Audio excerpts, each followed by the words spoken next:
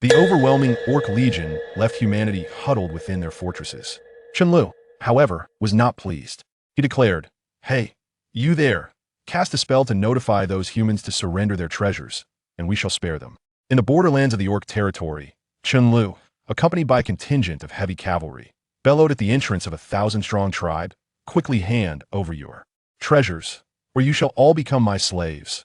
Once an ordinary otaku, he had acquired the stronghold of the four beast clans through a mysterious divine system. "Surrender your treasures, or you shall all become my slaves," was his catchphrase.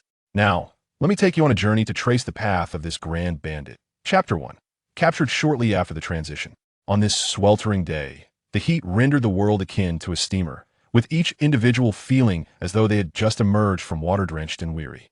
The young man approached the socket with a bundle of tools, puzzled by the still fan, and thus resolved to repair the wretched plug himself. "Blast it!" he exclaimed, executing a fencing-like thrust into the socket. Boom! Damn, a short circuit. These were the final words of the young man in this world. Here is CCXV. An unidentified explosion occurred at 1 p.m. in District XX. Firefighters report one individual missing. CCXV will monitor the situation closely. Time passed, though its measure was uncertain, until Chen Lu finally opened his eyes. Surrounded by lush greenery, he murmured, "It appears I find myself in a forest. I'm hungry, I must seek something to eat," he said, patting his stomach before struggling to his feet. Quack, quack, quack, a crow-like sound echoed from nearby. "Fortune smiles upon me, the crow's call suggests the presence of meat," he mused, making his way toward the sound.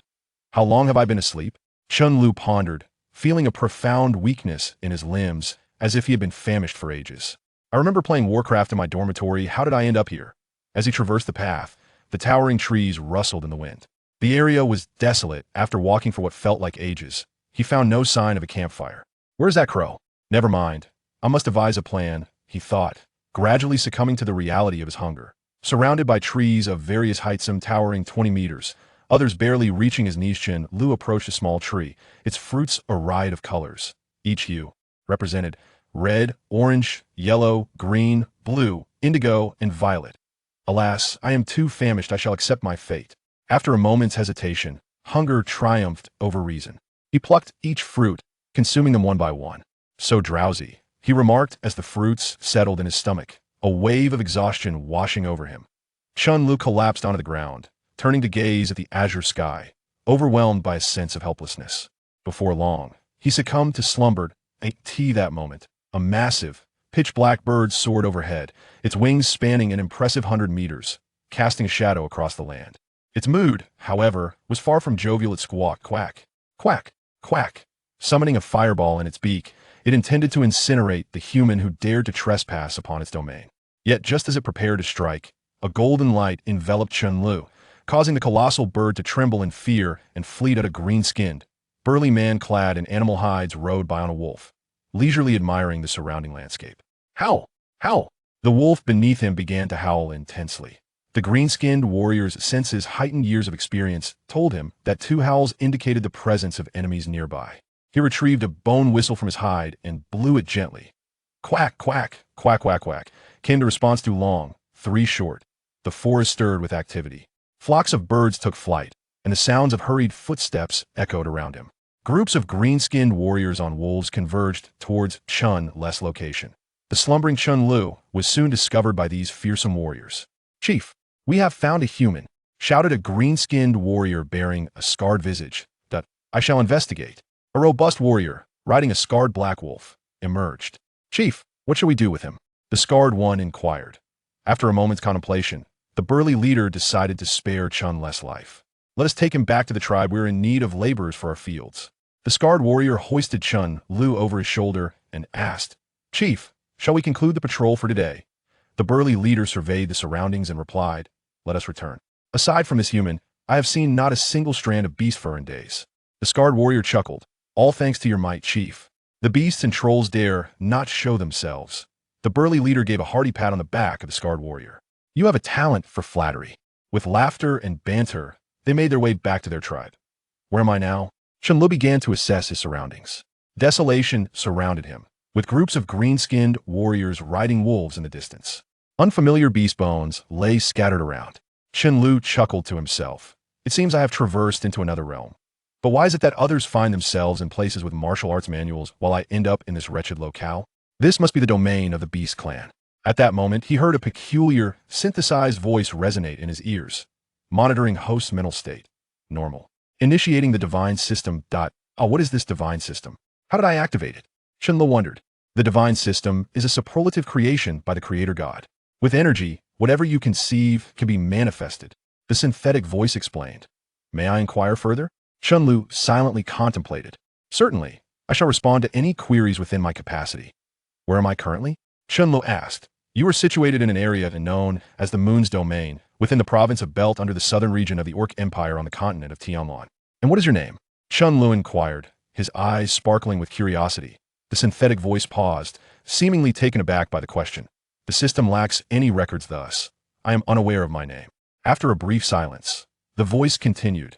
You may name me as you wish. Can I call you Zatsuben? I would like to commemorate my old laptop, Chen Lu proposed. Certainly, as the host, you possess the authority to bestow a name upon me, Zatsuben replied. Host, I detected hostile entities nearby. However, as I am in the initial stages of the system, I require calibration and cannot offer assistance. I hope you managed to survive. Zatsuben's voice gradually faded, and Chen Lu began to fantasize. Human, you have now become a slave of my magnificent blood wolf. A green-skinned brute approached Chen Lu. Recognizing the gathering of green-skinned warriors, Chen Lu braced himself for whatever fate awaited him. The wolf cavalry, a highly mobile unit of the beast tribe on the ground, confronted a scar-faced warrior who spoke. Human, do you cultivate crops? Chen Lu swallowed nervously and replied, I do not. The scar-faced warrior looked at Chen Lu in astonishment in his understanding. Every human was adept in the art of agriculture. The warrior, observing the drool trickling down Chen Lu's chin, inquired, Then what skills do you possess?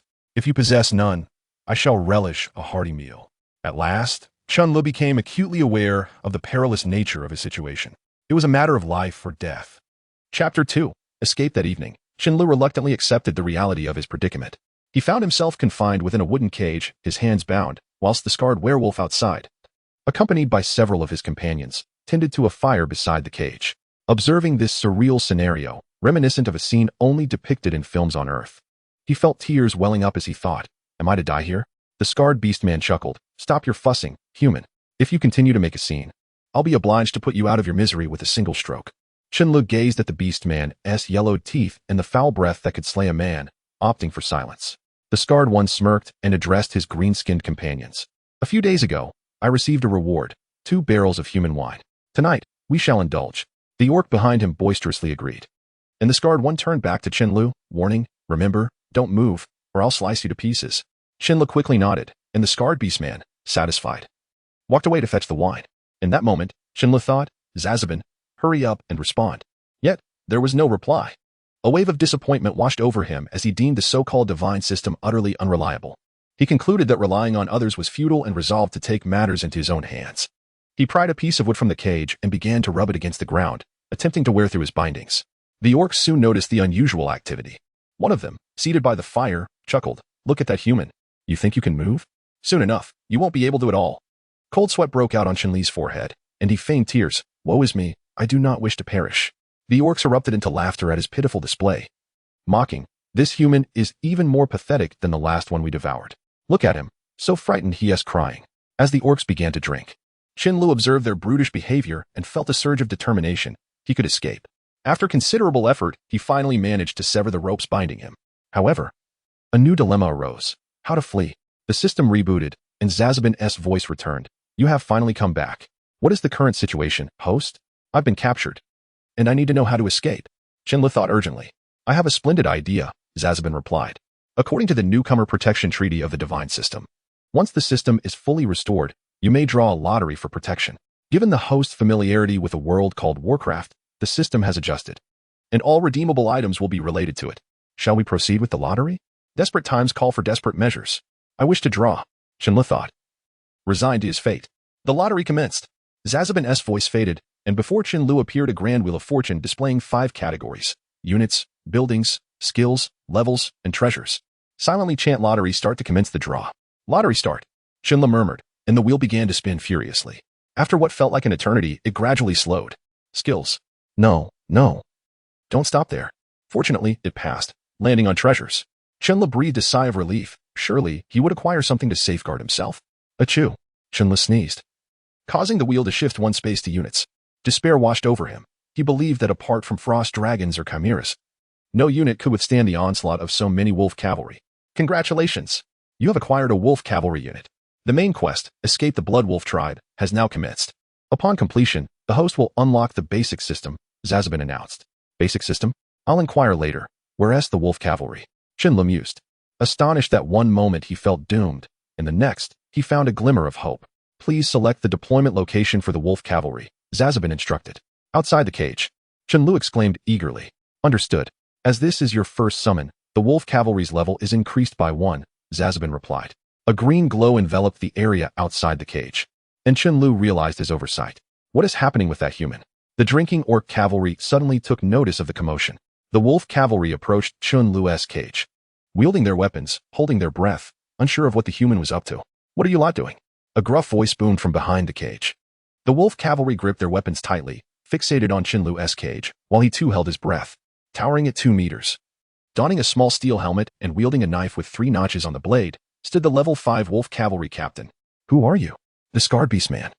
Relieved to see a comrade, felt a sense of ease, though he recognized the captain's higher rank and thus maintained a respectful demeanor. How dare you touch my slave? The level 5 captain's voice brimmed with authority. The scarred beast man and his friends, startled, abruptly sobered up from their drunken stupor. They stood erect, not daring to utter a word. The captain, without further ado, sliced through the cage holding Chen Lu, commanding, "Fetch me a vine whip." The scarred beast man exchanged glances with his companions, and reluctantly, he retrieved a vine whip. You dare to lay a hand on my slave? The captain growled as he struck the scarred beast man's back with the whip. A crimson mark appeared on his skin. Do you realize I am a friend of your leader? The captain struck again. The scarred beast man, gritting his teeth against the pain, replied with a forced smile, "My lord. You strike well. I should not have touched your slave." The captain regarded him with satisfaction before turning to the other wolf cavalry, saying, "Each of you shall receive 5 lashes." The other wolf cavalry, with forlorn expressions, glared at the scarred beastman before receiving their punishment. The scarred beastman felt utterly despondent. Lu.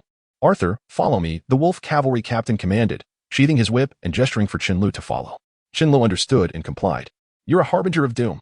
One of the wolf cavalrymen hurled at the scarred beastman as the captain led Chen Lu away. At the entrance of the Blood Wolf tribe, the stationed wolf cavalry were engaged in jovial conversation until they spotted the level 5 captain escorting a human. They quickly raised their weapons in salute and inquired, "My lord, where are you headed?" The captain shot them a sideways glance and replied, "Am I not allowed to discuss matters of cooperation with your leader?" The guard, realizing the gravity of the situation, hastily replied, "Of course not, my lord." The captain smirked, "You are wise. Now, slave, let us depart." Chen Lu lowered his head and followed. The guard, watching them leave, muttered angrily, "What's the fuss? Just because he has 2 levels higher." His companions chuckled, "Huh? He may be 2 levels above you, but what does it matter?" The gatekeeping wolf cavalry soon realized their folly and fell silent. In the forest where Chen Lu was captured, he gazed at the distant blood wolf tribe, feeling a weight lift from his heart. "Greetings, your majesty." The leader of the wolf cavalry knelt before him and said, "I am immensely grateful for your rescue," Chen Lu expressed with heartfelt appreciation. The wolf cavalry leader shook his head and replied, "It is my duty to alleviate the burdens of your majesty." Chen Lu inquired, "Do you have a name?" The wolf cavalry leader shook his head and responded, "Every non-heroic unit created by the divine system lacks a name." After a moment of contemplation, Chen Lu proposed, "How about I name you Li Guangdan?" The wolf cavalry leader, now Li Guangdan, exclaimed, "Thank you for your gracious favor." Upon completing the task of escaping the blood wolf tribe, a voice resonated, announcing the reward of an immediate hero. Infrastructure activated. The voice of Zazabin echoed once more. "Let the draw commence," Chen Lu declared, invigorated by his narrow escape and feeling a surge of relief. The colossal wheel of fortune spun again, its categories transformed to melee, ranged, support, assassin. Chen Lu, now carefree, thought that anything would suffice, though a female companion would be delightful. "Congratulations, host. You have obtained Hell's Roar Grom." The emotionless tone of Zazabin contrasted with Chen Li's newfound affection for it. "Orcs shall never be enslaved." A thunderous roar pierced the heavens, startling the birds into flight. Level 8. Li Guangdan's eyes widened in astonishment. With green skin, explosive muscles, a ponytail, and wielding a colossal axe that matched his size. These were the undeniable proofs of his strength. "I, Hell's Roargrom, pledge my allegiance to my king, Chen Lu. In the name of my ancestors and the honor of a warrior, I shall defend your supreme dignity." The declaration of Hell's roar resonated with unparalleled majesty. Chapter 3. Grom's roar in that nameless forest. Chen gazed excitedly at the emergence of Grom. He understood that, while he could not claim to be powerful, at the very least, the events of yesterday would not repeat themselves. The summoning of heroes was complete, as Zazabin remarked. With the basic system debugging concluded, the god system began to exhibit emotions. Zazabin spoke with a hint of sarcasm. What? The system has feelings now? Chen exclaimed, utterly stunned. Is that not permissible? Zazabin responded with a malevolent grin. Very well, Zazabin, can you inform me what the cost would be to exchange for an orc base? Chen inquired, feeling somewhat despondent. Ah, that's quite simple. One is a task reward, and the other involves giving me 10 million energy points, Zazabin replied with a lewd smile. What does 10 million entail? Chen asked, much like an elementary school student. You know about magic crystals, right? After reading so many novels, you should be familiar. A level 1 magic crystal grants 1 energy point. A level 2 crystal grants 10. A level 3 grants 100. A level 4 grants 300. A level 5 grants 1. 000. A level 6 grants 2. 000. And a level 7 grants 5. 000. The details for the higher levels will be conveyed to you later. How many energy points do I currently possess? Chen questioned. Newcomers typically start with 2,000 energy points, just enough to summon a few soldiers, Zazabin replied. Level 4 orc infantry costs 400 energy points, while a level 4 troll hunter demands 500. I would like to summon 5 orc infantry, Chen decided, contemplating the matter. We can discuss ranged units later. Very well, for your first soldier construction, I shall also provide a priest, Zazabin announced. A priest? Quite noble. I shall name him Lu Meng. Chen recalled a former classmate and mischievously declared. All right, the soldiers are ready. Now we must venture forth to earn energy points. Chen commanded the soldiers, let us go forth to slay the magical beasts. Grom, act independently, your strength surpasses ours significantly. As you command, my lord. As they traversed the forest in search of prey, the howl of wolves echoed throughout the area. Chen and his companions gripped their weapons tightly, remaining vigilant of their surroundings. Aside from the howling, all was eerily silent. Yet, Chen knew this tranquility was merely the calm before the storm. The wind rustled through the trees, and they listened intently to the sound of the breeze.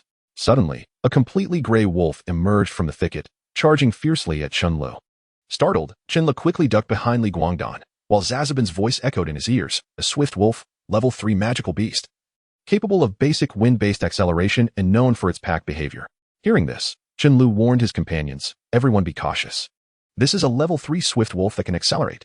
Li Guangdan and the other orcs lowered their heads, their memories still hazy from their recent reincarnation. Yet this did not impede their response. The disparity in levels was immense. Li Guangdan simply picked up a fallen tree and swung it mightily, sending the swift wolf flying like a shooting star. Wow, Li Guangdan, you are incredible, Chen exclaimed in astonishment. Li Guangdan humbly scratched his head, saying, it is all due to the king's exceptional leadership. Chen felt a sense of satisfaction at the flattery from this second strongest orc. However, his joy was short-lived as another howl pierced the air, this one louder than the last, indicating a greater number of wolves, despite the sun hanging high in the sky. The forest was unnaturally dim, and now, blood-red eyes could be seen lurking behind the trees. The group held their breath, Chen fixating on those crimson orbs.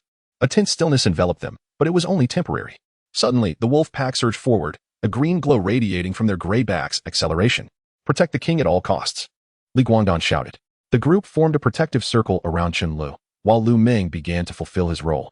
With arms outstretched, he chanted loudly, ancient ancestors, your descendants require your courage and strength. Their eyes turned bloodshot, as if they could rend the creatures before them. One of the swift wolves bit into a gnoll's arm, blood pouring forth, yet the gnoll did not relent, swinging its arm fiercely to throw the wolf to the ground. The others, eager to impress their king, fought valiantly. Despite the king's apparent lack of regal demeanor, the battle raged on, swift wolves falling one after another, yet the pack only seemed to grow in number. What on earth have these wolves done to pursue us so relentlessly? Li Guangdan muttered, then proceeded to reduce another swift wolf to a pulp. After a while, the wolf pack ceased their assault, granting the group a moment of respite. Chen drenched in sweat, suddenly felt an overwhelming pressure descend upon them. It was the aura of a level 6 magical beast. Li Guangdan, an ancient being, despite his recent reincarnation and diminished strength, still possessed keen insight. Thud, thud, thud. The sound of approaching footsteps filled the air. Here it comes, Lu Meng observed, eyeing the approaching pale wolf with apprehension. The Swift Wolf King, level 6. The ruler of the Swift Wolves, capable of wind blades. As Swift Wolves are pack animals, even some level 7 beasts avoid confronting this level 6 creature. We're doomed. Chen realized he was cornered. Foolish master, quickly gather the magic crystals from those wolves, or it will truly be the end. Zazabin's voice echoed in Chen Li's ear once more. Hurry, dig out the magic crystals from those dead wolves. Chen Li commanded decisively, though the others were puzzled. They steadfastly complied with his request, despite its absurdity. Surprisingly, the Swift Wolf King did not continue its assault, seemingly reprimanding the wolves that had attacked recklessly. After approximately 10 minutes, the Swift Wolf King led the pack away, gazing mournfully at the fallen members of its kin, and let out a sorrowful howl. The pack followed suit, howling in unison. Chen Li and his companions regrouped, and after a minute, the Wolf King ceased its lament, fixating its gaze on Chen Li and his companions. Then, with a swift wind blade, it lunged at Chen Li. Bang! Li Guangdan dutifully blocked the attack with a large tree, though the tree bore a long gash where the wind blade struck. The Wolf King howled, and the pack surged forward once more. At that moment, Chen Li hastily presented the magic crystals to Zazabin. Upon glancing around, he was taken aback. Desperately, he thought, Zazabin, quickly tell me what to do. Zazabin lazily replied, of course, it's time to deploy troops. You previously provided me with 40 level 3 magic crystals, which converted to 200 energy points. Now is the time for you to demonstrate your worth. Choose a location swiftly. I want you to witness what it means to summon divine warriors. Chen Li glanced at Li Guangdan and Xuanlong Wang, who were still entangled in their fierce struggle, and hurriedly exclaimed, what are we waiting for? Deploy the troops at once. Zazabin, with a languid demeanor, replied, very well, my esteemed master. The time for miracles is now upon us. Meanwhile, Li Guangdan was not faring well. He deftly sidestepped Xuanlong Wang's wind blade and retreated to evade the beast's claw strike. Aware of his opponent's resilience, Xuanlong Wang resolved to have his kin swiftly eliminate the other orcs before converging on Li Guangdan. Lu Meng, harnessing his magical missiles, vanquished an advancing Xuanlong and called out, ancestors, grant me strength. His muscles began to swell, and he towered over 2 meters tall.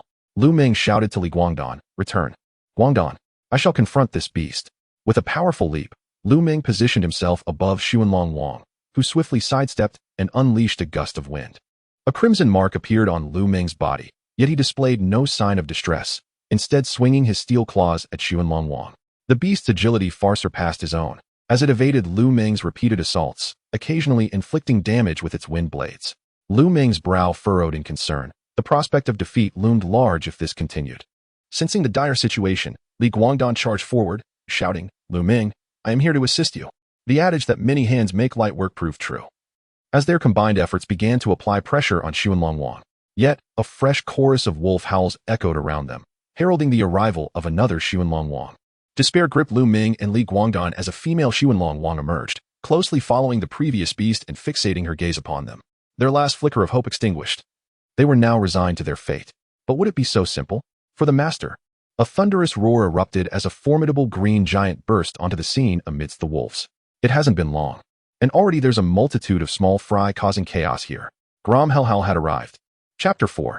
After the battle, Grom slowly rose to his feet and turned to face the trembling pack of swift wolves behind him. Let the great king witness the might of our Orcish kin. With a fierce grip on his blade, Grom charged directly at the swift wolf king and his queen. A menacing aura of violence filled the air, yet the wolf pack remained paralyzed at the sight of Grom's advance. Leaping into the air, he raised his weapon high and bellowed, for the tribe.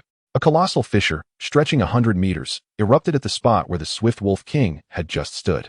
Instant annihilation, leaving nothing but remnants. This was the effortless strike of a holy warrior. The orcs erupted in cheers, their voices in homage to their hero and a celebration of survival. Chen Li was swept up in their fervor, feeling a surge of formidable power coursing through him. Was this the strength that the so-called soldier had spoken of? Chen Li pondered. Indeed, echoed the voice of Zazabin amidst the discord of the battlefield. Should I step forth and make a display? Chen Li thought brazenly. So long as no lives are lost, feel free to flaunt as you wish, Zazabin replied with resignation. Returning to the fray, Grom roared. These foolish beasts are fit only to fill our bellies. Orcs, slay them. Lu Meng shouted fervently. Ancient ancestors, your descendants crave your courage and strength. The shaman's bloodlust spell proved reliable. Li Guangdan and the others, their eyes ablaze, appeared unaffected by the recent clash. Grom seemed intent on showcasing his prowess. He gripped his long axe horizontally and began to spin. The wind howled in response to his movements, and as he spun faster, he became a mere blur, a green whirlwind. This was the legendary Blade Storm, the ultimate skill of a sword saint of the Orcish clan. Grom transformed into a relentless war machine, leaving no wolf standing in his wake. The term blood and gore was the only suitable description for the scene that unfolded, leaving Lu Meng, the grand priest of the empire, feeling nauseated at the memory. Observing Grom's slaughter, Chen Lu felt a pressing need to take action lest he be shamed. Clenching his fists, he charged at a solitary swift wolf. Despite being overwhelmed by Grom's imposing presence, the wolf lunged at Chen Lu. Grom noticed the unfolding event and rushed to intervene. But alas, the attack had commenced, and he was still 200 meters away. The wolf's claws, ordinary yet lethal, would have pierced Chen Li's chest, ending his life in an instant. Was the protagonist's aura merely a jest? Was Grom's bestowed power a mere illusion?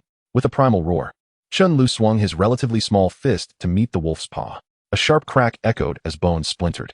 Just as onlookers anticipated Chen Li's demise, they were astonished to witness the wolf's claws snap under the weight of his blow. The swift wolf stared in horror at this seemingly frail human, its limited intellect struggling to comprehend how he possessed such formidable strength. The orcs too were bewildered. Their great king had transformed from an incapable individual to a level 5 warrior in an instant. Indeed, Chen Lu radiated the essence of a level 5 powerhouse. The orcs cheered, their king's newfound strength bolstering their own spirits. They chanted, "Long live our king." Lu Ming attempted to cast a bloodlust spell on Chen Lu. Though in this world, such magic could not affect humans. Suddenly, Chen Lu felt a significant reduction in the recoil he experienced. The orcs gazed at him in astonishment. His eyes mirrored their own, glowing crimson. Could it be that the great king was a gift from the beast god? A boon to elevate the orcs? They could not help but wonder. The orcs had suffered long under the oppression of humans, with low productivity leading to countless ordinary orcs starving each year. Those orcs who worked for humans, though they had food, were relegated to the most grueling tasks for the least pay, often surviving on mere bowls of gruel. The slaughter continued, the forest echoing with the wails of the fallen wolves. After a time, the orcs marched back to their camp, carrying the slain swift wolves with them. Their faces beamed with joy, perhaps due to the feast ahead, perhaps inspired by Grom's might, or perhaps invigorated by the presence of a great king. Upon reaching the camp, the remaining orcs had erected several rudimentary tents. As Chen Lu and his companions returned, these industrious orcs were still busy felling the astonishingly large tree that had captivated Chen Lu. As the campfire blazed, the orcs prepared skewers of wolf meat. Singing their tribal songs in celebration, Chen Lu felt a deep sense of reflection, despite their fearsome appearance. These diverse orcs exhibited qualities unfettered by their looks, or perhaps in contrast to them. Grom animatedly recounted his battle history, his kin listening intently. Looking around at his fellow clansmen, and then at Chen Lu, Grom began, "I was once a sword saint for 2 millennia, but in a fierce battle, I perished alongside a human paladin." Pausing, Grom's expression shifted to astonishment as he continued, "I believed my soul would return to the embrace of the beast god. Yet, I encountered the creator god." The orcs gasped, even the overcooked wolf meat forgotten. Grom knelt before Chen Lu, bowing his head thrice with reverence. "The creator god proclaimed that I would be reborn in 2,000 years and summoned by a human. I am to guide this human to become the greatest king in this world." The creator god also revealed that should this human ascend to kingship, the orcs would gain equal standing with humans and elves. Upon hearing these words, Grom fell into a deep slumber of the soul. Standing once more, Grom tore a piece of wolf leg meat and offered it to Chen Lu, who accepted it and began to gnaw. Grom closed his eyes, saying, initially, "I was compelled to obey the king's command due to the creator god's edict, but I was soon swayed by the king's power. Who among you has ever heard of someone transforming from an utterly incapable wretch to a level 5 warrior in less than 5 minutes? Grom gazed at Chen Lu with fervor, asserting, "This can only signify that the king is the true chosen one. Only a king recognized by the divine could wield such extraordinary power. Let us, my brethren, dedicate everything we have to the king." A resounding roar erupted from the orcs, startling the birds from the trees. Chen Lu surveyed the fervent orcs and inquired, "Zazabin, how much energy have we amassed this time?" Zazabin's infuriating voice replied, "Considering the varying damages to the magic crystals, I estimate we have approximately 2,000 energy points." At this moment, Chen Lu felt an overwhelming sense of happiness. With merely 200 energy points, he could summon a formidable hero like Grom. One might wonder if 2,000 energy points could conjure an even more powerful hero or perhaps recreate 10 Groms. Just then, Zazabin interjected with a rather irritating tone, cautioning, "Do not rejoice too soon. The creation of Grom with 200 energy points merely signifies a boon from the creator. To summon Grom through conventional means, you would require at least 100,000 energy points. Moreover, Grom possesses a uniqueness that cannot be replicated." Chen Lu found Zazabin's remark somewhat vexing and retorted, "Please, do not douse my enthusiasm. Allow me a moment to indulge in my fantasies." Zazabin, with a hint of resignation, replied, "Very well, my esteemed master, indulge in your daydreams. However, I can inform you that you can utilize these 2,000 energy points to summon 10 orc warriors." Intrigued, Chen Lu inquired, "What level might they be?" Zazabin answered, "They are peak level 4, with the occasional potential to break into level 5. They possess formidable combat experience and wield their own weapons. A contemplative expression crossed Chen Li's face as he mused. Finally, weapons. Had we been armed earlier, we would not have found ourselves in such a predicament. Zazabin then asked, "Would you like to summon them now?" Chen Li nodded, exclaiming, "Isn't that obvious? Hurry and bring them forth." He then stood up, arms outstretched, and declared, "Soldiers, we are about to welcome new brothers. Clear a space to receive them." Upon hearing this, the orcs promptly cleared a large area, holding their breath as they gazed at Chen Li. With a mighty roar, he called out, "Ancient spirits, heed my summons and fight for me." As his voice echoed, 10 beams of blinding green light materialized in the cleared space. Orcs shall never be enslaved. The thunderous roar accompanied the emergence of 10 towering green figures in the open area. With their massive axes, green skin, and explosive musculature, they embodied unparalleled strength. Chen Li felt a surge of adrenaline. These were the quintessential combat units of the Warcraft universe, the Orc Warriors. Chapter 5, The Trollhead Hunter Now.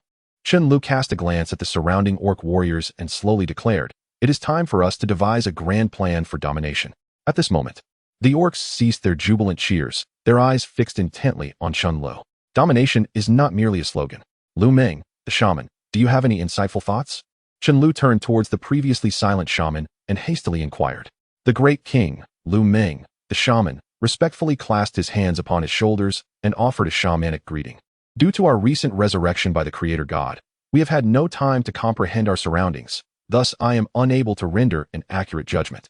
Chen Li rubbed his temples, feeling the weight of the situation. To become a king, one requires territory and soldiers, while soldiers could be easily procured. Territory posed a significant challenge. Chen Li found himself at a loss for ideas. Although Chen Li, as a reclusive individual, lacked a clear strategy, the voice of the entity known as Zazabin suddenly echoed in the ears of the orcs. "Your Majesty, as far as I know, we can target the 2 nearby tribes." At that moment, Chen Li remembered that there were 2 colossal entities near their encampment. However, he was startled by the expressions of the surrounding orcs. They appeared to be on high alert, and the 10 freshly summoned orc warriors had encircled Chen Li, brandishing their massive axes. "What are you doing?" Chen Li asked, bewildered. Grom, equally alarmed, swept his gaze around and replied, "My king, did you not hear that voice just now?" Chen Li was taken aback. He had not anticipated that Zazabin's voice would be audible to others. Consequently, he urgently thought, "Zazabin, why can they hear your voice?" Zazabin responded, "I did it intentionally to enhance your aura of mystery. Just find an acceptable explanation to introduce me to this world." After contemplating, Chen Li raised his voice, "Everyone, do not panic. This is the ring bestowed upon me by the Creator God." Upon hearing this, the orc warriors relaxed slightly.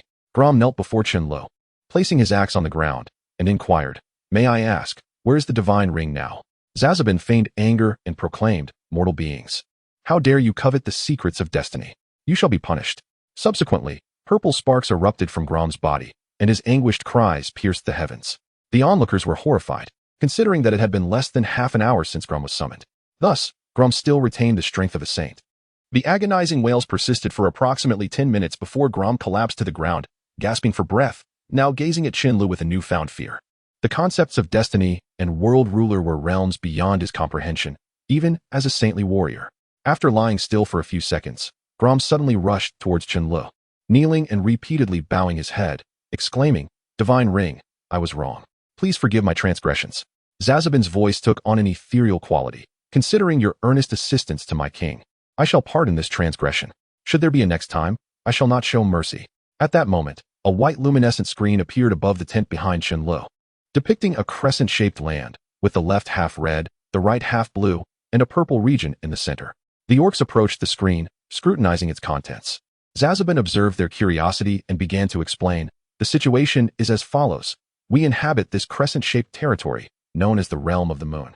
To our left, the red section is a snow wolf tribe composed of werewolves, while the right blue section is the Vulcan tribe of trolls. The purple section in the center is our own domain. These 2 tribes possess vastly different strengths. The Blood Wolf tribe has a population of 5,000, led by Chavos, an 8th-level werewolf warrior. Similarly, the Vulcan tribe also boasts 5,000 members, led by Metal Tia, an 8th-level troll hunter. Upon hearing this, the warriors began to contemplate their next course of action. Chen Li pondered and asked, "Divine ring, when can we summon the troll-head hunter?" "I wish to infiltrate the Vulcan tribe through him."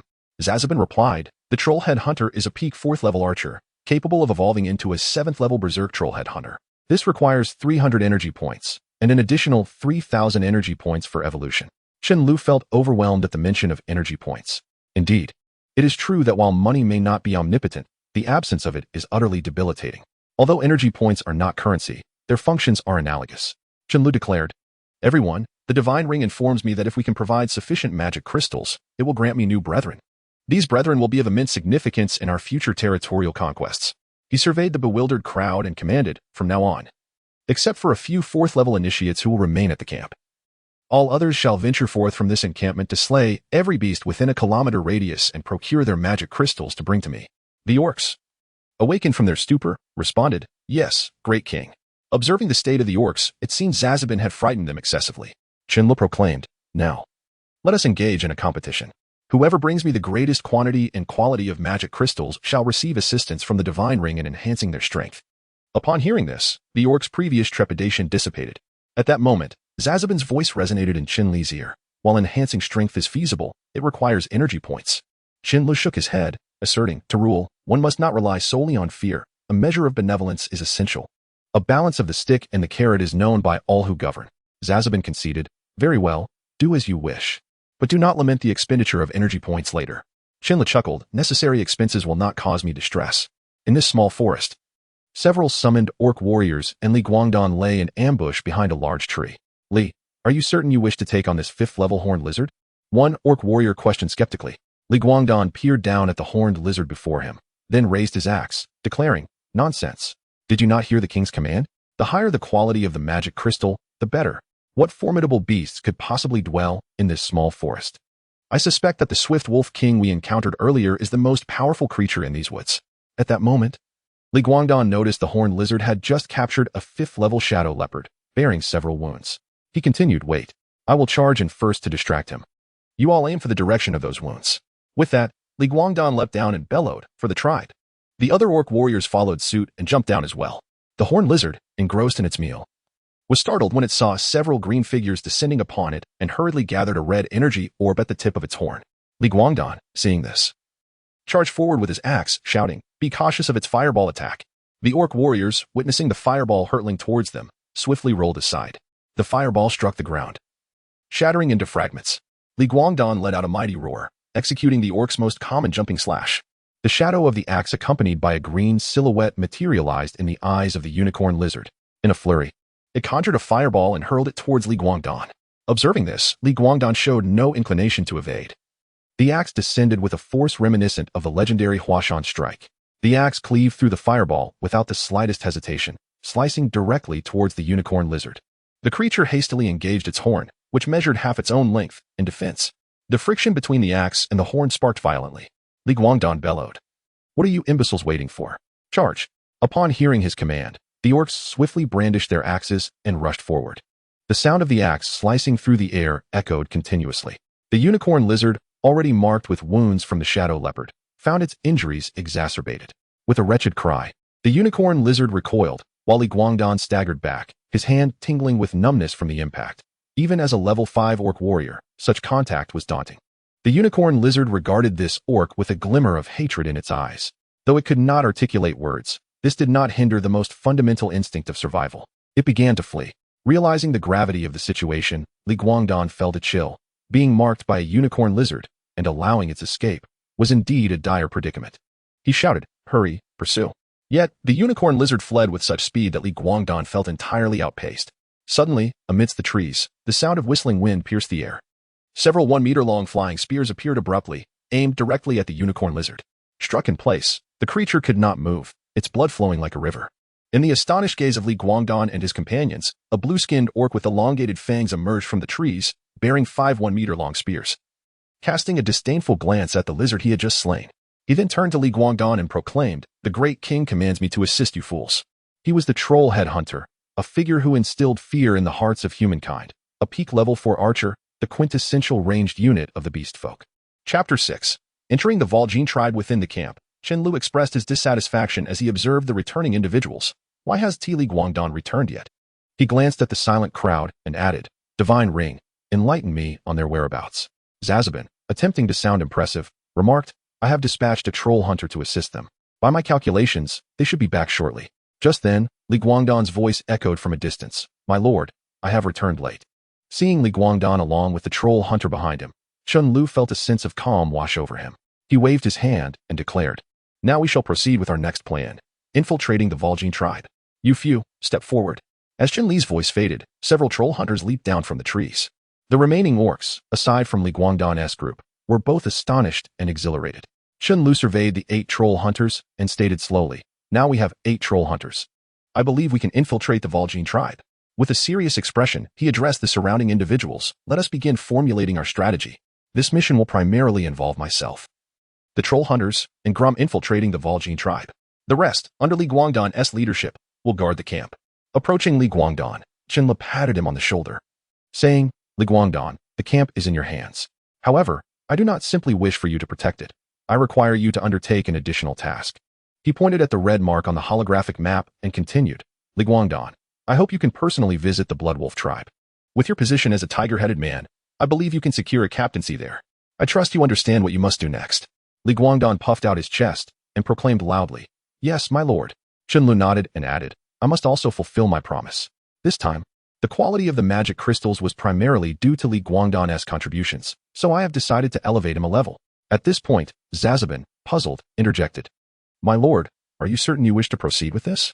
Elevating Li Guangdan to level 5 requires 1,000 energy points, and we have only just acquired 3,500 energy points. We have also created 8 troll hunters, consuming 2 for 100 energy points, and allocated 100 energy points to forge weapons for the resurrected ancient warriors. We currently possess exactly 1,000 energy points. Are you sure about this?" Chen Lu chuckled and replied, "How can one claim kingship without keeping their word?" Zazabin, resigned, said, "Very well, let him stand before you." Chen Lu raised his gaze to Li Guangdan and proclaimed, "Li Guangdan, approach me. The divine ring consents to enhance your power." A beaming smile spread across Li Guangdan's tiger-like face as he hurriedly knelt before Chen Lu, exclaiming, "Thank you for the divine ring's grace. Thank you for your blessing, my lord." At that moment, a radiant light enveloped Chen Lu, and Li Guangdan was instantly engulfed by this brilliance, accompanied by a piercing scream. The cry was reminiscent of the one Grom had recently endured, though it was notably shorter. When the light dissipated, Li Guangdan appeared drenched, his fur matted with sweat. However, unlike Grom's grotesque expression, Li Guangdan waved his arms and laughed heartily, "I am finally level 6. The orcs erupted in cheers, their eyes filled with anticipation for Li Guangdan. Chen Lu smiled, his demeanor a stark contrast to the earlier coldness. Suddenly, a strange voice whispered in Chen Li's ear, detected the destined one forcibly enhancing the abilities of his subordinate. Rewards include a free summoning of an level 8 hero. Overjoyed, Chen Lu turned to Zazabin, who exclaimed, "I have received a segment of potent data. It must be a gift from that old creator god." The creator god cast his piece onto the board, his gaze fixed intently on the dark shadow before him. The shadow chuckled, "Ha ha ha, I win again. No cheating. Hurry and grant that child a golden finger." The creator god retorted fiercely, "Fine, but do come back." Zazabin carefully examined the system and then said slowly, "I suspect that old creator god has lost his mind. He has given me a task system. Each time you complete a task, there will be some reward." Chen Lu longed to cheer, but in an effort to maintain an air of composure, he suppressed his excitement. He quickly inquired, "What is our current task?" Zazabin responded, "Conquer the Vol'jin tribe, and we shall receive a free orc stronghold." Chen Lu smiled, "Perfectly aligns with our objective. Now, I believe we should summon a troll-type hero." Zazabin replied truthfully, "Based on our observations, an level 8 troll hero should be capable of challenging Metal Tia. However, I believe we should not eliminate him. Metal Tia could be of use to us." Contemplating this, Chen Lu concurred, "Then I shall summon a shadow hunter, a support-type hero." "As you wish," Zazabin affirmed. Just then, as the orcs celebrated, they suddenly witnessed Chen Lu enveloped in a shroud of black mist, prompting them to hastily grasp their weapons and regard the dark fog surrounding him. Grom stepped forward, emerging from his fear, brandishing his axe as he scrutinized the encircling black haze. Seeing this, Chen Lu couldn't help but chuckle, announcing, "This is the reward bestowed upon us by the divine, an ancient hero." The orcs sighed in relief. Having become somewhat desensitized by the miraculous events orchestrated by Chen Lu throughout the day, I traversed the realms of light and darkness, hoping to salvage the future of our savage brethren. An ancient voice resonated in the ears of the orcs. A pale-skinned, diminutive figure with glowing white eyes, a forest troll, emerged before them. The Shadow Hunter, a legendary class, had reappeared at the king's summons. The crowd was once again awestruck by the king's power. "I, Dingfei Dykes, pay my respects to your majesty." The Shadow Hunter, known for their wisdom among the orc community, demonstrated an admirable etiquette. "Dingfei, I now assign you your first task." Chen Lu proclaimed with an air of authority, I will be journeying with you, Grom, and these 8 troll hunters to a tribe known as Vol'jin. And I expect you to fulfill your role to the fullest. Dingfei smiled, a rare hint of color gracing his pale visage. Yes, my lord, I shall do my utmost. Chen Lu surveyed the orcs standing in solemn attention and declared, Everyone, let us commence our operation. Do not forget your mission. Yes, the resounding reply echoed. As countless birds took flight from the trees, the Vol'jin tribe, steeped in a century of history, was entirely constructed of wood, forming a rectangular compound. 11 individuals cloaked in black arrived at the blood-soaked gates of the Vol'jin tribe. Atop the watchtower, a troll spotted the group and quickly rang the alarm bell, prompting a horde of trolls to converge upon the tower. One, seemingly the leader, brandished a flying axe and demanded, Which tribe do you belong to? And what brings you here? Dingfei, upon hearing this, lowered his black hood and replied, I am a shadow hunter. I heard of a troll tribe here and wish to rest for a few days. At this moment, the troll on the arrow tower exploded with fury. The concept of a shadow hunter is akin to that of a human priest in relation to a warrior, analogous to that of a shaman to an orc warrior. The leader-like troll then spoke in a noticeably gentler tone. Greetings, troll. I harbor no doubts regarding your identity as a troll. However, the profession of a shadow hunter has long been absent. It is difficult for me to place my trust in you. You see, the status of a shadow hunter is noble, one that cannot be feigned by the likes of you. I hope you can substantiate your claims, for I trust you are aware of the consequences of impersonating a shadow hunter. In the Orc Empire, both priests and night hunters hold a position of immense prestige, and any orc found to be impersonating one faces the grim fate of execution. As you wish, child. The voice of Dingfei resonated with a benevolent aura. A golden wave of light emanated from his hand. The trolls on the arrow tower flinched at the sight of the approaching light, with some even descending hastily. My wound from yesterday has healed, exclaimed a robust troll, watching in astonishment as the knife wound on his left leg visibly mended. My tooth has grown back. Another troll cried out in amazement. The trolls, elated by the sight of their injuries being healed, collectively proclaimed, We thank you, esteemed shadow hunter, for your healing chain. We shall open the gates for you. At this moment, Chen revealed a grin of triumph. The wooden door creaked loudly, the sound of metal scraping still piercing the air. As the gates swung open, the trolls of the Vol'jin tribe sheathed their weapons and approached Dingfei. Esteemed shadow hunter, our chieftain is en route. I believe you will find a harmonious rapport with him, the leader-like troll said, now devoid of his earlier bravado. Dingfei maintained his benevolent smile as he surveyed the individuals around him. Chapter 7. Mastering the Vol'jin tribe. Behold, the chieftain has arrived. With the troll's fervent calls, the long-awaited metal, the troll chieftain, finally made his entrance. His verdant skin and dark visage proclaimed the purity of his lineage. Metal approached Dingfei directly, entirely disregarding the others clad in identical attire. How many years has it been? I, Metal, never imagined I would have the honor of witnessing the esteemed shadow hunter. He wept, clasping Dingfei tightly, his sobs echoing through the air. Dingfei tenderly patted Metal's head, offering a reassuring smile. Fear not, young one.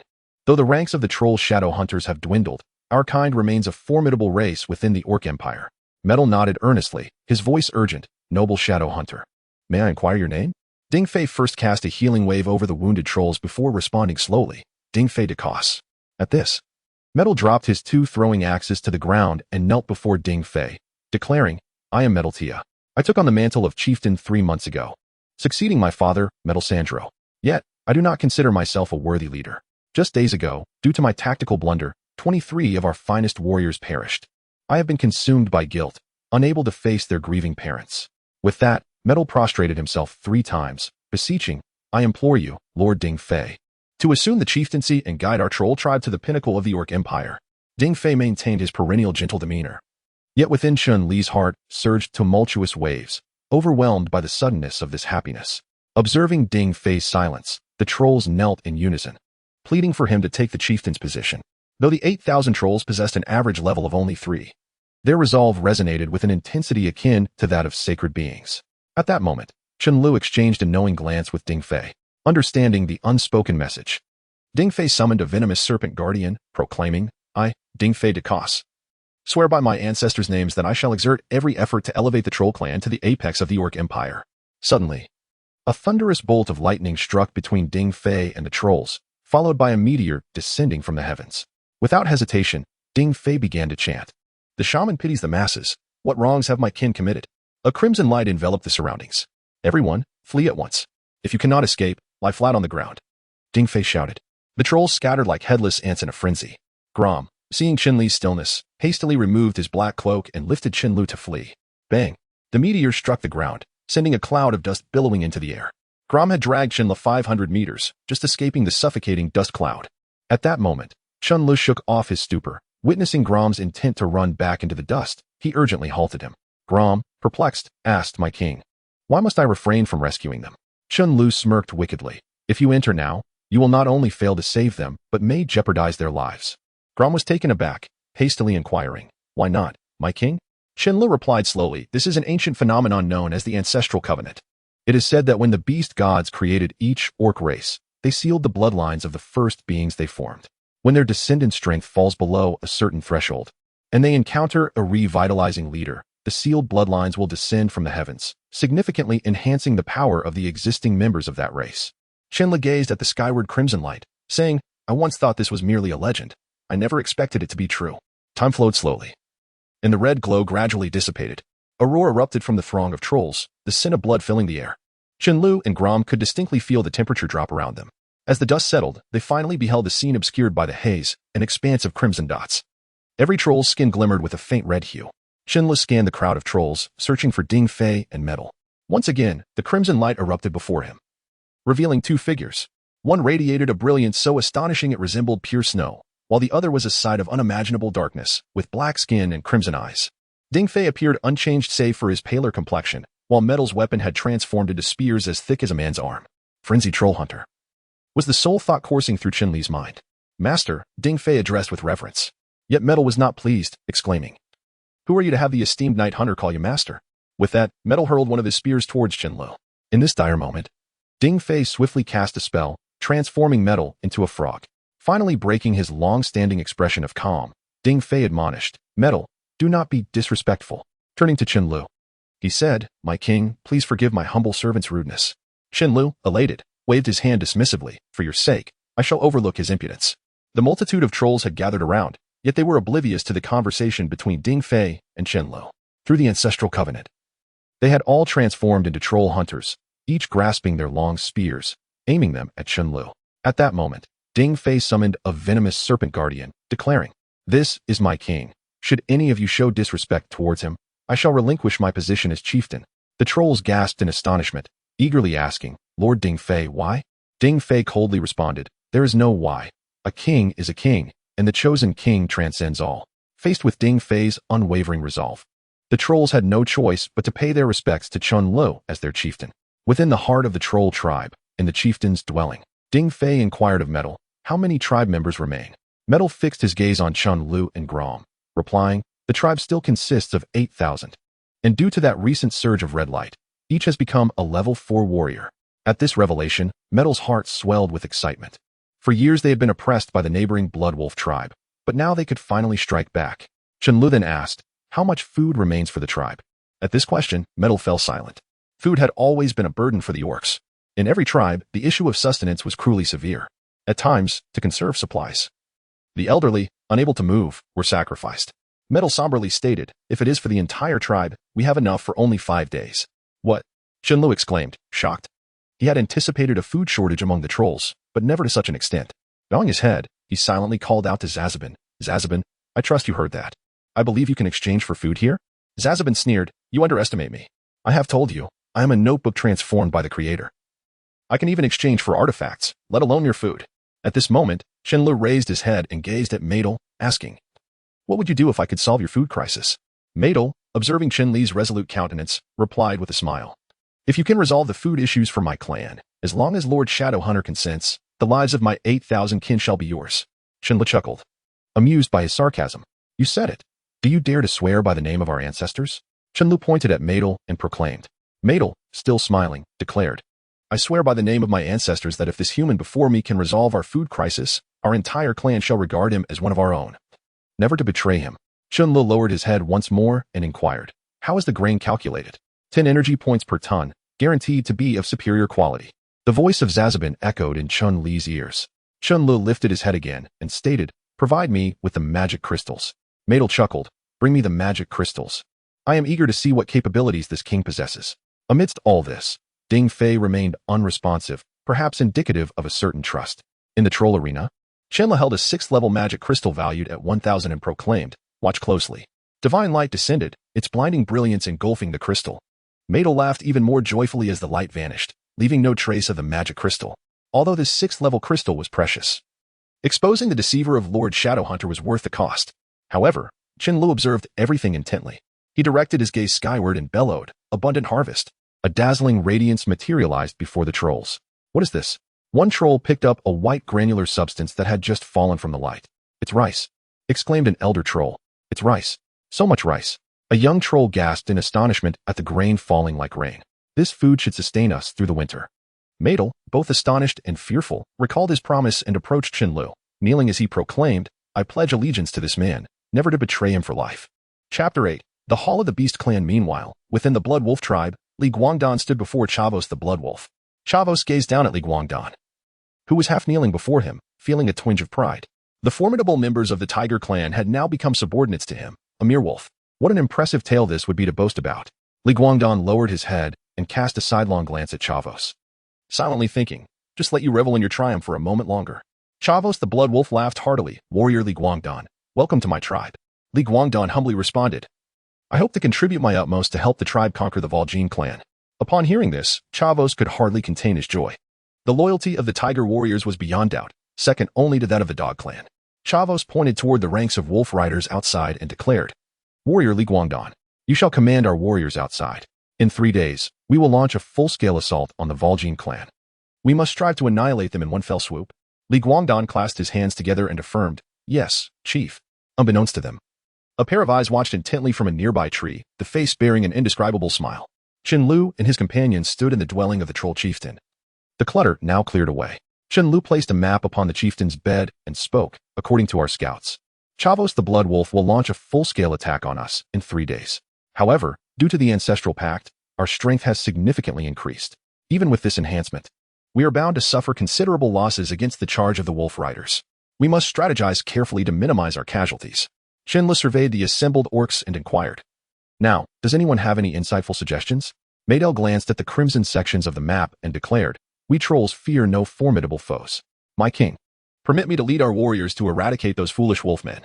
Chen Lu sprang up and struck Madel on the head, expressing his dissatisfaction. "Did you not hear what I just said? I know we can win in a direct confrontation, but the losses would be substantial. I hope you can provide me with a sound idea to reduce our casualties." Chen Lu felt slightly troubled by Madel and Grom, for both were warriors who thrived on combat, lacking the intellect often associated with their kin. What clever plans could he expect from them? Yet, nothing in life is absolute. Some orcs possess a degree of cunning. For instance, Ding Fei examined the map closely and asked Chen Lu, "My king, have we received any intelligence on the current strength of the Blood Wolf tribe from Li Guangdan?" Chen Lu replied thoughtfully, "There are 6,000 level 3 wolf riders, 1,990 level 4 wolf riders, and 8 level 5 wolf leaders, making a total of 8,000, including Li Guangdan and Chavos the Blood Wolf." Ding Fei then turned to Madel and asked, "What is the current combat strength of our warriors?" Madel respectfully responded, "I just had a count. Aside from the elderly and the young who cannot bear arms, our tribe has 5,900 level 4 troll headhunters and 80 level 5 raging troll headhunters. Including the orc warriors brought by our lord, we have around 6,000 fighters." Here, it should be clarified why there is such a disparity in strength. The Ancestral Pact is a race-based buff that enhances overall capability.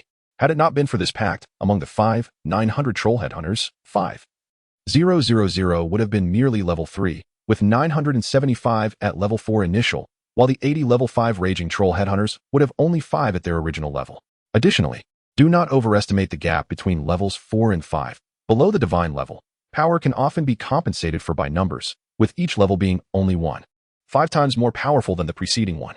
Ding Fei closed his eyes in contemplation for a moment before asking, "My king, how much food can you still procure?" At this point, Chen Lu had surmised Ding Fei's intentions and replied, "As long as we have magic crystals, the quantity of food is not a concern." Voles quickly gathered the magic crystals amassed by the troll clan over the past century. A sparkling mound rose at least 3 meters high. Chun Li's eyes gleamed with a glimmer of greed. What an abundance of energy this represented. A voice suddenly echoed in Chun Li's ear, "My master, quickly claim those magic crystals." Chen Lu smirked, "Fear not, my friend.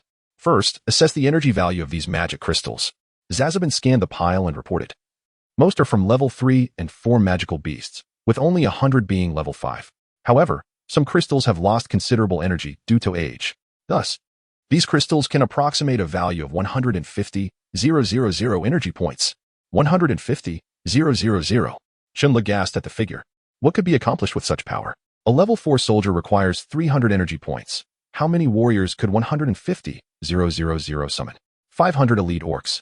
Chen Lu exclaimed, a sense of invincibility washing over him. Zazabin interjected. I advise against constructing soldiers just yet, as completing this main quest will grant you the authority to build structures. Realization dawned on Chen Lu. I nearly overlooked that. Where is the Hall of the Beast Clan? Zazabin replied. Do you intend to construct it in this tiny abode? Let us proceed outside first. Chen Lu addressed those around him. The divine has just imparted a prophecy. We shall obtain the Hall of the Beast Clan. The orcs were taken aback, ignoring their astonishment. Chen Lu exited the chieftain's dwelling. Grom was the first to follow, having been thoroughly stunned by Chen Li's revelations, now feeling somewhat numb. In the central square of the troll tribe, Chen Li turned to Zazabin and asked, is this spot suitable? Zazabin scanned the surroundings and replied, this location is acceptable. But are you certain you wish to place it here? Chen Lu affirmed, yes, indeed, this will be our stronghold henceforth. Zazabin stated, as you wish. Before the eyes of the trolls, a massive spatial rift emerged, resembling a gaping maw, its formidable power instilling fear.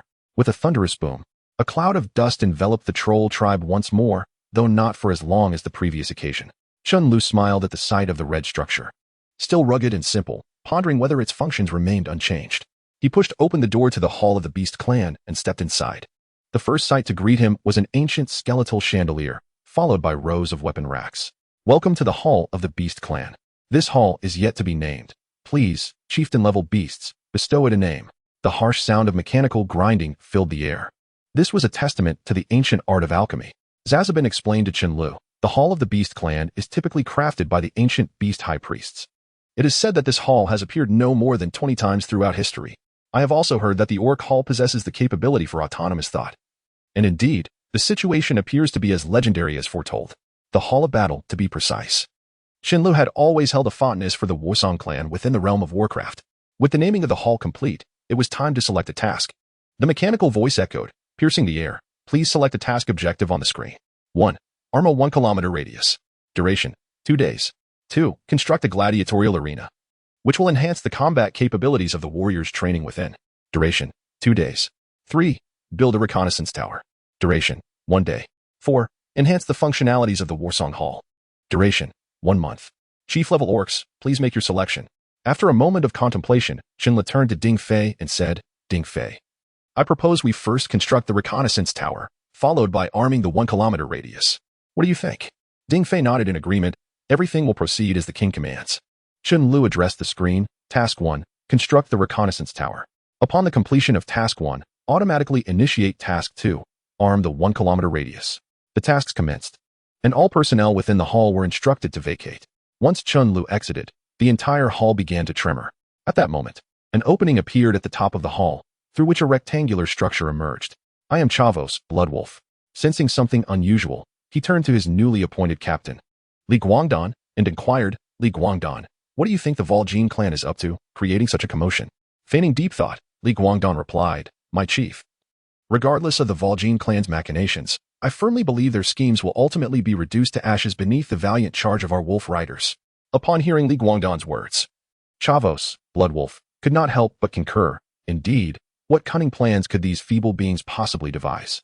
In 3 days, once our warriors are assembled, we shall seize their supplies.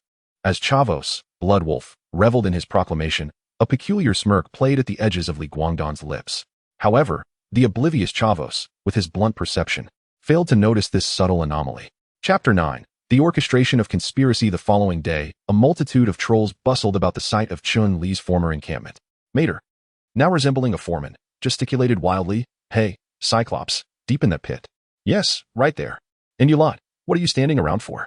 Quickly, plant those branches in the pit. Upside down. Don't forget to daub them with paralysis spider venom. What? No paralysis spider venom? Get some immediately. If you delay the king's plan, I'll flay you alive. Observing the young troll, who just days prior had been a chieftain, Chen Lu and Ding Fei couldn't help but chuckle. He was the very picture of a rogue leader. Brandishing his hand with such vigor, Chen Lu then inverted a throwing axe, lodging it in the branches of the largest tree in his camp, and remarked, Ding Fei, do you think they'll fall into this trap? Ding Fei, having reverted to his usual benevolent demeanor, stroked the tree beside Chen Lu and replied, if Chavos Bloodwolf has no assistance, based on his past marching habits, I dare say he will certainly pass this way. Chen Lu glanced at the industrious trolls and commented, Trolls are natural marksmen. Their melee capabilities leave much to be desired. Therefore, Ding Fei, squinting towards the Bloodwolf tribe, declared, "This shall be their burial ground." Ding Fei then produced a tattered tome, stating, "As the wandering human bards of the continent say, to battle trolls in the forest is no different than for the undead to fight in the realm of the undead. The forest is the greatest boon the beast god has bestowed upon the trolls." Chen nodded in agreement, deeply concurring with Ding Fei's sentiment. In Warcraft, a troll hunter could kite a spirit walker to death by utilizing the trees.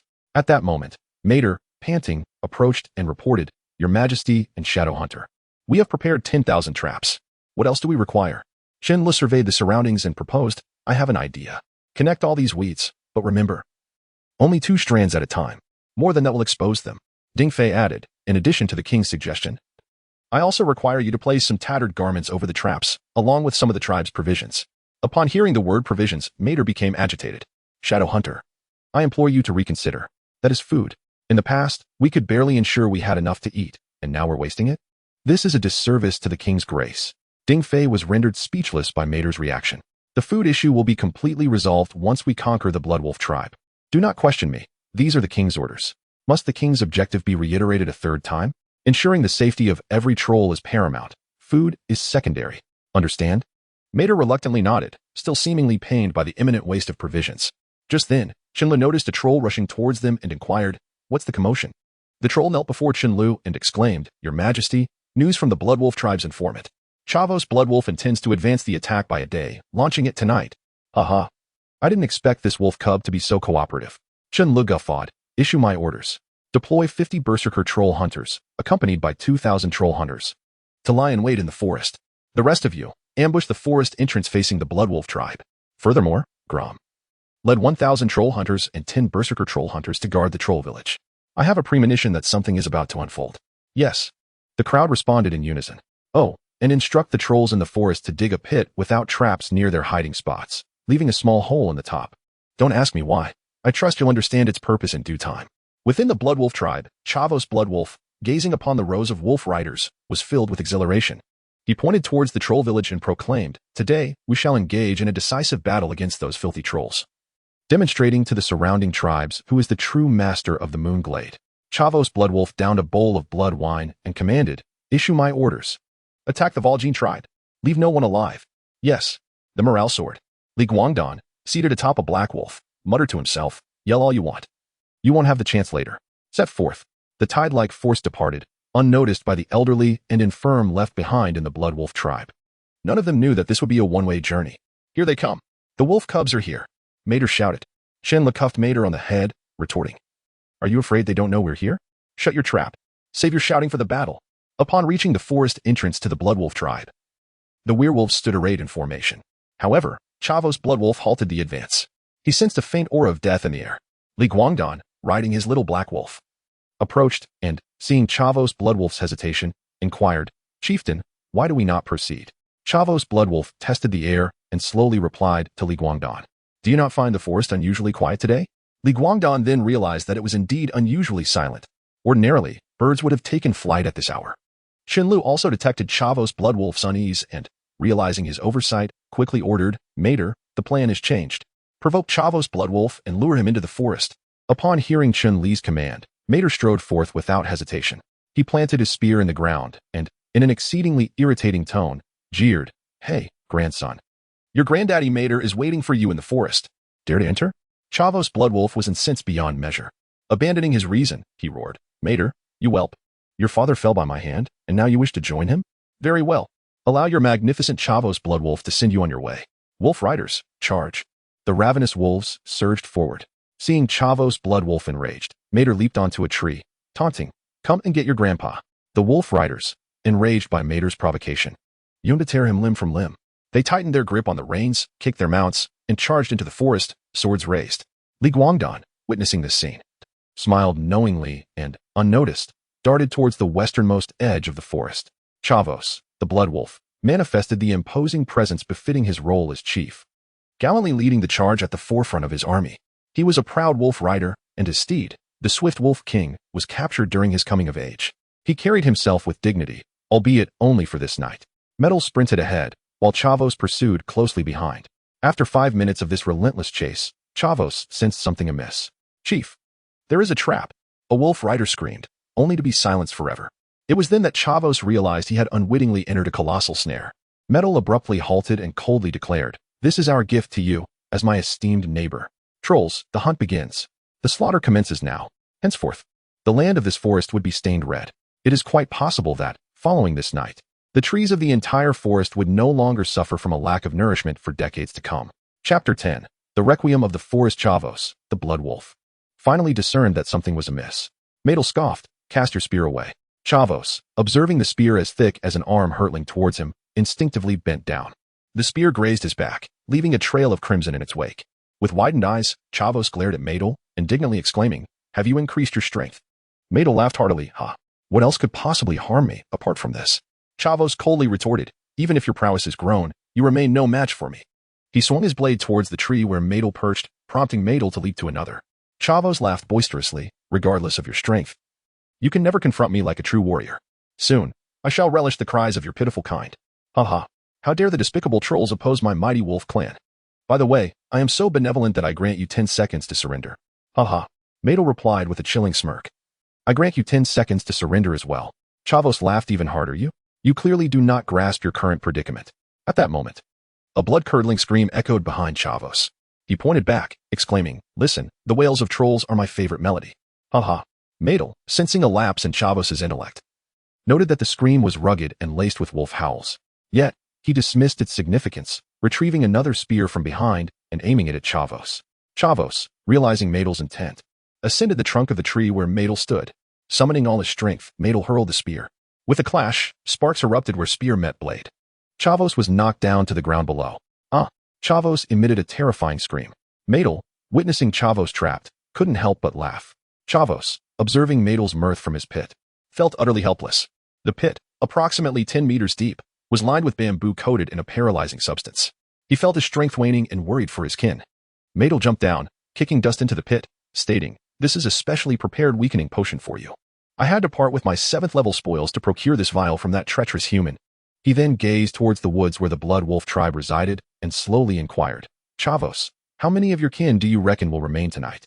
Chavos' eyes widened in disbelief. He hadn't anticipated Metal's intent. Perhaps none would survive, who could say? But what concern was it of his? Metal laughed heartily. "Hey, wolf soldier, don't you sense something awry here?"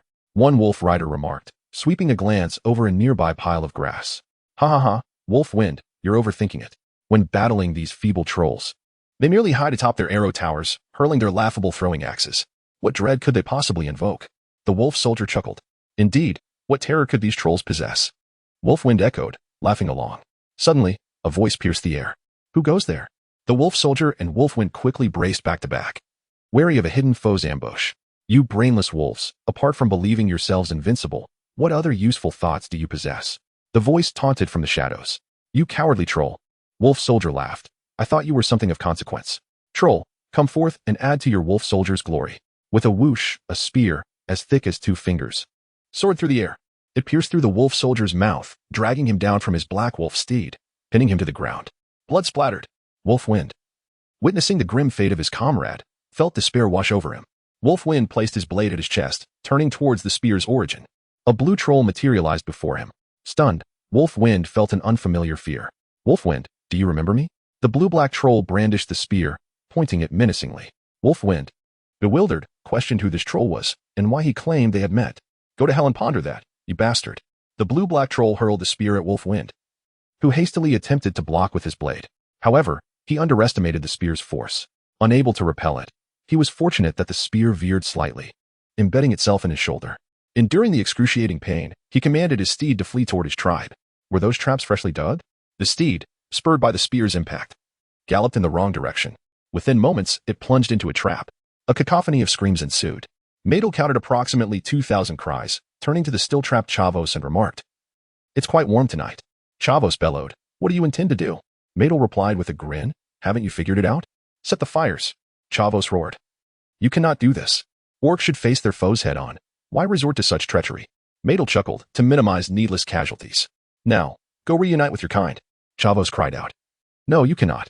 Metal ignited a tree, stating, "Tonight is indeed warm, especially since, as per the king's orders, I have isolated that section of the forest." Flames soared skyward. and the wolf riders sensed the shift, hastily fleeing in all directions.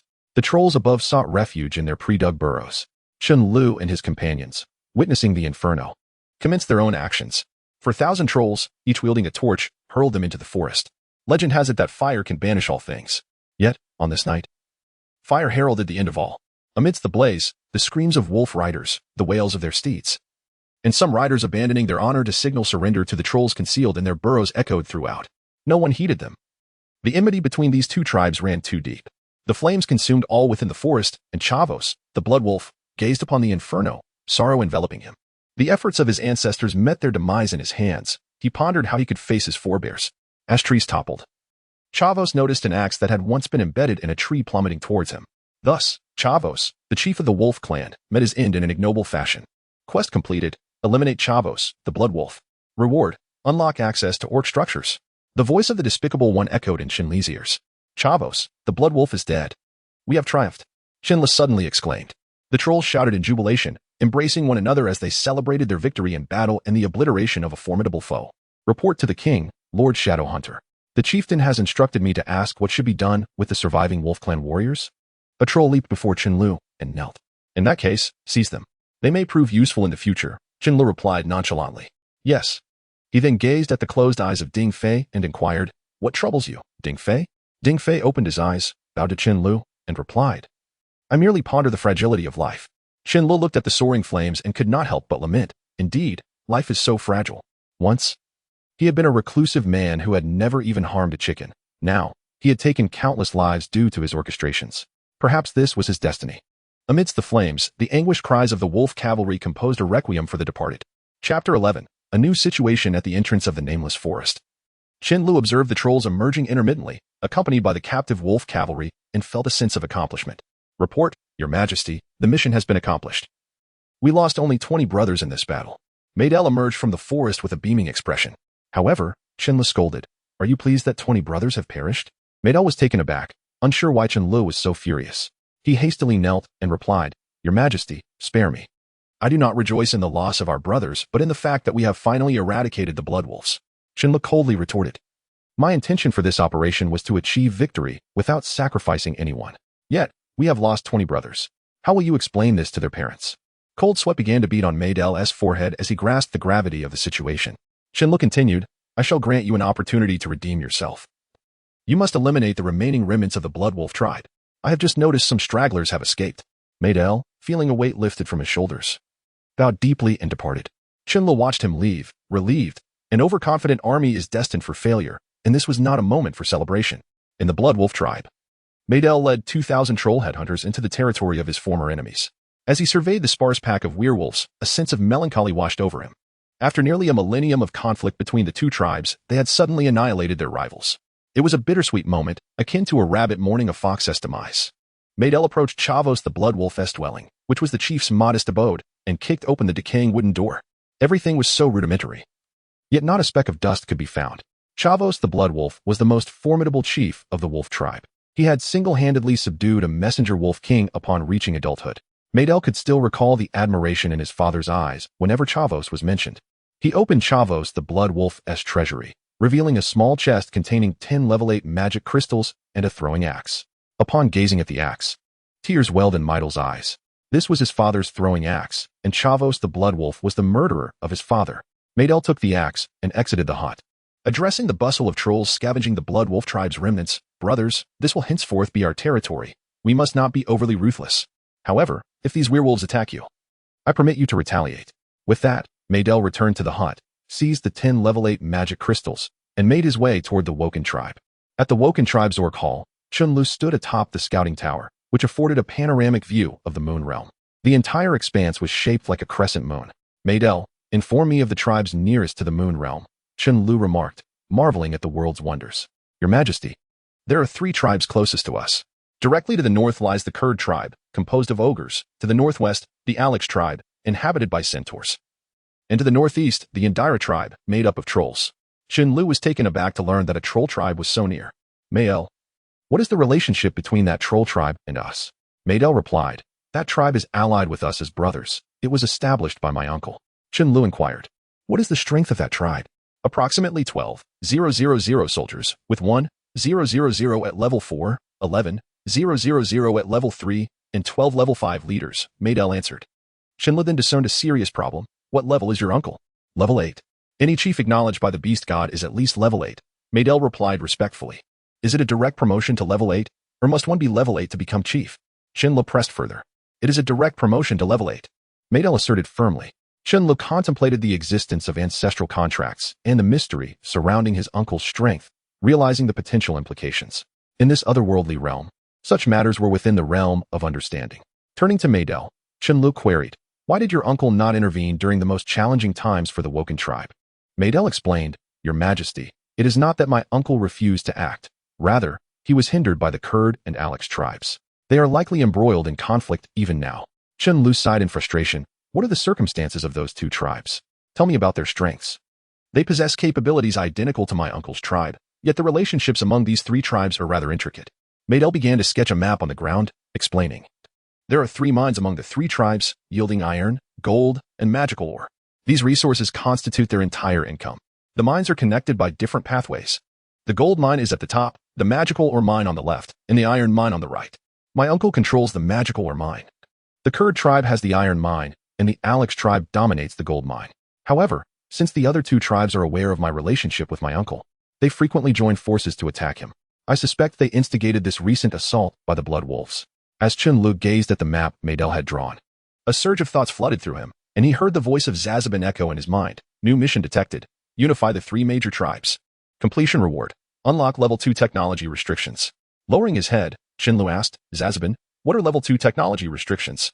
Zazabin replied with slight irritation, finally, you remember me. Well, I shall let this one slide. Chen chuckled awkwardly. I trust your generosity, my lord. Please, enlighten me. Zazabin explained. Level 2 technology restrictions pertain to the limitations on the types of soldiers you can produce. Currently, you are at level 1 technology, capable of producing orc foot soldiers, troll headhunters, and wolf cavalry. However, at level 2, you would be able to produce kodo beasts, wind riders, bat riders, catapults, and priests, among others. Level 3 would unlock the Tauren.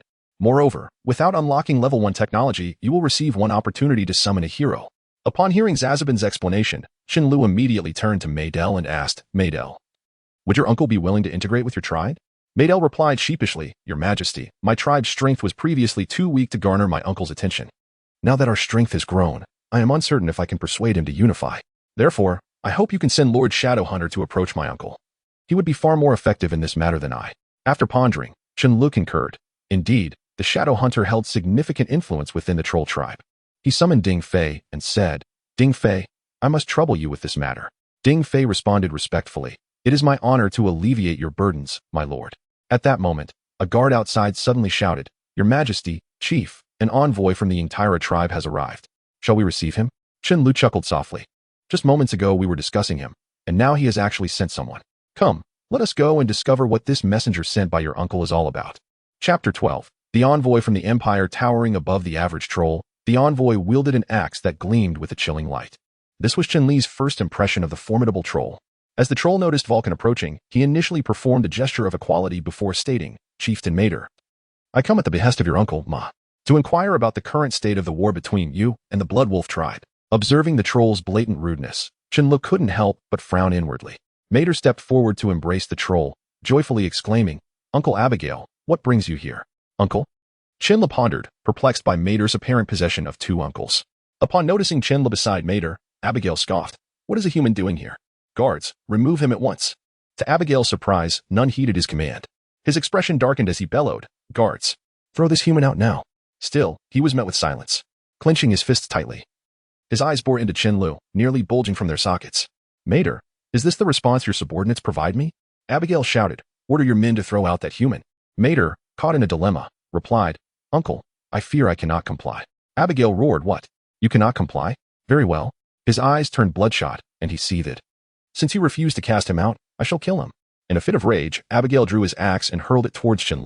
Clang. The axe was intercepted by a long halberd wielded by Grom, who glared fiercely at the audacious troll. Realizing the gravity of the situation, Abigail understood the formidable nature of the green-skinned orc. He had only felt such an aura emanate from his brother, Ma, an 8th-level powerhouse. Abigail's anxiety surged. for those under the protection of an 8th-level warrior were beyond his reach. Abigail, you are exceedingly insolent. Mater felt compelled to act, otherwise his uncle might face dire consequences. Guards, escort him away and let him cool down. He commanded the trolls outside. Chen Lu, with a grim expression, watched Abigail being led away and coldly addressed Mater. I require an explanation, Mater. Mater's heart sank. He was torn between loyalty to his uncle and allegiance to his sovereign. He knelt before Chen Lu, imploring, Your Majesty, please forgive my uncle's impudence.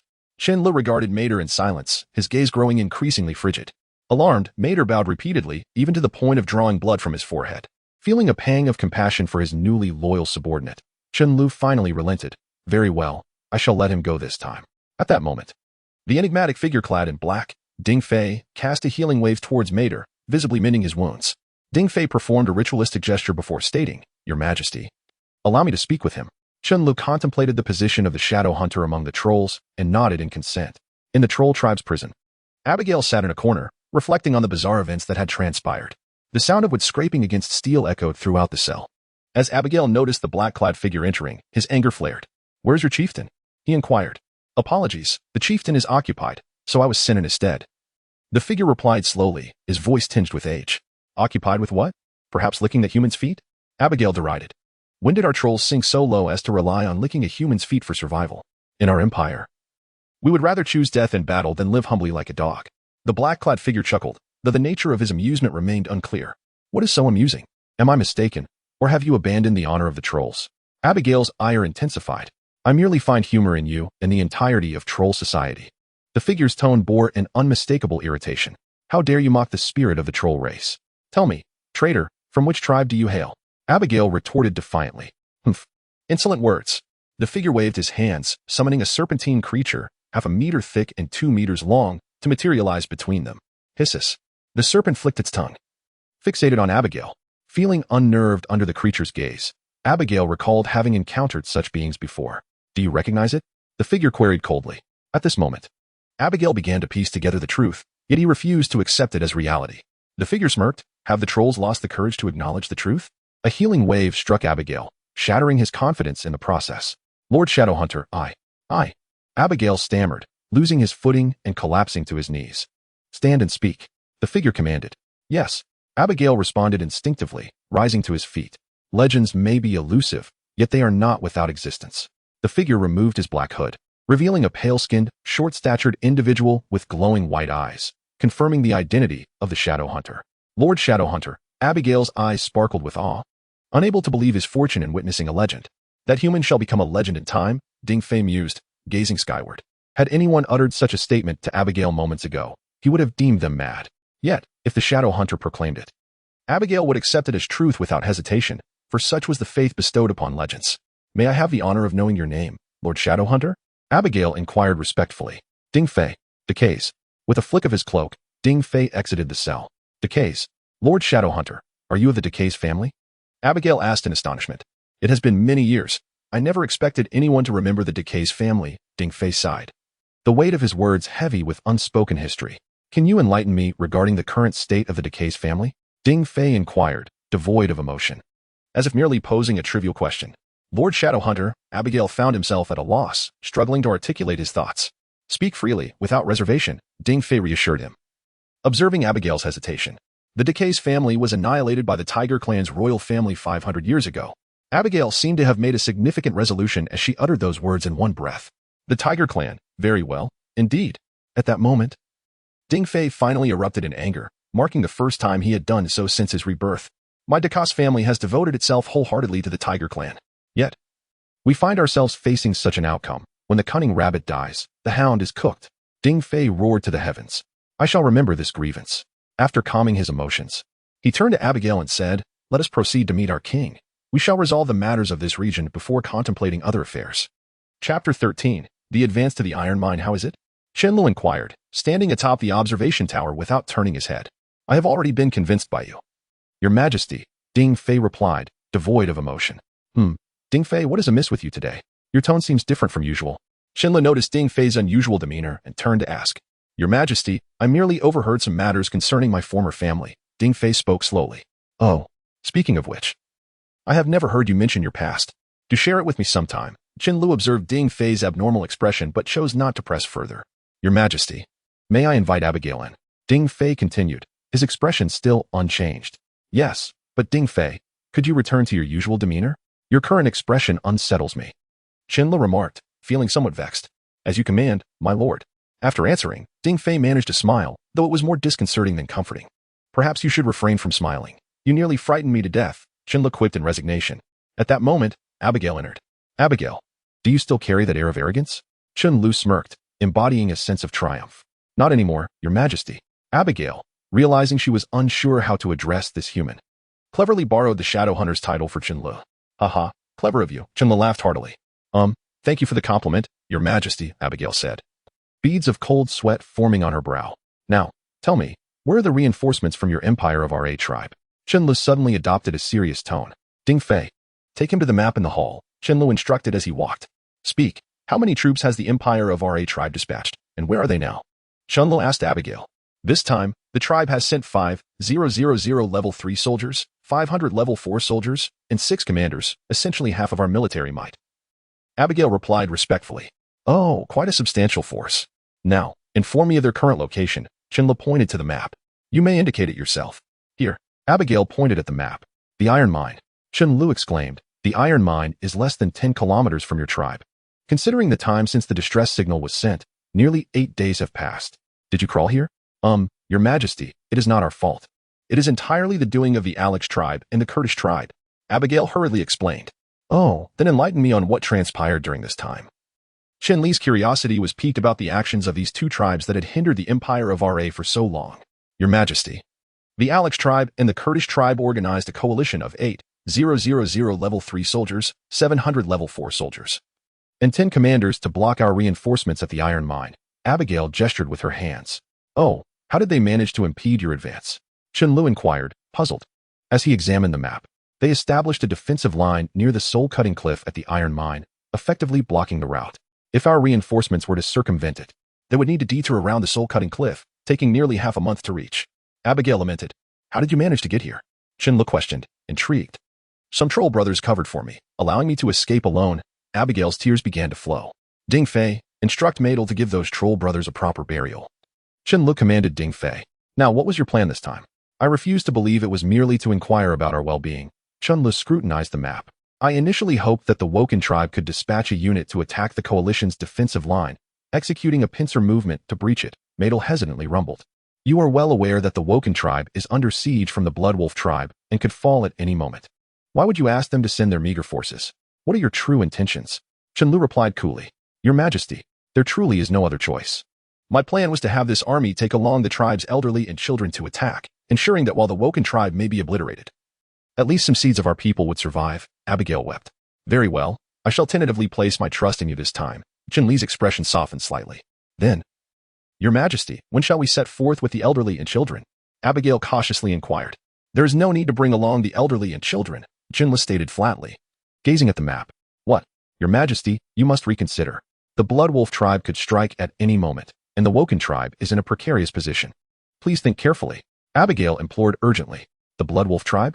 That name became a mere memory yesterday. Chen Lu replied nonchalantly. What? The Bloodwolf tribe is no more. Abigail exclaimed in shock. You may wish to wait by Madel's room. You might just find Chavos, the head of the Bloodwolf. Chen Lu chuckled. What? I initially thought you merely intended to weaken the Bloodwolf tribe, but it seems even Chavos has been slain. Pray tell, Your Majesty, how many warriors from the tribe have fallen? Abigail asked cautiously, knowing that the downfall of the Bloodwolf tribe would surely weaken Madel's forces as well. Fewer than 20. Chen Li stated with an air of indifference. Abigail appeared as if struck by lightning, utterly unable to fathom that such a negligible cost had led to the annihilation of a secondary tribe. Hey, wake up! Chen Lu observed Abigail's stillness, fearing she had suffered some form of attack. Oh, Your Majesty, could you possibly share how you accomplished this? Abigail hastily questioned. Did you not pass through a forest on your way here? Did you not notice that the other side has been reduced to ash? Chen Lu replied. You should ascend the observation tower. From there, you will clearly see the state of that forest, he remarked, solidifying his belief in the legends surrounding the orc's lack of intellect. Your Majesty, might you grant me a moment of solitude? I find it difficult to comprehend this moment, Abigail stammered incoherently. Very well, take your time to ponder. I shall take my leave. Chen Lu expressed his disinterest before exiting the orc hall. Madel, just in time.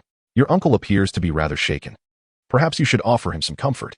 Oh, and if we are to mobilize our forces, you need not seek my approval. Chen Lu hastily added before swiftly departing from Meidel's presence. As you wish, your majesty. Though Meidel was unaware of the events that had just unfolded, he understood that his esteemed king had entrusted him with the authority to command the troops. Upon entering the Warsong Hall, Meidel's gaze fell upon his uncle kneeling there. Motionless. Uncle, hey, uncle. Meidel delivered a resounding slap to Abigail. Oh, nephew, you have arrived.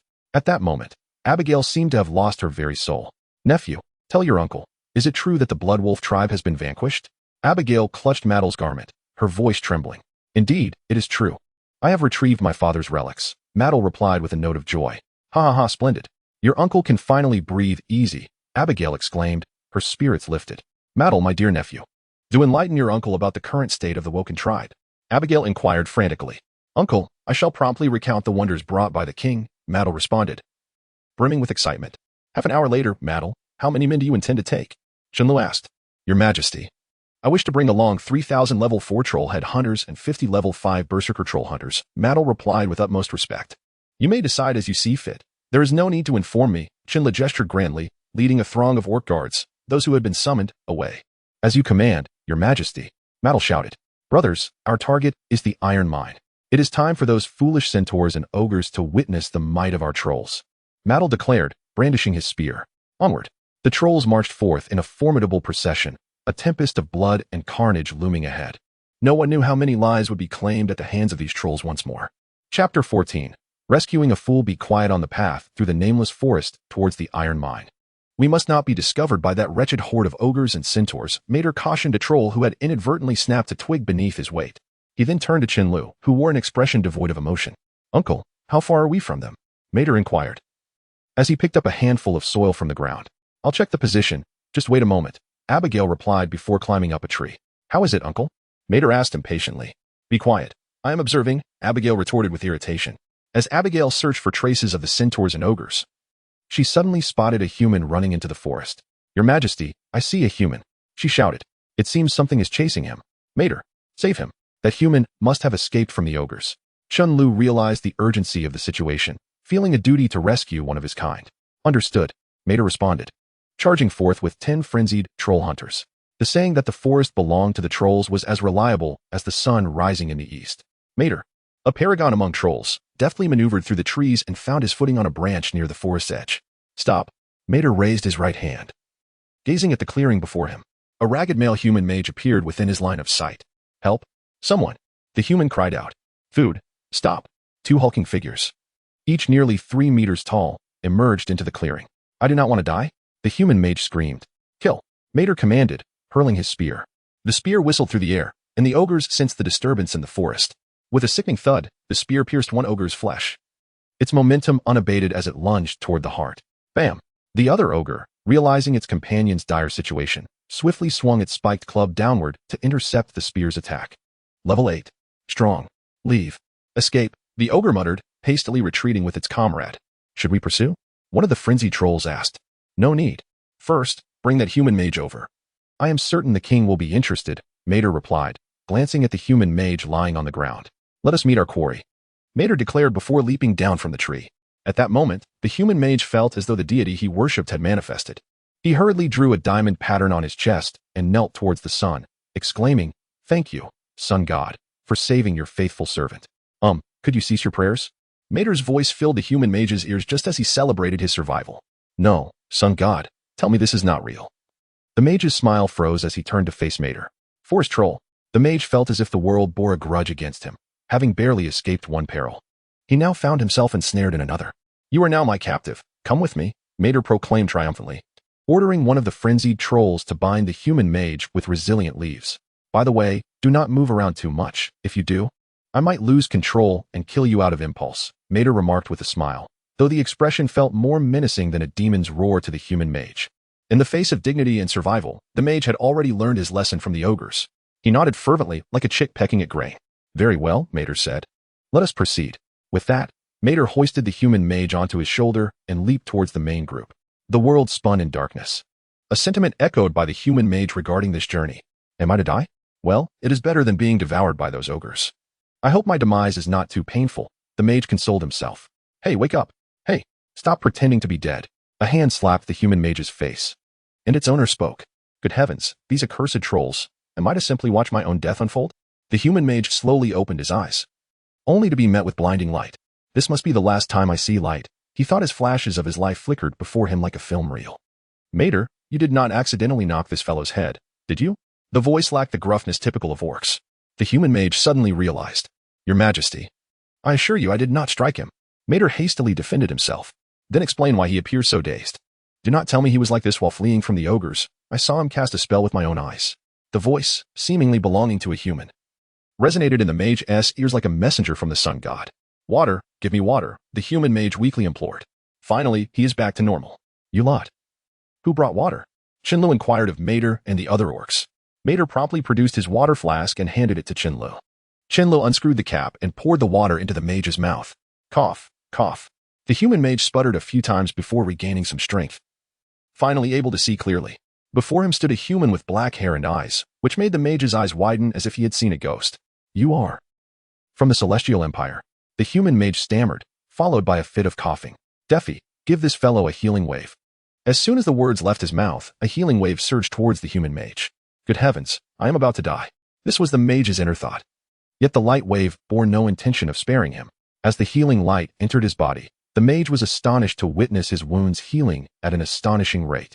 This must rival a level 8 priest's divine spell, God's mercy. He marveled.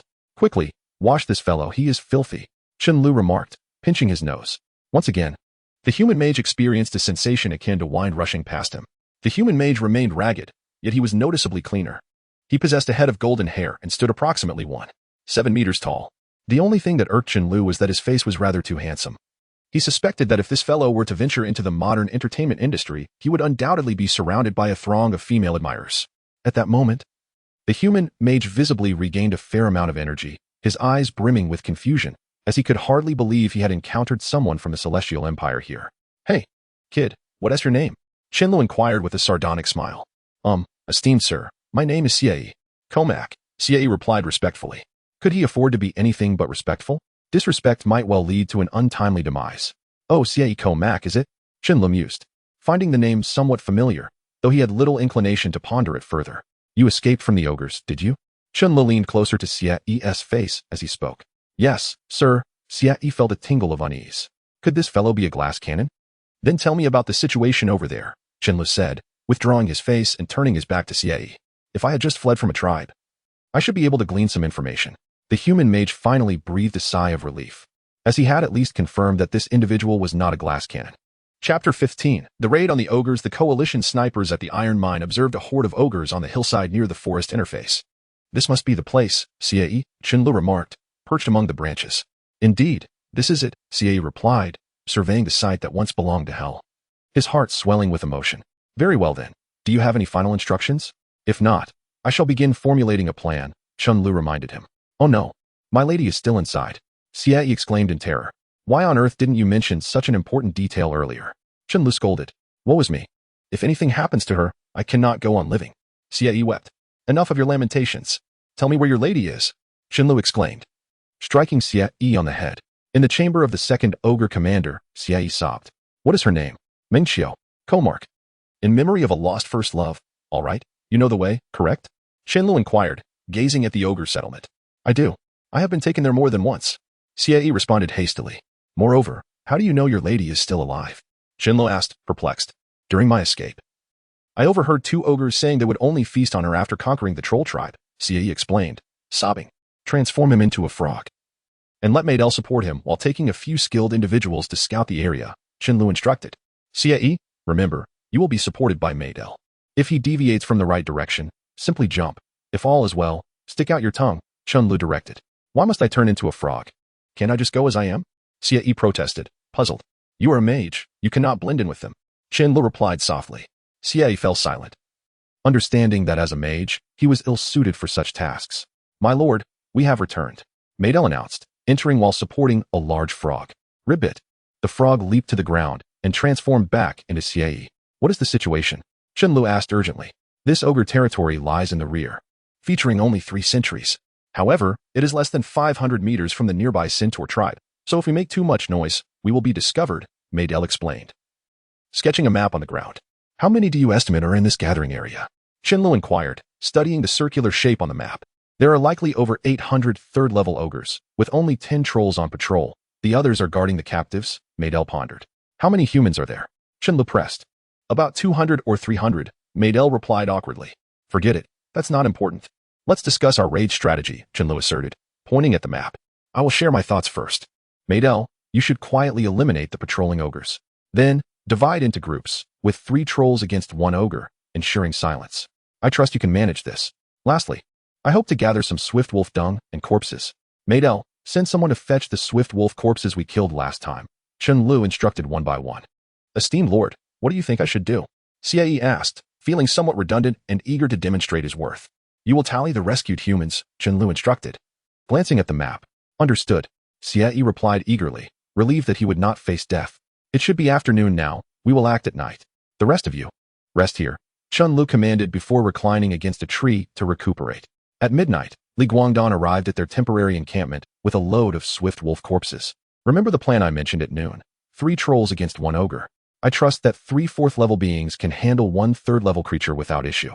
Additionally, Li Guangdan and Xie will wait here with 100 men. Understood? Move out. Chen Lu declared, leading Ding Fei, Maydel, and a dozen furious ogre hunters toward the main entrance. Before Chen Lu lay 2 sentries, each with an ogre keeping watch. Maydel, can you silently eliminate one at a time? Chen Lu asked, crouched in the underbrush.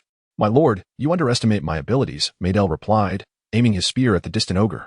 Ding Fei, transforming him into a frog should be feasible, correct? Chen Lu inquired. As long as their strength does not exceed mine, I can turn them into frogs. Ding Fei whispered. All right, I will count down from 3, and on 1, you will strike together, Chen Lu instructed. 3. Maydel confirmed his target. 2. Ding Fei began his incantation. 1. Chen Lu shouted. Puff. Ribbit. Excellent. The targets have been neutralized. One of you handle that frog, while the rest move to the left. Avoiding unnecessary conflict, Chen Lu ordered. The group crept forward, but suddenly, Chen Lu halted the advance. Tonight, the second commander has declared they will feast. We can share. One ogre slurred. Women are delicious enough to go around, another ogre added. What? I thought they were to wait until after the battle. Chen Lu gasped. Maydel. Change of strategy, full assault. We must divert their attention to us. Maydel nodded and roared to the heavens, Aru. In an instant, the ogre settlement erupted into chaos. Brimming with tension, the ogres, alerted by the commotion, rushed out, wielding their spiked clubs. War was imminent. The second ogre commander soon realized the disturbance and bellowed, You. Go, slay the enemies. The ogres surged forth from the commander's tent. Chen Lu swung his long knife at an ogre, who, upon seeing a human, paid little heed and swung his club in response, unaware that this human was of 6th level. The long knife severed the club, piercing through the left ribcage and emerging from the right shoulder, cleaving the ogre in 2 and delivering a swift death. The ogre's dark blood splattered all over Chen Lu, who wiped the grime off and declared, quickly, Find Mingqiu. Comark. And if you spot any humans, do your utmost to rescue them. Maydel thrust a spear, first impaling one ogre, then, propelled by the force of his charge, piercing through another. Huh, what a thrill. Maydel laughed triumphantly. Grom, not to be outdone, unleashed his blade storm, leaving a trail of ogre cries in his wake. Chen Lu scanned the surroundings and suddenly noticed several cages in an open area. He hurriedly called out to Grom and a group of ferocious troll hunters to accompany him. In the square, Johnny, the second in command of the ogres and the head of the ogre division in this coalition, stood beside the cages with a few of his loyal guards. Who is our enemy? Johnny inquired of his guards. The trolls are all in the 1st district, one guard replied. We've found you. It seems the person is in the cages behind us. A blood-soaked figure emerged before the ogres. At that moment, he appeared exceedingly eerie. The moonlight cast a silvery sheen upon the ground. Yet the light that fell upon him was drenched in crimson, as if he were a harbinger of hell, the undefeated god of war. Chapter 16. Emotional Observing Your Demeanor. You must be a level 5 ogre chief. Chen Lu gripped his knife firmly and slowly turned his gaze towards the second ogre leader. I have traversed this path, slaying foes along the way, yet I have not encountered a single level 5 ogre until now. Thus, I can only presume you are the second leader they speak of. Am I correct? Chen Lu stated coldly. Surveying the surroundings, Chen Lu noted the desolate clearing, devoid of anything save for a solitary cage. He chuckled derisively, commenting, It appears you keep this place rather tidy. Johnny, observing Chen Lu, was engulfed by a tumult of emotions. A level 6 warrior. The elite soldiers reserved exclusively for the royal guards of the Tiger clan. Which nation do you hail from, O elite? The ogre screeched in terror. Oh, you need not concern yourself with that, Chen Lu replied, brandishing his blade and charging towards Johnny. Startled, Johnny slammed his spiked club into the ground, deflecting Chen Li's sweeping strike. His hands tingled with numbness, and he felt the urge to retreat, yet he understood escape was futile. His immense physique granted him strength beyond his level, but at the cost of speed, which had diminished by a tier. The colossal figure of Johnny trembled, regret consuming him for accepting this assignment. Chen Lu, witnessing the quaking giant before him, couldn't suppress a laugh. I did not anticipate an ogre to be so feeble. Very well, let us conclude this. Boss, the centaur reinforcements have arrived. What should we do? Ding Fei, disguised as a human, approached. Free the humans here, then withdraw. Chen Lu commanded. Understood. Ding Fei responded. I trust you know what to do. Chen Lu whispered into Johnny's ear. Sever the chains and escort the captives away. Johnny stood frozen, paralyzed with fear. Approaching the largest cage, Chen Lu noticed a frail figure curled in the corner. Hey, wake up. Chen Lu gently shook the figure. There was no response. As he leaned closer, he discerned the face, obscured in grime, revealing it to be a woman. Come now, let me take you to safety. Chen Lu said softly. The young woman opened her eyes briefly to meet his gaze, melting his heart. However, he understood that this was not the moment for sentimental distractions. He hoisted her onto his back and began running towards his main forces. Ding Fei and Meidel rescued several others and began their retreat. All troops, fall back. Chen Lu bellowed. A few ogres discarded the body of a swift wolf, placing their spiked clubs atop it. The ogres retreated with astonishing speed, vanishing within 30 seconds. Johnny collapsed, gasping for breath as if he had never inhaled before. Addressing his dwindling subordinates, he ordered, report. The remnants of smoke lingered as the centaur reinforcements finally arrived. What transpired, Johnny? The centaur leader, Bile, inquired of the beleaguered Johnny. Attacked by a level 6 human, Johnny managed to utter. What? A level 6 human? I must report this to the Grand Leader at once. Johnny, hurry, climb onto my back, and I shall take you back, Bile exclaimed, swiftly assisting Johnny onto his back and racing towards their Grand Leader. Respected sir, have you seen my lady? Upon returning to the temporary encampment, Xie approached Chen Lu with urgency. Take a look for yourself, Chen Lu replied, gently placing the young woman within the hastily erected ogre tent. My lady, what has happened to you? Xie cried out. Find a few women who are still able to assist her. The rest of us men shall step outside. Chen Lu suggested awkwardly. Feeling a twinge of embarrassment, Xie led Chen Lu outside. How many did we manage to save? Chen Lu inquired. Fewer than 100. Xie lamented. Why do you weep? Chen Lu asked, puzzled. These are my family's people. Xie sobbed, his heart shattered further. Condolences, Chen Lu replied. Choosing not to linger, leaving Xie to mourn alone, he pondered the fate of Meng Xiao, the woman who had captivated his thoughts. Half a day later, by the pond behind the temporary camp, a voice like celestial music graced Chen Li's ears. I have the honor of meeting you, my lord. I wish to express my gratitude for your rescue. The girl, not conventionally beautiful, with black hair and eyes, tied in a ponytail, exuded an aura of refreshing purity. I am Meng Xiao. Kumark, she introduced herself. I hope you will treat me with respect. Chen Li's heart trembled at her words. If she were an ordinary person, it would matter little, but she was anything but ordinary. He had fallen for her. I acted rashly, he confessed, anguish coursing through him. My lord, I apologize. Is there anything more despairing than this? Perhaps not. The flames of first love have been extinguished before they ever sparked. Perhaps it is indeed fate that we are destined to be apart, Chen Li said, suppressing his sorrow. My lord, may I ask you to address me by my full name? Forgive me.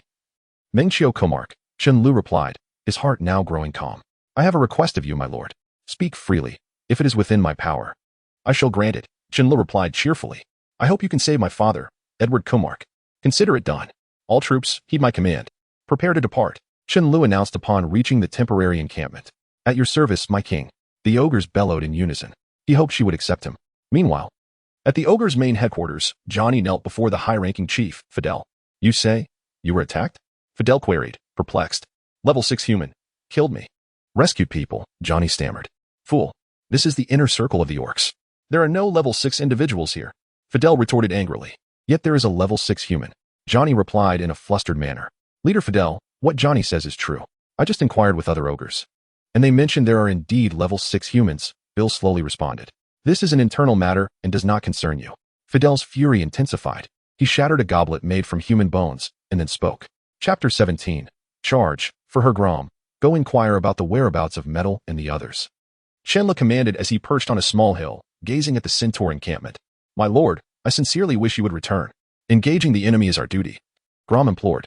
You are our cornerstone. Should anything befall you, our group would surely not endure long. Chen Lu remained silent, but resolute. Very well, my lord. But I hope you will stay by my side. This is my final plea, Grom beseeched, unable to retreat further. Go now, Grom, Chen Lu replied impatiently. Yes, my lord. Grom conceded reluctantly. Half an hour later, Grom suddenly appeared before Chen Lu. Grom, your wind step has become remarkably proficient, Chen Lu praised without reservation. Thank you for your commendation, my lord. I shall strive to serve until my last breath. Grom replied with a stoic expression. Where are Metal and the others? Chen Lu inquired, noting the emptiness behind Grom. They will arrive here in 10 minutes. Grom responded respectfully, casting a subtle glance at Chen Lu. Why so slow? Chen Lu questioned, perplexed. The trolls should have been here 15 minutes ago. Metal has brought Mingqiu, Comac, in the group of freed humans, Grom replied truthfully. A hint of barely concealed anger in his tone. Mingqiu has arrived? Chen Lu turned, his face alight with a wild excitement. How many are there? Chen Lu tugged at Grom's sleeve. My lord, might you release my garment first? Grom said awkwardly. Speak. Chen Lu realized his actions were somewhat improper and released Grom's sleeve. There are 600 level 3 warriors, 100 level 3 mages, 40 level 4 warriors, and 10 level 4 mages, Grom stated without hesitation.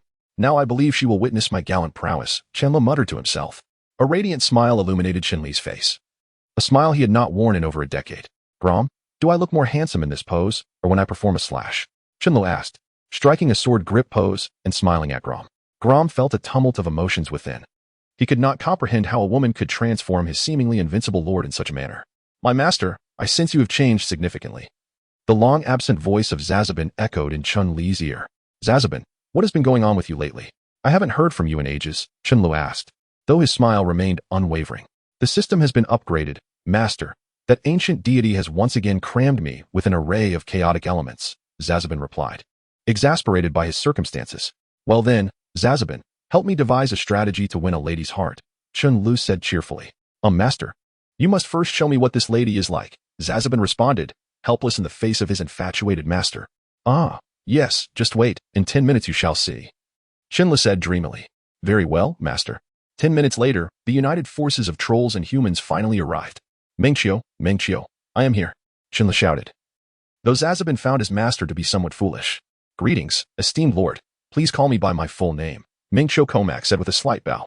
Chen Li's smile abruptly faltered, and he reassured himself. It is all right. We are not yet acquainted. She does not know me, indeed. Chen Lu smiled and said, then, Miss Mingqiu Comac, may we discuss our battle plan? My lord, I believe this can be arranged. I must excuse myself for a moment, Mingqiu said, her fingers clenching tightly before releasing. Jai-E, what are your intentions? Chen Lu inquired.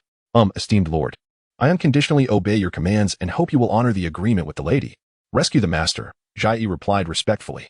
Very well, Metal. Your uncle should have returned to his troops by now? Chen Lu asked. Yes, my lord, my uncle has returned. He said that if he sees smoke from our location, he will launch an attack, Metal answered. Then, let us ignite the flames and charge. Chen Lu unsheathed his longsword, pointing toward the centaur gathering. Kill the trolls. Brandishing their spears, began their charge. The human soldiers, witnessing the trolls' fervor, felt compelled to maintain their honor and surge forward as well. The thunderous battle cries shattered the centaurs' resolve. They were merely a small outpost of fewer than 1,000. At that moment, a centaur leader stepped forward, commanding, form a line. Fire upon those unknown creatures. The centaurs executed their orders swiftly, forming a line within 10 seconds, then releasing a volley of arrows. The arrows fell like rain, and the trolls, seasoned by past conflicts, quickly took cover. However, the human forces suffered grave losses. Seeing the centaurs still drawing their bows, Chen Lu charged forward, sword in hand. My lord, are you mad? Zazabin cried in alarm. I am not mad. I am entirely lucid, Chen Lu declared fervently. He glanced back at the ladies standing where they began their charge, then turned forward, sword raised, continuing his advance. Grom, I command you. Ensure the safety of the king, Zazabin ordered. Yes. Divine ring. Grom finally had reason to stand beside Chen Lu. With his 6th level strength, Chen Lu was the first to reach the centaur ranks. With a swift slash, he cleaved a centaur in two, blood spraying into the air like a torrential downpour. The centaur ranks recoiled in terror. Grom leapt to Chen Li's side, deflecting 3 arrows that flew toward him effortlessly. My lord, beware of hidden arrows, Grom shouted. No matter, Grom. I find the more hidden arrows, the better, Chen Lu exclaimed with fervor. Ha ha ha, centaurs, you shall obediently become my spoils. The carnage continued, and the centaurs likely never fathomed the calamity befalling them. A man in love is a terrifying force. With even the slightest possibility, he would risk everything for the sake of his beloved. Had he not encountered Mingqiu, Chen Lu would have considered abandoning these 2 encampments to launch a surprise attack on the ogre's stronghold. Yet, For the sake of a lady, what is a little madness?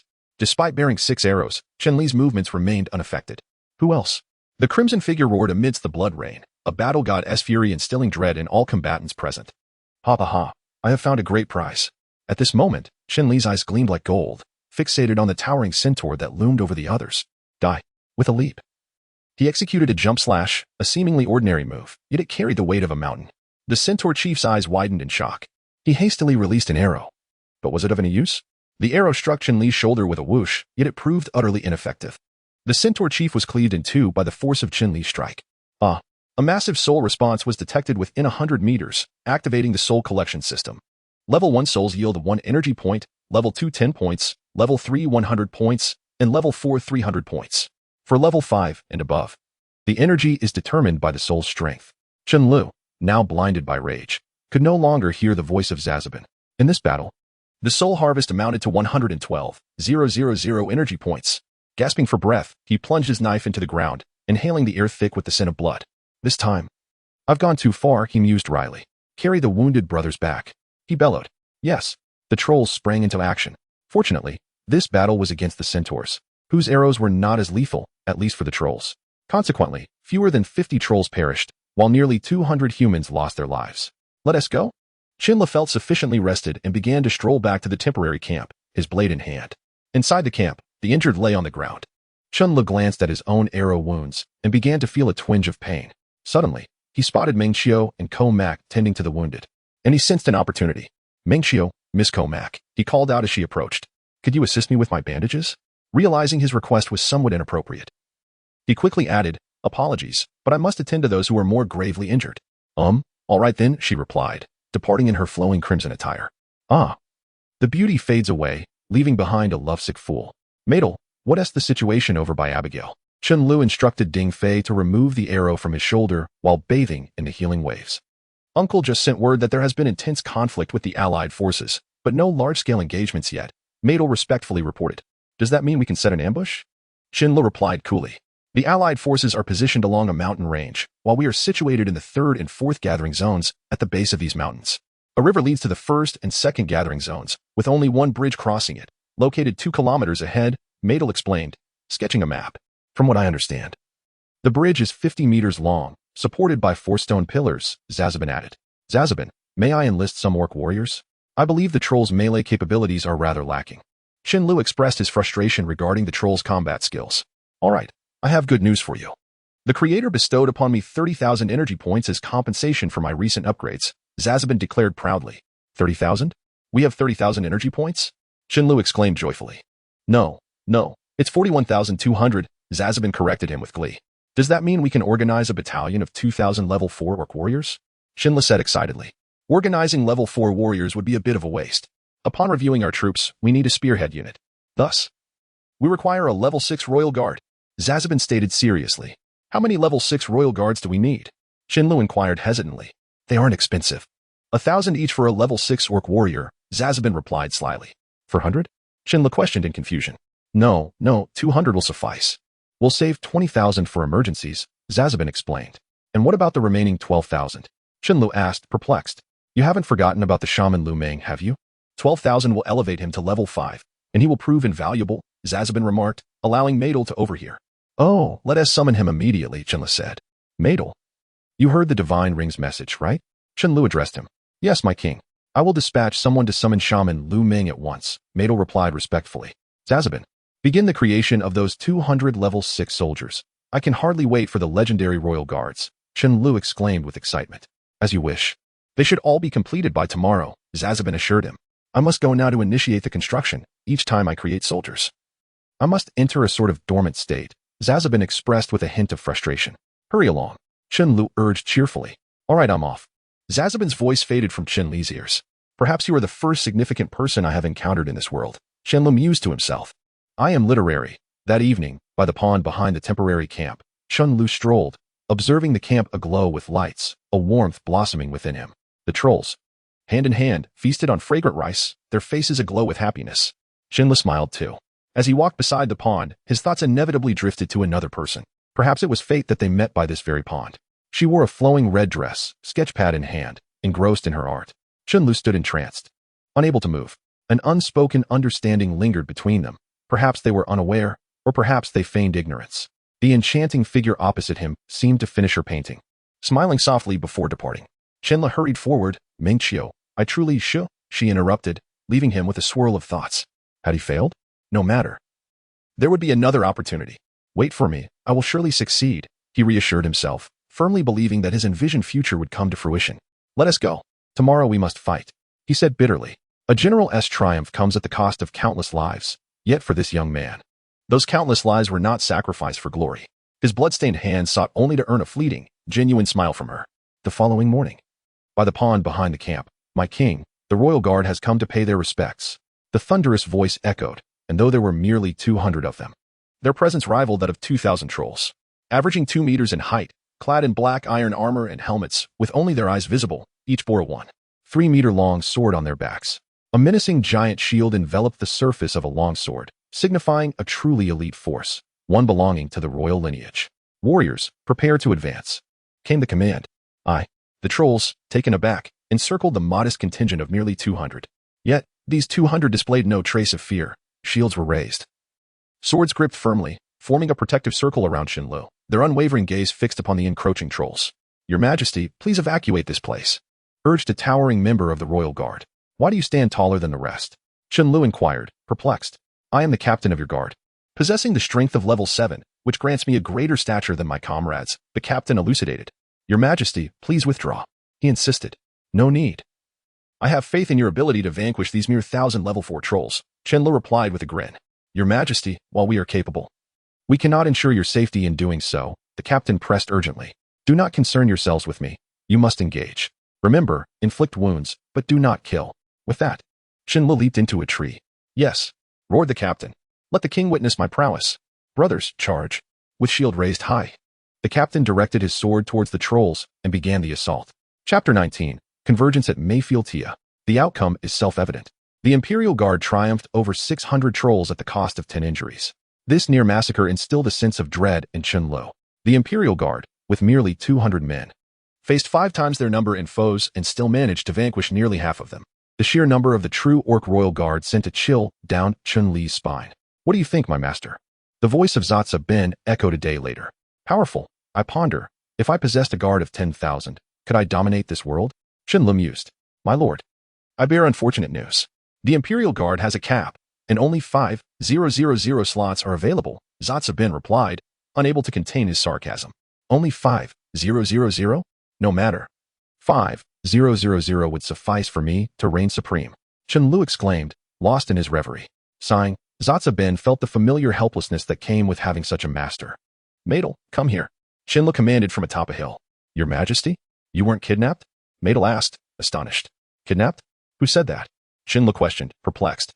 Xie said you were abducted by a host of elite warriors. Madel explained. Xie, come out. Chen Li's roar reverberated throughout the camp.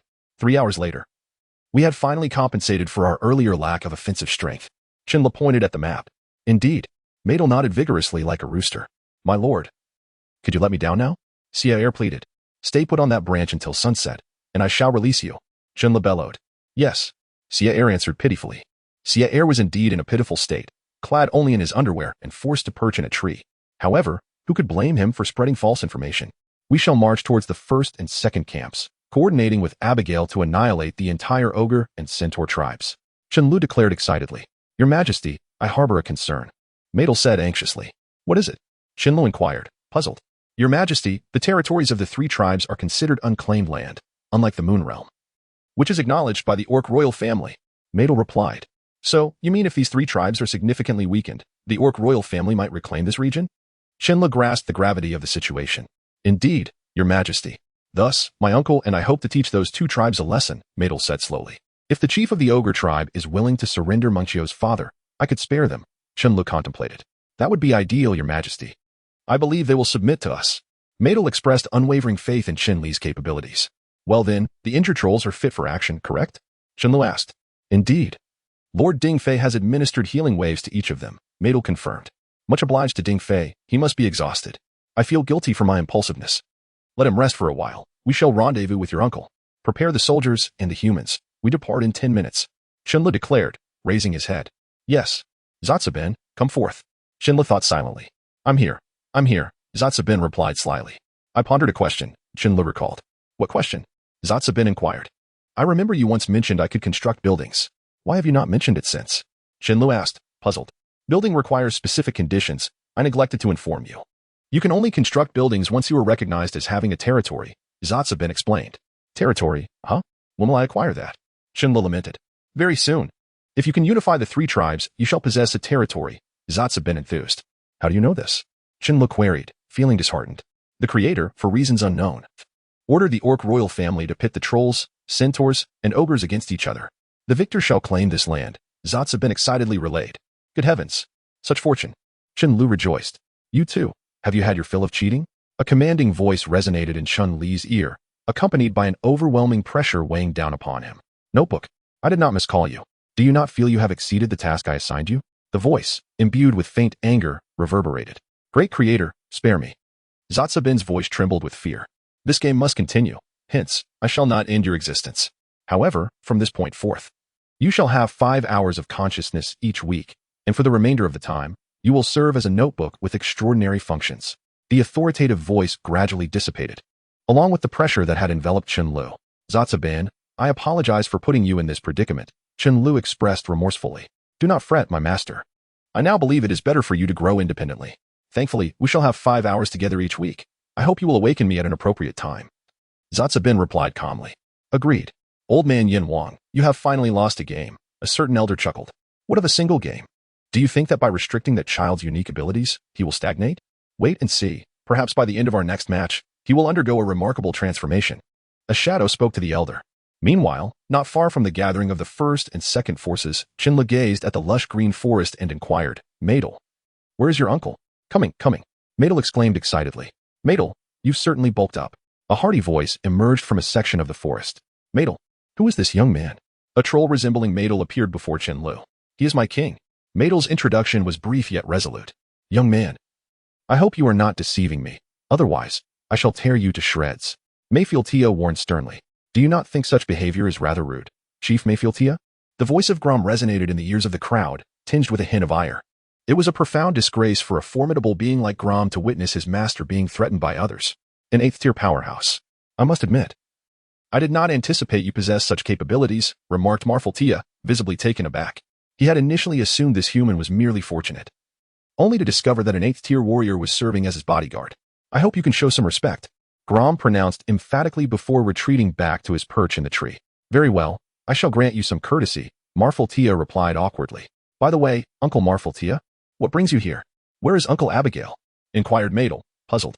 I heard he mentioned that you had recently taken up with a human, and that this human possesses a shadow hunter. So I came to investigate and, more importantly, to invite the shadow hunter back to the tribe, Marfil-Tia stated candidly. Dishonor to the master is a death sentence for the servant. This is my final warning to you. Grom's anger began to boil. Oh, I must admit, I find myself somewhat displeased with you as well, Marfil-Tia retorted, brandishing his flying axe in a provocative manner. With a leap, Grom executed his signature move. The jump slash. Sword Saint. It appears I must reveal my true prowess, Marfil-Tia declared solemnly. Suddenly, with a rivet, Marfil-Tia transformed into a frog. I can't believe that in such a short span, a troll has shown such disrespect to the king. Grom, explain this to me. Finally, Dife arrived, but he was seething with rage. Chapter 20. Capturing Mayfield-Tia, the Shadow Priest. Although Mayfield-Tia had been transformed into a frog, he was still capable of coherent thought. Madel, explain this to me. Dinfei spoke with a tone of anger, punctuated by a few coughs. Lord Dinfei, this. Madel stammered, clearly distressed. Ribbit. Mayfield-Tia felt compelled to take action, hopping incessantly in his froggy form. Very well, you shall explain yourself. A flash of light emanated from Dinfei's hand, and Mayfield-Tia reverted to his original form. My lord, Shadow Hunter, I simply cannot bear the thought of you serving as a mere human subordinate. You ought to ascend as the supreme shaman of our tribe. Mayfield-Tia exclaimed fervently. Nonsense. Dinfei responded sharply, summoning a venomous serpent to guard him. The snake, half a meter thick, flicked its tongue, fixating its gaze upon Mayfield-Tia. My lord, Shadow Hunter, as a revered sage of our troll clan, how could you possibly stoop to serve a human? Mayfield-Tia implored, his eyes glistening with unshed tears. The crushing weight of his beliefs being trampled by another leftist troll chieftain feeling utterly powerless. Do not speak further. I shall spare you this time. Should there be a next, do not blame me for my ruthlessness. Dinfei replied coldly. Yes, Mayful responded, suppressing the pain in his heart. The fate of the troll clan might hinge upon this human, so remain silent, he reminded himself. All the while, Chen Lu observed silently, contemplating how he might win over this proud assembly of trolls. Historically, a blend of both kindness and force had proven most effective for trolls. It was not riches they craved, but sustenance. An idea began to form in Chen Li's mind. Mayful, how about we strike a deal? Chen Li said with a smile. What sort of deal? Mayful replied, his displeasure evident. Do not be angry. I propose a trade involving food. Chen Li's smile widened. Food? How much do you have? Mayful inquired, astonished. Food represented their pain, yet it was also the most precious commodity within the orc tribes. The mines they occupied were a means to barter for food with humans, 1 ton of, or exchanged for 10 tons of grain, an almost negligible cost for something exponentially more valuable. I will exchange 10 tons of grain for your command in this instance, Chen Lu whispered to Mayful 10 tons. Mayful gasped. Indeed, 10 tons. I believe this amount would sustain 1,000-strong tribe for 100 days, Chen Lu replied with a grin. It is settled then. Mayful fearing a change of heart from Chen Lu, hurriedly agreed. No problem, Chen Lu affirmed cheerfully. When will you provide us with the grain? Mayful asked cautiously. At any time, Chen Lu replied nonchalantly. Could we possibly receive some immediately? My tribe's warriors have gone 3 days without a proper meal, Mayful said eagerly. Lead the way, Chen Lu instructed Mayful Maydell, leave 500 elite warriors. The rest shall accompany us. At that moment, Chen Lu realized he had forgotten something. As you command, my king, Maydell responded. Mayful began to find Chen Lu more agreeable. At the war gathering of the Empire of England, Abigail was training the newly recruited soldiers of her tribe. Abigail, come forth. A gruff voice suddenly echoed beside her. Brother, you have returned. Abigail stammered. From childhood. Her brother had always been domineering, instilling in her a profound fear of him over the years. Abigail, fetch me some magic crystals and clear space. That newcomer, Maydell, claims he will provide us with food, and I wish to see if he is merely boasting. Mayful whispered. Brother, what exactly did you promise that lord? Abigail asked nervously. Just the command for the battle against the ogres and centaurs, Mayful replied dismissively. That is well, brother, Abigail sighed in relief. You dare to lecture your elder brother? Mayful feigned anger. Brother, you need not watch. It is genuine, Abigail reassured him. Truth is not determined by mere words. One must witness it firsthand, Mayful responded, gazing at Chen Lu.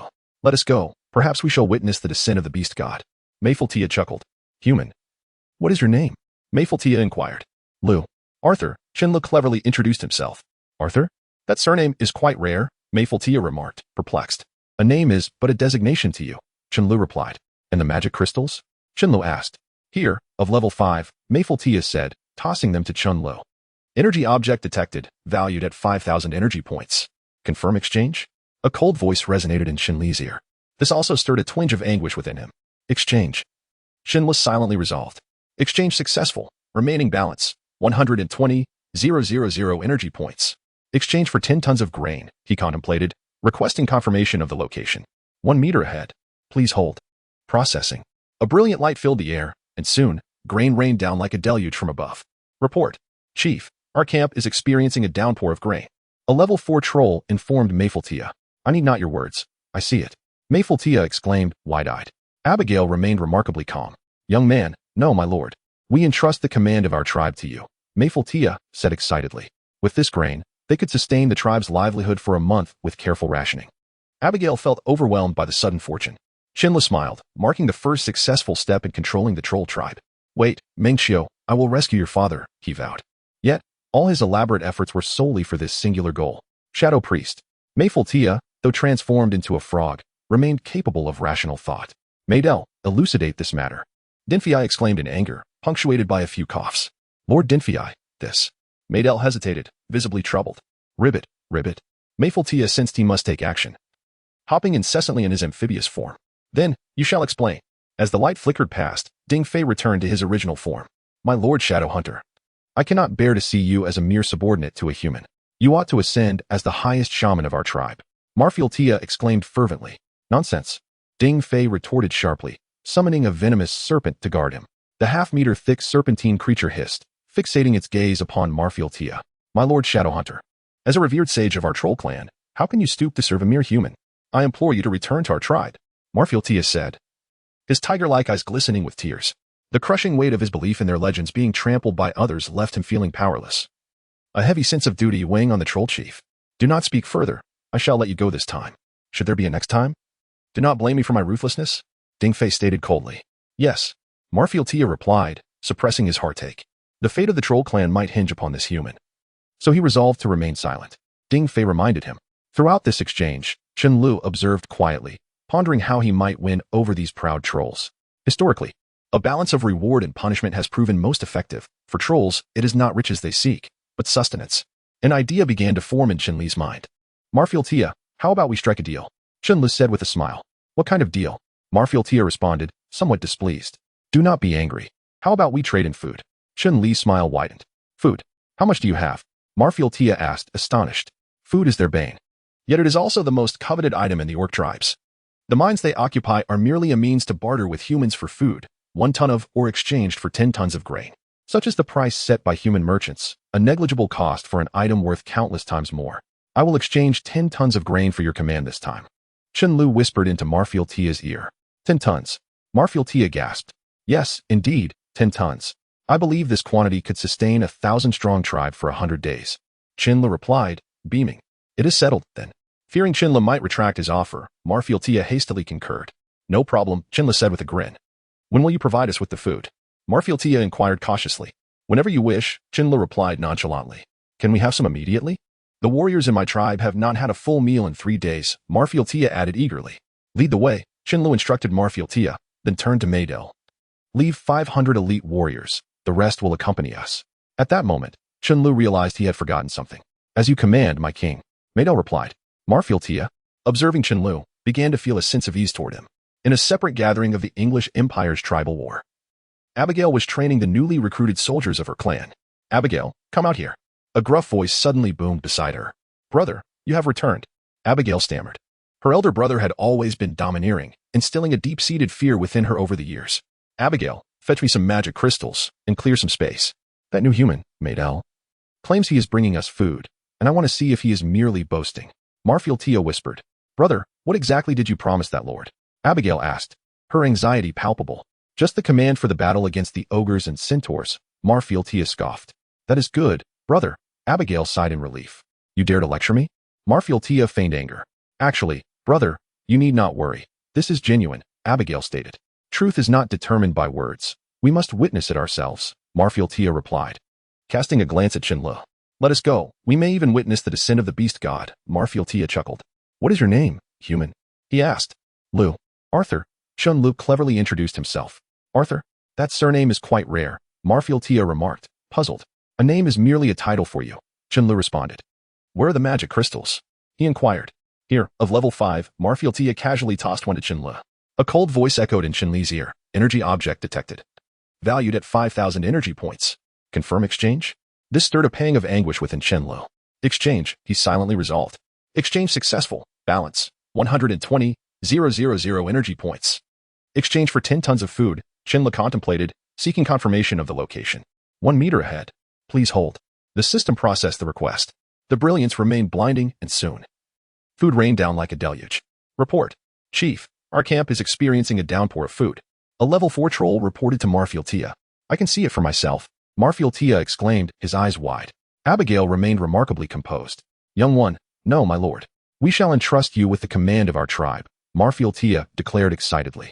With this food, they could sustain the tribe for a month with careful rationing. Abigail felt overwhelmed by this sudden stroke of fortune. Chen Lu smiled, marking the first step toward controlling the troll tribe as a success. Wait, Meng Qiu, I will rescue your father, he vowed, his efforts solely directed toward this singular goal. Observing Marfield Tia's joy, Chen Lu felt it was time to advance further. Chief Marfield Tia, I believe we can establish a long-term collaboration. What kind of collaboration? Marfield Tia perceived Chen Lu as a superior, even without the connection to the Shadow Hunter. I will provide food, and you shall offer loyalty, Chen Lu declared resolutely. Marfield Tia fell silent, unsure how to respond. Honor was certainly significant, yet the lives of his kin were equally precious. I, Marfield Tia, he stammered.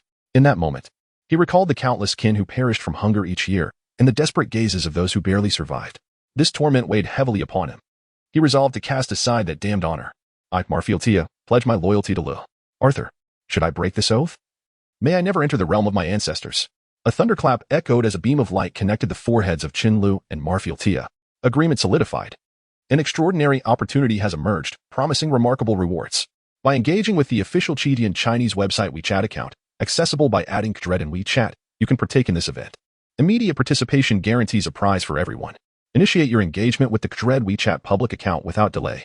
Chapter 21. Tomorrow, we may disappear on this day. The rain poured relentlessly, and an indescribable feeling enveloped everyone. At the gathering of the Cannibal and Centaur Coalition, groups of ogres patrolled back and forth, while centaurs stood atop the arrow towers, gazing vigilantly at their surroundings. Have they discovered us? Chen Lu whispered amidst the downpour.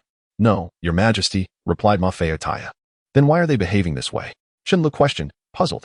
Your majesty, it is because they spotted you upon your arrival, as reported by my son stationed here. They have remained thus all day.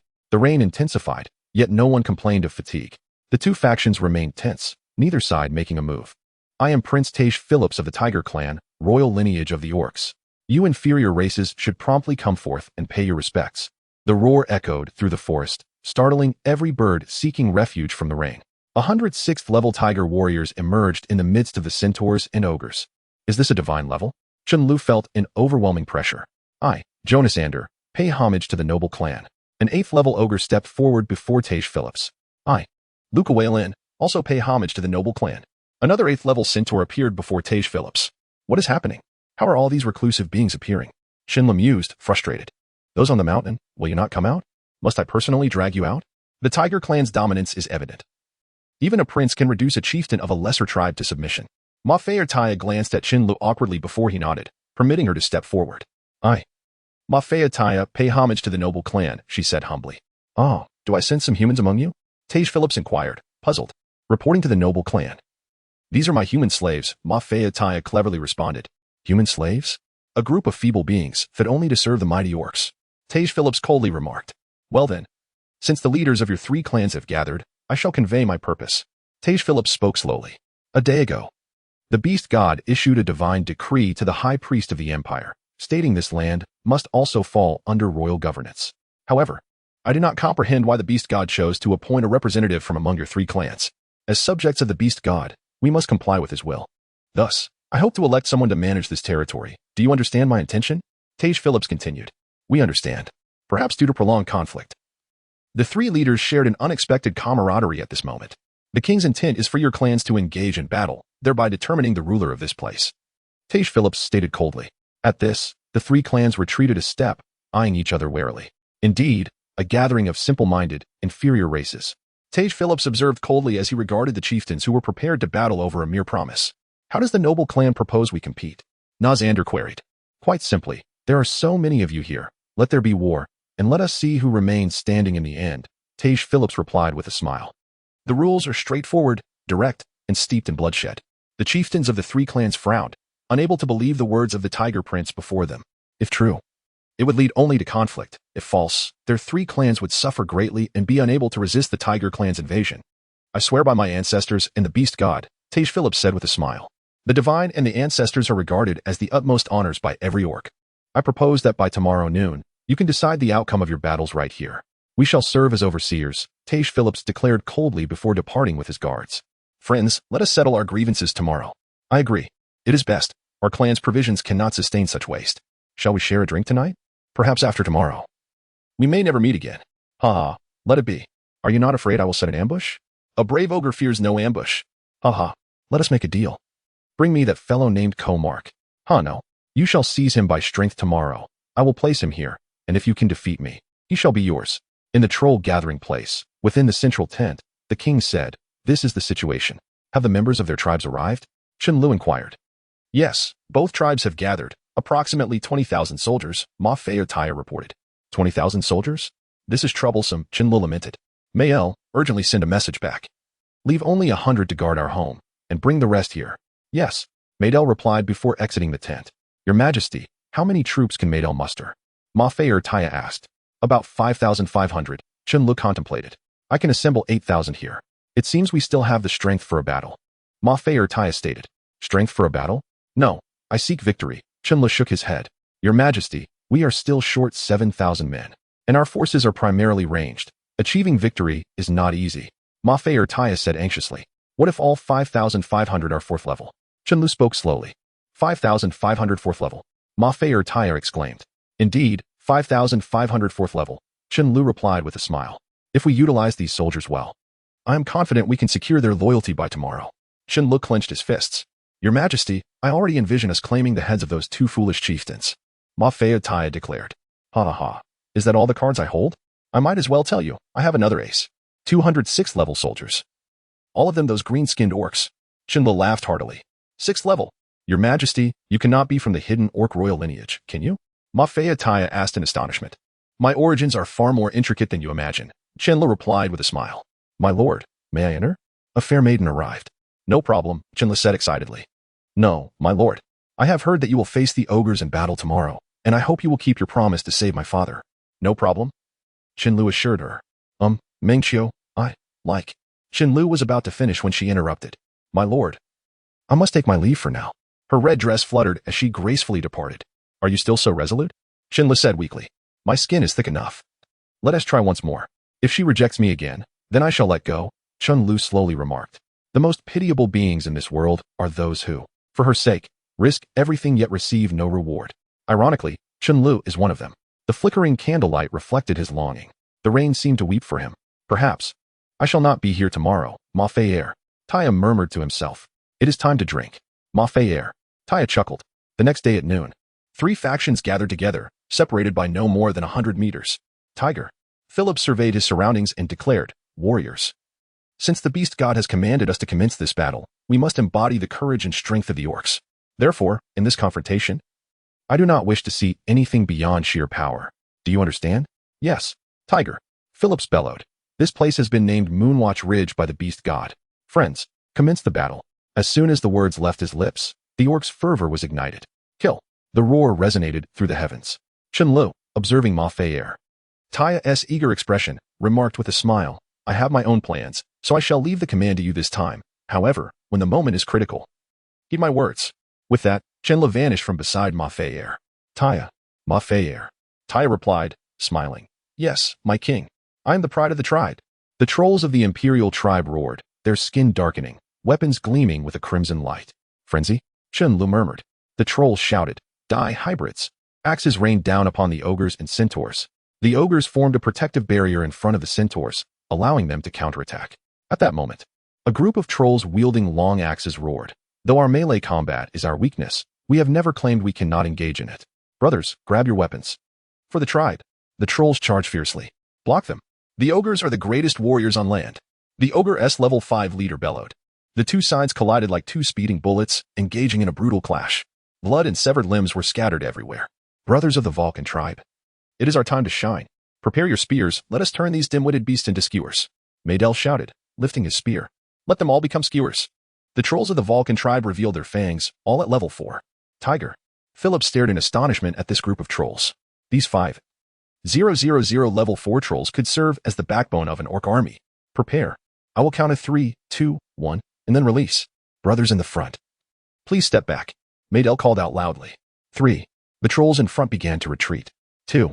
All level 4 trolls had found their targets. 1. The spears were unbearable. The ogres roared in fury. Release. The spears fell like rain, unstoppable. A spear pierced an ogre's abdomen, pinning him to the ground. He struggled painfully.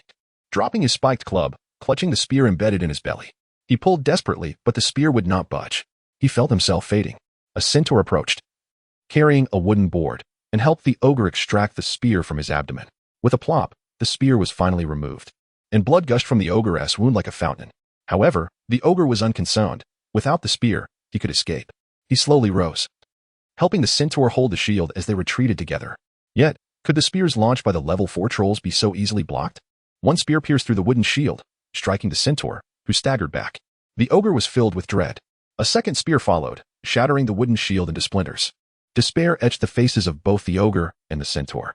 A third spear struck, launched by a level 5 troll leader, piercing through the ogre's wound, causing him to spew blood. This spear faced no resistance, carrying the ogre through the hapless centaur's body. The ogre felt his eyelids grow heavy. He watched his centaur comrade roar in agony and contemplated whether his death might save some food for his children. He closed his eyes. The enemy is in chaos. Continue firing. Maydell shouted. Though they are stronger than us, we cannot allow our brother tribes to look down upon us. All level 4 soldiers.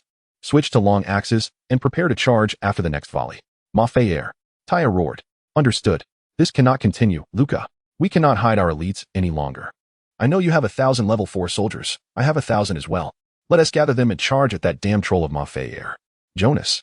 Andy bellowed. I agree. We need to carve a path for our soldiers. Luca. Wei Luan replied. Then what are we waiting for? Organize a force of 4,000 warriors and charge. Jonas. Andy roared. Johnny, take 2,000 and join the Centaur forces, then lead the charge. Jonas. Andy commanded. Chief. I don't want to die. Johnny trembled. Then you shall die now. Jonas. Andy swung his spiked club directly at Johnny's head, which burst like popcorn. Fidel. The orders for Johnny are yours. Jonas. Andy said coldly. Yes, Chief. Fidel replied, frightened. Biller, you should know my orders. Luca. Wei Luan said coldly. Yes, my Lord Chief. Biller hurriedly replied. Kill. A throng of 4,000 surged toward the trolls' position. Do these guys fear death? Trolls, let us feast upon the lives of these beasts. Charge squad, wait until later. Ma Fei roared. Gluttony, hold the line while I assist. An ogre shouted to his comrade. Glutton, don't mind me. Charge. That ogre bellowed. Don't die. I still have food to eat. Glutton shouted. For the tribe. Ah, food. Why aren't you lying quietly over there? Suddenly, Glutton was pierced by spears. The trolls were relentless. Ma Fei cursed angrily. Chief, the ogres are less than 20 meters away from us. Should we not withdraw a bit? A troll bellowed. No. Erect the wooden barricade we dug yesterday to block their advance. Marfaltia commanded. The barricade stood as a formidable wall, halting the advance of the ogre and centaur coalition. The ogres, in a frenzy, hurled their battered bodies against the wooden barrier. Thud. Thud. The barricade remained steadfast. Huh. How can these damned creatures possess such tenacity? I had not realized it during our previous encounters, Marfal cursed. Indeed, Chief. These foes are quite formidable. However, were they not vanquished by our mighty trolls? A voice echoed with righteous fury, for our fallen brothers. The lamentation resonated throughout the land, as the recently fallen spirits seemed to impart their final worth. This is bad. They have reinforcements. Marfaltia exclaimed in shock. Kill. Jonas Ander, with bloodshot eyes, furiously swung his spiked club, dispatching one troll after another. Shoot with force. Cover our ogre brethren. Luca Warren drew back his longbow, unleashing arrows upon the trolls. The war had reached a fever pitch. Chapter 23, The Lament. Meanwhile, within the forces stationed beneath the gathering of ogres and centaurs, Chen lay concealed in a thicket with his 200 elite warriors and a contingent of trolls he had reserved. He observed as the ogre chieftain and the centaur leader took away the majority of their finest fighters.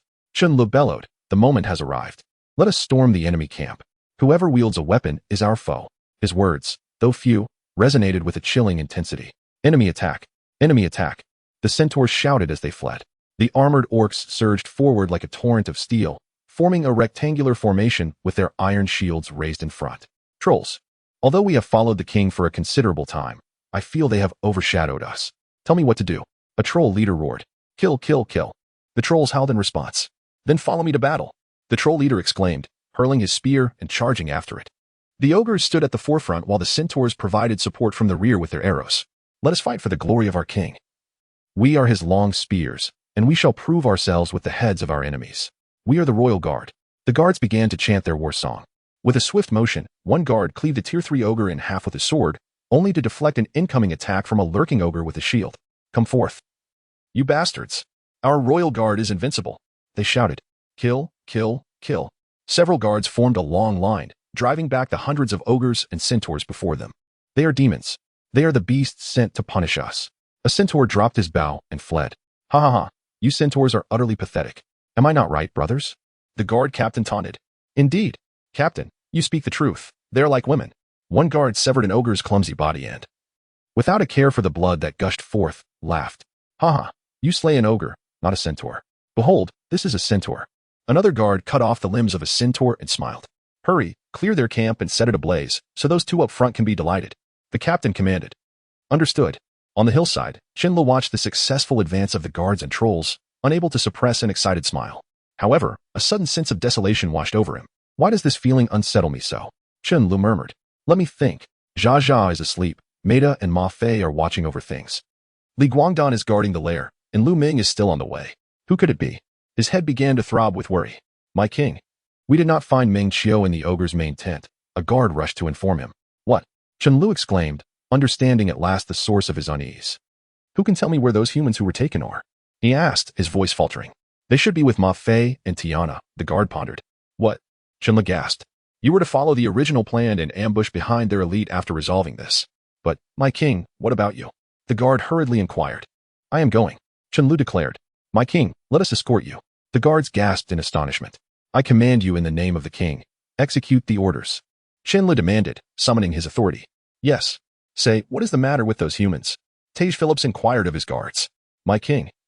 The troll explained to us that they're the troll's slaves. The guard replied respectfully. Ha ha, do they appear to you as slaves? Tage Phillips sneered.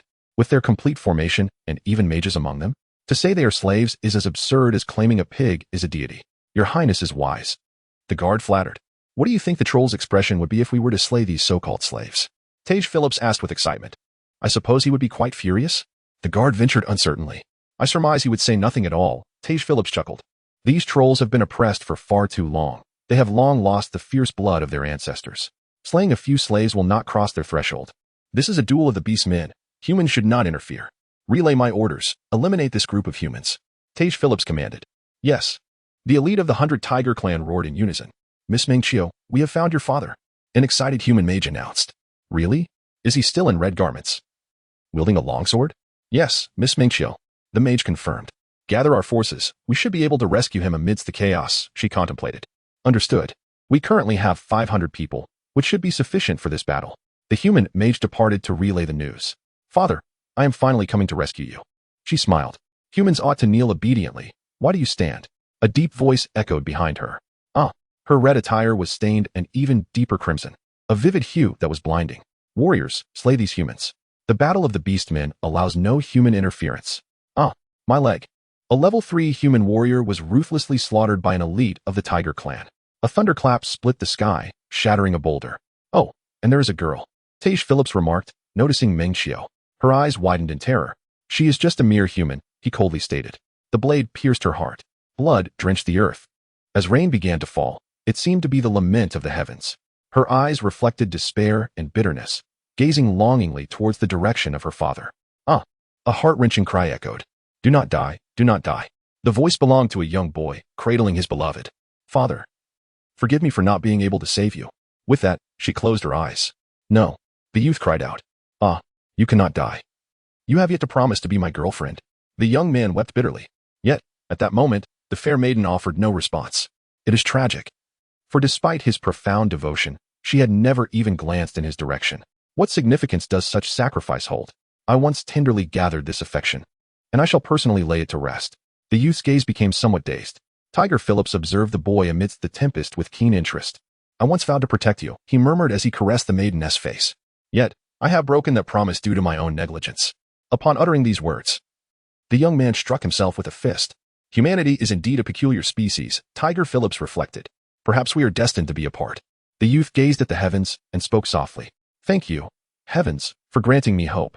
Though this hope has yielded naught, at least I have experienced it. He addressed the sky with a loud voice. Thank you, earth, for bestowing upon me despair, though this despair has brought me nothing. At least I can bury the hope you have given me. He turned to the ground. Perhaps in your eyes, I am merely a jester. But I hope you understand my sincerity, even if I possess nothing now. The youth looked down at the maiden sleeping in his arms. Perhaps you have never genuinely acknowledged this feeling, but I wish you had once pondered it earnestly. Go on. I shall fulfill your final wish. Rest in peace. His voice trembled slightly. Perhaps your journey will be lonely, but fear not. There are many here to accompany you. As the host's emotions underwent a profound transformation, an unknown seal within him was released. Dark marks appeared on the youth's body, coiling around him like serpents. I shall slay you all. His voice resonated with a hellish intensity. The light was but a manifestation of darkness, illuminating the entirety of the realm. Countless beings, whether human or beast, elf or demon, were stirred by this overwhelming malevolence, gazing in terror at the black radiance in the sky. Looking back, as dusk turns to stone path, a heavy voice echoed within the hearts of all living beings in this world. In reverence, I dance a twilight waltz for you. Reflecting on past years, I lament the anguish of longing. Still by the waterside, amidst the painted towers, the dark marks suffused the entire continent. All beings trembled in response. Tiger Phillips finally comprehended the gravity of his transgressions. Roar! All who have harmed her shall perish. In an instant, the black light engulfed everything, be it ogres, centaurs, or tiger men. Regardless of their levels, whether 3, 4, 5, 8, or divine, they all dissolved into nothingness. The power of the divine. On the exalted throne of the celestial empire, a middle-aged man squinted and remarked, "What folly has Tiger Phillips committed?" In the beastman's royal city, a pure white tiger murmured to itself, With so many accompanying you, you should not feel lonely, should you? Let us journey to the places we once visited together. The most pitiable souls in this world are those who give selflessly yet receive nothing in return. He sacrificed so much, only to find that she never even cast a glance in his direction. Perhaps he is fortunate amidst his misfortune. At least he initiated this fruitless romance and shall be the one to bury it. Though her heart never lingered upon him, he could still hold her close. The rain continued to fall, washing away all things upon the earth, yet it could not cleanse the pain within the human heart. Heaven and earth fell silent. All beings were mute. This, perhaps, is the farewell of all things. Chapter 24 Departure. When the crowd saw him again, his hair was completely white. King Mafe Ertia gazed at Chen Lu, his heart heavy with unspeakable sorrow. I have left you 10,000 tons of food. I believe it will suffice for some time. I must pursue strength now.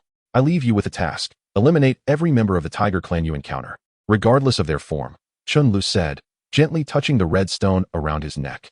Understood, said Maid Air, tears welling in his eyes. Take care, my king. Mafe Air said, his tiger-like eyes brimming with tears. Remember my task, Chen Lu softly reminded them before vanishing from their sight. The king has departed. Uncle, what shall we do now? Maid Air inquired. Whether he has left or remains, as long as he lives, he will always be our king, Mafe Air replied. Avoiding a direct answer. Yes, the Shadow Hunter is still in the camp, Maid Air remarked. It is time for our two clans to unite. You shall be the chieftain. Mafe Air said wearily. Uncle, I think it should be you, Maid Air said, alarmed. Forget it. You likely wouldn't accept it anyway. I will lead for another 5 years, and after that, you must take my place. Mafe Air asserted with finality. Very well, Uncle, Maid Air acquiesced. Let us speak to the Shadow Hunter about this matter. Grom, I know you have grievances against me, but I hope you will assist me in fulfilling the king's orders. Mafe Air addressed Grom. Fine. I am a being created by the king. If he has entrusted you with this task, it is my duty to aid you. Grom replied. Pleasure to cooperate. Mafe Air extended his hand. Pleasure to cooperate. Grom accepted his handshake. By the way, Maid Air, let those humans go. After all, they are family of the king's beloved, Mafe Air said calmly. Understood. What should I do now? Chen Lu pondered silently. Master, what is your current objective? Zazabin inquired. What else could it be but revenge? Chen Lu replied coldly. Then focus on enhancing your strength, Zazabin suggested. Strength? I believe mere enhancement of strength will no longer suffice. Chen Lu roared. Yesterday, more than 500,000 lives were lost due to your demise, Zazabin stated slowly. 500,000. Then she shall not be lonely, Chen Lu smiled. What is my current strength? Chen Lu asked gradually. Saint level.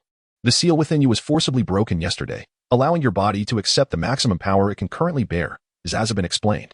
What is the strength of the Tiger Clan now? Chen Lu inquired while caressing the red gemstone. 10 million elite soldiers, Zazabin replied matter-of-factly. 10 million? Chen Lu mused. Can I now unlock the Undead Clan? Yes, Master. As long as you are willing to expend 10 million energy points, Zazabin affirmed. 10 million? How many do I possess now? Chen Lu asked. 12 million. Zazabin answered. That is sufficient. Let us proceed to the Forest of No Return, Chen Lu declared. The Forest of No Return, a haven for magical beasts, is also a favorite among adventurers. Here, one can find an abundance of magical creatures, which embody wealth and honor. In this place, no laws exist, only the survival of the fittest prevails. Stronger adventurers rob weaker ones. And such actions are not only tolerated but often ridiculed by those who fall victim to theft. Strength is the sole passport here. Much akin to the behavior of the orcs, which is why the self-proclaimed elegant mages of the divine chance kingdom disdain it. At the adventurer's tavern at the entrance to the Forest of No Return, a burly bald man leered at Chen Lu, whose hair was now white. New here, are you? He asked with a sly grin. Yes, Chen Lu replied lightly. Ha, kid, if you hand over 5,000 gold coins or a level 5 magic crystal, Johnny the level 4 warrior, will protect you. Johnny boasted, laughing heartily. Oh, Johnny is at it again, bullying the newcomers, someone nearby remarked while sipping a drink. Oh, Johnny. What if I refuse? Chen Lu asked with a smile. If you refuse, I will let you enjoy yourself first, and then I trust you will willingly hand it over. Johnny cracked his knuckles ominously. Humph, unaware of your own impending doom, Chen Lu sneered. What? You think you can challenge me? Johnny retorted, lunging forward with a fist as large as a cooking pot aimed at Chen Li's face. After taking that punch, he likely won't be seen again. A nearby adventurer with a massive sword commented coldly. Indeed, weakness is a crime, another added. With a dull thud, flesh met flesh. Yet it was Chen Li's palm that absorbed the blow. I believe I just heard someone say that weakness is a crime, Chen Li said with a smile. If I were to eliminate you now, would it not be your own weakness that bears the blame? The surrounding crowd stood in disbelief. You, Johnny exclaimed in shock. Me? What is the matter? Chen Lu responded with a chilling smile. Weapons were drawn as onlookers realized Johnny had underestimated his opponent. Oh, so you all would draw your weapons for him? Chen Lu remarked with amusement. Chen Lu grasped Johnny's fist tightly, and the room echoed with cracking sounds. Release him, the swordsman commanded, pointing his massive sword at Chen Lu. Oh, and why should I? Chen Lu feigned curiosity. You should be a level 5 powerhouse. I hope you can spare him for my sake. Of course, we will provide you some compensation, the swordsman explained. And who might you be? Chen Lu pressed, refusing to loosen his grip. I am the leader of his mercenary group. My name is Andre, level 5 warrior, Andre replied, visibly tense. Andre, what compensation do you propose? Chen Lu inquired with a smile. 5,000 gold coins. How about that? I give you 5,000 gold coins, and you let him go. Andre offered. 5,000 gold coins. Chen Lu thought, uncertain of their true value. No, Captain, that 5,000 gold coins is our earnings for half a year, Johnny shouted, as Chen Lu tightened his grip further. Very well, bring me the money, Chen Lu said with a smile. Will, quickly fetch the money, Andre commanded. No, Will, don't, Johnny exclaimed. Will, are you not listening to me? Andre bellowed. Yes, replied the thief named Will. Captain, I have brought the money. Will announced loudly. Give it to the young man, Andre instructed. The money has arrived. Could you please release him? Andre requested. Chen Lu counted the coins with his mental prowess, finding exactly 5,000 pieces. Remember, there are some individuals you cannot provoke. Chen Lu released Johnny's hand and departed the tavern with the money. Captain, isn't he merely a 5th level fellow? Why fear him? Johnny inquired. Perplexed, I cannot see through him, even with the family's secret techniques. Andre shook his head. What? Captain, did you not use that reconnaissance technique capable of detecting targets 2 levels above oneself? Johnny exclaimed in astonishment. Indeed, Andre confirmed. So, that 5,000 gold coins is essentially a ransom for our lives. Johnny finally comprehended Andre's motive for handing over the sum. From now on, should any of you encounter him, remember to show him respect, Andre warned the group before starting to drink in silence. If everyone could set aside their differences in race and identity, perhaps you would not meet your demise? Chapter 25, The Battle God in the Sangzuoer Gathering Area, the largest human settlement at the entrance of the desolate forest, resembles a fortified small town. On a humble horse-drawn carriage, Zazabin emerged, while Chen Lu pondered silently. Master, you have summoned me several times today. 6 hours is hardly sufficient. Zazabin grumbled. All right, let me pose a question. How many energy points are needed to acquire the knowledge of an alchemist and a potion master? Chen Lu inquired. Master, why do you desire such knowledge? Zazabin asked curiously. To interact with certain individuals. I believe there must be many eccentric personalities in this world who are reluctant to engage with others. However, if I possess the knowledge they seek, would I not have a significant potential network? Chen Lu mused excitedly. Very well, Master. I shall investigate the requirements. After a brief pause, Zazabin continued. Master, I have discovered that attaining mastery in both fields requires a total of 1,000,000 energy points. So be it. Let us proceed, Chen Lu chuckled. Suddenly, he felt an overwhelming surge of information flooding into his mind. Master, allow me to hypnotize you. Losing consciousness may alleviate some discomfort, Zazabin suggested. Are you all right, my lord? The coachman outside inquired upon hearing the commotion. I am fine, Chen Lu replied. Should anything arise, please do not hesitate to call me.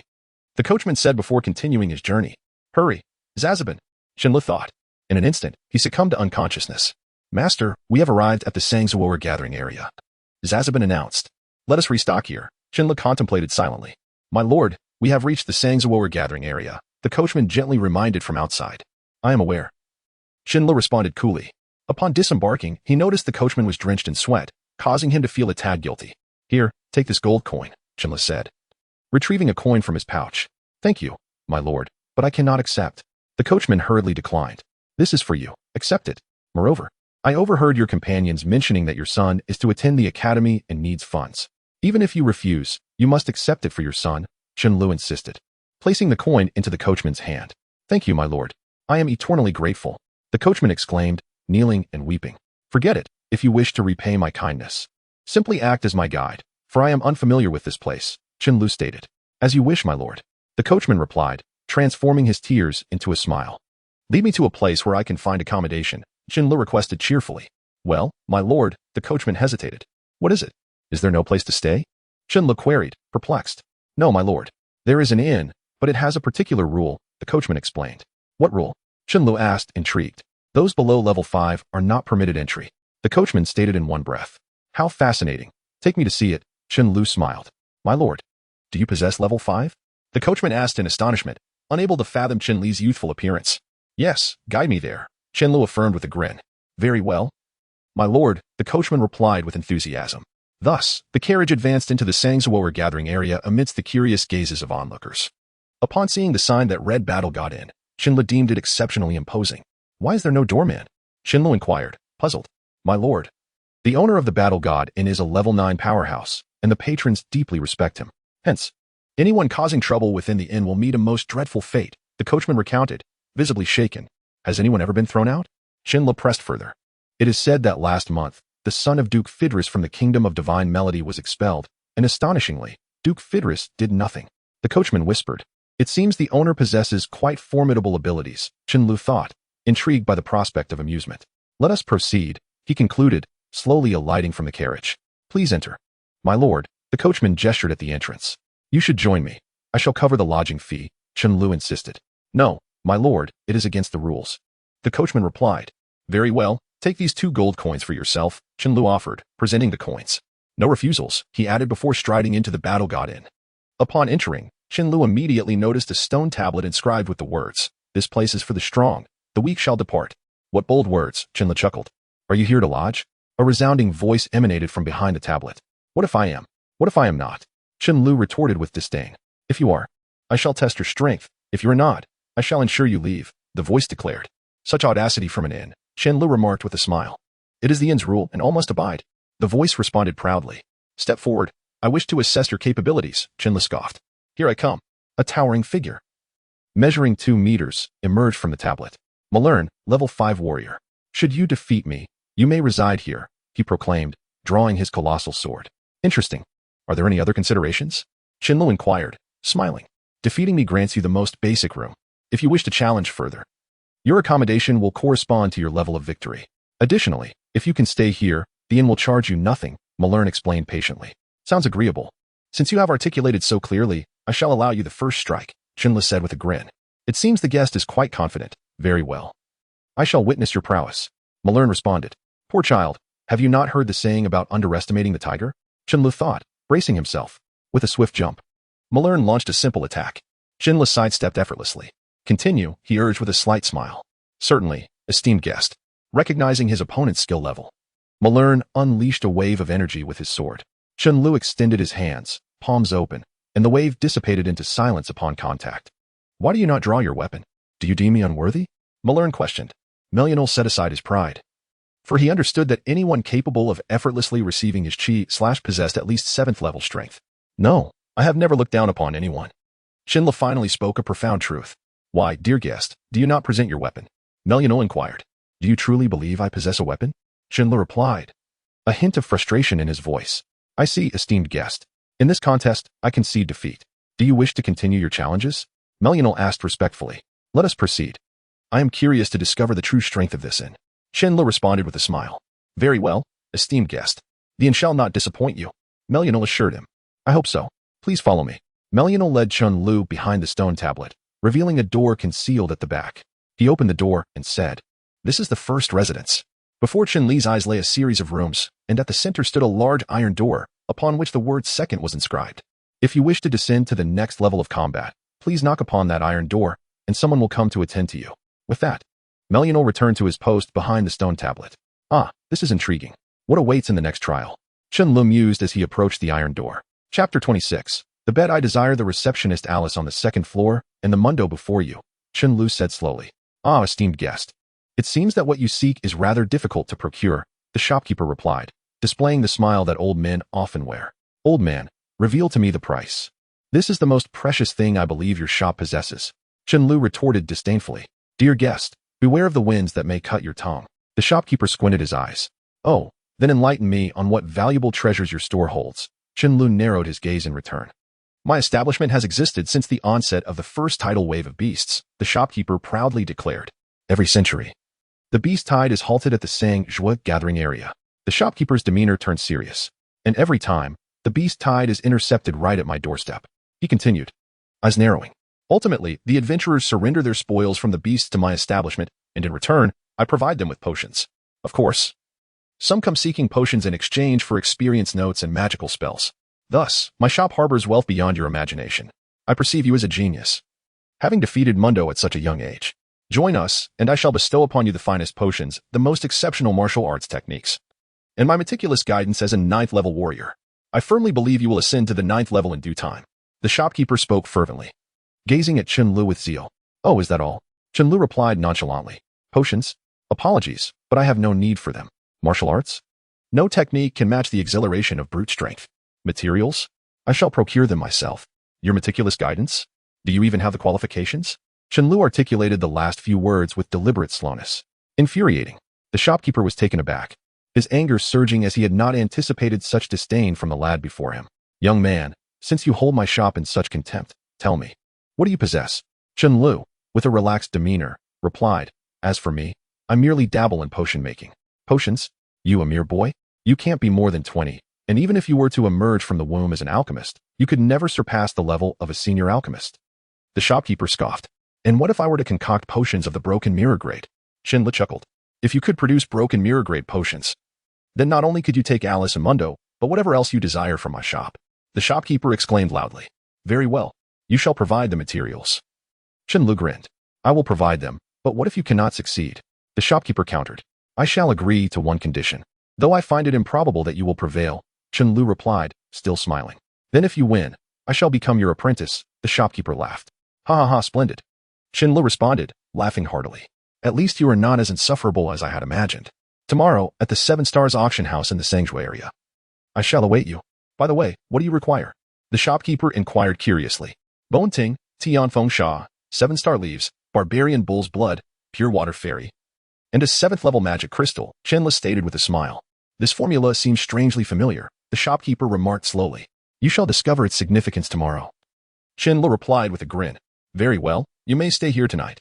By the way, what is your name? The shopkeeper asked. Lu. Arthur. Chen Lu answered. I'm Connor Kinway, the shopkeeper declared. Since CA has emerged, how could I, Master Kong, not appear? Why does this name seem vaguely familiar? Chen Lu pondered. I was once the continent's foremost assassin, Connor announced with pride. The foremost assassin? How is it that your enemies have not yet captured you? Chen Lu asked incredulously. Enemies? My name still graces the wanted list of the Celestial Empire, Connor replied, brimming with pride. All right, but why Haven Tea they come to trouble you? Chen Lu inquired. Perplexed. Well, I paid them handsomely to spare me, Connor replied, somewhat glum. You're still on their wanted list. How can you say they spared you? Chen Lu chuckled. They require face, and I grant it to them, Connor whispered. Enough, hurry and prepare the materials. Also, summon the coachman at the entrance to stay, otherwise. I shall withdraw from this bet, Chen Lu asserted firmly. Is it merely about accommodating someone? Connor pulled out a card and said, Hey, bring in that coachman outside and arrange for him to stay in Area 1. Understood. The card emitted a low, resonant sound. Oh, is this your subordinate? Chen Lu smiled. Why do you only concern yourself with my subordinates? What about this contact card? Do you not care about it? Connor replied, somewhat disheartened. It is but an alchemical product. I believe I could replicate it with a glance, Chen Lu stated candidly. You? Don't jest with me. You want to focus on tomorrow as potion making, otherwise. Losing would be quite embarrassing, Connor said slyly. Embarrassing? Will there be spectators tomorrow?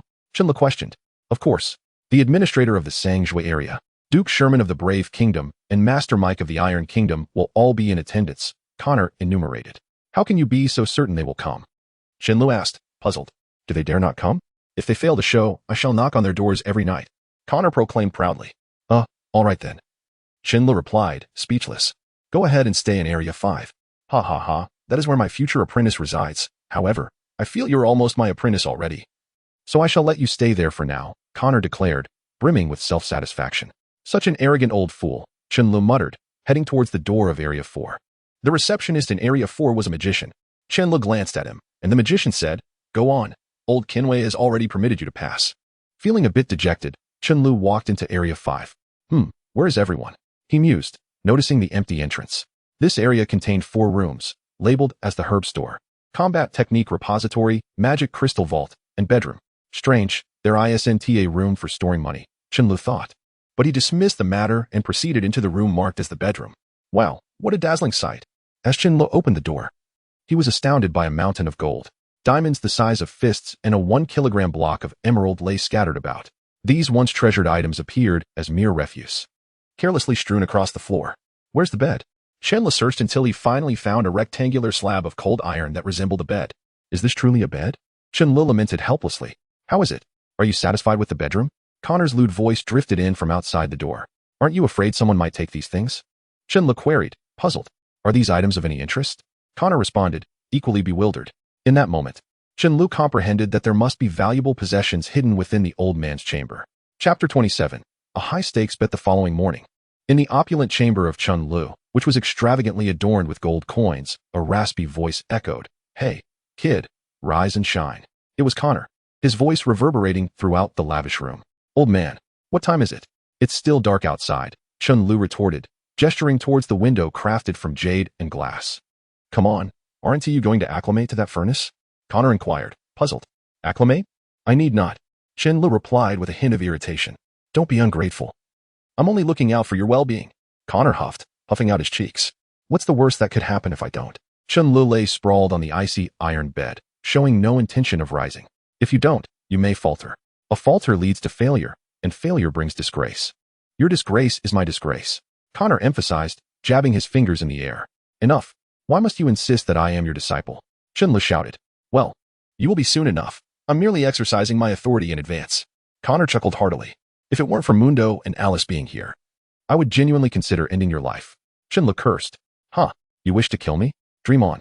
Despite the minor difference in levels. How could a level 7 like you ever hope to defeat a level 9 assassin like myself?" Connor laughed boisterously. Fine. Just leave, will you? I'll handle things on my own," Chen Lu muttered, feeling defeated. "Very well, my dear apprentice. Remember, it's at the 7 Stars auction house at 10 o'clock in the morning. Don't get lost," Connor declared before vanishing. Finally, that fellow is gone, Chen Lu thought, a relieved smile gracing his face. "I shall find a way to resurrect you," he mused, stroking the ruby nestled in his pocket. Time for another nap. At 9:30 a.m., Chen Lu awoke feeling refreshed. It had been ages since he had enjoyed such a restful sleep.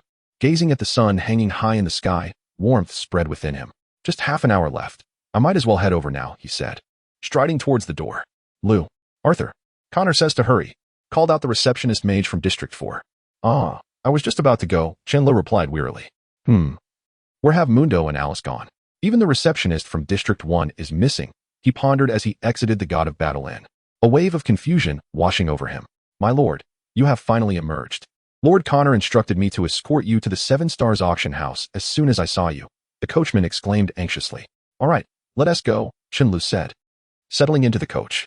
The 7 Stars auction house boasted 7 distinct zones: elixirs, weapons, armor, materials, alchemy, slaves, and magic crystals. Each zone spanned approximately 500 acres, making the entire auction house occupy half of the Sandral district. "It's truly enormous," Chen Lu marveled, feeling overwhelmed by the architecture of this world. Though not skyscrapers, the structures possessed an awe-inspiring grandeur. "There seems to be quite a crowd at the auction house today," the coachman grumbled. "Isn't this the expected turnout for an auction?" Chen Lu questioned, perplexed. "Indeed, my lord. This 7 Stars auction house was jointly established by the 5 kingdoms of the Irefire Alliance. Hence, the variety of goods is quite extensive. As the 5 kingdoms supply their wares in winter, the auction house is particularly bustling during that season. However, it is only early May. Such a turnout seems unusual," the coachman explained. "It must be related to that gambling event." Chen Lu thought to himself, does this old man possess such power? "My lord, we have arrived at the elixir zone," the coachman announced from outside. "Good," Chen Lu replied, disembarking and immediately struck by the parabolic architecture of the elixir zone, dominated by a massive furnace at its apex. "Truly, the architectural designs here are quite eccentric," he remarked, unable to stifle a chuckle. "Hey, kid, you're Connor's apprentice, right?" A short dwarf with a big beard approached him. "I am not," Chen Lu replied coolly. "It seems I have mistaken you for someone else." Connor said his apprentice would arrive at this time. The dwarf muttered to himself. "Well, I am Connor's apprentice. What do you want from me?" Chen Lu conceded reluctantly. "I knew it. Riding in that shabby carriage with white hair. Who else could it be? I almost doubted myself." The bearded dwarf laughed heartily. "All right, elder, could you please tell me what you need?" Chen Lu inquired. "Yes, indeed. Hurry, follow me. If you don't, you'll be late," the dwarf exclaimed, dashing ahead. "Oh, I haven't tea at breakfast yet," Chen Lu lamented, hastily following behind. They dashed like the wind, reaching the pinnacle of the structure. The throngs of people before him were astonishing. It was Chen Lu's first encounter with such a multitude of humans. "Hey, kid, come over here." Connor beckoned with a face reminiscent of a flower. Sighing, Chen Lu approached Connor's side. "Everyone, I, Connor Kenway, have finally found a candidate worthy of becoming my direct disciple. However, this young man possesses an arrogance akin to my own in my youth, so I intend to temper his pride." He proposed this wager. Should he win, he claims my 2 slaves. Should he lose, he shall become my direct disciple. I trust you all understand the terms of this wager. I believe it should be grand. The Fortune Business Association has agreed to set up a betting market for this event. I personally wager 100,000 gold coins on my future disciple's defeat. What about you all? Since old Connor is so generous, I shan't be stingy either. I wager 100,000 gold coins on his disciple's loss. A giant swordsman clad in splendid armor stood up. Oh, my old friend Duke Sherman, you will thank me for helping you win so many gold coins, Connor chuckled. Ha ha. Connor, let us have a drink tonight, Duke Sherman replied with a smile. And what of Master Mike? What are your thoughts? Connor turned to the dwarf who had greeted Chen Lu. I wager a complete set of my newly crafted frost iron armor, Mike smiled. Well, Master Mike is quite the high roller. Fortune Business Association quickly appraised Master Mike's armor and placed my bet on my disciple's loss. Connor announced loudly. No. I'm not betting on your disciple's loss. Mike shook his head. I'm betting on your disciple's victory. Good heavens. The crowd gasped in astonishment. Master Mike, have you lost your mind? Connor exclaimed, dumbfounded. I have not. Mike responded innocently. Oh, Mike, I believe you've lost your senses. Connor covered his eyes, shaking his head. Old Connor, it seems you have no idea just how capable your apprentice truly is, Mike remarked with narrowed eyes. He is merely a 7th-level warrior. Though I concede he is undoubtedly a genius in martial prowess, I cannot accept that he possesses any remarkable talent in alchemy. Connor retorted, puffing out his cheeks in indignation. Oh, Connor, you shall come to regret your skepticism, Mike replied. Connor remained silent, his gaze fixed on Chen Lu, who was stepping onto the stage. The stakes were set at 50 million gold coins for Connor's disciple to lose, with odds of 1-1, and 30 million betting on his victory at odds of 1-18. The representatives of the Heavenly Fortune Chamber shouted into the magic crystal microphone. Excuse me. How about I wager with magic crystals? Chen Lu finally spoke up. Certainly, however, we only accept crystals of level 5 and above. A level 5 crystal is worth 5,000, level 6 is 10,000, level 7 is 30,000, and level 8 is 50,000. How many will you wager? The chamber representative inquired. 10 level 8 crystals. A sudden hush fell over the crowd, astonished by such a bold gamble. 40,000 gold coins, Connor. It seems your apprentice does not have faith in himself, Sherman chuckled. I am betting on my own victory, Chen Lu declared with unwavering determination. The crowd fell silent. Disbelief etched on their faces. Is that not permissible? Chen Lu asked, puzzled. Of course, but there shall be no backing out once the bet is placed. The chamber representative responded. Naturally, Chen Lu confirmed. Now let us commence the alchemical process. Chapter 28. Extraordinary Elixirs. As flames ignited, Chen Lu directed his mental energy into the fire. An otherworldly purple flame surged forth, causing the surrounding air temperature to rise significantly. Beads of sweat appeared on the foreheads of nearby spectators. Chen Lu closed his eyes, intensifying his mental focus. This boy is merely a facade, scoffed an elderly man with a long white beard. The crowd turned their attention to this elder, yet none dared to challenge him. For he was a senior member of the Alchemist Guild, Mackenzie, an esteemed alchemist. The Alchemist Guild was undoubtedly the paternal figure of the entire divine continent. Why? Imagine engaging in a duel where your opponent had access to superior potions, leaving you at a distinct disadvantage. Furthermore, the profession of alchemist was exceedingly rare. Those who practiced it were either hired by prestigious families or joined the guild. Thus, despite his modest 4th-level strength, the elder commanded respect from all present. Silence enveloped the room, save for the crackling of flames. After several seconds, the base of the purple cauldron glowed a deep red. A smirk of derision appeared on Mackenzie's face, for even an apprentice alchemist knew that the moment the cauldron reached this temperature was the time to add the medicinal materials. Yet, this disciple of Connor failed to grasp this crucial timing, continuing to heat the cauldron instead. Did he not realize that such negligence could lead to an explosion? Unable to contain himself, Mackenzie remarked, I say, young man, do you even know how to concoct potions? If not, please do not waste our time. We are quite busy. Chen Lu lifted his gaze and coldly replied, silence. Mackenzie's face paled slightly. He was revered wherever he went. Yet here, before this seemingly inept boy, he was commanded to be quiet. His hands trembled uncontrollably, teeth clenched, as he glared at Chen Lu, vowing that this arrogant youth would pay dearly for his insolence. He imagined a future where this boy would be forced to pay exorbitantly for any potion he sought, at least 1,000 times the market price. At this moment, Chen Lu noticed the cauldron's base had turned a dark red, prompting him to act. He first tossed a 7th-level magical beast S crystal into the black opening of the purple cauldron. The sound of the crystal shattering echoed within, intensifying Mackenzie's derisive tone. To introduce the magical crystal first meant the cauldron would fill with energy, which should have been used to stabilize the effects of various herbs. Instead, this would only amplify the energy inside the cauldron, leading to an explosion at a critical point. Seeing this, Mackenzie grasped an 8th-level defensive magical artifact, the illusory reflection. Chen Lu sensed the cauldron brimming with energy and proceeded to add the blood of a mighty bull, the splattering sound resonating throughout the alchemy hall. The distinct, pungent odor of the blood made many attendees uncomfortable, with some contemplating leaving had it not been for Connor's presence. As the bull's blood filled the cauldron, he added the wind sand. Chen Lu silently chanted to himself, "Bull's blood, wind sand, and the magical crystal of a 7th-level beast." Connor, I wonder if your precious disciple intends to concoct a mirror-breaking pill? Mackenzie declared triumphantly. What? Connor's eyes widened in disbelief. He could not fathom that his treasured disciple would dare to toy with such a monumental undertaking. The mirror-breaking pill was known for its singular purpose, to aid 7th-level warriors in breaking through to the 8th level, though its success rate was a mere 30%. It boasted no side effects, making it far superior to a 0% chance. On the long and arduous path of the yellow sand, Chen Lu began to sing. The boy had lost his mind. Did he not understand that distraction during the alchemical process was strictly forbidden? Mackenzie, akin to a discerning connoisseur, pinpointed every conceivable flaw in Chen Li's actions, though it was indeed a multitude of errors.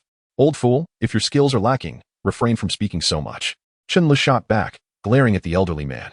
What? My skills are lacking? Very well, continue. I shall see what you can concoct. Mackenzie retorted angrily, crossing his arms and settling back to observe Chen Lu, whom he deemed a failure in alchemy. Connor, noting Mackenzie's ire, rushed over to placate him while casting a warning glance at Chen Lu. Now, that's more like it. Keep quiet. No one believes you to be mute. Chen Lu taunted. Observing that the wind sand had fully integrated into the cauldron, he began to add the creeping bone vine. This vine, known for its sinister nature, supposedly aged a mere youth by 20 years upon contact. It was a malevolent substance that absorbed life, considered useful only to necromancers. Mackenzie began to ponder, racking his brain for any potion formulas that might incorporate the creeping bone vine. After several minutes of contemplation, he recalled that he had long since abandoned such recipes. Bone transformation blood. It is time for the final ingredient, Chen Lu murmured, in an audacious move. He tossed both the 7-star leaf and the pure water fairy into the cauldron. The crowd gasped, and even some formidable individuals erected protective barriers with their energy or magic. Sizzle. Suddenly, the hall was filled with the sound of a phoenix's cry. Phoenix true fire. Mackenzie was astounded.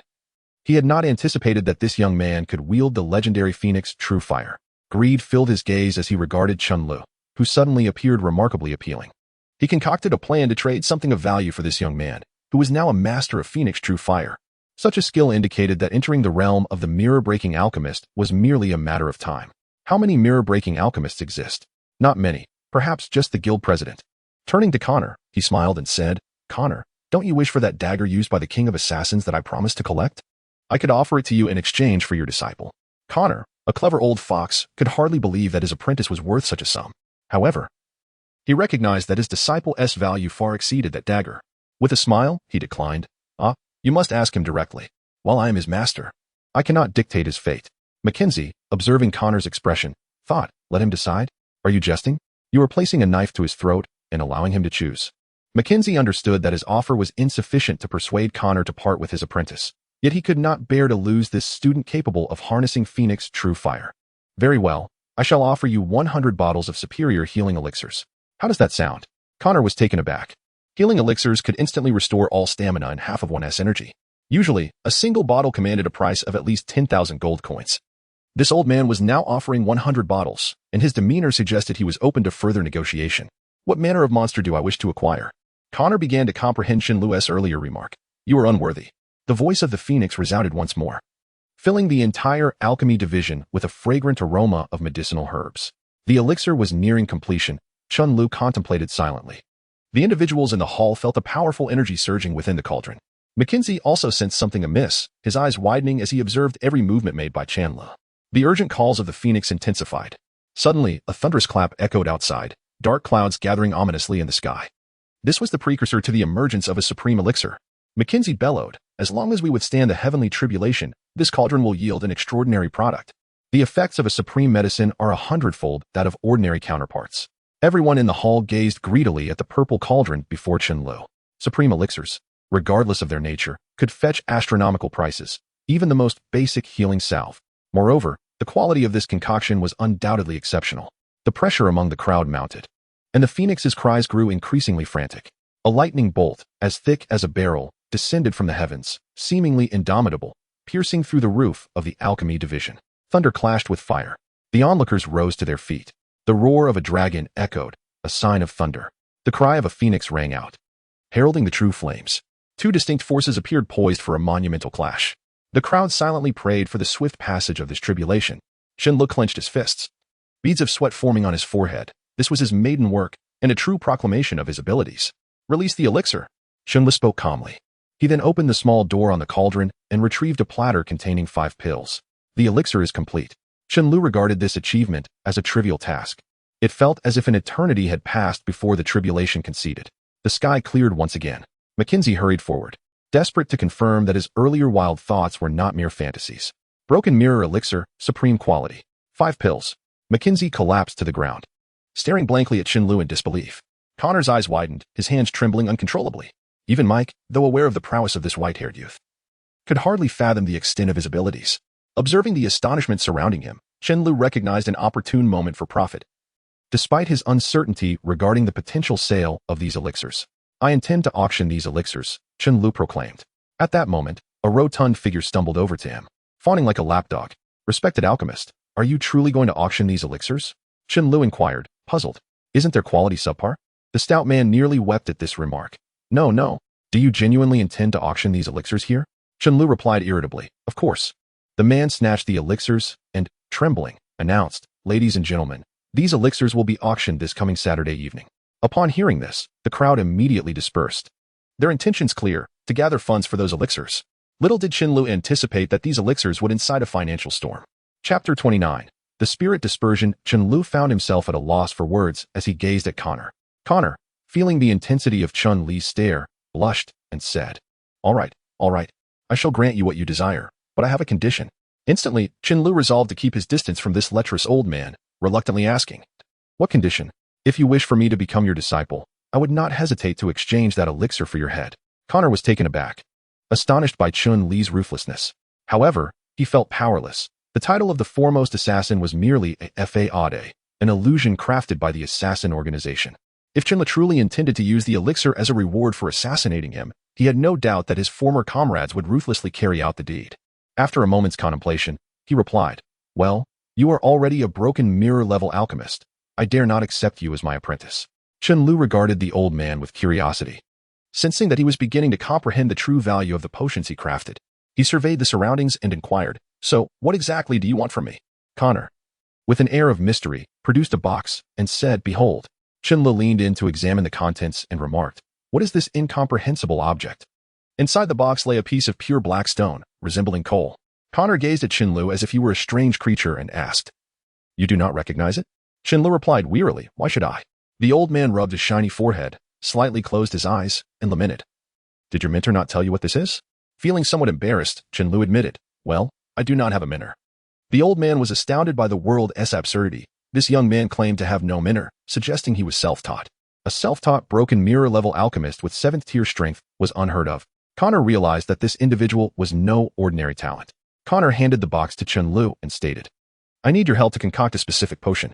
Chen Li's expression turned serious as he asked, What potion do you desire? Connor did not answer directly but instead posed a question, Do you know how painful it is to witness the death of a loved one before your eyes? Upon hearing this, Chen Lu moved closer to Connor and inquired, Is there any wine? Connor chuckled softly, It seems you have experienced such sorrow yourself. Come. Let us visit the wine house operated by the 7 Stars Auction House. Their wine is quite good. With that, he pushed open the door of the alchemy chamber and stepped outside. Chen Lu, clutching the ruby in his embrace, threw his head back and laughed heartily before following Connor out of the alchemy chamber. Mackenzie, recovering from his shock, attempted to pursue him to find the young broken mirror-level alchemist. Just as he was about to push open the door, a strong hand pulled him back. Turning to scold the one who obstructed him, he was met with Mike's face, which eased his irritation. Mike, why are you stopping me? If that kid is truly taken by old Connor, I might be scolded to death by the president. Mike displayed a jovial dwarf smile and replied, Right now. They are merely a pair of hearts wounded by love. Do not disturb them. Let them enjoy their drinking. If you disregard my advice and intrude, you shall bear all the consequences. Mackenzie calmed down and regarded Mike thoughtfully before asking, What of those potions? Do you have no thoughts on them? Mike laughed heartily. How could I not? Exceptional broken mirror level potions. If ordinary broken mirror potions merely allow a 7th tier individual the chance to break through to the 8th tier, then considering that exceptional potions possess 100-fold efficacy compared to ordinary ones, could they not assist a 9th tier powerhouse in breaking through to the 10th tier? Mike tugged at Mackenzie's long white beard and asked, "Do you have such ambitions?" Mackenzie hesitated for a moment before responding. "Even if I did, I cannot contend for them. Just look at those seated in the auction house today. They are either dukes or princes or merchants from the elven race, and even spies from the celestial empire." Mike chuckled, "And let us not forget us dwarfs." "Ha ha." He clapped Mackenzie on the shoulder and added, "It seems the place will be lively the night after tomorrow. Let us not dwell on that for now. Come to my abode. I recently brought a cask of century-old barley wine from the Iron Kingdom." Mackenzie nodded in agreement. "Very well, lead the way." The two of them departed the alchemy chamber side by side, leaving it in a tranquil state, though this calm was but temporary. Chen Lu and Connor finally emerged from the crowd, arriving at the luxurious private room prepared for them by the Seven Stars auction house. Chen Lu, panting, tossed the invitation aside and exclaimed, "A tall tree attracts the wind. I have only just become a tall tree, yet I am already besieged by so many winds." Connor laughed heartily. "Indeed, this is the norm. When I first gained fame, though not to the extent you have, many sought to befriend me." Chen Lu chuckled, "Alas, no matter how famous I become, she will never see it." Connor sighed, "Yes, no matter how renowned, she will never know." With an awe-inspiring golden hall surrounding him, Chen Lu strode directly to the golden table, picked up a barrel of wine, and called out, "Old Connor, come drink with me." Connor leaped to Chen Li's side, snatching the barrel and uncapping it to begin drinking. Chen Li laughed, "Come, come. I shall accompany you." He opened another barrel and drank deeply. The two shared laughter, oblivious to the figure outside the door. Just as the figure prepared to knock, witnessing the old and young reveling within, they paused and quietly departed. After several rounds of drink, Chen Li lost track of how much he had consumed. He tossed aside his empty barrel and swept away the delectable dishes before him, exclaiming, "Connor, you called me here to drink, yet I forgot to ask what you truly want from me." Connor, mimicking Chen Li, discarded his empty barrel and leaned against Chen Li, saying, "Have you ever heard that necromancers can summon the souls of the deceased?" Chen Li, upon hearing these words, shot upright, inadvertently knocking Connor to the ground. He proclaimed loudly, "I wish to know everything about this." Struggling to rise, Connor leaned against the wall and slowly replied, "I have a friend who is a necromancer." Chen Lu scoffed, "A necromancer? Their reputation is far from favorable." Connor laughed heartily. "Unfavorable reputation? I find the actions of those with good reputations to be far more reprehensible than those of the necromancers you speak of." Chen Lu shook his head, urging Connor to continue. Where was I? Oh yes, you mentioned having a necromancer friend." Connor nodded. "Indeed. My friend, the necromancer, possesses a spell that can summon the souls of the deceased to inhabit an object, albeit without consciousness." Chen Li's eyes widened at this revelation. Connor's expression grew somewhat crazed as he continued, "I was told that after death, the soul enters the realm of the undead, drifting aimlessly within. I would rather have her soul attached to an object than let her drift in the realm of the dead, consumed by other spirits." Chen Li stood up and declared loudly, "Tell me, what is the cost of casting this spell?" Connor replied, "We need her relic, and a substance known as spirit summoning powder." Chen Li shouted, "What is required for the spirit summoning powder?" Connor retorted, "Bloodstone, wailing flower, and frost spirit." Chen Li sat back down and coldly inquired, "Where can we procure these items?" Connor slowly explained, "The bloodstone is the piece I gave you. The wailing flower is said to be in the realm of the dead, while the frost spirit resides in the far north of the Velman Kingdom." Chen Lu stood up again, saying, "Let us go. I will seek them out now." Connor cautioned, "Do not rush. Let us plan our search. I will pursue the frost spirit, and you shall search for the wailing flower." Chen Li pondered for a moment. After all, he was to organize the undead army, and this so-called wailing flower should be within reach. He nodded in agreement. "Very well. After the auction in 2 days, we will seek these ingredients. In 3 years, regardless of whether we have found what we seek, we shall reconvene here. If one of us locates their desired item, they will assist the other in their quest." After exhaling these words in one breath, Connor smiled and added, "I am certain I will find it before you. No one knows where the realm of the dead lies." Chen Li chuckled, "What if I do?" Time passed as their conversation unfolded. At last, Chen Li glimpsed a purpose beyond vengeance. Thus, he resolved to annihilate the Tiger clan before her soul could be summoned. Chapter 30. Boss Orlon in the stillness of the night. Chen Li leaned against the wall and succumbed to slumber. Meanwhile, Connor stood by the balcony, gazing at the rising sun and the entire Songshui camp. "What are you looking at?" Chen Li awoke, uncertain of the moment. Connor brushed his hair aside and replied, "I am contemplating my past." "Memories?" Chen Li chuckled, gently caressing the ruby nestled in his arms. "My memories are painful, hence I prefer not to dwell on them. My primary focus now is on the spirit-invoking powder you mentioned." Connor smiled, patting Chen Li's shoulder. "I have waited decades for this. What are a few years to you?"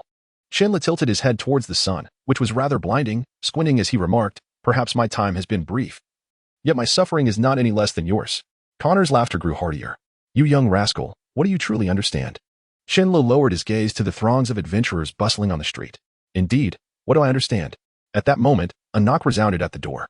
Come in. Connor steadied his expression. A woman adorned in golden silk and precious jewels entered, performing a curtsy before respectfully addressing them. My lords, I apologize for the intrusion. My master has invited you both for breakfast. Chen Lu turned to Connor, remarking, it seems we were too preoccupied with drinking last night. Connor surveyed the scattered dishes on the floor, feeling somewhat embarrassed. What a disgrace, he exclaimed. Please lead the way. The maid smiled and responded, please follow me, gentlemen. Connor followed her out, and Chen Lu, shaking his head, trailed behind. The 7-star auction house was indeed vast. They walked for a full 40 minutes before reaching its heart. The auction house had a single overseer, appointed through a unanimous vote from the 5 great principalities. Following the maid, they arrived before a grand door fashioned from gold. The maid smiled and said, my lords, we have arrived. Due to my humble status, I cannot proceed further. Connor smiled, gesturing for her to leave, while Chen Lu remained aloof, observing quietly. Ah, welcome, welcome. A rotund man clad in opulent attire emerged, his round face beaming. Connor opened his arms and embraced the man. Boss Orlan, it appears your business has been thriving lately. Orlan chuckled, his flesh quivering as he spoke. Ah, is this not the famed alchemist of the Shattered Mirror? I failed to notice you before, my apologies. Though Chen Lu smiled, it bore a hint of sarcasm. Indeed. Without merit, one would not earn respect, yet with skill, even in seclusion, friends would abound. This hypocrisy was Chen Li's initial impression of Orlan. However, necessary social niceties must be observed. No need for formality, I am merely a young lad, Chen Lu replied. Orlan laughed in response, his small eyes darting about. A young lad? Just yesterday, before everyone, you concocted the supreme Shattered Mirror pill. Is that something a mere boy could achieve? Your feat rivals even that of the Alchemist Guild's president. Chen Lu thought to himself how shameless the rotund man was. Yet, given the public nature of the gathering, he felt compelled to extend some courtesy. Boss Orlan, this is merely my pinnacle. Please refrain from excessive flattery. Orlan, a seasoned merchant, chuckled. Ah, let us not linger here. Come inside, and we shall enjoy a fine meal together. I intended to visit you both yesterday, but seeing you engrossed in drink, I hesitated to intrude. Chen Li's smile abruptly froze. He had been unaware that someone had been outside yesterday. Connor gently patted Chen Lu and turned to Orlan. Oh, I must thank you for that, Boss Orlan. Orlan scolded himself internally for his loose tongue. He hastily explained, I saw you both sprawled on the ground, which is why I dared not disturb you. Chen Li's expression relaxed slightly, and Orlan, sensing this change, felt relieved. He inhaled deeply and gestured behind him. Come, come. Connor ushered Chen Lu inside, where they immediately noticed a large magic crystal suspended from the ceiling. Chen Lu gasped, what an enormous magic crystal. Orlan smiled. This crystal was a gift from the founding king of the Kingdom of Courage to the then nascent 7-star auction house. It is said to be a holy grade magic crystal. A voice echoed, holy grade magic crystal detected. Would you like to absorb? Zazabin, refrain from speaking unless I request it, Chen Lu thought fiercely. All right, Zazabin replied helplessly. Chen Li's previous facade of insincerity melted away as he smiled genuinely. Truly, one can see why he was a king. Lowering his gaze, he soon realized that the room's opulence exceeded his imagination. The decor was illuminated by magic crystals, adorned with gems, and the floors were paved with liquid mithril, a magical material, with a standard mithril mine yielding but a kilogram per month. Furthermore, there was a grand bed made of magic crystals that could comfortably accommodate dozens. A sudden impulse struck him. He felt as though Connor was a mere pauper in comparison. Orlan chuckled, Alchemist, if you desire anything other than the crystal above, feel free to take it. Do not hesitate. Chen Lu realized he had become somewhat unseemly in his demeanor and replied, Boss Orlan, I am not one to forget my principles for mere wealth. Orlan's flesh quivered, and he lamented, had you not mentioned your name, I might have forgotten. Chen Lu smiled, a name is merely a moniker. Orlan gave a thumbs up, indeed. What you say is true. Approaching a table made of ice iron, Orlan announced, Gentlemen, let us dine here. Chen Lu and Connor promptly seated themselves, and Orlan snapped his fingers, commanding, serve the dishes.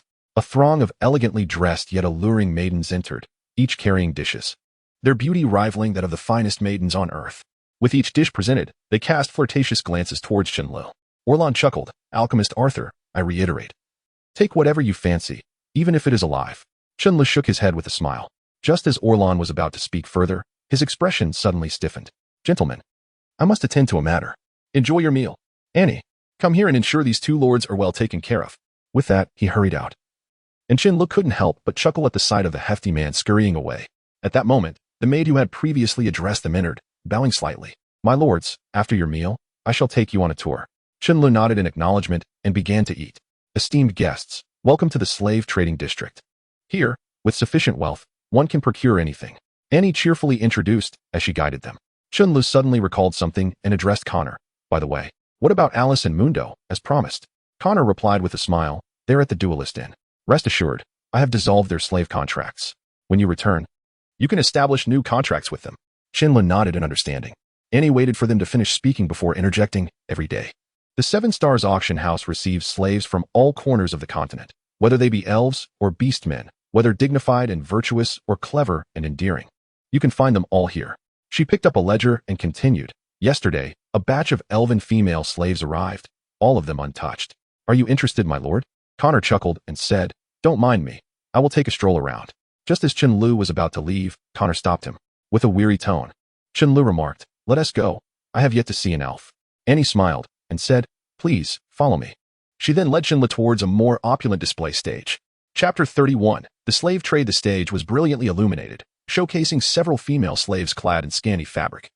Trembling in fear, while a gathering of opulently dressed individuals scrutinized the scene below. As Chen Lu approached within 10 meters of the stage, he was intercepted by 2 guards wielding short swords, and Anne was nowhere to be seen. Chen Lu cast a cold glare at the guards, a surge of frustration brewing within him. He inquired icily, why do you obstruct my path? The guards smirked, one resting his hand on the hilt of his sword, remarking, daring to approach the purple gold auction house without coin? You'd be better suited for the bronze auction house. Do not think that a head of white hair allows you to masquerade as a master alchemist. Now, be on your way, or else I shall show no mercy.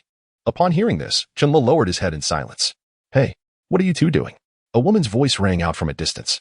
Upon seeing the elegantly dressed lady, the guards immediately bowed and asked, Miss, and what brings you here? And glanced at Chen Lu, who remained silent and sensed trouble. Furrowing her brow, she demanded, what have you two done to him? Initially surprised, the guards chuckled upon realizing she was referring to the white-haired youth. One of them replied, oh, Miss and is concerned about this pauper? I merely frightened him, did not harm him. Rest assured, we are measured in our actions. Anne's expression darkened. It felt as if the sky were about to collapse. With a stern tone, she commanded, you two, go to the finance department and collect your wages for this month. Then leave. The guards could hardly believe their ears. One of them laughed nervously, saying, Miss, and please do not jest. Our fragile hearts cannot endure such a shock, and remained silent, resembling a beast poised to erupt. The guards realized the gravity of the situation. I said, get out, and shouted, disregarding her image as onlookers turned their attention toward them. The guards knelt, tears and snot streaming down their faces as they fervently bowed, pleading, Miss, and we were wrong. Please, have mercy on us. Some spectators felt a twinge of sympathy and contemplated intervening, and coldly regarded the two fools and stated, you have not merely offended me, but rather the master alchemist. Silence enveloped the crowd, as if time had come to a standstill. The individual who had considered pleading for the guards recoiled in fear. The guards understood that this was the best outcome possible. Offending an alchemist, regardless of rank, could spell doom with a mere word. They respectfully bowed their heads, saying, thank you, Missin, before fleeing like the wind, and bowed her head slightly to Chen Lu, expressing, I apologize for the disturbance. Chen Lu remained silent, merely gazing at the opulent stage as he walked forward. The crowd parted instinctively, creating a path for him. At that moment, a pale-faced middle-aged man rushed over, bowing hurriedly.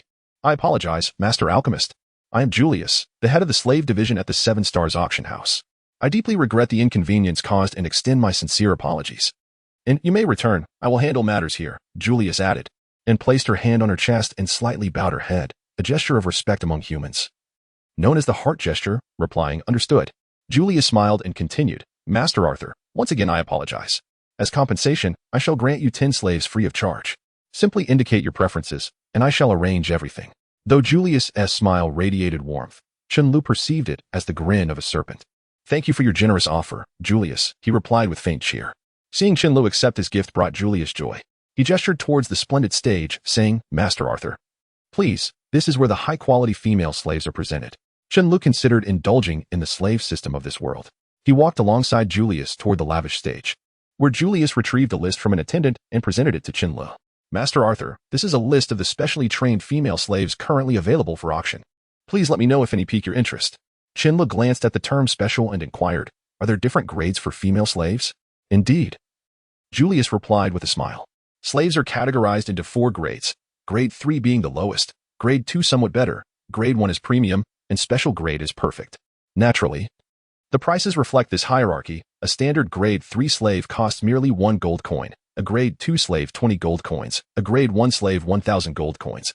And a special grade can vary greatly depending on specifics. For instance, a virgin from the elven race commands at least 50,000 gold coins. Chen Lu perused the list, noting the few names. I desire Mia, Nyla, and Leia. Additionally, I require a few other slaves for various purposes.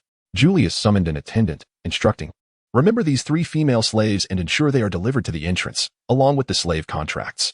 After giving his orders, Julius turned to Chen Lu, saying, my lord, please follow me. He led Chen Lu to a bustling street, still within the confines of the building. Chen Lu observed the throngs of people and the various humanoid beings confined within cages. The disparity in status among the individuals was glaring. Chen Lu queried, why have you brought me here? Are you seeking to present me with subpar slaves? Of course not. Julius hastily replied. Functional slaves are typically grade 1. Chen Lu nodded thoughtfully.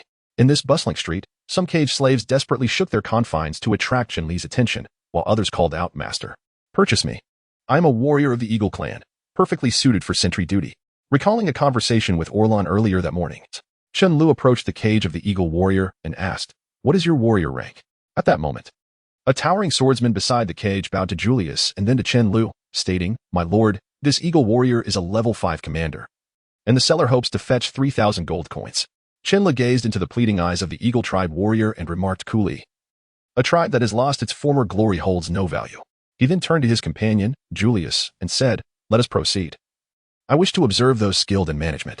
They departed, leaving behind the despairing Eagle warrior. Here we are, Lord Arthur, Julius indicated towards a blue tent. Chen Lu looked up and noticed that the individuals entering and exiting were of significantly higher status. Julius summoned a person and instructed, prepare a private room. I hope we will not be disturbed. The individual nodded and replied, Lord Julius, the VIP room is still available. If you require it, you may conduct your selection there. Julius acknowledged and then addressed Chen Lu. Lord Arthur, please follow me. Chen Lu glanced around before entering. Upon entering, they were greeted by the sight of a grand stage, crowded with people. Julius guided Chen Lu along a side path. At that moment, a resonant voice echoed in Chen Li's ears. Ladies and gentlemen, before you stands a necromancer captured by the Iron Sword Mercenary Corps. It is well known that necromancers are a rare, formidable, and fearsome profession. This particular necromancer has lost his magical powers, thus, he has not been purified by the Church of Light. Some may question the utility of a powerless necromancer, but I can assure you of his extensive knowledge. Furthermore, this necromancer has undergone comprehensive training as a steward, and I believe he can utilize his wisdom to elevate your tastes. Now please place your bids. With that, a frail old man, elegantly attired, stepped onto the stage. He placed his left hand on his chest and, with his right hand, removed his hat, performing a noble bow. He had once been a noble. This gesture elicited gasps from several surrounding aristocratic ladies. Chen Li's interest was piqued. He grasped Julius's arm and said, this necromancer is not on the list you provided. Yet I am intrigued by him. Julius glanced at the poised necromancer on stage and called out, someone. This necromancer has caught the eye of a distinguished guest. Escort him to the VIP room. The nearby noblewomen cast resentful glances at Julius, who dismissed their discontent and led Chen Lu into a side chamber.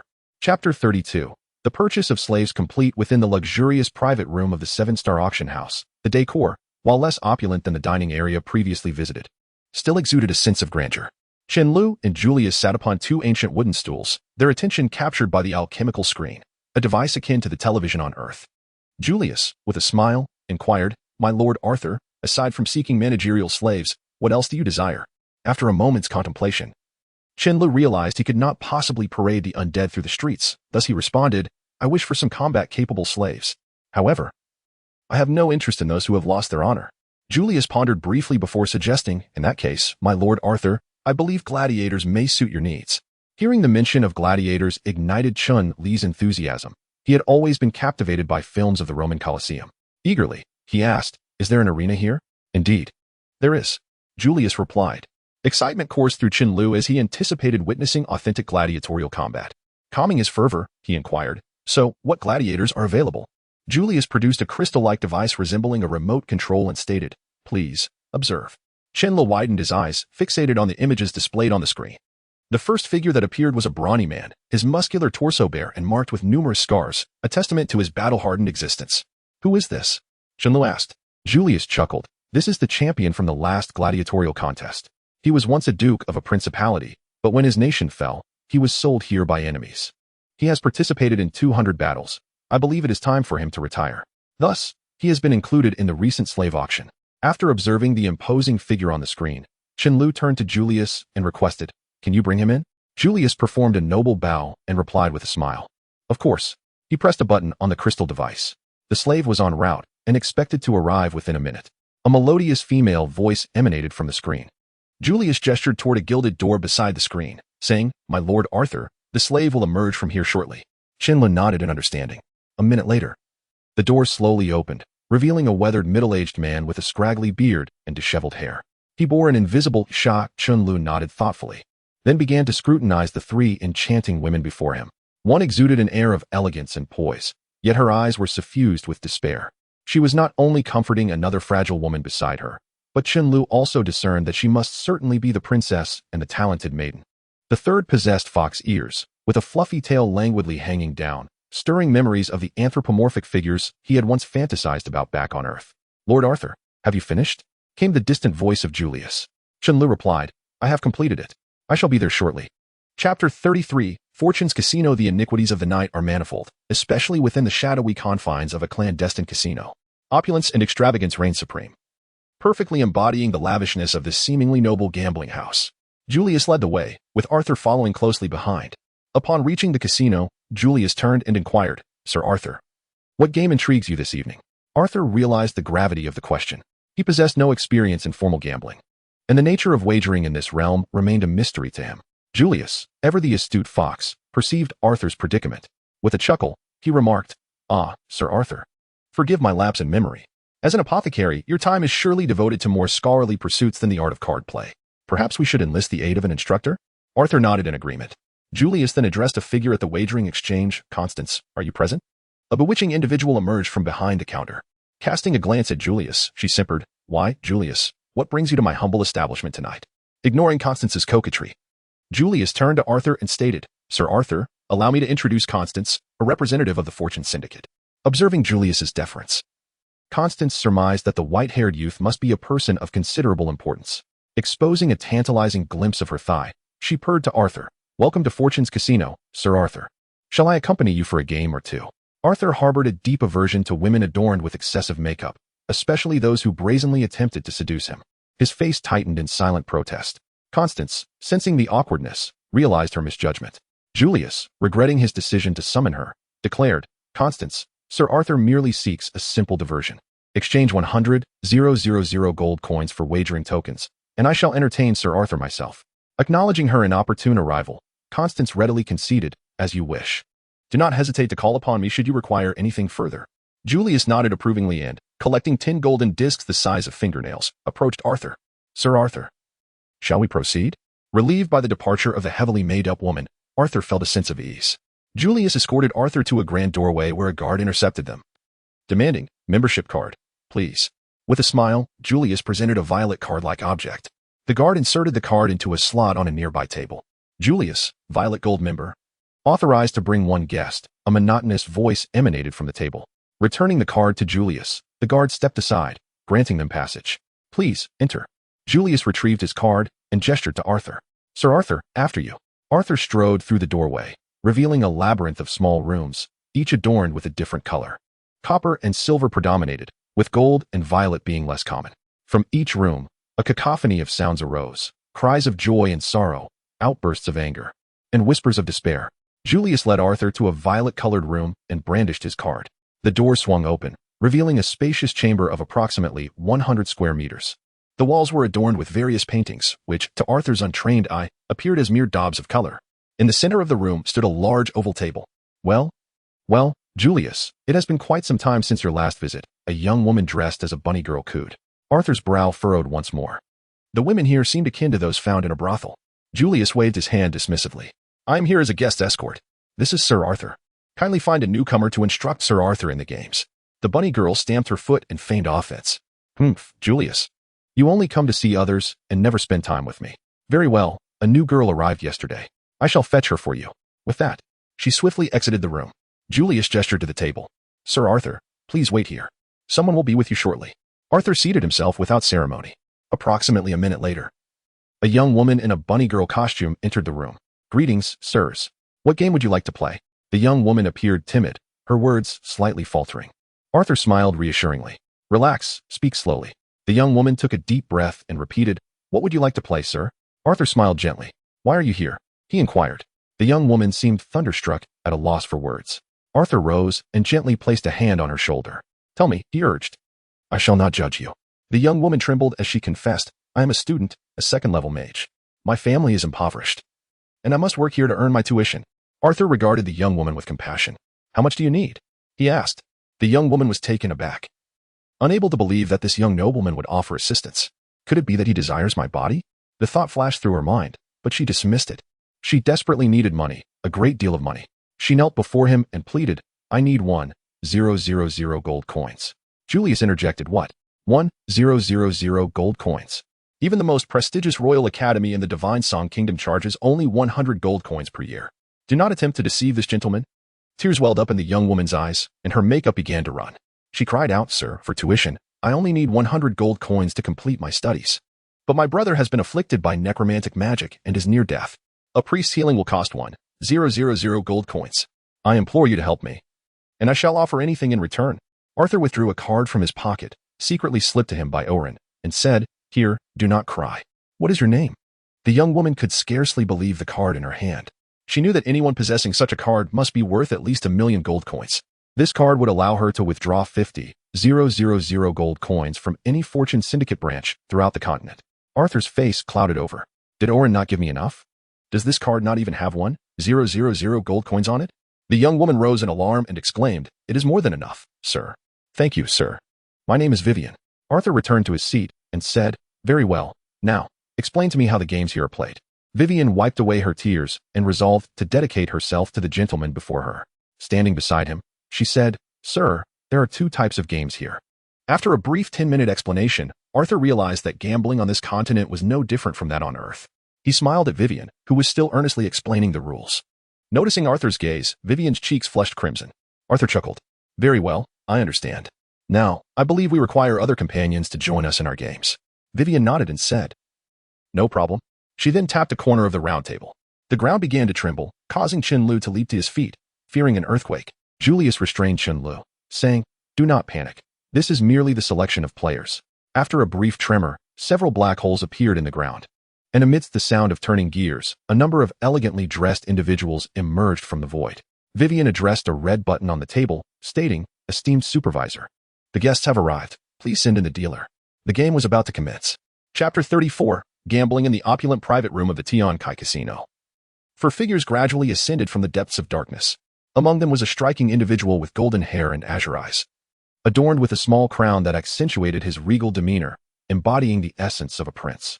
Beside him stood another man draped in luxurious mink, his countenance exuding an air of chilling aloofness. The remaining 2 were familiar faces to Chen Lu, Mike and Mackenzie. Upon spotting Chen Lu and Ulysses, Mike joyfully opened his arms and embraced Chen Lu, exclaiming, My dear young friend, what a delightful surprise to encounter you here. Recognizing Mike, the dwarf, Chen Lu smiled warmly and replied, Greetings, Mike. I too did not anticipate meeting you in this venue. Mackenzie regarded Chen Lu with fervent admiration, his gaze infused with respect. Despite their previous encounters where Chen Lu had playfully mocked him, aware of the need to reciprocate the kindness, Chen Lu beamed at Mackenzie and said, Master Mackenzie, it is quite a surprise to see you here as well. Mackenzie, taken aback by Chen Li's cordiality despite their past exchanges, smiled broadly, resembling a blooming chrysanthemum. Master Arthur, it is a pleasure to meet you. After exchanging pleasantries with the 2 acquaintances, Chen Li turned his attention to the other 2 individuals. Ulysses, seeking to establish his presence, leaned closer to Chen Lu and introduced, This is Prince Fane of the Brave Kingdom. With a flick of his hair, Fane performed a noble bow and declared, Master Arthur, on behalf of the Brave Kingdom, I extend a warm welcome to you. Chen Lu responded with a subtle nod. Fane took a seat, clearly pleased with the interaction. Ulysses then elaborated on the man clad in mink, who radiated an ominous aura. This is Ella Burton, the leader of the continent's second most notorious assassin organization. Despite his somber demeanor, Ella feigned enthusiasm as he addressed Chen Lu, stating, Master Arthur, should you require assistance in the future, simply command, and I shall endeavor to resolve your troubles. Chen Lu offered a slight smile and returned the noble gesture as Ella took his seat. At that moment, a handsome gentleman dressed in a black and white uniform entered the room, approached the center of the table, and bowed respectfully, announcing, I am your dealer. May we commence the game? Fane raised his hand and declared, If Master Arthur is ready, let the game begin. Feeling adequately prepared, Chen nodded in affirmation, signaling the dealer to initiate the game. The dealer inquired, "What game shall we play?" Noticing the eyes of the assembled guests upon him, Chen Lu shyly suggested, "Let us play Jia Jinhua." The dealer nodded, snapping his fingers, as a troop of bunny girls entered, each carrying a covered platter. The dealer lifted a cover to reveal a deck of cards, instructing the guests to inspect the deck. The playing cards were crafted from golden paper, sealed beneath a glass layer. Chen Lu signaled his approval once the inspection was complete. The dealer bowed and stated, "According to the regulations of the Tiankai Casino, the minimum pot for Jia Jinhua is 500 gold coins. Please, place your bets." The guests began to place their chips, while Chen Lu found himself in an awkward predicament, raising his hand to indicate, "I only have 10,000 gold coins and chips." The dealer bowed again, addressing Chen Lu, "How would you like to exchange your chips?" After a moment's contemplation, Chen Lu replied, "Exchange 500 for 10 chips, and 1,000 for 5. I'll keep 3,000 chips, and exchange the rest at that ratio."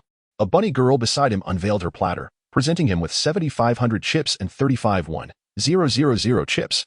The dealer then announced, "Let us deal the cards." With remarkable speed, the dealer distributed the cards to the 6 players in less than 3 seconds. "Is there anyone wishing to place a blind bet?" he inquired. Chen Lu, treating the game lightly, tossed a 500 chip into the pot. Fane, wearing a smile, remarked, "Master Arthur is an extravagant player. I shall not be outdone." He then tossed a 500 chip onto the table. Ella and both Mike and Mackenzie followed suit, each placing a 500 chip. Ulysses, however, chose to fold. Curious, Chen Lu asked, "Why did you fold?" Ulysses chuckled and replied, "My intuition tells me this hand is unpromising, so I discarded it." Chen Lu merely smiled in response. The dealer announced, "The first round of betting is complete. We shall now proceed to the second round." Chen Lu opted not to place another blind bet. He lifted his cards to examine them, an ace of spades, a jack of hearts, and a 3 of clubs. With a grin, he declared, "I bet 1,000, and tossed a 1,000 chip into the pot. Fane laughed, having not looked at his cards, immediately placing a 500 blind bet. Chen Lu, puzzled, inquired, "Why did Prince Fane not look at his cards?" Fane flicked his hair and stated, "It is merely a game. Regardless of whether I look, the amount remains unchanged. So it seems irrelevant to me." Chen Lu burst into laughter. The others exchanged glances before checking their cards, only to find that they had all folded. Chen Lu teased, "Why aren't you all playing properly?" Mike laughed heartily, retorting, "The dwarf kingdom is not as affluent as your human realms." Mackenzie chimed in, "I did not bring any money." Ella remained silent. Chen Lu called out, "Let us reveal our hands." Upon hearing this, the dealer responded, "Please place 2,000 chips as a mandatory reveal fee." Chen Lu tossed in 2,000 chips and revealed his cards, showcasing the ace of spades prominently. Fane chuckled, "I did not expect Master Arthur to be so impatient." He revealed his hand, a queen, winning the round. "Master Arthur, I apologize, I have one." Chen Lu sat back, speechless. At that moment, Ulysses remarked, "It is getting late. Let us play one final round before departing. I must prepare for tomorrow's auction." Fane smiled and agreed, "Certainly. I too must prepare. How about you, Master Arthur?" Chen Lu waved his hand, indicating he was fine. The dealer announced, "Clear the table." The bunny girls began to tidy up the cards. Chen Lu watched as Vivian diligently cleaned the deck, unable to suppress his laughter. The dealer then opened a fresh deck and declared, "Let the dealing commence." Golden cards were distributed among the players. Without hesitation, Chen Lu pushed all of his chips into the center, seeking the thrill of an adrenaline rush. Fane, witnessing this, chuckled and teased, "Master Arthur, I did not expect you to possess such a childlike spirit." Chen Lu smiled and replied, "To live in this world, one must maintain a childlike heart." Fane remained silent, pushing his own chips into the pot. The others, unwilling to dampen the mood, followed suit, contributing their chips. The dealer announced, "Reveal your hands." Chen Lu revealed a pair of aces and a 3. Mackenzie held a scattered hand. Mike revealed a pair of 4s with a 2. Ella displayed a pair of 6s with a 9. Ulysses revealed a pair of jacks with a 7, while Fane held a pair of kings with an ace. Fane applauded. "Congratulations to Master Arthur on winning this round." Chen Lu beamed with joy, gathering his winnings and departing alongside Vivian. Upon witnessing Chen Li's departure, Julius remarked, "What kind of underhanded tactics are you employing?" Fane replied, "Although Master Arthur is merely a novice, we must ensure his happiness. Otherwise, it will be quite arduous for us to seek his assistance in the future." However, Ella interjected, "Your hand consists of 3 kings, doesn't it?" Fane chuckled. "Isn't your hand comprised of 3 eights?" Laughter erupted among the group, for it was merely a game of leisure. Chapter 35, A Night's Discourse Outside the Celestial Fortune Casino. Chen Lu gazed upon the 50 gold cards in his possession, each worth 10,000 gold coins, essentially promissory notes, a sardonic smile playing on his lips. Did you truly take me for a fool? He muttered to himself. Did you believe I wouldn't perceive such a rudimentary ruse? Vivian, observing Chen Li's wry amusement from behind, felt a tremor of apprehension. She stood there with utmost circumspection, lest she disrupt his thoughts. Chen Li turned, his gaze softening as he met Vivian's eyes. A gentle smile graced his features as he proposed, "Lead me to your brother." Vivian's heart fluttered like a trapped bird. Her cheeks flushed as she demurred, "My lord, the hour is late. Perhaps it would be more prudent to defer until tomorrow." Chen Lu glanced at the moon, now ascending the branches, and conceded the lateness of the hour. He nodded in agreement. "Very well. Tomorrow, I must attend to matters concerning the auction, thus precluding a visit to your brother. The day after, then, I should be able to procure assistance for him." Tears traced a path down Vivian's face. She was perplexed by Chen Li's unwavering dedication to her cause. Chen Lu disowned her bewilderment and offered a reassuring smile. "I merely see a reflection of my former self in you." After a moment's contemplation, Chen Lu produced a gold card, entrusting it to Vivian before departing without a backward glance. Well, if it isn't the prodigal alchemist returning to the fold," quipped Connor. Reclining upon the lintel of the dual godin's entrance, a bottle of spirits and a platter of cured meats within arm's reach, Chen Lu chuckled at the sight. Is this how the erstwhile foremost assassin of the continent comports himself these days? Do you not fear ridicule? Connor leapt down from his perch, a mischievous grin spreading across his face. What have I to fear? Besides, as you yourself stated, I am merely the erstwhile champion. Chen Lu couldn't help but reminisce about the previous night when Connor had wept inconsolably. Connor heaved a dramatic sigh. "Thanks to your exploits, no fewer than 20 parties sought your audience during our absence this morning. Since my return, another 30 have besieged the inn. It appears the vocation of alchemist is truly a marvel. In all my years of managing the dual god inn, never have I witnessed such a surge of visitors. And all it took was one public demonstration from you." Chen Li chuckled. "Rest assured, I've toiled in obscurity for many years." Connor gazed at the radiant moon, then extended his arms, basking in its ethereal glow. Closing his eyes, he beseeched, "Grant me a glimpse into your past." Chen Lu felt the need to fabricate a lineage. Gazing at the moon, he intoned, "I know not the identity of my parents. My earliest memories are of my grandfather, with whom I dwelled in seclusion among the beast men. He succumbed to illness when I was but 3 years of age, prompting me to dedicate myself to the art of alchemy." Connor stared at Chen Lu in astonishment. Acutely aware of the sacrifices required to master alchemy, he found it difficult to comprehend that a mere child of 3 could endure such hardship. Chen Lu offered a melancholic smile. "At the tender age of 3, I encountered a large adventuring party. Among them was an alchemist who, perceiving my youth and acuity, enlisted me as his apprentice. My duties consisted of fetching vials and ingredients, but I surreptitiously absorbed his knowledge. After all, the nature of an alchemist is self-evident. Later, when I was 9, the party was decimated by the Tiger clan of the Beastman Empire. I was fortunate to escape." Connor offered Chen Lu a goblet of wine, maintaining a solemn silence. Chen Lu drained the cup in one draught, then continued, "Subsequently, I found refuge with a tribe of ogres, where, to my surprise, I discovered a mid-level alchemist who took me under his wing." Chen Lu produced an antique gold coin from his pocket. He accepted me as his disciple, instructing me in the ways of alchemy. Alas, our time together was ephemeral. He passed away when I was 13, leaving me this coin as his sole memento. The ogres, grateful for our healing ministrations, permitted me to remain within their tribe, providing ample resources for my studies. Chen Lu pocketed the coin and turned towards the inn's entrance. Through a series of fortuitous encounters, my alchemical skills advanced exponentially. Chen Lu entered the dual god inn, leaving Connor in contemplative silence. As Chen Lu crossed the threshold of the 5th chamber, he beheld a gathering of his newly acquired slaves, Alice and Mondo, positioned before the 6th door. They bowed in unison, intoning, "Master." Chen Lu nodded in acknowledgement. "Rio, Hart, Necromancer, and Mondo, enter here." He gestured towards his chambers. "The rest of you, attend to your duties." Rio, Hart, the Necromancer, and Mondo bowed deeply before following Chen Lu into his private quarters. Chen Lu, upon entering the room, addressed Mondo, who was sitting bolt upright. "Relax, there's no need for such formality." Seeing that Mondo remained ill at ease, Chen Lu sighed inwardly. He positioned himself between the 3 men and declared, "I have summoned you here to foster harmonious relations between master and servant." Rio, Hart interjected, "As long as you accord me the respect due to a knight, I am content to serve as your attendant." Chen Lu smiled. "I am willing to grant you the respect befitting a knight, provided that you pledge your unwavering loyalty. I assure you, I shall never demand anything that contravenes your chivalric code." Rio, Hart knelt upon one knee, his voice filled with humility. "As you command, my liege." Chen Lu chuckled at the title. He had not anticipated that his new knight would discern his ambitions so readily. Chen Lu turned his attention to the serene-faced necromancer, noting a resemblance to Ding Fei in his placid smile.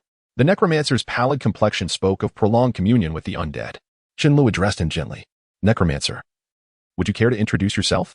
The necromancer smiled and executed a graceful bow. Greetings, my esteemed master. Your humble servant, Fitz, extends his sincerest regards.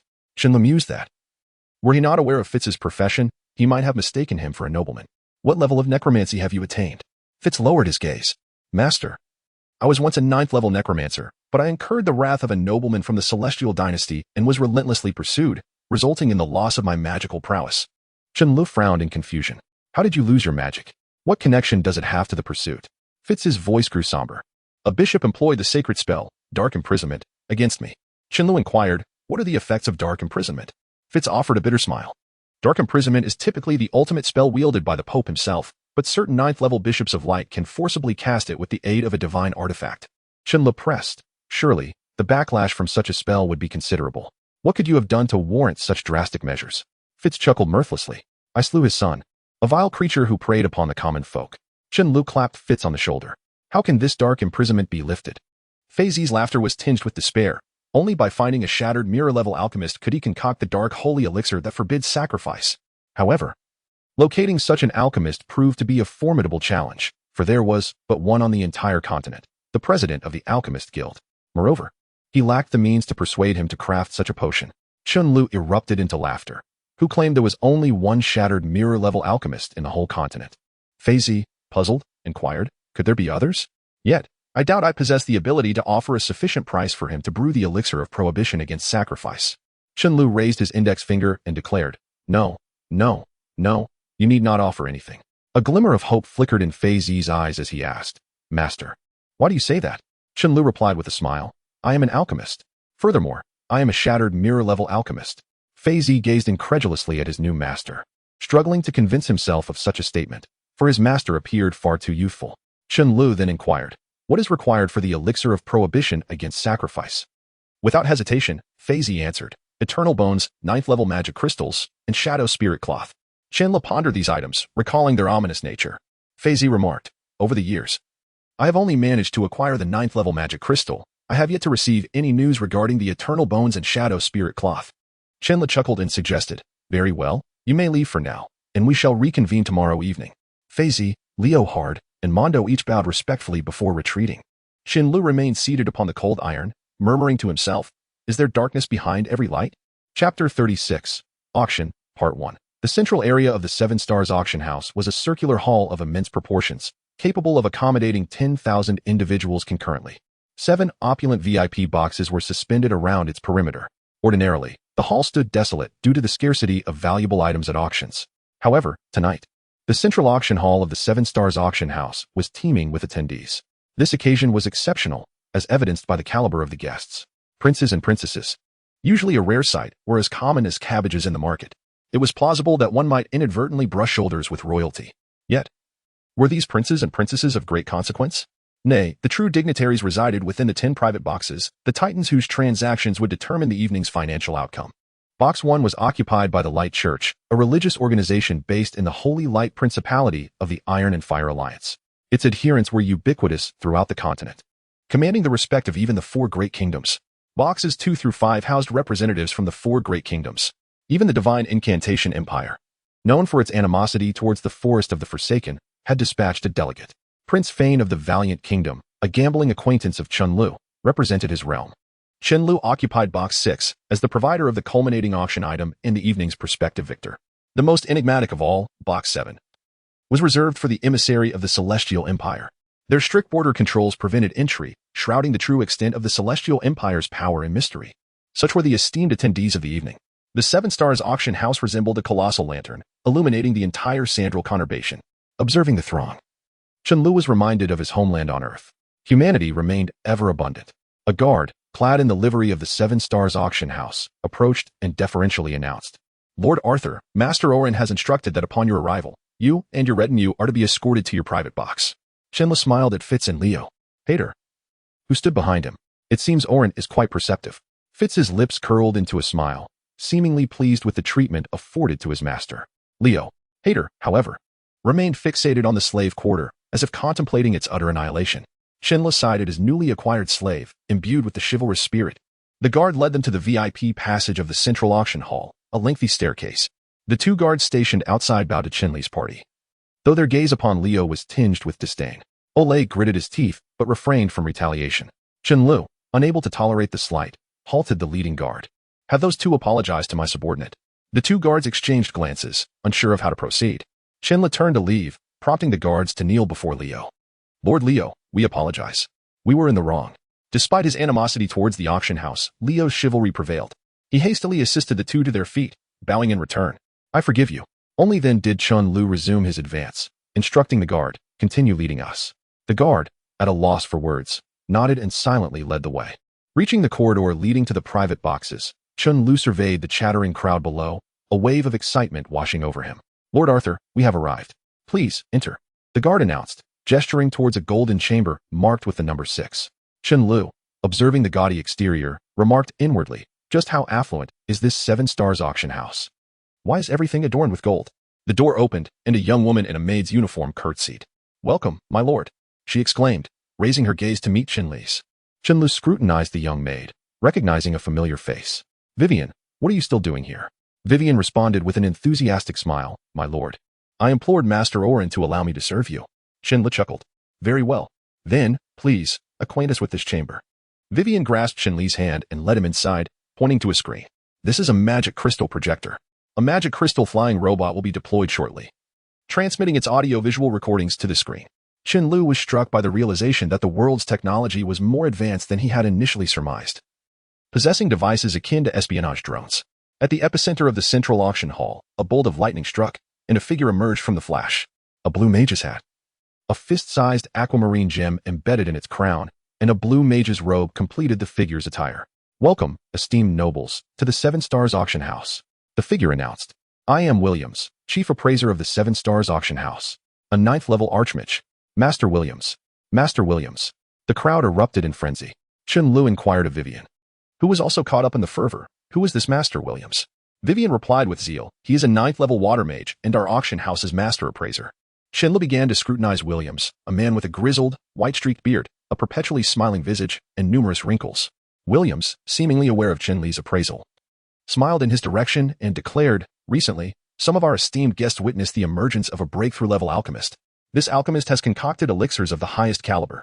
Most importantly, he has entrusted the 7 Stars Auction House with the sale of his elixirs. We are honored and delighted to accept this commission and have included some of our own treasures in this auction. Before we commence, let us applaud Master Arthur, who graces Box 6 with his presence. Williams removed his hat and roared, Arthur. The audience echoed, Arthur. Arthur. Chen, witnessing the princes and princesses chanting his name, felt a surge of excitement. He inquired of Vivian, is there a device that will allow my voice to reach everyone below? Vivian retrieved a microphone-like object from the right side of the screen. This is a voice transmission device. As you speak into it, the magic crystal reaction system in the hall will broadcast your words. Chen took the device and announced, I am grateful for your esteemed support of this auction. I feel somewhat indebted to your generosity. Therefore, I pledge that whoever successfully bids for the elixir will be granted one alchemical request, with the materials provided by the requester. His words sent ripples through the hall. Thane's voice echoed, Master Arthur, is this true? Chen responded, I have yet to retract a promise. Thane replied with a hint of mirth, very well. It seems I shall incur a significant expense. However, to secure an alchemical request from Master Arthur, I believe I shall feel no regret. Another voice interjected, Greetings, Master Arthur. I am Archbishop Tussauds of the Light Church. We hope to have a discussion after this auction. Chen smiled and said, Unfortunately, Archbishop Tussauds, I have matters to attend to after this auction, so I won't be able to stay and chat with you. Tussauds chuckled in response, No problem at all, as long as Lord Arthur is willing. Time is quite negotiable. Chen replied with a smile.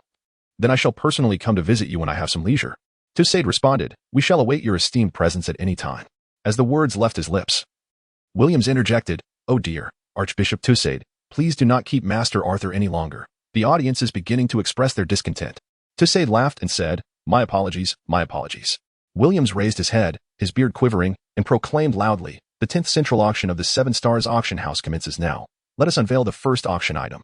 The first item was a dagger, measuring less than a meter in length, entirely black, emanating a palpable aura of menace. Chen perceived this blade as extraordinary. Williams announced, This is the renowned dagger once wielded by the Dark Warrior Mobile. Mobile, as you may well know, was a 9th-level Black Knight who wreaked havoc in the Holy Light Duchy 2 centuries ago, only to be purified by the Church of Light, and his weapon subsequently vanished. Last year, our 7 Stars auction house fortuitously acquired this dagger. Initially, we intended to keep it in our collection, but considering the flawless works of Master Arthur, I felt it required a worthy presentation, hence we are auctioning it today. Williams recited a spell, and an ice wall erupted on the stage. He addressed the crowd. Now, let us invite someone to test this dagger. Chapter 37. The Auction, Part 2. Never mind, I shall handle this myself, Williams remarked with a smile to the audience below. The crowd erupted in laughter, thoroughly entertained by his antics. Williams grasped the black sword and made a swift cut through a block of ice. With a resounding crack, the ice shattered into 2 halves, sending shards flying across the floor. Pleased with the spectacle, Williams addressed the audience. The opening bid is set at 20,000 gold coins, with increments of no less than 1,000 gold coins. 20,000 and 1,000 gold coins, declared a young man with a pale complexion, standing proudly. Our young master Hell is also eager to practice his swordsmanship? Another richly dressed youth, sporting a mischievous grin, interjected as he rose to his feet. 1,000 gold coins is rather stingy. Let's raise it to 30,000 gold coins. Williams chuckled, aware that the sword was worth no more than 25,000 gold coins.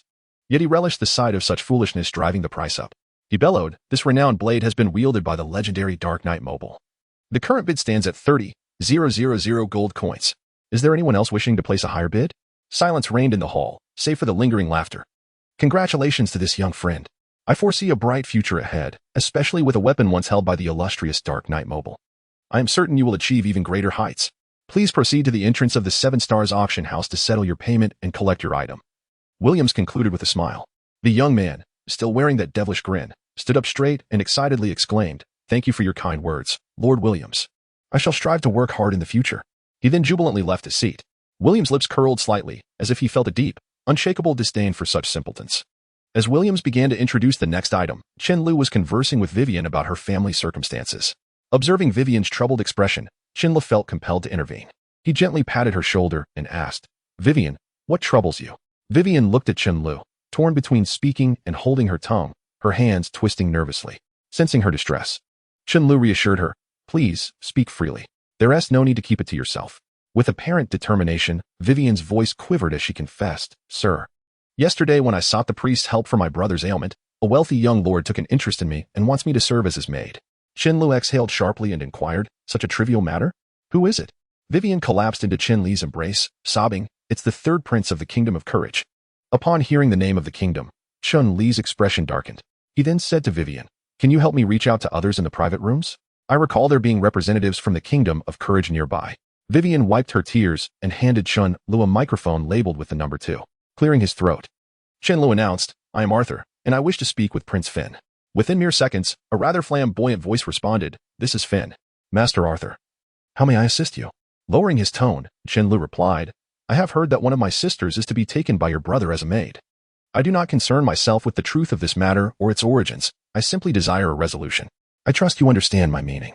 In the second private room, 3 individuals adorned in luxurious furs sat together.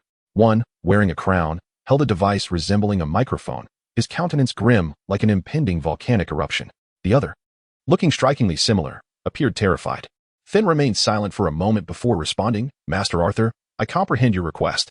I assure you, I shall provide you with a satisfactory answer." The voice on the other end seemed pleased, stating, "Very well, I shall await your response, but only until the conclusion of this auction." Finn turned to his foolish brother, a calm demeanor masking his inner turmoil, and said, "Understood." The connection was abruptly severed. Finn cast aside the expensive microphone and seized his brother by the collar. His voice cold as ice, "Do not presume that your title as the 3rd prince of the Kingdom of Courage grants you the liberty to act as you please. Do not forget, we have an elder brother looming over us, and you should know the consequences of offending such a person." The 3rd prince nodded in terror, too afraid to utter another word. Finn flung him away, exclaiming, "You foolish pig, have no idea what you are in for. Let me enlighten you on the consequences. We lack the strength to oppose our elder brother, and thus, we shall be ruthlessly exploited by him, potentially leaving us both in ruin." The 3rd prince, eyes wide with disbelief, could hardly fathom his brother's cruelty. Observing his brother's shocked expression, Finn felt a pang of disappointment. He helped his brother to his feet and said, "We, as royalty, are a unique breed. Within our ranks, anything associated with that position becomes trivial. Finn instructed his brother to sit down and continued. You shall go to room 2 to apologize shortly. I trust Master Arthur will not be harsh with you. With tears glistening in his eyes, the third prince nodded. His voice trembling, yes. Satisfied, Finn picked up the microphone he had discarded earlier and announced, Master Arthur, my brother will be coming to apologize shortly. Chen Lu chuckled. Prince Finn, the main event is about to commence. Do you wish for your brother to miss it? Finn glanced down to the center and suddenly noticed the broken mirror stand displayed prominently on William's table. Williams beckoned, and several burly men sprang to surround the item. While the audience began to murmur in excitement, once everything was prepared, Williams commenced the most exhilarating segment of the auction. Now, I believe you all can see what lies upon the table. The exquisite broken mirror stand. I personally estimate this item could potentially assist an 8th tier expert in breaking through to the 9th tier. Gasps of astonishment erupted from the audience, as those in the private rooms fixated intently on the 5 glowing vials. Williams created an ice hammer and struck the ground, declaring, the starting price is 0. With bids of any amount accepted. A spectator donning a red hat stood and shouted, 100,000 gold coins. Another rotund individual rose, scoffing. This miraculous item is worth only 100,000? I bid 500,000. The crowd began to murmur anxiously. Williams chuckled, in the past. The 7 Stars auction house sold a divine arm for 33 million gold coins. Today, I am curious to see how much you are all willing to offer. I bid 700,000 gold coins. I bid 900,000 gold coins. The price soared until it reached 5 million gold coins, leaving only the rotund bidder. Yet, those aware of the situation knew the true power players were beginning to engage. 10 million gold coins, came a calm voice. As if the figure was merely stating a number. How could the illustrious Tianqiao Empire be so stingy? The Archbishop of the Church of Light mocked before bidding. 15 million gold coins. The hearts of the crowd seemed to tremble in response. What is the concept of 15 million gold coins? It represents the annual income of a medium-sized kingdom. The Church of Light seems rather unimpressive. What significance does 15 million hold? 20 million. A scornful voice emerged from a private room in the kingdom of divine chant. The audience felt their hearts sink once more. They believed the world was spiraling into madness. 20 million? We of the Iron Kingdom are prepared to offer 30 million. The distinctive voice of the dwarves carried a boldness, regardless of the subject matter. You lot of dwarves. How could the wealth of the kingdom of divine chant possibly be fathomed by you blacksmiths? 35 million. A hint of madness echoed from the private chamber of the divine chant kingdom. The previous record was fragile, shattered in less than 10 minutes. What? You dare call me a dwarf? I tell you, we dwarves possess the bloodline of titans. You claim to be wealthy, did you not? Then 40 million. Accept that. An enraged roar resonated from the Iron Kingdom's private room. I say, if you wish to bicker, take it outside. 50 million. A gentle voice emerged from the Church of Light's chamber. 60 million. Fane finally set his plan in motion, yet it was already too late. He could muster only 60 million. The Kingdom of Courage had finally made its move. However, I still prefer not to yield to the Kingdom of Courage. 70 million. The dwarven representatives proclaimed with generosity. 100 million gold coins. The people of the Divine Chant Kingdom had lost their minds. The audience was equally driven to madness, with some even succumbing to excitement-induced heart attacks. Chen Lu gazed at the ever-increasing figures, his heart racing. He held Vivian tightly, while she endured the pain, observing Chen Lu. I wonder if Master Arthur desires land? Fane proposed an unexpected offer. Land? Chen Lu was puzzled. Upon hearing Chen Li's confusion, Williams clarified, according to the Continental Agreement, 1 kilometer of land is equivalent to 1 million gold coins. Chen Lu found this proposition intriguing and smiled. If Prince Fane is willing, I would certainly accept. Fane smirked coldly and stated, 100 square kilometers of land plus 30 million gold coins. At that moment, it felt as though the hearts of everyone present had suffered a severe blow. Williams appeared grave. He inquired, 100 kilometers of land? That is nearly half of a fief. Are you certain you wish to proceed? Fane replied with a smile, indeed. And thereafter, silence enveloped the room. Williams tapped the table and declared, deal. 100 kilometers of land plus 30 million gold coins. This expanded the previous highest record by a remarkable fourfold. Chen Lu felt elated. He had acquired a piece of territory. Fane, as if drained of energy, slumped to the ground, murmuring to himself, I hope all this proves worthwhile. Chapter 38. Anomaly in the Forest of Desolation. In the central 6th room of the 7 Stars auction house, a voice suddenly echoed in Chen Li's ear. Master, I have just detected unusual signals from the Forest of Desolation. Startled by the suddenness, Chen Lu, who was already in a state of excitement, steadied himself and inquired, what is happening? Without uttering a word, the device projected an image before Chen Li's eyes. A forest lush with verdant trees, at the center of which lay a dark, circular area. Chen Lu felt a shiver as he gazed upon the blackened spot and asked, can that dark area be magnified? The scene expanded again, revealing the dark circle more clearly, along with additional details. A gray mist emanated from the blackened area, reminiscent of the undead faction's gray he had once encountered while playing War 3. After a prolonged gaze, Chen slowly remarked, "Is this a passage to the realm of the undead?" The device confirmed, "Indeed, while I was in a dormant state, I received a signal that was not originally present in the Forest of Desolation. It startled me, leading me to scan the surroundings and uncover this." Chen inquired, "Is there any way to enlarge this passage?" The device appeared puzzled, unsure why Chen wished to do so. With a sigh, Chen reminded, "Let us not forget our purpose for being here." Understanding dawned upon the device. It grasped the audacious and reckless plan that Chen harbored.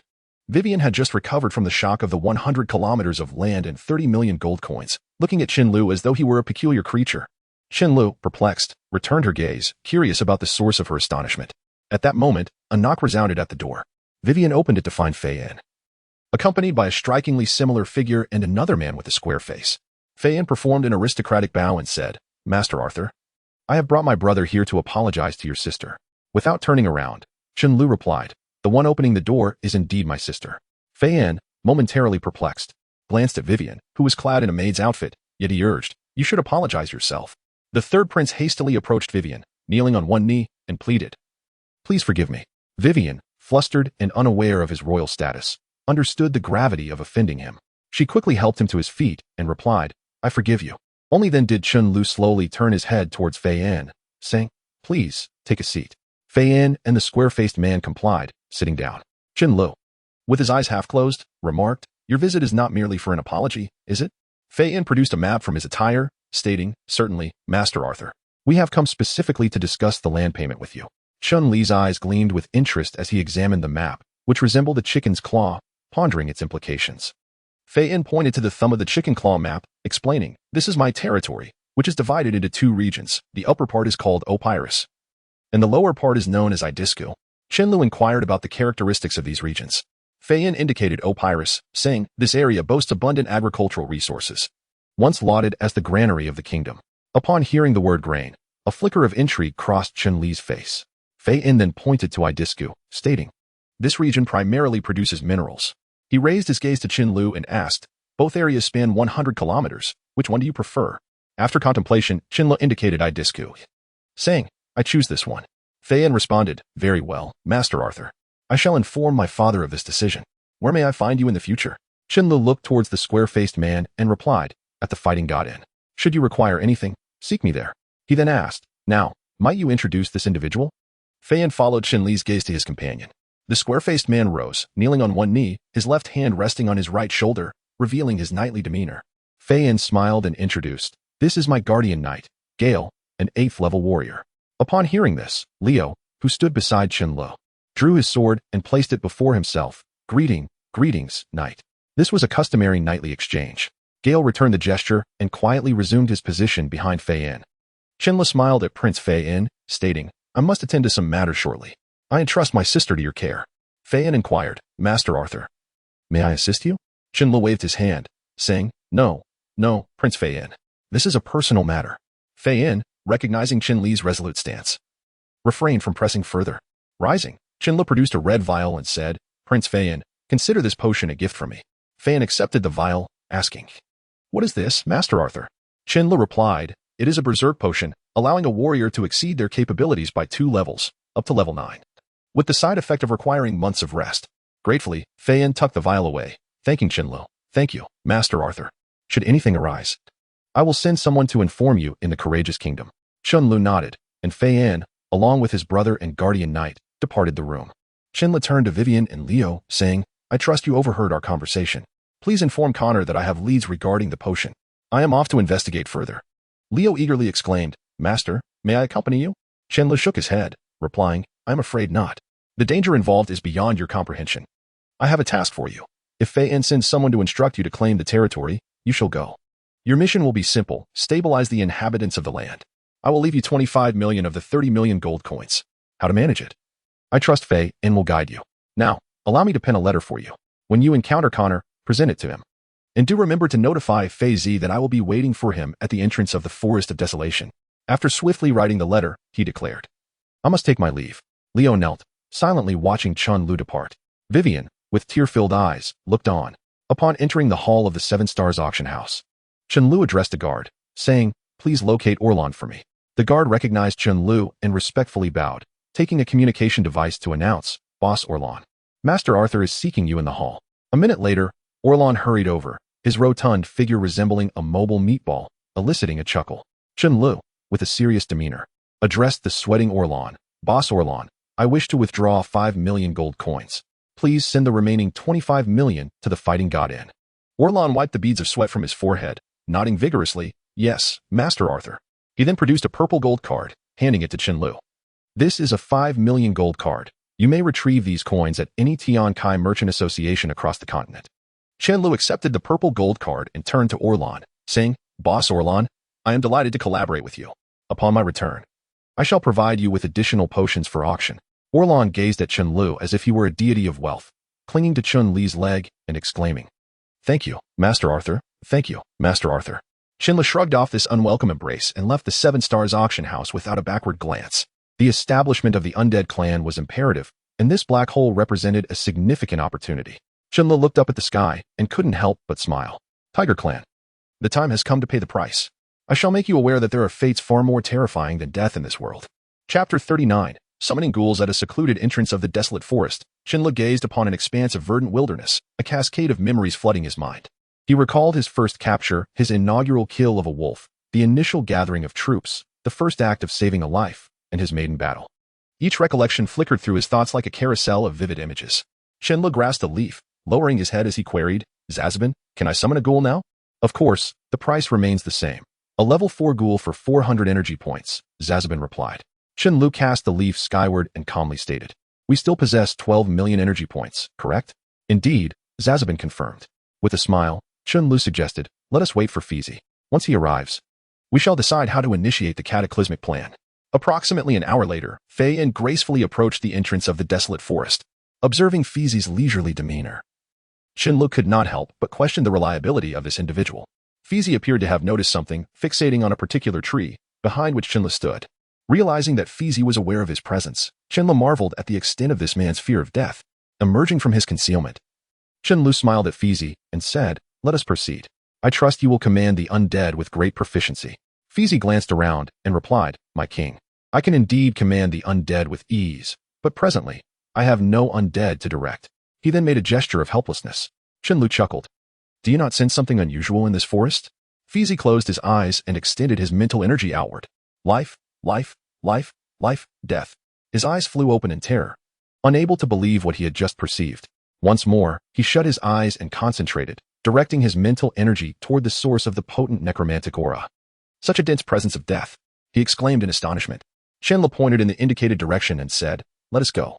I believe that amidst such a strong aura of death, the seal should be loosening." Fizi nodded, a smile of excitement beginning to spread across his face. The source of the necromantic energy was not far. Chen Lu quickly carried Fizi to its vicinity. Before them stood a towering tree, 10 meters high. Chen Lu gently set Fizi down and began to survey the surroundings. Fizi greedily inhaled the necromantic energy in the air, feeling the seals upon him begin to loosen. "Master, I believe if I remain here, I could unleash half of my power." He chuckled with closed eyes, observing his somewhat dark servant. Chen Lu felt a surge of confidence that this fellow might indeed fulfill the task he had been assigned. "Try casting a necromantic spell," Chen Lu encouraged. Without opening his eyes, Fizi muttered incantations, as the air began to warp and tendrils of black mist rose from the ground. His words flowed rapidly, and a dark aura enveloped him. Suddenly, he opened his eyes, and the ground erupted with a cacophony of cracking sounds. A skeletal hand emerged from the earth, the deceased returning to the realm of the living. This was merely the beginning, as more hands followed suit, clawing their way from the soil. Chen Lu watched with satisfaction as the skeletons were summoned. Turning to the entranced Fizi, he inquired, "How many skeletons are there?" Fizi closed his eyes to sense the energy, responding, "There are 100 level 3 skeletons." He was astonished that under such necromantic energy, the skeletons' levels had risen. Chen Lu smiled. "Do you have the strength to summon anything else?" Fizi performed a noble bow, presenting himself as a gentleman, though one might wish to forget his previous actions. "Master, do not underestimate the power of a level 9 necromancer. Summoning these skeletons consumed only 1/3 of my current strength," he replied with a grin. "Excellent." Chen Lu clapped his hands.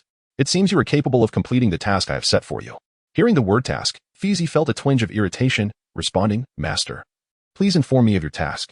I do not believe there exists a challenge that I, a great necromancer, cannot conquer. Looking at the elated necromancer beside him, Chen chuckled. Your task is to eliminate the tiger clan of the orcs.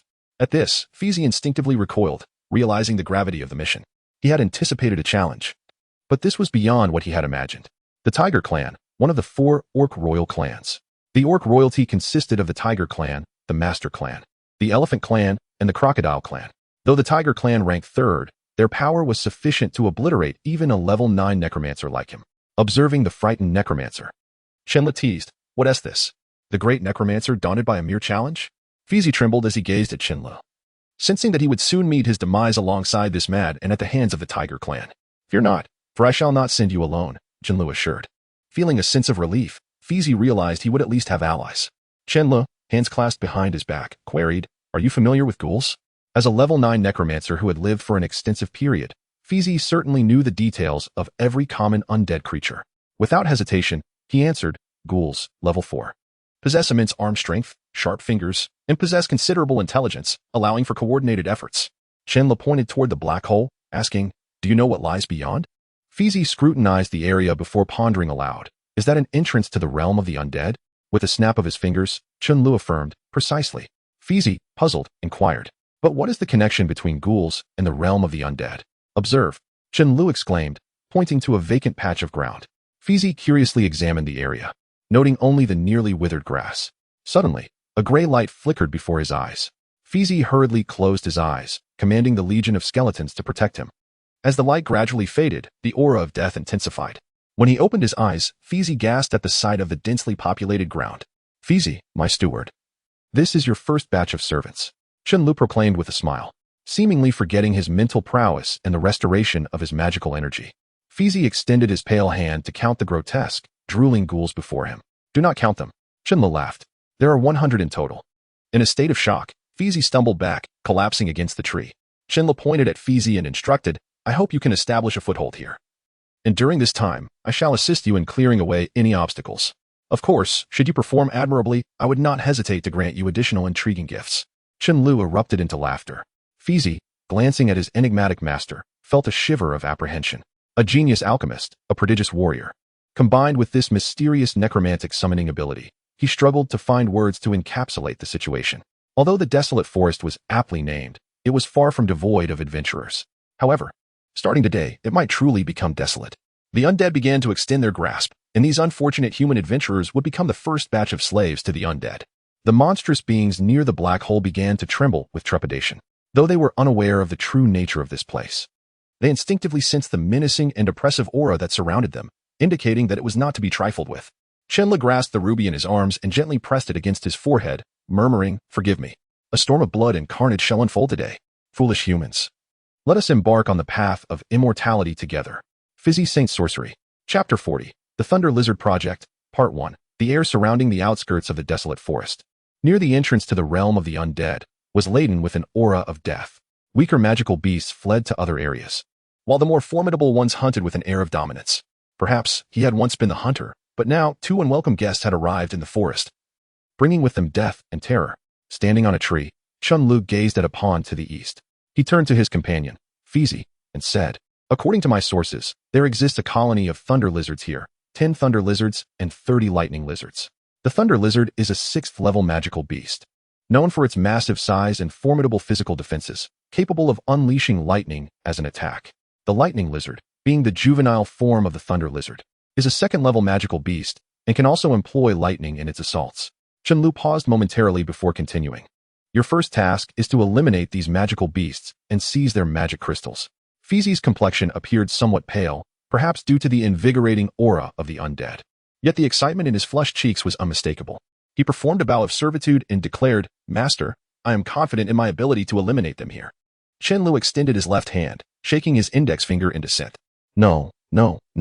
Elimination is the bare minimum. I require the casualties to remain below 10. With his chin resting on his hand, Fizi pondered. The forest was comprised solely of trees and soil, devoid of anything else. Upon noticing the pond, a mischievous thought crossed his mind. "Master, I believe we might manipulate the pond to our advantage." Chen smiled. "You need not report to me. I am solely interested in the results." Fizi bowed respectfully before commanding, "Skeletons, divide into 3 teams and harass them throughout the day. Chen Lu regarded Fizi with amusement, curious to see just how far his servant could be pushed. The thunder lizards, being herbivorous, preferred to find a water source after grazing, lying in the water to rest.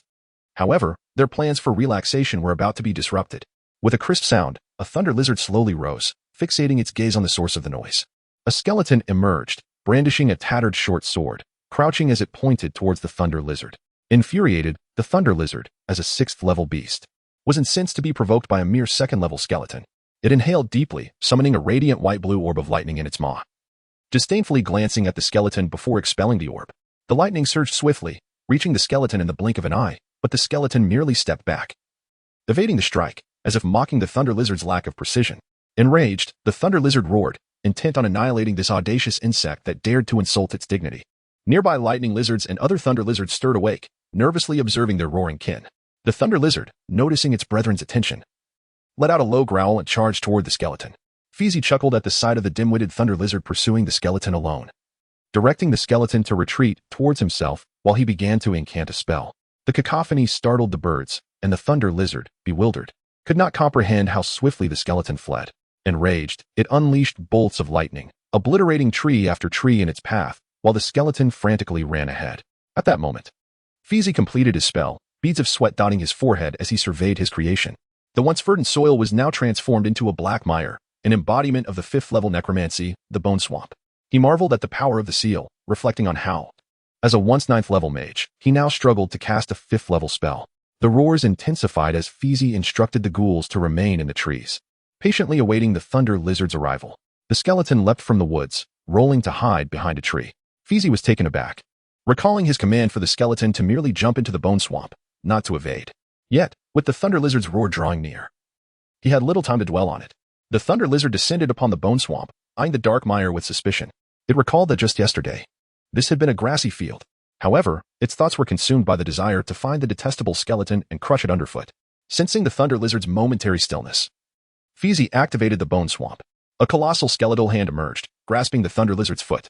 The thunder lizard, horrified, unleashed a bolt of lightning at the sudden apparition, planning to escape, only to find more skeletal hands ensnaring it. Watching the thunder lizard become ensnared, Fizi commanded, "All ghouls, advance." The ghouls descended upon the thunder lizard like a torrential downpour, their substantial bodies capable of completely enveloping it with just 10 of them. Despair consumed the thunder lizard as it gazed at the multitude of ghouls, their claws incessantly battering its seemingly impenetrable hide. The skin tore, a natural consequence with no doubts. The ghouls reveled in feasting upon the blood and flesh from the wounds, the black mire now tinged with crimson from the thunder lizard's blood. Nearby, he retreated to the eastern side of the pond. The peculiar skeleton returned as well, its hands severed and several ribs broken.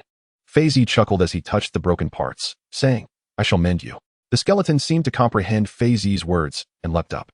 Fizi sensed that this skeleton could indeed be the key to his breakthrough to the 9th level, for no other skeleton possessed such intelligence, not even in times past.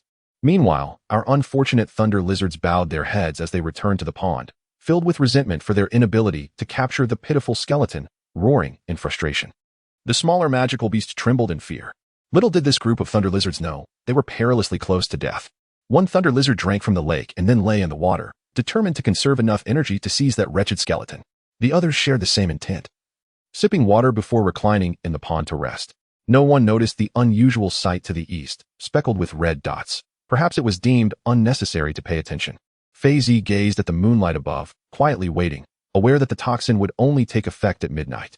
May the moon soothe those unfortunate souls. Beneath a lunar effusion, the Sylvan domain bore witness to spectral lamentations, the echoes of souls aggrieved by predation's cruelty. By a secluded pond in the perilous forest, a cohort of thunder lizards stood vigil over the eviscerated remains of one of their own, their aquatic repose offering scant solace from their disquiet. Fitz, with a gaze as frigid as the netherworld, seemed to mock the dim-witted nature of these beasts. Had midnight arrived? The moon reigned supreme in the firmament, its zenith marking the hour. A jolt of movement rippled through the assembly as a lightning lizard convulsed, seized by a violent paroxysm. Its brethren, roused by the disturbance, rushed to its side, offering comfort with gentle nudges. Alas, their ministrations were in vain. The afflicted lizard, after a harrowing 10 minutes of struggle, succumbed to its fate, its existence extinguished. A chorus of mournful cries rent the air, a lament for the fallen. The thunder lizards, their hearts heavy with grief, could only bear silent witness. 2 of their kin had perished in a single day, an unprecedented calamity since their migration to this land. Yet, The specter of misfortune had only just begun to loom. 2 more lightning lizards now succumbed to the same dreadful cough. Panic seized the herd as they desperately sought succor from the forest bounty. Gathering herbs believed to possess curative properties. The afflicted lizards, writhing in agony, ingested the bitter draught. Scarcely 10 seconds elapsed before their bodies began to swell grotesquely, culminating in a cataclysmic explosion. Viscera and gore rained down upon the bewildered onlookers, a macabre spectacle of carnage. Horrified, they regarded the remaining lightning lizards with trepidation, fearing a repetition of this ghastly demise. Devoid of recourse, they could only watch in helpless dread as their youthful kin succumbed to racking coughs, their dying breath spewing forth bolts of errant lightning. Yet, in their final moments, a semblance of peace descended upon them, a respite from the throes of agony. Fitz, observing this grim tableau, offered a mirthless chuckle. The smaller ones are done. Now for the larger ones. Suddenly, a thunder lizard was seized by the same ominous cough. The remaining 4, belatedly realizing the necromancer's insidious machinations, succumbed to a wave of dread. Though weakened, they still possessed the will to flee. Scattering in all directions, they embarked on a desperate quest to find the vile skeleton and exact vengeance, even if it meant sharing the fate of their fallen comrades. Fitz, spotting a thunder lizard charging towards him, smirked. 1 at a time is far more manageable than a whole horde. Ghouls, perched high in the trees, lay in wait for their quarry. With a thunderous bellow, a lizard arrived at the base of their arboreal sanctuary, its senses on high alert. Convinced that the skeleton lurked nearby, it unleashed a torrent of lightning, only to collapse from exhaustion moments later. Fitz, sensing the lizard's vulnerability, commanded his ghouls to strike. The lizard, jolted awake, perceived the presence of unspeakable horrors. The sound of saliva being swallowed echoed in its ears. Confirming its worst fears, these were the architects of its kin's demise. Yet, bereft of strength, it could only gaze in despair as a swarm of diminutive shadows descended upon it.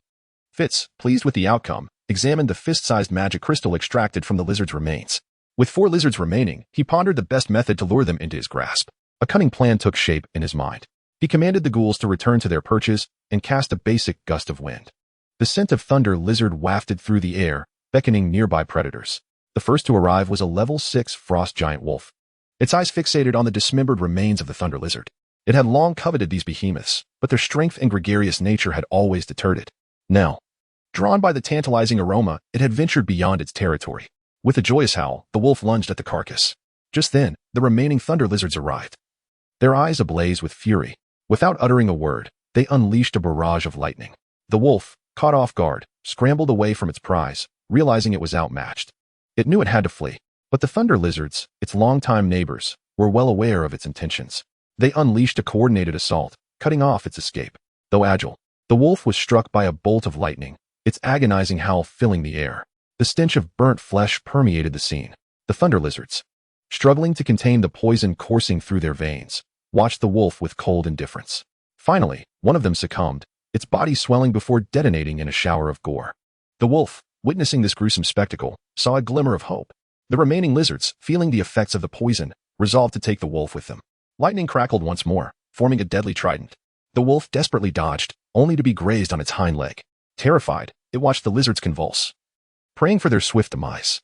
The lizards, their strength waning, mustered one final attack. Drawing their last breaths, they unleashed a blinding surge of energy. The wolf desperately summoned a shield of ice, the lightning hammering against it. The wolf trembled, feeling its defenses falter. But then, as if by divine intervention, the lizards exploded, ending their own lives. The wolf, witnessing their demise, rejoiced in its survival, thanking its ancestors for their aid. Then it fell into a deep slumber. Fitz, observing the scene, chuckled, grateful for the unexpected assistance. Without the wolf's sacrifice, he might have suffered losses. The ghouls descended from the trees, their movements subtle, but the exhausted wolf remained oblivious. The sound of swallowing echoed in its ears. It looked around in terror, seeing only red eyes. Those who didn't eat enough earlier, continue, a voice croaked. And don't forget to bring me the magic crystal. The wolf knew its end had come. Its body, diminutive compared to the lizard's, was quickly devoured, leaving only bones and a magic crystal. Fitz, seeing an opportunity, began to chant. The wolf's bones began to reassemble. After a minute, the bones of the frost giant wolf reverted to the skeletal structure that once supported its flesh. Simultaneously, a flame of the soul ignited within its hollow eye sockets. Feezy stroked his chin, muttering to himself, only level 5? And lacking any innate skills. Very well, I shall consider it a pet. He then urged the remaining ghouls. Hurry and excavate the magic crystals. I must present them to my master. The ghouls hastened their efforts, and in less than 10 minutes, they unearthed all the magic crystals. At the entrance to the realm of the undead, Chen reclined against a tree, resting, while Fizi sat atop one of the ghouls, respectfully presenting 37 magic crystals to Chen Lu. Upon noticing the presence of a 7th crystal, Chen Lu inquired with curiosity, "How did we acquire an extra one?" Fizi respectfully recounted the events that had transpired, and Chen Lu replied with a smile, "Rest now. We shall undertake the second task tomorrow night." Fizi bowed and then positioned himself beside the entrance to the realm of the undead. Chen Lu looked down and asked, "Zazabin, how much energy do these magic crystals hold?" Zazabin scanned the crystals and responded, "The quality is high this time, and due to the timing of their excavation, each level 2 magic crystal is worth 300 energy points, while the level 6 crystals are valued at 10,000 energy points. That azure magic crystal is worth 12,000. Chen Lu chuckled. "It seems we have struck gold this time. Zazabin, you may return and rest." Chen Lu gazed at the moon above, smiling as he remarked, "The time for revenge draws ever closer. Who shall find themselves on the list of the King of Hell tomorrow?" Chapter 42. Dolores. This marked the 3rd day since Chen Lu and his companions arrived at the desolate forest. The ghouls flitted back and forth through the crevices of the woods, tirelessly purging every living entity in their vicinity without sustenance. The entrance to the realm of the undead had stabilized, and Chen Lu smiled as he beheld the rift, having recently inquired with Zazabin about its impending eruption, anticipated to occur within a month. Should this calamity of the undead transpire favorably, it was conceivable that these entities would swell the ranks of the undead army. Now, Chen Lu sought to identify a site for establishing a base for the undead. Reports from the ghouls indicated the presence of a cave not far from their location, which led underground. Chen Lu surmised that this would be the ideal spot for their base. Upon arriving at the cave's entrance, they noted the surrounding area was overgrown with ivy, a clear sign that no creatures had ventured here for quite some time. Chen Lu commanded one of the ghouls to enter, eager to discern the cave's current state. "My master, the creator god has issued the main quest." Zazabin urgently called out to Chen Lu. Chen Lu severed his mental link with the ghoul and inquired, "What main quest?"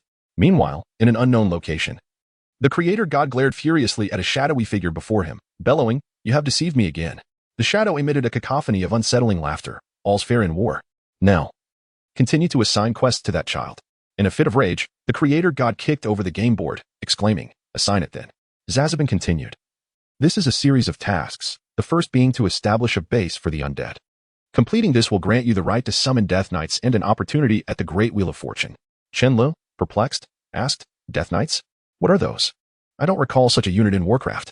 Zazabin elucidated, "After all, this is a system governed by the gods. Who knows how it operates?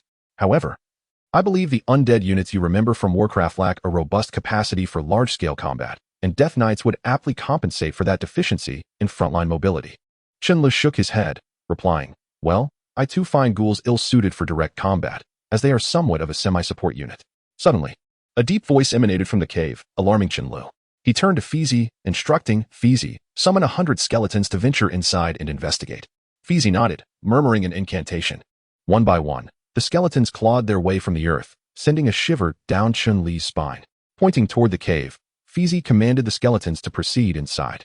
Observing them, Chen Lu noted a distinct difference from the last time. He asked, "Fizi, these skeletons feel different from before. What gives?" Fizi bowed respectfully, stating, "Master, I have regained 6 levels of power, hence the enhancement of the skeleton summoning spell. Although it is not a significant upgrade, it has allowed for the presence of a few skeleton archers among them." Chen Lu chuckled. "What would happen if you returned to your peak and utilized the skeleton summoning spell then?" Seemingly lost in reminiscence, Fizi sighed, "In my prime, I could summon 1,000-strong skeleton army within 3 seconds, ensuring that there were 50 skeleton mages among them." "Skeleton mages?" Chen Lu mused, stroking his chin in contemplation. "I believe we must prioritize restoring your strength." "Thank you, Master," Fizi replied with a smile. Suddenly, a cacophony of cracking bones erupted from within the cave, heightening Chen Li's concern. Initially informed that no creatures inhabited this area, he was alarmed that a powerful entity had entered overnight. With a grim expression, he remarked, "Perhaps we need to devise a strategy." Fizi, eyeing the cave, felt the gravity of the situation as well. Chen Lu inquired, "Zazabin, I require a squad of royal guards." "Of course, how many do you need?" Zazabin responded.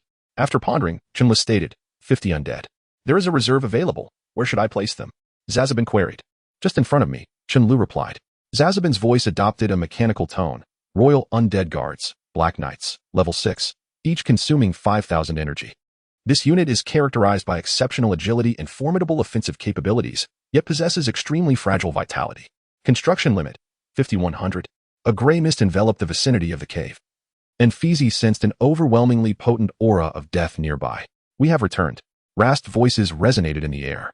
Feezy stared in disbelief at the black-armored undead beings surrounding him, level 6. All uniformly at level 6. My king, we have returned. The black-armored undead knelt before Chen Lu. Their masks obscured their true appearances. Chen Lu, satisfied with his newly summoned units, commanded, enter with me. The Black Knights remained silent, instinctively positioning themselves beside Chen Lu, encircling him protectively. Feezy felt overwhelmed, unable to fathom that his master had summoned 50 Black Knights, a feat only achievable by a sanctified necromancer, his own mentor. A holy-level necromancer could only summon 10. The Black Knights escorted Chen Lu forward cautiously, alert to their surroundings. Crack, crack. The sound of skeletal footsteps echoed, prompting Chen Lu to gaze curiously in the direction of the noise. He knew that the previous group of skeletons had been annihilated, so the appearance of these new skeletons was perplexing. As the skeletons launched their assault, it became evident that they were merely level 3. They stood no chance against the level 6 Black Knights. The Black Knights refrained from using their swords, dispatching the skeletons with mere punches. Chen Lu began to suspect that the entrance to the realm of the undead had undergone some disturbance. Yet, he could not afford to dwell on that. Establishing a base was paramount to augmenting his strength. Archers. One Black Knight warned, but he had evidently overestimated the threat posed by the arrows. Chen Lu merely heard a series of clattering sounds. The quality of the Black Knight's armor was so superb that the arrows left not even a scratch. Chen Lu commanded, locate the source of the skeleton's gathering. I refuse to believe that so many arrows could be launched from a small formation. Instantly, 45 Black Knights set off to search. However, it was an unnecessary endeavor, for the cave structure was uncomplicated, a straight line. The Black Knights had scarcely taken a few steps before they encountered a horde of skeletons, with a figure clad in a black robe standing behind them. Chen Lu smiled at the robed figure, calculating the number of skeletons present. Greetings, esteemed lord of the undead. The figure in the black robe bowed respectfully. Chen Lu chuckled at being mistaken for a necromancer. Simultaneously, he recognized that the robed individual was indeed a necromancer. The black-robed necromancer, noticing Chen Li's amusement, felt a surge of anger yet could not act upon it. Setting aside his diminished strength, he knew that even at his peak, he could not contend with the 50 Black Knights. With a wry smile, he introduced himself. My name is Dolores, a level 8 necromancer. Chen Lu waved his hand, beckoning. Come here. Dolores complied, acutely aware that his fate was no longer his own, cursing himself for choosing this cave to recuperate last night. Chen Lu extended his hand towards Dolores and said, come with me. I suspect he recognizes you. Dolores gazed at the kindly face of the white-haired young man before him. Yet an unsettling fear gripped him. The mention of others outside who might know him sent a chill down his spine. Apart from the long-gone Master Fei's from a century ago, the only individuals familiar with him were those from the Inquisition of the Church of Light. An overwhelming sense of dread washed over him, realizing that even the necromancer was in league with the Inquisition. Helplessly, he understood that any wrong move could lead to his demise. With a bitter smile, he trudged ahead, while Chen Lu followed behind with a grin. Fei's. Do you recognize this fellow? If not, let us see if we can forge a soul contract. I believe you could use an intelligent subordinate. Chen Lu called out to Fei's outside. Fei's. Dolores felt a flicker of hope as he rushed outside. Tears in his voice as he addressed the somewhat human-like figure of Fei's. Master Fei's. Do you still remember me? I am your former disciple. Fei's looked at the cloaked figure in confusion, and Dolores hastily pulled down the hood, revealing his golden hair, azure eyes, pale skin, and 2 scars on his face. Upon seeing him, Fei's heart ached as he exclaimed, Dolores, my poor disciple, what has transpired since the Holy Court's defense a century ago? With tears streaming down his face, Dolores replied, Master Fei's, after you went missing that year, the Holy Court was immediately destroyed by the vile knights of the Inquisition of the Church of Light. Fei's, puzzled, responded, that cannot be. I remember battling the Pope at that time. I was gravely weakened, and he fell, though I went into seclusion to recover. The Church of Light should not have breached the Holy Court. Dolores sobbed, there was a traitor. The protective barrier of the necromancer's Holy Court was inexplicably disabled. Grinding his teeth in anger, Fei's declared, I understand now. It must be him. It must be Archbishop Longchair. In that instant, Dolores had an epiphany. Meanwhile, Chen Lu, feeling somewhat displeased, interjected, what exactly is this Holy Court you keep referring to? Chapter 43, Hall of the Dead. As Chen Lu observed the dark locks of Feizi, he felt a chill of apprehension wash over him. Although he had only been in the company of this new master for a brief period, he believed he had grasped the essence of his young master's temperament. Kneeling, he spoke, My master, the Holy Court we refer to as the Dark Holy Court, established 3 centuries ago to combat the Light Church. However, due to the rarity of dark magic training, the power of the Dark Holy Court has gradually waned, culminating in its obliteration by the Light Church a century ago. Both Dolores and I are survivors of that catastrophe. Chen Lu stroked his chin, contemplating how to navigate this predicament. Once the existence of the undead was revealed, it would inevitably invite human hostility. Yet the intensity of that hostility was a matter open to debate. It should not appear too formidable, lest humanity mobilizes the entire continent against them. Conversely, they could not display excessive timidity, inviting opportunistic incursions. Overwhelmed by the complexity of the situation, Chen decided to focus on establishing the undead base first. He pointed at Dolores and asked, "Are you willing to become my servant?" Dolores was taken aback. Despite his grievous injuries, he was not one to yield lightly. He gazed at Chen, as if to say, "Are you dreaming?" Chen insisted that this matter could not leave this place. Heading into the cave while leaving a directive, Fei, I entrust this person to you. I wish to remain uninformed of any factors that may jeopardize our plans. Fei accepted this task with respect, while Dolores was drenched in cold sweat, lacking the confidence to confront his former mentor. Fei raised his hand, and black mist began to envelop the area. Dolores felt as though lead had been injected into his limbs. He lacked the courage to face Fei. He knelt and pleaded, "Master Fei, allow me to depart. I promise not to disclose any details of this place to outsiders." Fei shook his head, replying, "I'm afraid not, Dolores. This matter is of great significance.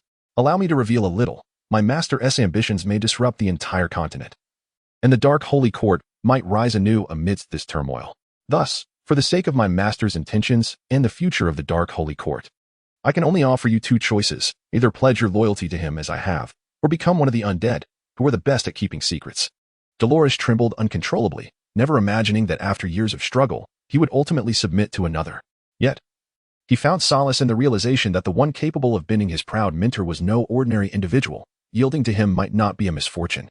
He spoke, "Master, I am willing to offer my loyalty to your master." Fei smiled, recognizing that this exceptionally gifted junior had chosen the most prudent path. He helped Dolores to his feet and said, "Let us proceed and follow our master. Perhaps we shall witness a miracle." Dolores nodded, following Fei into the cave. Deep within the cave, on a steep slope, Chen gazed at the vast expanse below and could not help but smile. He inquired, "Zazabin, how large is this space?" After a brief pause, Zazabin replied, "Approximately 300 square kilometers." Chen eyes widened in disbelief. He had not anticipated such a vast area. His spirits lifted. For such an expansive and concealed space would be ideal for the undead base. He leaped onto the slope, slowly sliding down. The darkness enveloped him. But as a saint-level warrior, it posed no challenge. Upon reaching the bottom, he noted that the temperature was at least 3 degrees cooler than outside. And he began to survey his surroundings. The terrain was largely flat, interspersed with small pools, and he could sense that many had perished here. Chen chuckled. This place was indeed tailored for his undead kin. He called out to Zazabin, "Zazabin, emerge and summon the undead base." Zazabin asked, "Where shall I place it?" Pointing to a large flat area, Chen replied, "Anywhere on solid ground will suffice." At that moment, the atmosphere grew heavy, as if the spirits of the deceased were being summoned. Chen eyes widened at the sight of wailing souls swirling around a circular clearing, their cries resonating with an urgency for something's arrival. Fei and Dolores arrived, stunned by the spectacle of restless spirits, clearly possessing greater understanding of the situation than Chen. Fei turned to the astonished Chen and asked, "Master, what has occurred to incite these souls into a frenzy?"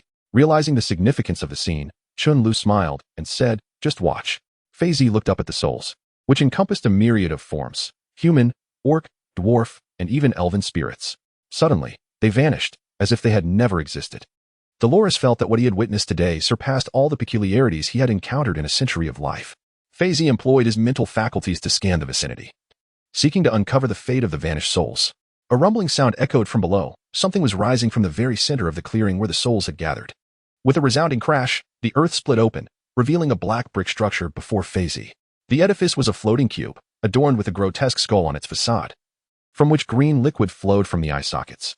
Tall spires rose from each corner, surrounded by bony protrusions, while the center tower blazed with fire, resembling a watchtower. Chen gazed upon this new stronghold for the undead with satisfaction, yet he was perplexed. This was clearly a level 2 undead base, the Hall of the Dead. Yet they seemed to have bypassed the level 1 mausoleum entirely. Zazabin began to elucidate. "Master, the mausoleum absorbed an immense number of restless souls, thereby garnering sufficient energy to evolve. It has also retained 500,000 energy points." Chen chuckled. "So we currently possess 560,000 energy points?" Zazabin confirmed, "Indeed, Master. Would you like to construct a crypt? It requires only 500,000 energy points." Chen inquired, "What are the benefits of establishing a crypt?" Zazabin elaborated, "Allow me to explain. If you build a structure capable of producing soldiers, it will inherit my ability to create them. And the cost of soldier production there will be halved. Chen Li's eyes widened in realization, lamenting his earlier decision not to establish an orc barracks in the Woken tribe.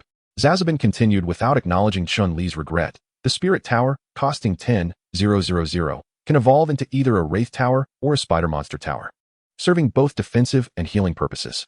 The Graveyard, at 100,000 each, can assess the strength of the undead forces, though it comes at a steep price. To elevate the entire undead faction by one level requires a staggering 100 million energy points. The Dark Altar, costing only 1 energy point, is a unique structure that can create undead heroes. The Cursed Temple, priced at 150,000, functions similarly to the Crypt. Zazabin paused momentarily and stated, "All else is unconstructable. Only the completion of the main storyline tasks and the upgrading of the primary base will allow for construction. Furthermore, upon completing the first phase of the main storyline, a reward is granted for the construction rights of the Death Knight. The Death Knight, a Tier 4 unit, requires 500 energy points per unit, can be constructed at the Hall of the Dead, and takes 5 seconds to produce one. The second phase of the main storyline has commenced, which entails occupying the outer regions of the Desolate Forest. The objective is to eliminate all living beings within a radius of 500 kilometers from our base. The reward for this endeavor is the construction rights for the undead sorcerer."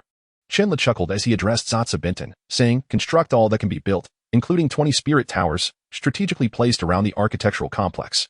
Additionally, utilize all remaining energy points to manufacture ghouls and death knights, as they are well suited to manifest in this realm." On the ground, 24 green circles materialized, each revealing 6 skeletal figures. Fizi and Dolores stood transfixed, gazing at the spectacle in astonishment, their expressions filled with trepidation as they looked upon their master, who at that moment resembled a deity. With a smile, Chen Li turned to Fizi and Dolores, asking, "Fizi, have you completed the task I entrusted to you?" Dolores was the first to kneel, presenting a wooden box in her hands, stating, "Please, my master, accept my soul box." Noticing Chen Li's puzzled expression, Fizi elucidated, "Master, the soul box is the lifeblood of a necromancer. Should it be destroyed, the necromancer would be obliterated as well."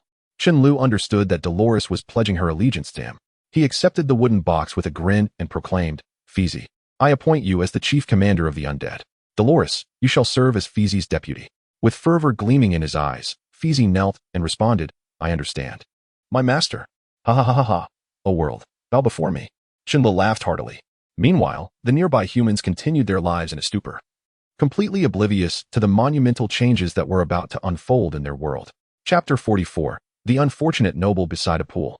50 miles from the entrance of the Desolate Forest, a group of 14 individuals walked back to back. Their vigilance heightened as they scanned the surroundings for any lurking magical beasts. One dashing knight, mounted on his steed, addressed the others, "We have been here for a day, yet not a single beast has crossed our path."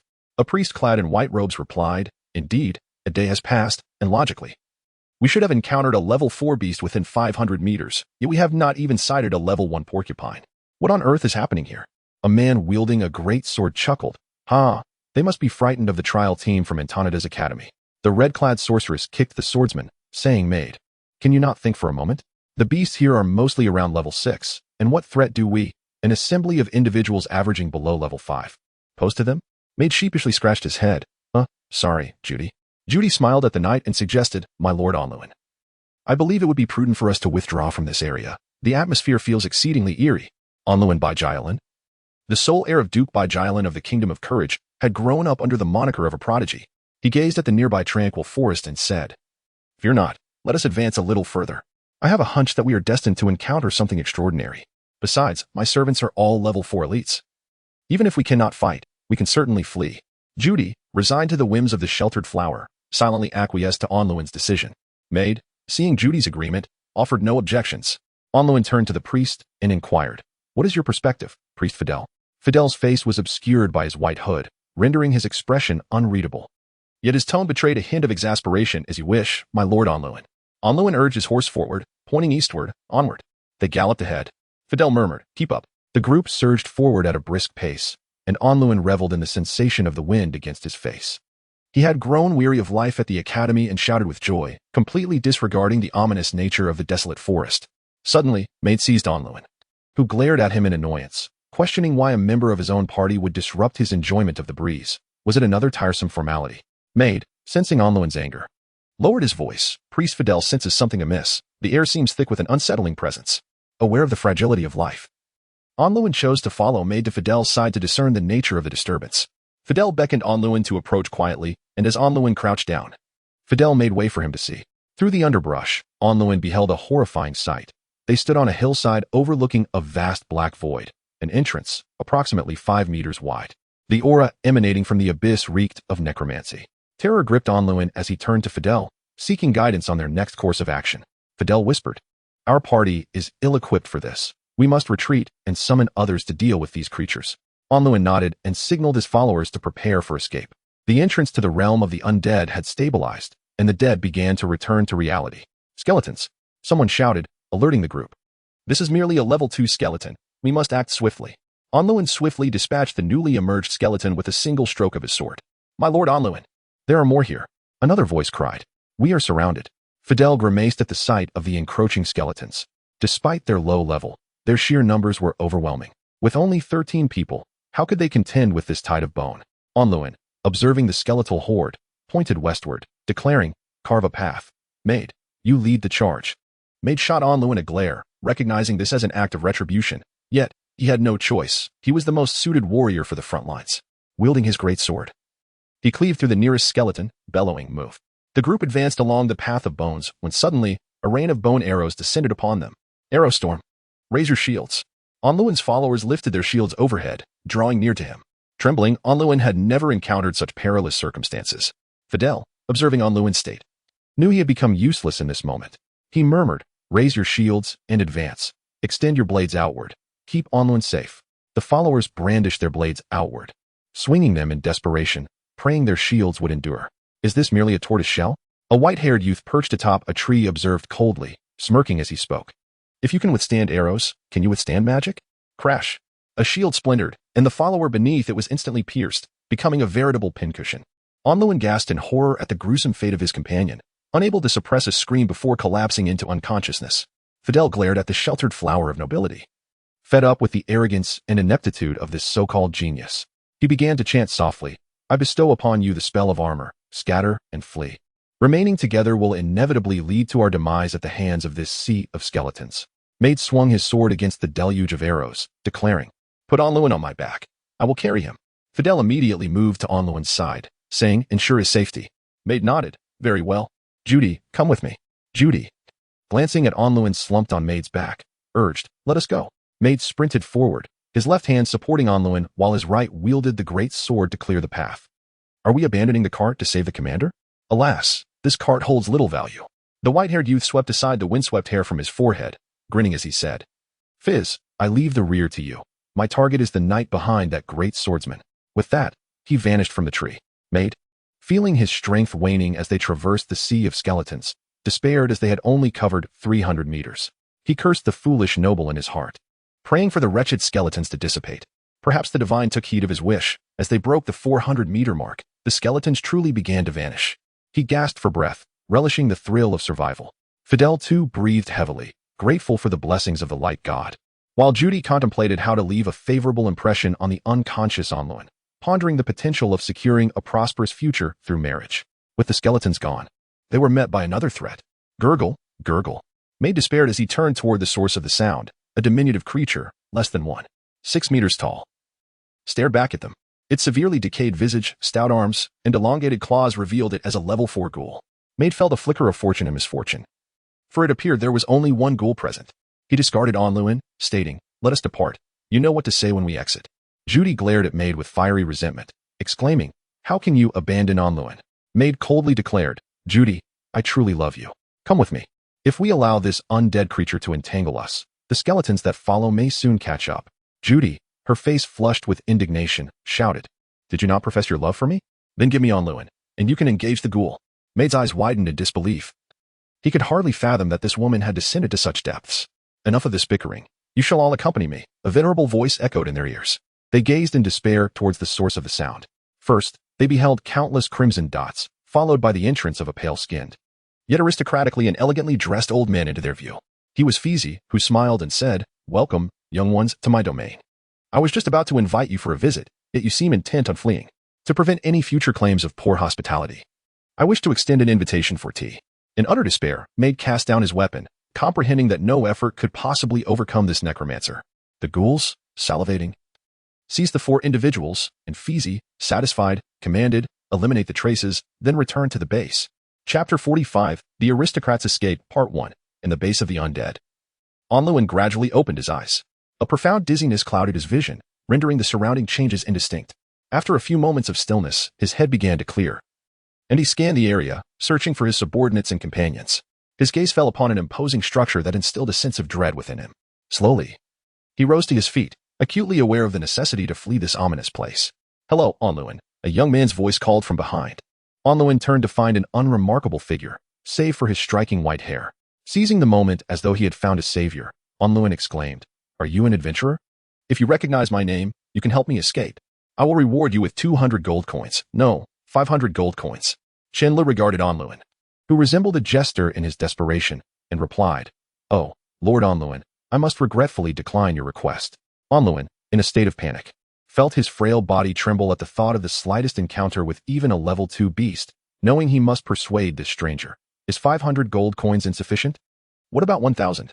That amount could secure you a modest residence in the capital of the courageous kingdom. Chen found Onluin's intellect questionable and retorted disdainfully, "Perhaps you misunderstand my purpose here, Lord Onluin." It was then that Onluin grasped the true intent of this peculiar individual.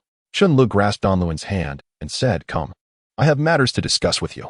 With no other option, Onluin followed the young man with the striking hair, though he was clearly restless. He inquired, "Excuse me, adventurer. Could you enlighten me as to where we are?"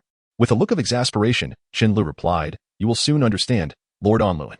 Recognizing Chen Li's disinterest in further conversation, Onluin fell silent, his gaze wandering over the eerie surroundings.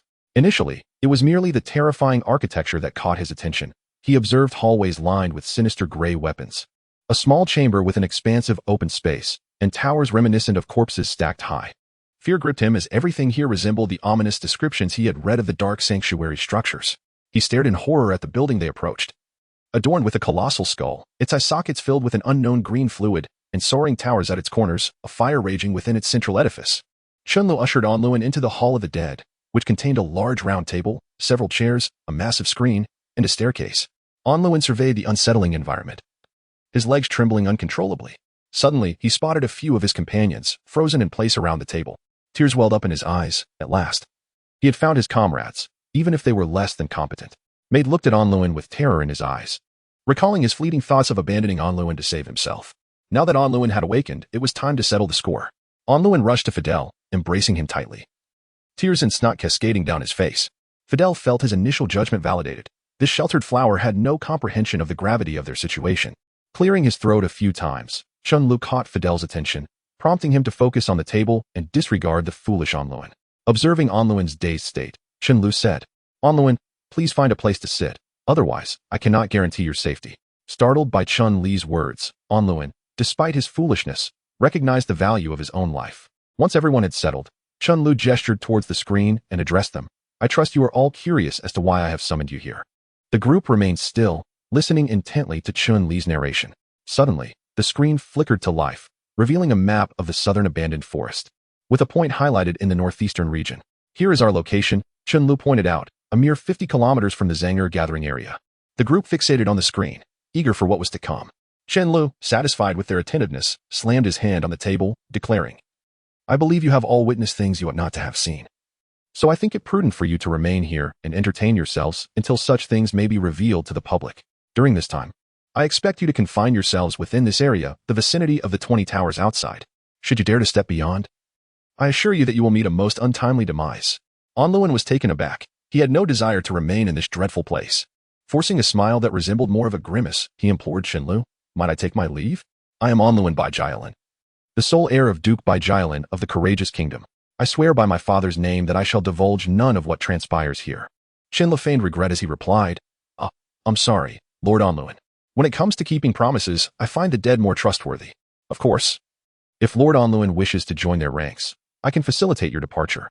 Onluin returned to his seat, compliant. Maid then ventured, "Might I inquire how we are to procure food? I found no provisions upon my arrival." Chen chuckled, "Food is hardly lacking.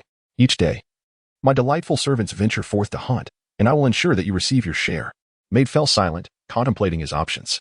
The group descended into silence, and Chen Lu, pleased with the atmosphere, stated, "It is settled then. If you find yourselves bored, feel free to interact with my servants downstairs. Rest assured, you will not perish." With that, he excused himself, vanishing from their midst. Judy, observing Chun Li's departure, quickly turned to Onluin. "Onluin, Maid once plotted to harm you. In his attempt to escape, he considered abandoning you to draw the ghoul's attention." She regarded Maid with the disdain of a proud rooster, her head held high as she scrutinized the unfortunate man. Maid attempted to offer an explanation but ultimately relinquished the effort, knowing that words would bear no weight. Onluin glared at Maid, furious that this lowly commoner dared to threaten the life of a future duke. He approached Maid, though unarmed, his physique a testament to rigorous training, despite his intellectual shortcomings. His innate talent was undeniable. He had reached level 4 by the age of 20, poised to break into level 5 at any moment. As Onluin advanced, Maid braced himself for confrontation, but upon witnessing Judy's scornful expression, he faltered. If the person he cherished wished for his demise, what purpose did his own survival hold? "Maid, come with me." Chen Li's voice echoed through the hall, evidently sparing Maid from certain peril. Onluin glowered at Maid, powerless to act. Judy slumped in her seat, deflated. Maid cast a glance at them before exiting the hall. Chen Lu regarded Maid with a sense of recognition, believing this individual to possess potential worth cultivating. Onluin pounded the table in frustration, seething at the mysterious figure who had saved the wretched commoner, unable to voice his discontent. He gazed at the ceiling, shielding his eyes as he lamented, "Am I doomed to remain here forever?" Fidel placed a reassuring hand on his shoulder, whispering, "Onluin, let us escape." Onluin grasped Fidel's shoulder and shouted, "How can we escape?" Fidel remarked, "When I arrived, I made a mental note of the guards and the layout of the buildings here. Behold, that slope is the exit." He gestured towards the grand entrance and continued, "My lord Onluin, you must follow closely behind me, and we shall proceed with utmost caution. Remember, we must not disturb anything." Onluin nodded, then followed Fidel as they departed from the Hall of the Dead. Upon stepping outside, the anguished wails of tormented souls echoed around them. Onluin felt an overwhelming sense of dread in this place. He needed to inform his father of the situation and urge him to dispatch troops to eradicate all that resided here. Fidel surveyed the area once more. Possessing far greater knowledge than Onluin, he whispered to Onluin, "My lord, this appears to be architecture from the realm of the undead. My only uncertainty lies in how these structures came to be." Onluin quietly replied, "Fidel, let us not dwell on such matters. Our priority is to escape." Fidel nodded and continued onward. "Come quickly, you lot, gather some bones from the graveyard."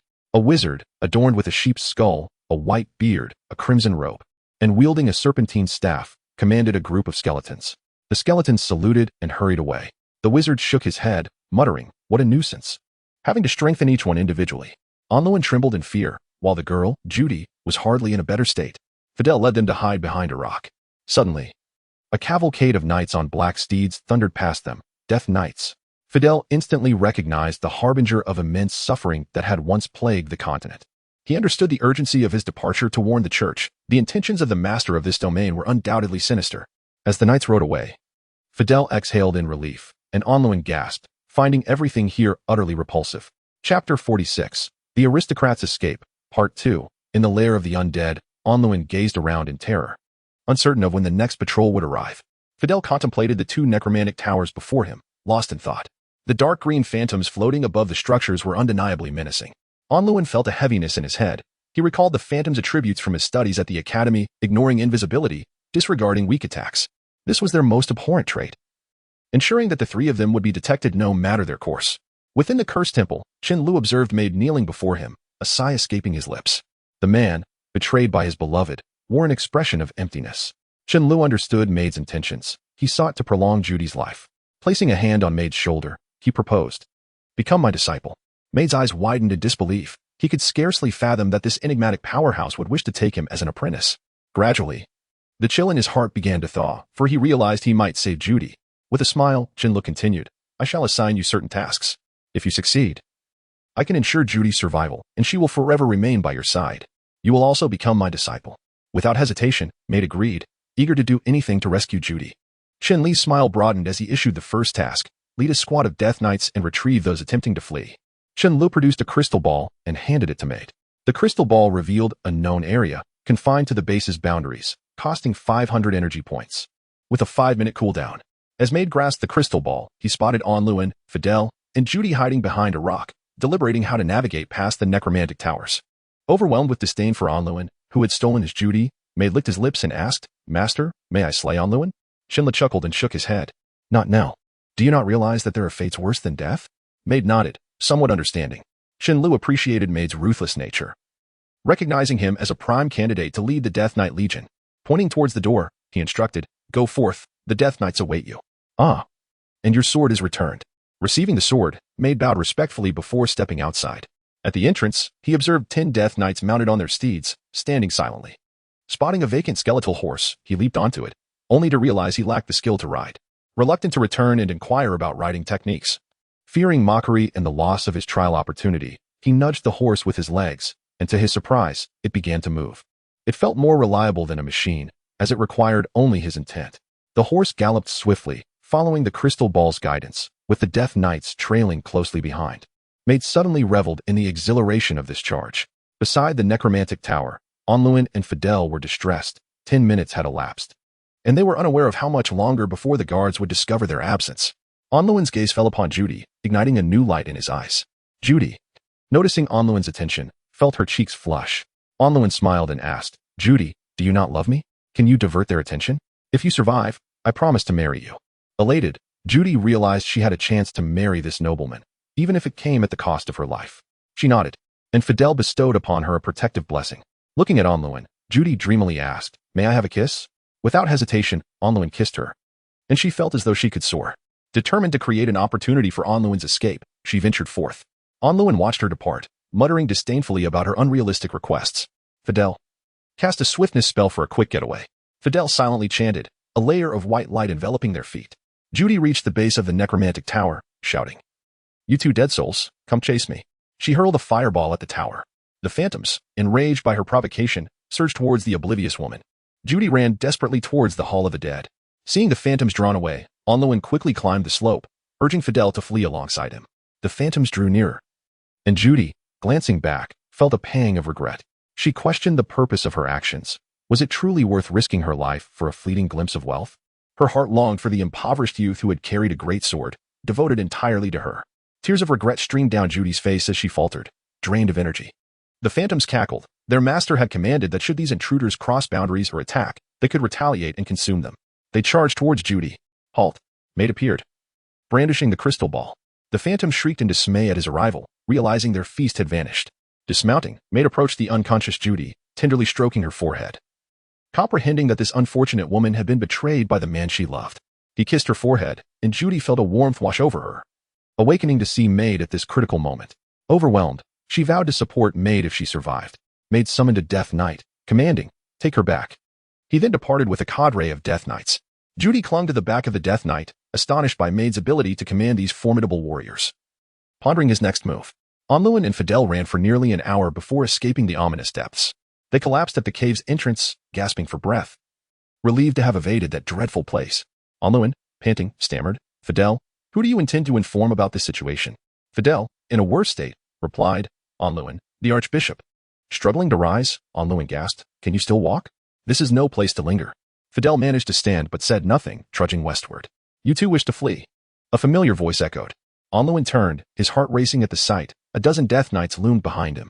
The sight of the fearsome cavalry instilled a sense of despair within him. Maid strode forward, coldly regarding Onluin. Onluin's face contorted with rage. Maid, you traitor. How could you ally with that necromancer? Maid laughed heartily. Indeed, I have allied myself with that master. Now, I shall take you back. Two Death Knights seized Onluin by the shoulders as he bellowed, You wretched peasant. You will regret this. I promise I will return and slay your entire family. I shall send that one to the brothel, allowing her to entertain clients daily. Maid approached Onluin and delivered a swift slap, knocking out a tooth. Onluin gazed in terror at this familiar yet unfamiliar figure. Maid commanded the Death Knight, Take them back, present them before the master. Chapter 47. The transaction within the Hall of the Dead. Chen Lu squinted his eyes, gazing at Onluin, who was bound to a chair, a sly smirk playing at the corners of his mouth. Onluin looked at Chen Lu in terror, realizing that escape was no longer an option for him. Chen Lu caressed Onluin's chin and cheerfully remarked, Young master Onluin, do not be in such a hurry to leave.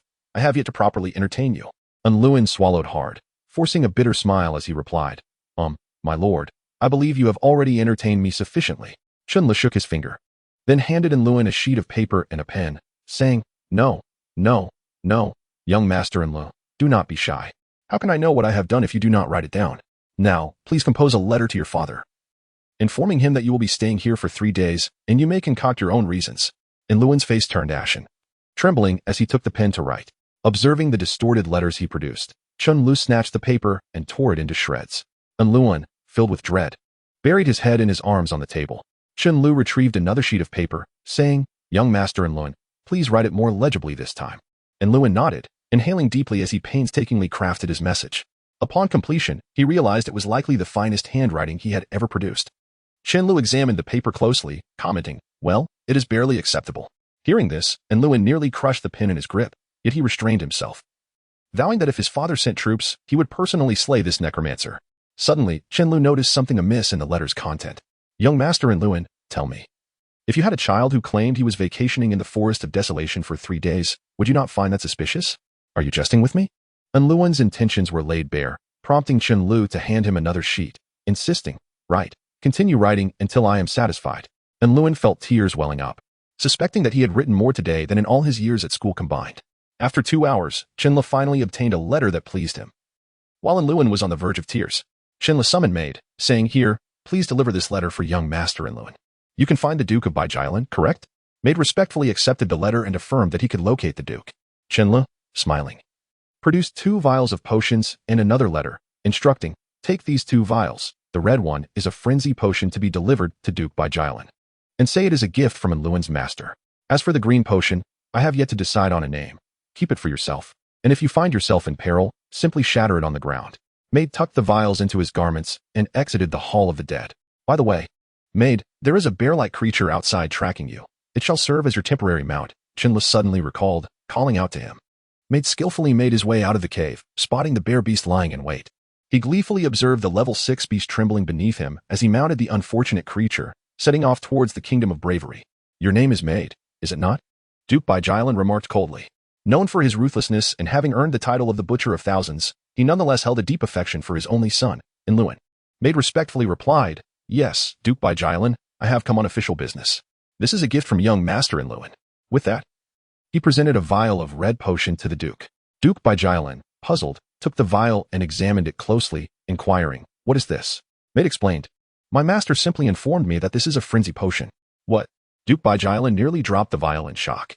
After regaining his composure, he commanded the guards at the door, "Bring forth 2 prisoners." A short while later, 2 prisoners were presented. Duke Baijilan handed the potion to the guards, instructing, "Administer half a vial of this to them." The guard accepted the potion and approached the 2 frightened prisoners, who stared in terror at the grinning guard, unaware of the fate that awaited them. Gulp. The red liquid flowed down their throats, causing them to cough violently. Duke Baijilan watched with a smile, quietly anticipating the potion's effects. Suddenly, one prisoner's eyes turned crimson. He broke free from his bonds and forcefully slammed the guard against the wall. "Kill them," Duke Baijilan ordered the guards. With a roar, the prisoners' garments burst as their muscles swelled to a terrifying degree. The guards, initially stunned by the transformation of the seemingly helpless prisoners, quickly regained their composure, having been seasoned warriors. "Kill." The prisoners bellowed, and chaos ensued as they seized the guards' weapons, unleashing a brutal onslaught. Ultimately, after a dozen guards fell, the 2 prisoners finally collapsed. Duke Baijilan observed the effects of the potion with satisfaction, noting, "These 2 prisoners were originally level 3, yet after consuming this potion, they have risen to level 5. Remarkable. It seems Luan has found himself a capable master." Seizing the moment, Maid remarked, "My lord, my master also asked me to deliver a letter to you." Duke Baijilan smiled, replying, "Let me see it." Maid respectfully presented the letter and awaited the Duke's response. As Duke Baijilan opened the letter, his expression shifted from confusion to shock. He instructed the guards, "Ensure the perimeter is secure. Anyone approaching within 10 meters of the Duke's residence is to be killed on sight." The guards hurriedly dashed outside. Duke Baijilan then queried, "Do you know what your master seeks?" Maid, puzzled, replied, "I do not know." Duke Baijilan chuckled. "He wishes to strike a deal with me. 100 vials of frenzy potion in exchange for certain items. Either a morning blossom, frost spirit, eternal withered bone, spirit cloth, or a tier 9 magic crystal. Furthermore, for every additional item found, he will require 120 vials. These items were all closely associated with the dead." Maid's expression shifted. Duke Baijilan continued, "Do not be alarmed. I harbor no animosity towards necromancers. While I am curious about why your master desires these items, I understand that some inquiries are best left unasked. Given the generous reward, I believe it is worth exploring." Swiftly, Duke Baijilan penned a letter for Maid, saying, "Deliver this to your master. I trust he will comprehend it." Maid accepted the letter and departed from the Duke's residence. As Duke Bajilin watched Maid leave, a shadow fell over his countenance. He murmured, I hope my son finds some measure of happiness. Otherwise, this potion will serve as your funeral. Within the Hall of the Dead, Chen smiled at Enluin, saying, Young Master Enluin, can you guess what I intend to do with your father? Enluin shook his head. Chen grinned. I am aware that your father is an ambitious man, and I hope he can stir the pot a little. Enluin looked at Chen in horror, uncertain of what this madman intended. Clutching a map, Chen mused. This continent is far too tranquil. I wish for it to be a bit more lively. Do you not agree? Madness. That was the sole thought racing through Enluin's mind. Chen laughed and said, Once chaos ensues on the mainland, my plan can be executed. Haha. With a grin, he leaned towards Enluin and remarked, Young Master Enluin, considering your cooperation, allow me to share a secret. I believe you have noticed the black hole outside. That is the gateway to the realm of the dead. Enluin gazed at Chen in terror, already anticipating what was to come. The living vilify the dead. Yet little do they know that the dead shall return to the world of the living, and we are the masters of these souls. Chen unveiled his ultimate ambition with a smile. In a certain part of the desolate forest, Fizi and his disciple Dolores led a throng of ghouls through the territory of the bear monsters. According to reports from the spirits, there was a gathering of bear monsters here, and Fizi and Dolores volunteered to eliminate them. Observing the nearby cave and the bear monsters milling about, Fizi began devising a strategy. The known bear monsters included 80 ordinary level 4 bears, 10 level 3 shaman bears, 3 level 6 tracker bears, and 1 level 7 woody bear. On Fizi's side, there were only 100 ghouls and nearly 3,000 skeletons. If they were to engage directly, they could easily overwhelm the bear tribe with sheer numbers. However, he was disinclined to resort to such brute force, for those who rely solely on numbers lack intellect. Thus, Fizi pondered his approach. Dolores stood quietly beside Fizi, reminiscent of the time when she learned from him, stroking his chin. Fizi examined the mountain structure, a cliff where the bear monsters nested at its center while he remained below. Suddenly, an idea struck him as he observed the mountain. With a smile, he turned to Dolores and asked, What do you believe you should do to eliminate those bear monsters while minimizing casualties? Dolores shook his head, unsure of how to meet his mentor's expectations. Fizi chuckled and encouraged, Study diligently, for a necromancer must possess extensive knowledge of military tactics. Moreover, you might become the new pope of the Dark Holy See in the future, so your learning is all the more crucial. Dolores' eyes brightened at this significant revelation, and he silently rejoiced within. Fizi continued, Do not celebrate just yet. First, resolve this situation before anything else. Pointing at the bear monsters, he instructed. Attract their attention and then watch how I proceed. Dolores respectfully responded, Yes, master, and proceeded with his legion of skeletons. In the gathering area of the bear monsters, a brown bear nudged his companion, saying, Bear 2, what are those white things over there? The golden bear replied, Bear 1, though you are my brother, please do not tease me. I barely slept last night and need rest. Bear 1 scratched his head, apologizing, Sorry, Bear 2, I must have been seeing things. Bear 2 closed his eyes again, convinced he needed to rest. Dolores observed the two sentinels coldly, suddenly realizing that even without his intervention, his mentor could easily ascend. Nonetheless, he adhered to his orders, directing a skeleton to stealthily approach the two sentinels and tug at Bear 2's fur. Bear 2 yelped, glaring angrily at the level 3 skeleton.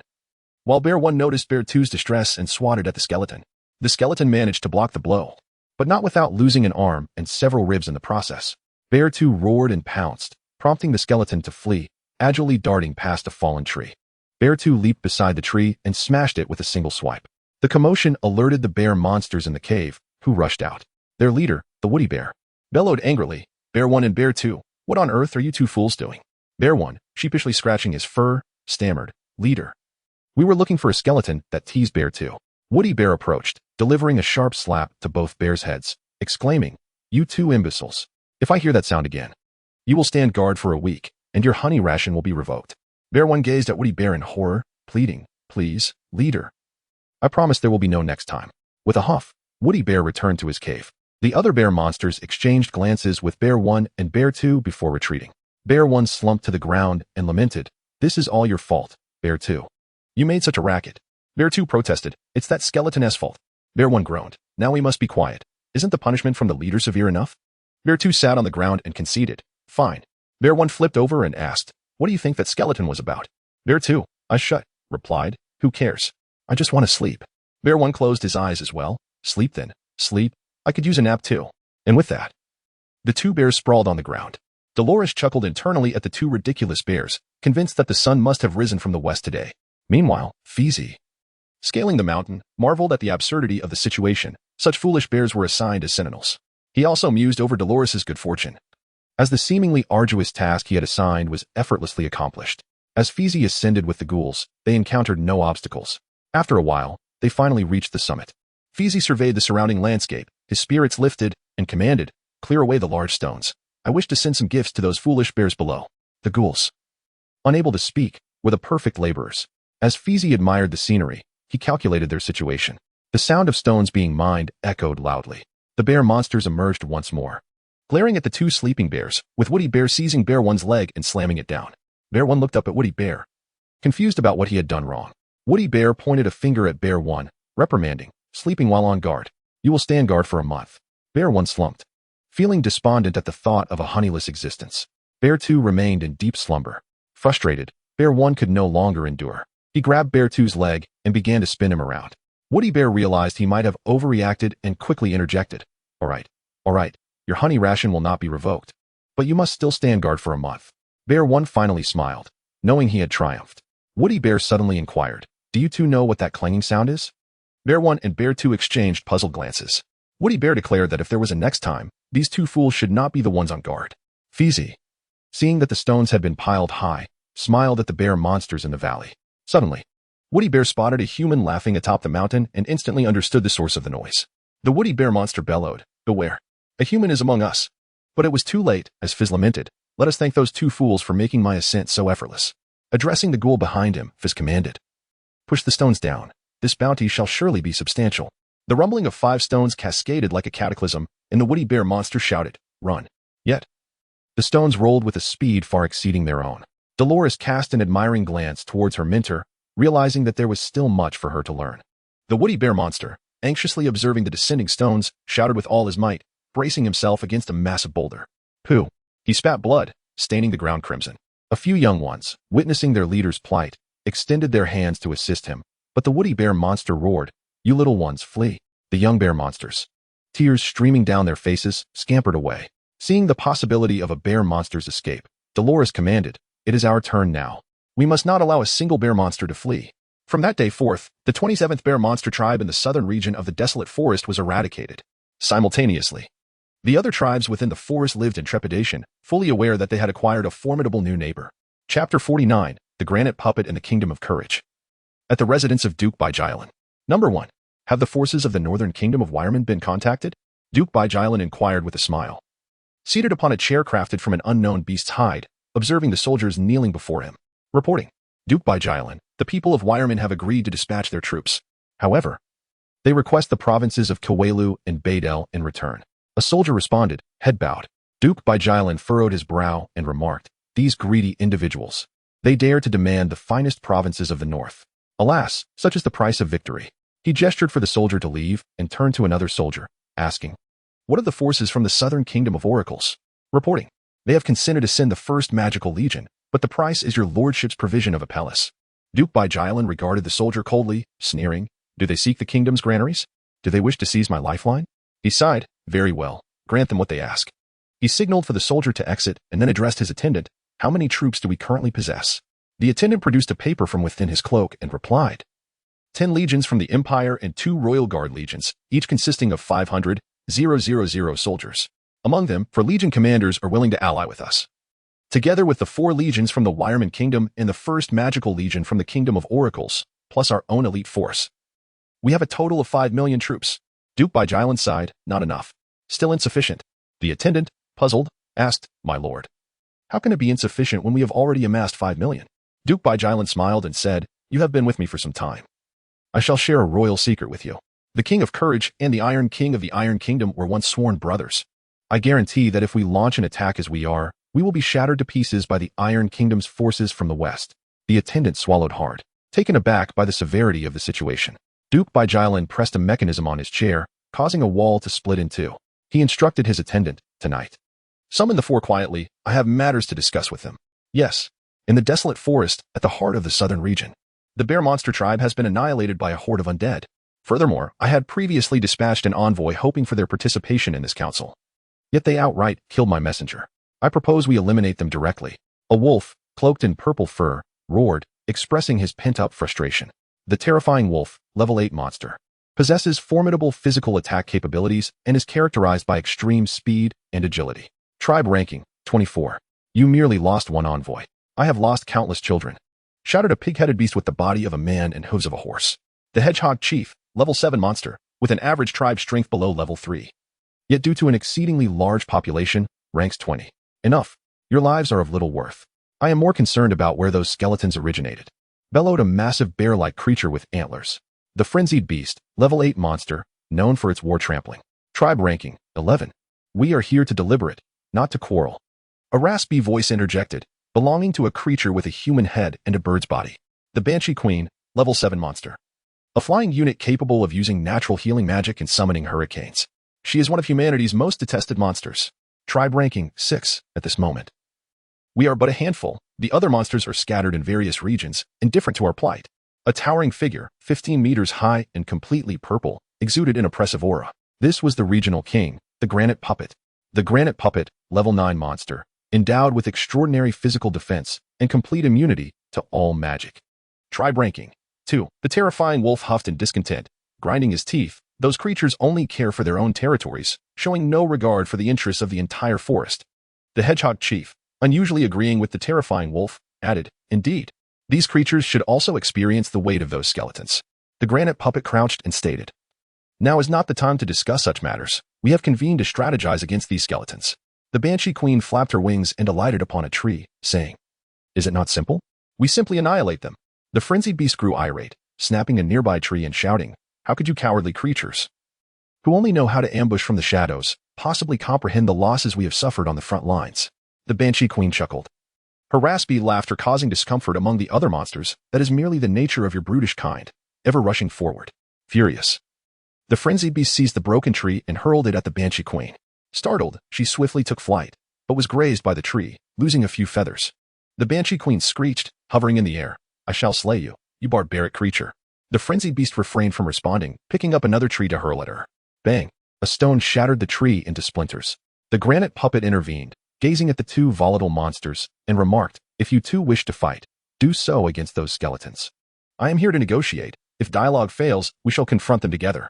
The two monsters calmed down, the Banshee Queen descending to sit quietly, while the Frenzied Beast also took a seat, their eyes still sparking with animosity. The Granite Puppet spoke in a deep voice, Now, return to your nests and inform your warriors. I have a premonition that our region's strength will suffer substantial losses. With that, the monsters departed with heavy hearts. Yet the animosity between the Frenzied Beast and the Banshee Queen lingered in their eyes. In the undead base, within the Hall of the Fallen, my lord, a massive purple figure has arrived outside, requesting to discuss certain matters, Fizi informed Chen Lu. Chen Lu, puzzled, contemplated the purple giant, feeling a sense of familiarity. He set aside his alchemical furnace and ventured outside.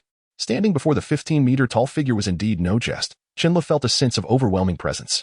He finally understood why it seemed familiar. This was the Granite Puppet, one of the most troublesome monsters from his past. The Granite Puppet stated indifferently, Are you the leader of those skeletons?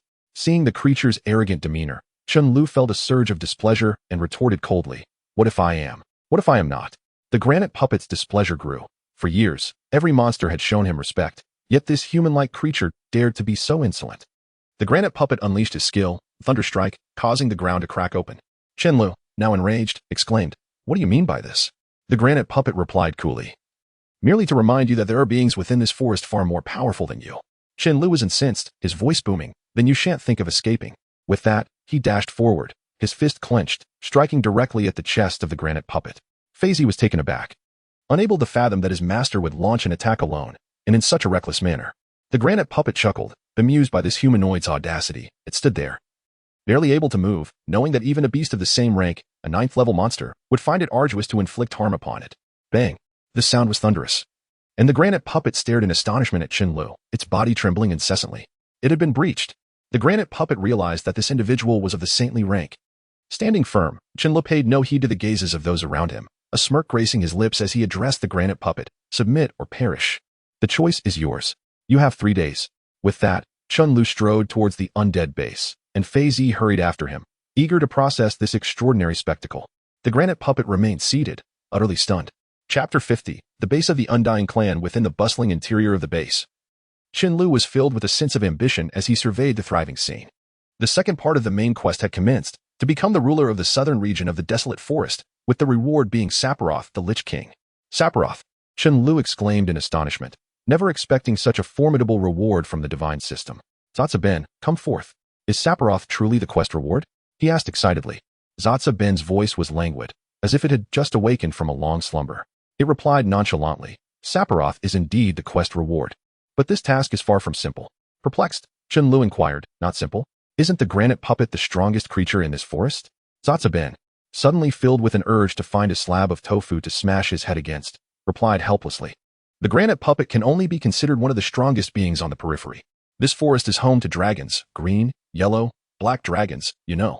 Your task is to bring those dragons to submission. The excitement that had ignited within Chen Lu was swiftly extinguished. He sighed, lowering his head. That goal feels so distant. The dragons are, at a glance, level 9 at maturity, and the Dragon King must be at the saint level. Zatsa Ben attempted to console him. Master, do not be disheartened. Sephiroth is not something you can obtain at this time. Chen Lu waved his hand and gazed towards the Hall of the Dead, saying, Indeed.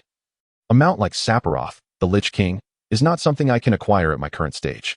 Zatsa Ben seemed to recall something and excitedly announced, Master, I have received another piece of news.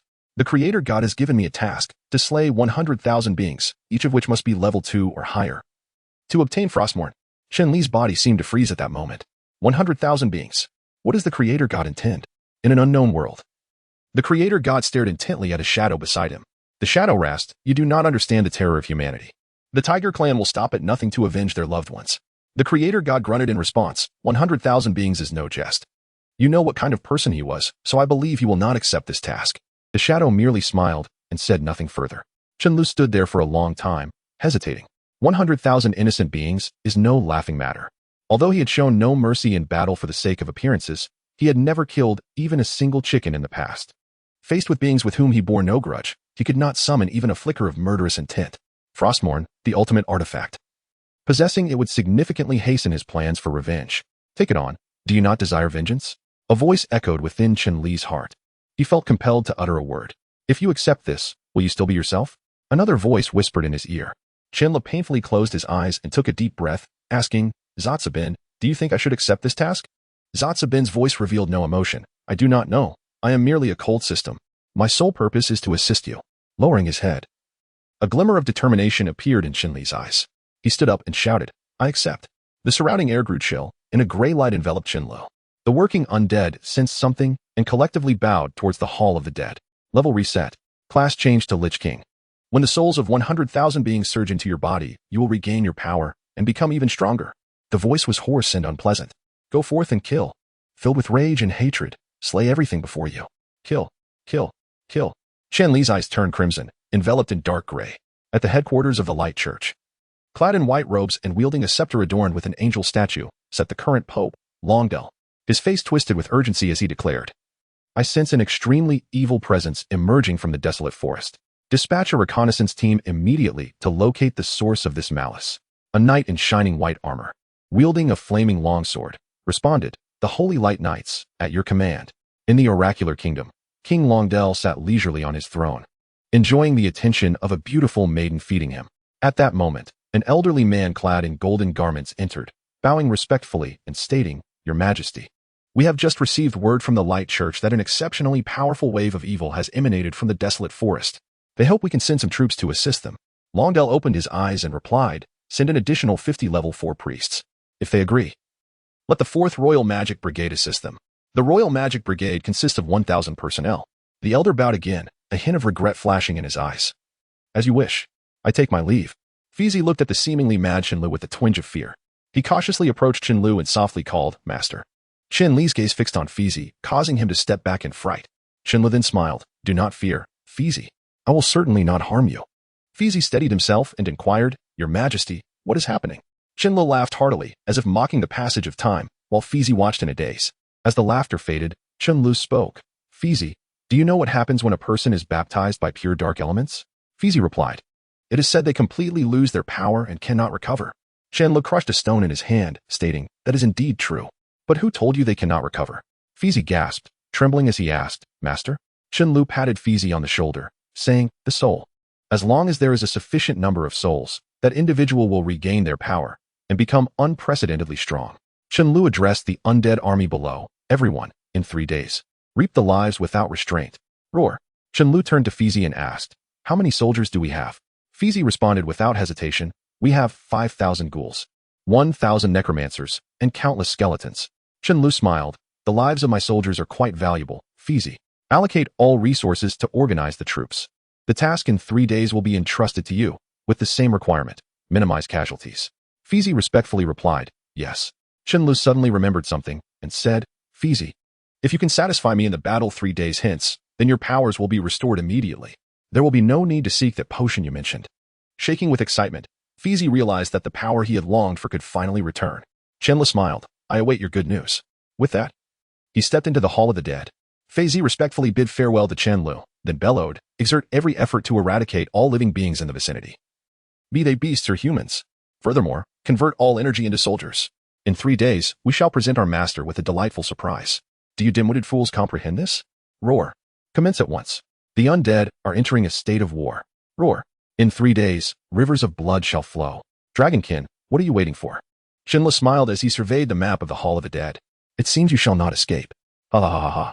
Chapter 51 The Calm Before the Storm, Part 1. In the desolate expanse of the soul-severing valley, Fei Eyes led 1,000 undead sorcerers to the region commonly referred to as the Valley of Severed Souls. Gazing upon the rugged terrain, he remarked to Dolores, this is the most direct route to launch an assault on the base. Hence, I can set up some traps here to ensure the beasts suffer a bit first. Dolores, with his head bowed as if burdened by thoughts, caught Fei Eyes' attention. Dolores, what troubles you? You seem somewhat distracted, Fei Eyes inquired. With a resolute bow, Dolores replied, Master, I seek an answer from you. Intrigued, Fei Eyes smiled and encouraged, ask away. I shall provide an answer if it lies within my knowledge. Dolores hesitated before asking, Master, is the future leader of the Dark Holy Court the Master? Fei Eyes fell silent, observing Dolores intently before gesturing towards the sky. Confused, Dolores stared upwards, failing to comprehend Fei Eyes' meaning. With a sigh, Fei Eyes explained, you underestimate the Master's ambitions. The leader of the Dark Holy Court? Frankly, that position merely serves as a pawn in the Master's grand scheme. Should the Master engage with the Dark Holy Court, he would ascend as their deity. A thunderclap echoed, and a purple lightning bolt ignited a tree behind Fei Eyes. Dolores couldn't help but marvel at Chen Li's vast ambitions. Fei Eyes then addressed his disciple with a smile. Focus on your own endeavors. I have a premonition that your potential surpasses that of the Pope of the Dark Holy Court. Clenching his fists, Dolores felt as though tomorrow was already within his grasp. Fei Eyes waved his staff, conjuring a map in the air, and turned to Dolores. What else, besides setting traps, should we be mindful of? After contemplating, Dolores replied, I have surveyed the terrain. The valley is encircled by rivers, and as it is summer, I hope to use the water to inundate them. Fei Eyes nodded approvingly. Indeed, my intention is to utilize this river to drown them. I recall when I was once a slave, hearing others speak of this river as a divine gift to those beasts. However, in 2 days, we shall transform this gift into their calamity. Observing the undead sorcerers releasing diseases around them, Dolores questioned, Master, why do I perceive these sorcerers as rather weak?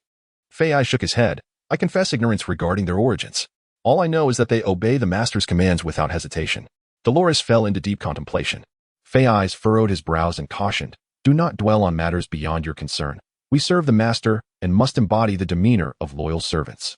The Master is in a frenzied state. I hope you do not provoke him, for no one can save you then. Realizing the gravity of the situation, Dolores relinquished his prior thoughts. After a while, as the diseases spread, Fei Eyes instructed, Dolores, take some ghouls to gather stones and ensure the river is well blocked. We cannot afford any leaks. Nodding, Dolores led several ghouls upstream. Watching Dolores depart, Fei Eyes retrieved a vial of potion from his cloak, stating, diseases alone are insufficient. The Master's concoctions are far more reliable. Remarkably, that lad Onluin possesses a knack for alchemy, managing to brew this poison typically reserved for intermediate alchemists. He then summoned a few skeletons to dig a pit, poured some river water into it, and carefully diluted the potion. The once clear water quickly transformed into a murky green. Fei Eyes grimaced at the noxious mixture and commanded the skeletons to disperse the solution around them. Upon contact, the vegetation emitted yellow smoke. Gently, Fei Eyes prodded one of the plants with his staff, witnessing it decay into ash. A shiver ran down his spine as he recalled the Master's warning. Do not touch these potions with your flesh. They are exceedingly potent, and their effects are not immediate. He resolved to acquire some from the Master when the opportunity arose. As the sounds of Dolores's labor filled the air, Fei Eyes gazed at the sky, feeling the atmosphere was particularly invigorating that day. At the headquarters of the Radiant Church, in the training grounds, the chief paladin Tushin called out, Lord Leader. The 1st Battalion of the Holy Light Knights is fully assembled, totaling 1,000 warriors. Surveying the neatly aligned ranks of knights, Chen bellowed, yesterday.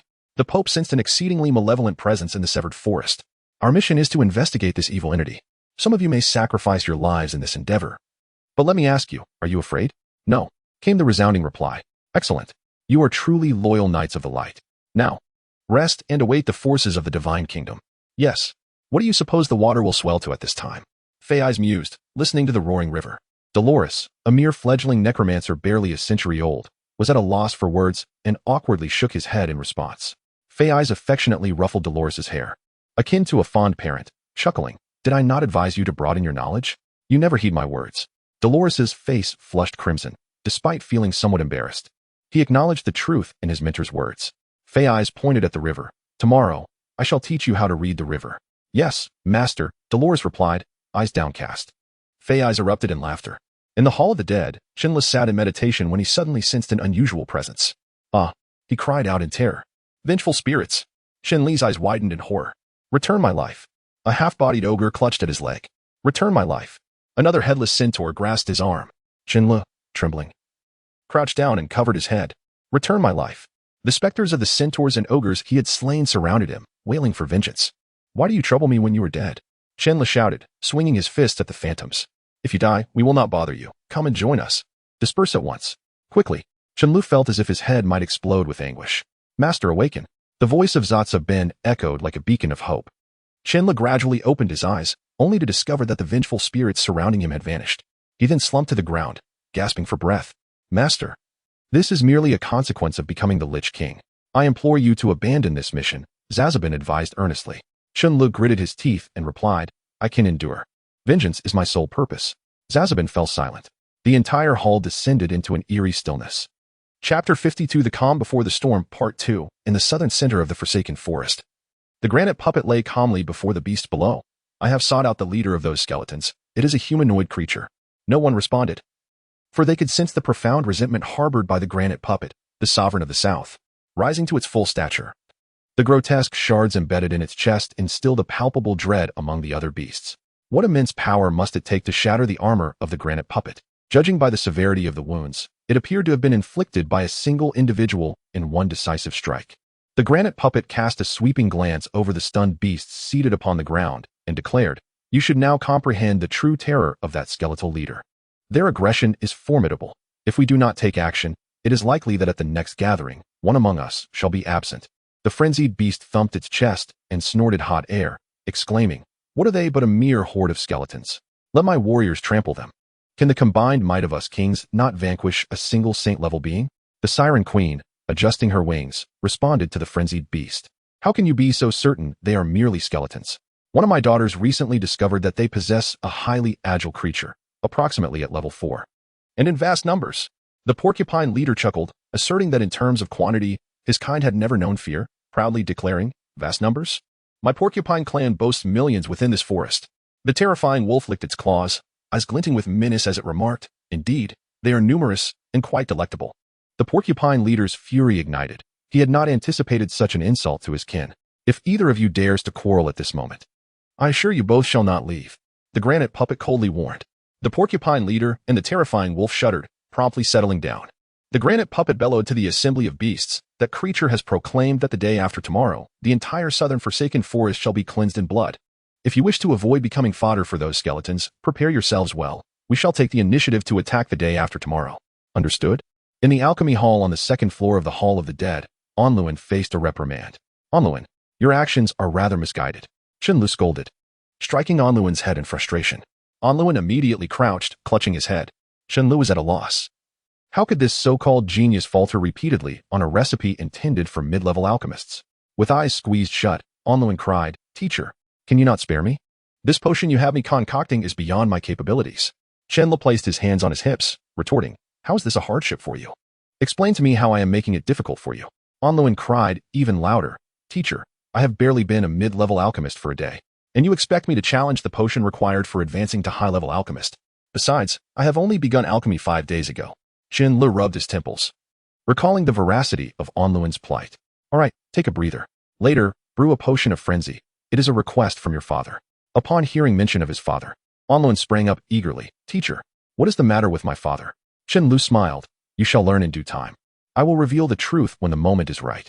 Resigned, Onluin understood that if his teacher chose not to divulge, it was unlikely he would. Chen Lu chuckled. However, I can hint at what your father desires. Do you know what it is? Onluin pondered, uncertain of his father's intentions. Wealth? His family was the third richest in the Kingdom of Courage. Beauty? He himself had 3 fiancées, yes, not to mention his father. Status? He was already a figure of considerable power. Strength? Was level 9 not sufficient? Noticing Onluin's confusion, Chen Lu chuckled. You still do not grasp your father's depth. Rest assured, his feelings for you are genuine. Onluin dismissed the thought. As long as his father did not abandon him, he would support his father wholeheartedly. Chen exited the alchemy hall, muttering, Zatsabin, I need some skills now. Suddenly, Chen Li's form became somewhat ethereal, disappearing from his feet upwards until he vanished entirely from the room, as if he had never existed. Upon opening his eyes, Chen found himself enveloped in a realm of white. Before him stood an enormous notebook. Chen sighed in exasperation. This was the domain of Zatsabin. The notebook spoke, Master, welcome to the training space. Training space? Chen mused, his black eyes, I assure you, they are black, darting about, filled with curiosity. This is a bonus for the task you accepted. It was not yet ready for you, but given your current needs, I decided to reveal it prematurely. Chen suddenly recognized a grave concern. Why did Zatsabin take the form of a notebook? Master, my form is determined by your first imagined shape of me. The notebook answered. Chen clenched his fists, lamenting his own foolishness. Why had he conjured an image of a notebook instead of a beautiful maiden? Suddenly, he raised his gaze towards Zatsabin, a more profound question brewing within him. Master, I know everything you think. Chen felt defeated. Accepting the reality that Zatsabin was merely a system. What skills do you require, Master? Offensive? Defensive? Supportive? Or stealthy? After a moment's contemplation, Chen replied, I suppose I should opt for some stealth and defensive skills, especially since I am only at level 1. And I unwittingly declared that I would slaughter all the beasts in this region the day after tomorrow. This is the consequence of the S-level task. Your personality will transform into that of a Lich King upon encountering death and bloodshed. The most apparent manifestation is your eyes. If you do not transform into a Lich King, they shall remain black, but should you change, they will become red. Chen chose not to delve further into this issue. He had come for business. What defensive and stealth skills are available? Swift Step, 100, 000 energy points. Frost Armor, 100, 000 energy points. Hypnosis, 50, 000 energy points. Blink, oh, you already know that, so I shall not elaborate. Rebirth, 1, 000 points. Holy Armor, 1, 000 points. Chen couldn't help but exclaim, what a greedy system. The costs are exorbitant. Each skill can be upgraded to enhance its effects. Notably, the Rebirth skill has 3 levels, with the energy cost for each upgrade being 10 times that of the previous level. Level 1 can revive levels 1 to 3. Level 2, levels 4 to 6. Level 3, level 7 to Saint level. If I am not mistaken, there should be a 4th level as well, Divine. Seeing the staggering costs, Chen meekly inquired, how many energy points do I currently possess? In recent days, due to the large-scale production of soldiers, your energy points have dwindled to a mere 100 W. Chen nearly lost his balance, from 1000 W to just 100 W. How many soldiers are there in the base? After contemplating the advantages and disadvantages of each skill, Chen declared, grant me Gale Step and Frost Armor. As you wish, you should have received them now. Suddenly, Chen felt a sharp pain in his head, and upon recovering, he discovered new knowledge within his mind. Frost Armor, level 1. Can withstand physical damage from levels 1 to 3 for 10 instances. Gale Step, level 1, increases movement speed by 20 and grants invisibility, with the effect lasting for 10 seconds. Chen was on the verge of tears. This felt like robbery. And he realized this was merely the first step. There would be equipment to contend with in the future. Money, money, money. Chen vowed to himself that he would seize a substantial fortune. He certainly would. After experiencing the era of madness on the continent, a group of historians engaged in heated debate over why Lord Chen would anonymously resort to such reckless pillaging. No one knew that Chen was being coerced by the system. Chapter 53, Blood Moon, Part 1, on the 7th of July. In the year 233 of the Continental Era, this day came to be known as the Day of the Blood Moon. On this fateful day, all magical beasts in the southern region of the desolate forest vanished without a trace.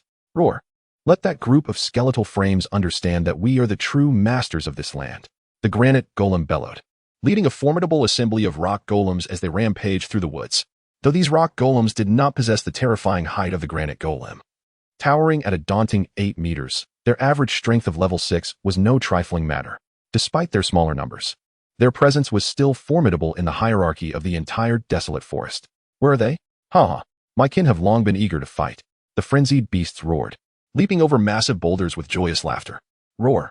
Behind them, the enraged beasts proclaimed their excitement. They were born warriors, armed with razor-sharp claws said to rival those of the behemoths, and they too boasted an average strength of level 6.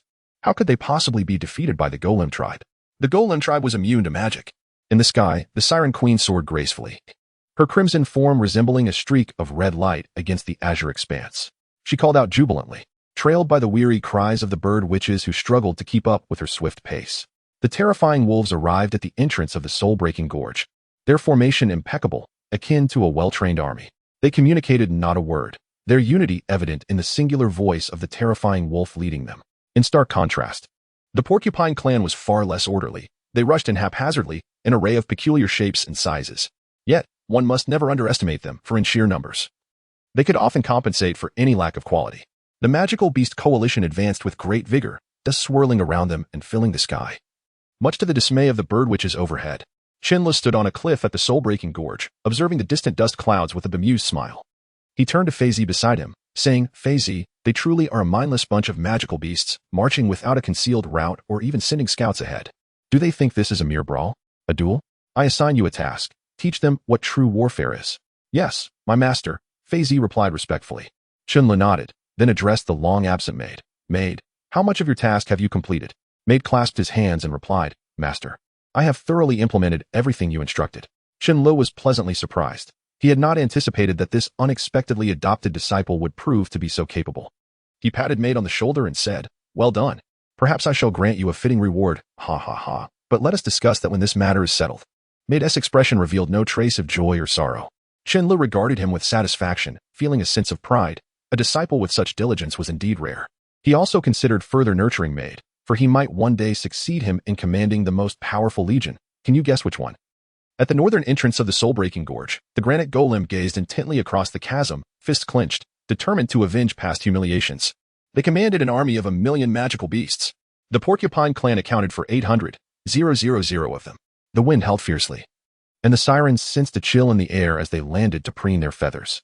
After a brief pause, as the porcupines gathered, the golem declared, Now, let us decide the order of attack. Who will lead the charge? The porcupine leader remained silent, seemingly oblivious to the golem's question as he gazed at the sky. The terrifying wolves appeared despondent, while the Siren Queen smiled, and the frenzied beasts were bursting with excitement, their muscles taut with anticipation. The golem pondered for a moment, then proposed, Very well, my kin and the frenzied beasts shall take the lead. The porcupines can send some of their number to the front. The rest will march in the middle, and terrifying wolves, your clan will remain in the rear. The bird witches may position themselves as they wish. Your bodies are not suited for the front line. At this, the porcupine leader looked utterly despondent, his expression akin to that of a mournful soul. He lamented, How many of my kin must I send? The golem's right arm began to shimmer ominously. Let it be 1,000. Is that sufficient? The porcupine leader exclaimed. The golem's arm ceased to glow, and the porcupine leader's heart finally settled. He approached his clan and announced, 1,000 of you wretches shall step forward, and I will grant that group a ton of provisions. Us. The porcupines clamored eagerly for the opportunity, driven by their desperate hunger. Get back, the rest of you. The porcupine leader pointed dismissively at a cluster, striding away from his clan. Your Majesty, let us proceed. A level 4 porcupine healer clung tightly to the leader's leg, refusing to let go. Get off. The porcupine leader kicked the healer away. Chen observed the behaviors of the magical beast with a cold smirk, murmuring to himself, A leader who disregards the pleas of his kin is best left behind. As the porcupines took their positions, the golem instructed, Once we cross the soul-breaking gorge, we will arrange ourselves as I have outlined. Do you all understand? Yes. The porcupine leader was the first to respond, albeit with little enthusiasm. Understood. The Siren Queen was elated, for her clan always enjoyed the easiest roles during collective endeavors. They were the only magical beasts capable of naturally wielding heart magic during slumber. Onward. The granite golem roared. Thus, the golem tribe began to march, their footsteps resonating as if heralding the end of days. The siren smiled, flitting to either side of the gorge to fully appreciate the breathtaking scenery of the desolate forest. The grand army advanced, their arrogance palpable, dismissing all that lay before them. Chen crouched among the trees on the cliff, coldly observing the coalition's every movement. Upon reaching the center of the gorge, Chen inhaled deeply. Suddenly, The temperature within the gorge plummeted several degrees. The sirens sensed the disturbance, flapping their wings as they scanned their surroundings. Loose the arrows. A hoarse voice commanded from various locations. Arrows of bone, though lacking the penetrating power of conventional arrows, compensated in numbers. Once a certain threshold was reached, their quality became formidable. The bone arrows cascaded from the sky like rain, darkening the heavens with their ominous descent. Ah! The sirens shrieked. Caught in the open and vulnerable to the onslaught. One by one, they fell, the Siren Queen attempting to summon the winds to deflect the incoming projectiles. Yet her efforts proved futile against the deluge. A green figure plummeted to the ground, and upon sighting it, a horde of porcupines rushed forward, their hunger overriding any caution. You foolish porcupines! Flee, or I shall devour you. A one-horned enraged beast bellowed, having terrified countless porcupines with this threat over the past hour. However, this time, its intimidation bore no fruit, and angered, it strode forward, intent on delivering a sharp kick to the nearest porcupine. Suddenly, another green figure landed nearby, splattering blood as it struck the ground, showering the enraged beast in crimson. The enraged beast swiftly wiped the blood from his eyes, and then scrutinized the figure before him. Upon recognizing it, he couldn't help but chuckle. A harpy witch. Ha ha ha, you lot who cower behind the scenes. Have you finally descended? Ha ha ha, go on, fly. Why don't you continue to hide behind, blowing the wind? The furious beast laughed as he hoisted the harpy witch's body, bursting into maniacal laughter. However, the fallen avian, which lay utterly still, the beast, touching his broken horn, pondered, could she be dead? He approached and turned the harpy witch over. Indeed, she was lifeless, with an arrow lodged in her neck. Maid, what was the need to shoot so forcefully? Feezy complained. You sent a harpy witch flying to the forefront of the opposing team. It would have sufficed to shoot her, but you had to do it with both. Maid remained expressionless, as if this bore no significance to him. Feezy felt a wave of despair wash over him. He believed this fellow was beyond redemption. Chen, indifferent to their trivial squabbles, inquired, how many of us have arrived? Feezy contemplated before responding. There are 10,000 undead sorcerers, but only 500 of them are of master rank. As for ghouls, there are plenty, 200,000, all concealed within the rocky cliffs of the canyon. With his fingers interlaced, Chen donned a look of sheer ecstasy, proclaiming, I can feel the souls rushing into my body. A faint blue aura enveloped Chen, and his eyes took on a red hue once more. He roared, kill, kill, kill, kill. Annihilate every living being in this place. Chapter 54, Blood Moon, Part 2.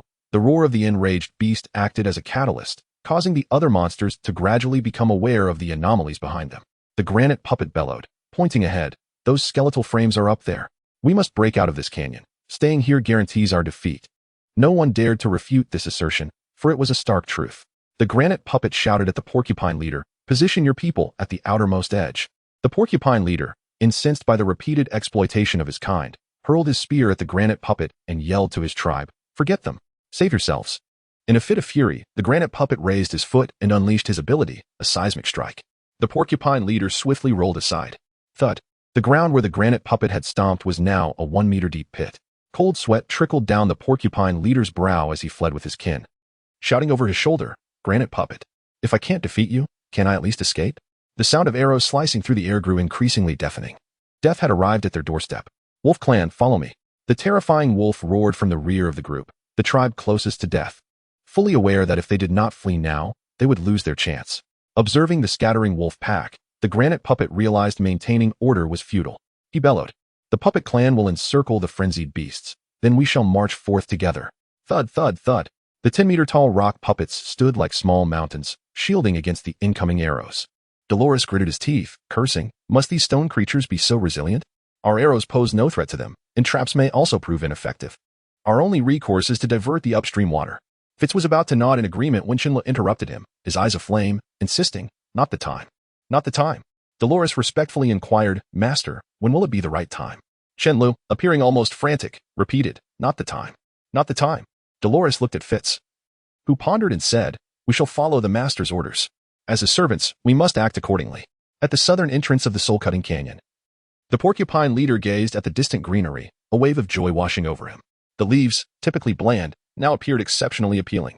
He cheered, sprinting at the fastest speed of his life. Crash, crash. Two thunderous sounds shattered his reverie as rocks tumbled down from both sides of the canyon, sealing off the entrance. The porcupines were stunned. Although a few fortunate ones had escaped, only a handful made it out. Maid stood not far from the collapse, smirking at the bewildered porcupines, reveling in their foolishness. Dolores, hearing the thunderous noise, turned towards its source, filled with confusion. The blue glow emanating from Chen Lu intensified, and he gasped for air, shouting, "Release the water! Block the water!"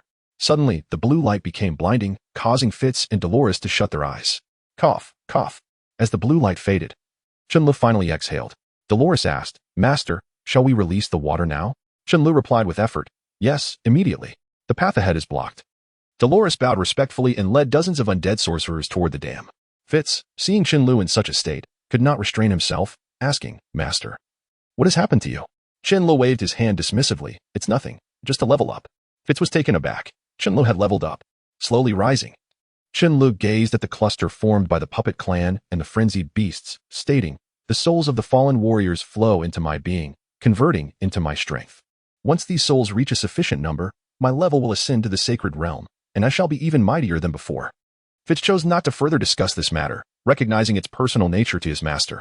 Meanwhile, the puppet clan, taking refuge from the rain of arrows, witnessed the porcupine clan rushing towards them and laughed heartily. "Why have you lot stopped running?" The porcupine leader shot a glare at the granite puppet and retorted, "It's not the time for banter. The path ahead is blocked. Run." The granite puppet was taken aback, not expecting the skeletal frames to be so audacious. Attempting to eradicate them in one fell swoop, he halted the advancing group and addressed the frenzied beasts. "The porcupine leader has no reason to deceive us. If the way is truly blocked, then I am wasting time. We must retreat." The frenzied beasts expressed no dissent. They merely desired to confront the skeletal frames, who exhibited no warrior spirit, only deceitful tactics. "All of you, advance to the front." The granite puppet thundered. A piercing scream echoed around them as a crimson figure plummeted from the sky. Upon closer inspection, the granite puppet realized it was the Banshee Queen, her body riddled with arrows. He quickly shielded her, intercepting the incoming projectiles. "Banshee Queen, how many warriors remain in your clan?" he urgently inquired. The Banshee Queen wept, her sorrow palpable as she rasped, "All dead. The warriors I brought from my clan perished, 10,000 strong." Overcome with emotion, she writhed, causing her wounds to bleed anew. She cried out to the granite puppet, "End my suffering. Quickly. It hurts too much. After my death, take my people from this place." Though unable to shed tears, the granite puppet's voice grew somber as he gently assured her, "I will ensure the safety of your surviving kin." The Banshee Queen managed a pained smile before closing her eyes, her heartbeat ceasing. The frenzied beasts, witnessing her demise, erupted in laughter. "Ha! This bunch that only knows how to hide deserves their fate. They only tarnish the name of warriors." The granite puppet remained silent, delivering a powerful punch that sent the frenzied beast staggering aside. The beast, bewildered, questioned why it had been attacked. The granite puppet coldly replied, "My negligence has led to the downfall of the Banshee clan, so I must exert every effort to protect them. Should I hear you utter such words again? Do not blame me." The frenzied beast glared at the deceased Banshee Queen before angrily retreating to its tribe. "Master, they are attempting to flee," Fitz urgently reported. "Shall we send the skeletal army to block their escape?" Chen Lu chuckled. "Are not the corpses of those banshees a splendid resource? You, a level 9 necromancer, have overlooked these valuable assets." Feezy tapped his own head, realizing that during this period, he had become accustomed to utilizing the pre-prepared ghouls, while he himself had not once employed the art of corpse manipulation. With a smile, he greeted the undead sorcerer who had already attained mastery, then approached the edge of the cliff and began to silently recite an incantation. 500 distinct voices resonated simultaneously. Though varied, their tones harmonized impeccably. Below, the corpses of various magical beasts seemed to respond to their chant, each stirring to life. A banshee witch arose, yet her eyes reflected no glimmer of vitality. A frost giant wolf also rose, drooling as it scanned its surroundings, seemingly in search of living beings nearby. "Ha ha ha, now we simply await Dolores. I hope he arrives swiftly," Chen Lu murmured. Chapter 55, Crimson Moon, Part 2. The beasts gazed upon their recently fallen comrades, who miraculously rose once more. Initial shock morphed into elation. A tuskless, enraged beast, witnessing its companion charge forward, wept tears of relief. It had been consumed by guilt, believing itself responsible for the demise, yet here it was, alive again. The enraged beast extended its arms, eager to embrace its resurrected friend and vow to prevent such an occurrence in the future. Thwack! The sound of claws tearing flesh rent the air. The tuskless beast stared in bewilderment as its companion turned on it. It couldn't comprehend the sudden aggression. Blood trickled down its arm, nourishing the blades of grass below, which seemed to writhe with newfound vitality. The sun's rays glinted off the crimson fluid, creating an unnerving spectacle. Roar!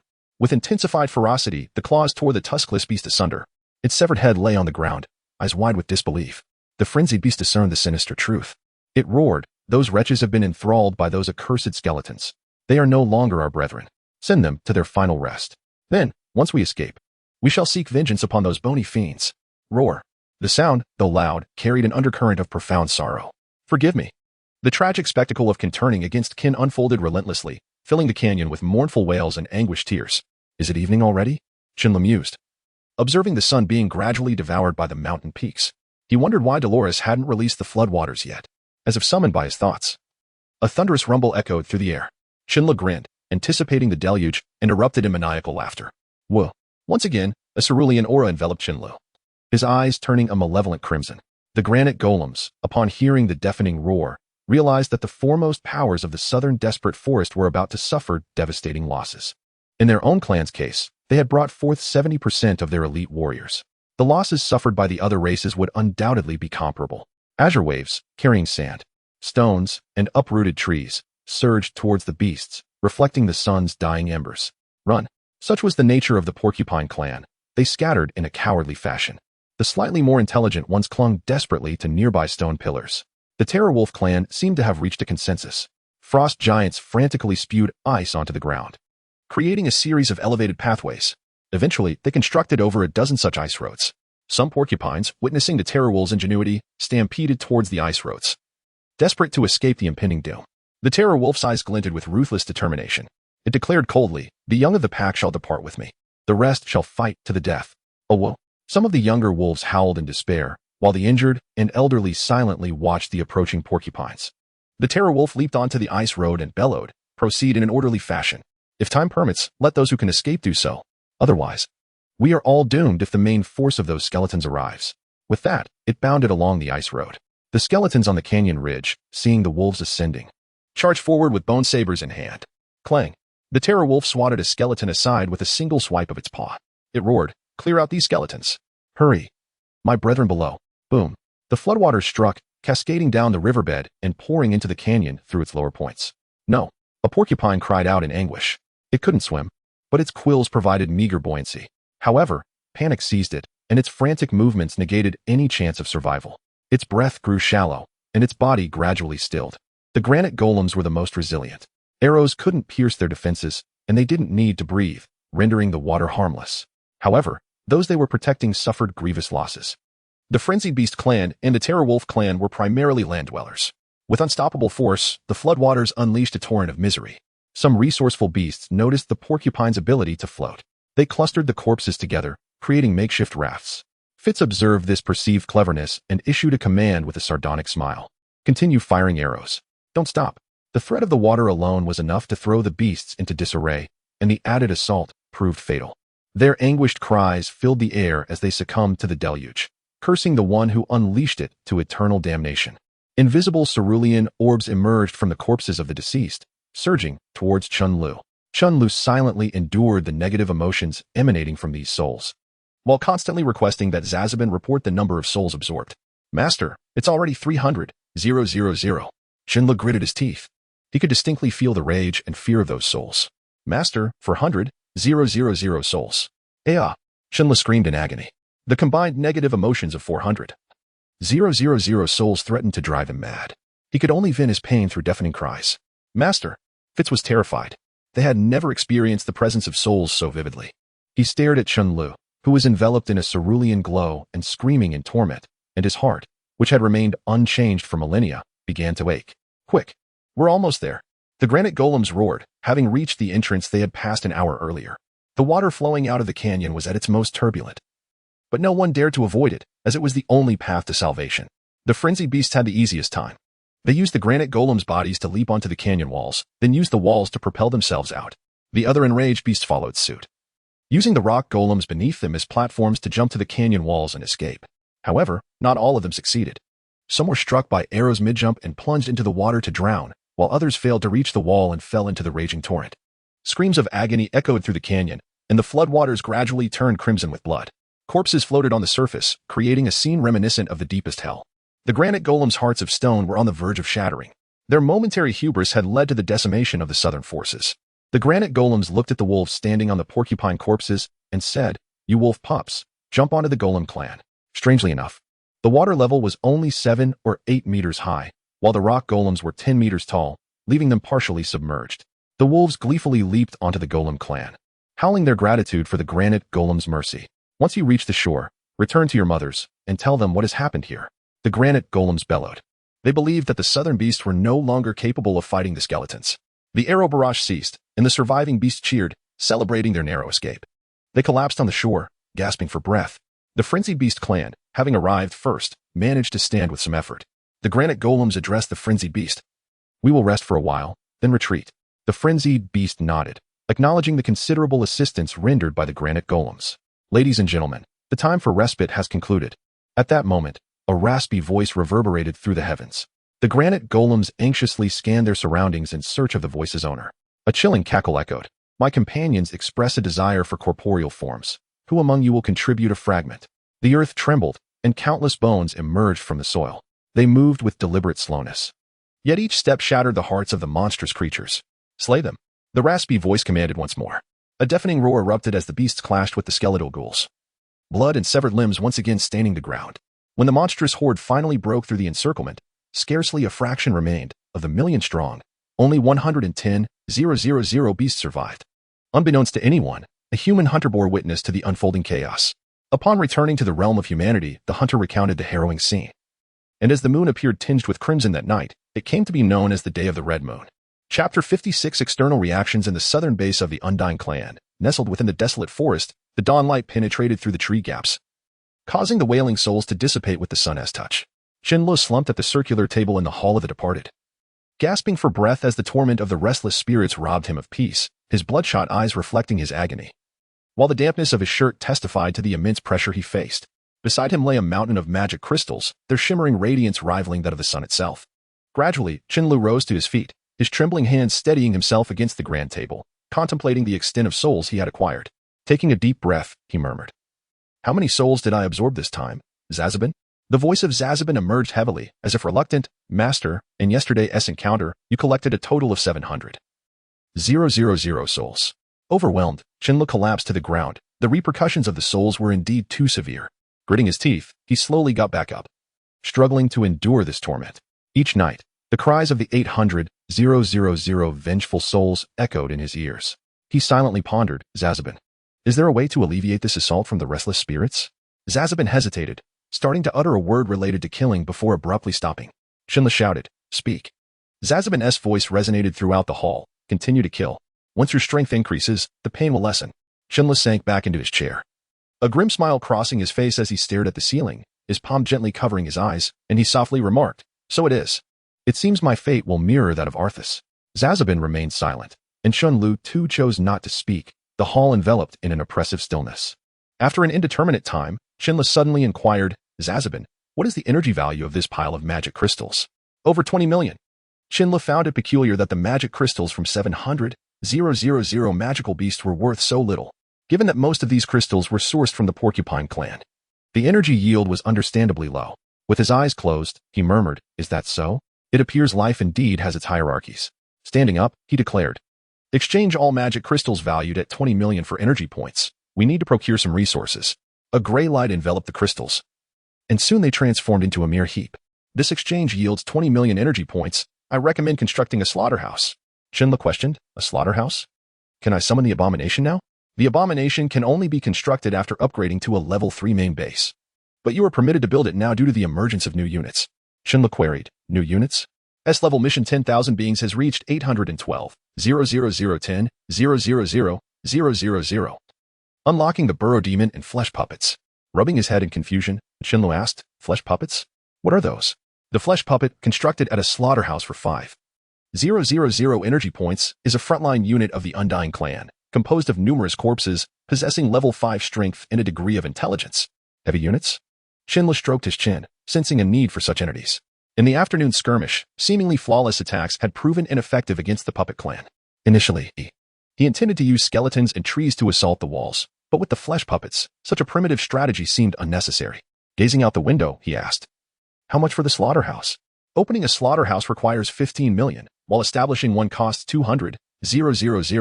Chen erupted in expletives. "What's the difference from robbery?" "This is the price set by the creator. I have given you all the discounts I can." Resigned, Chen looked outside and muttered, "Build it, build it. Out with the old and with the new. By the way, can I study traps now?"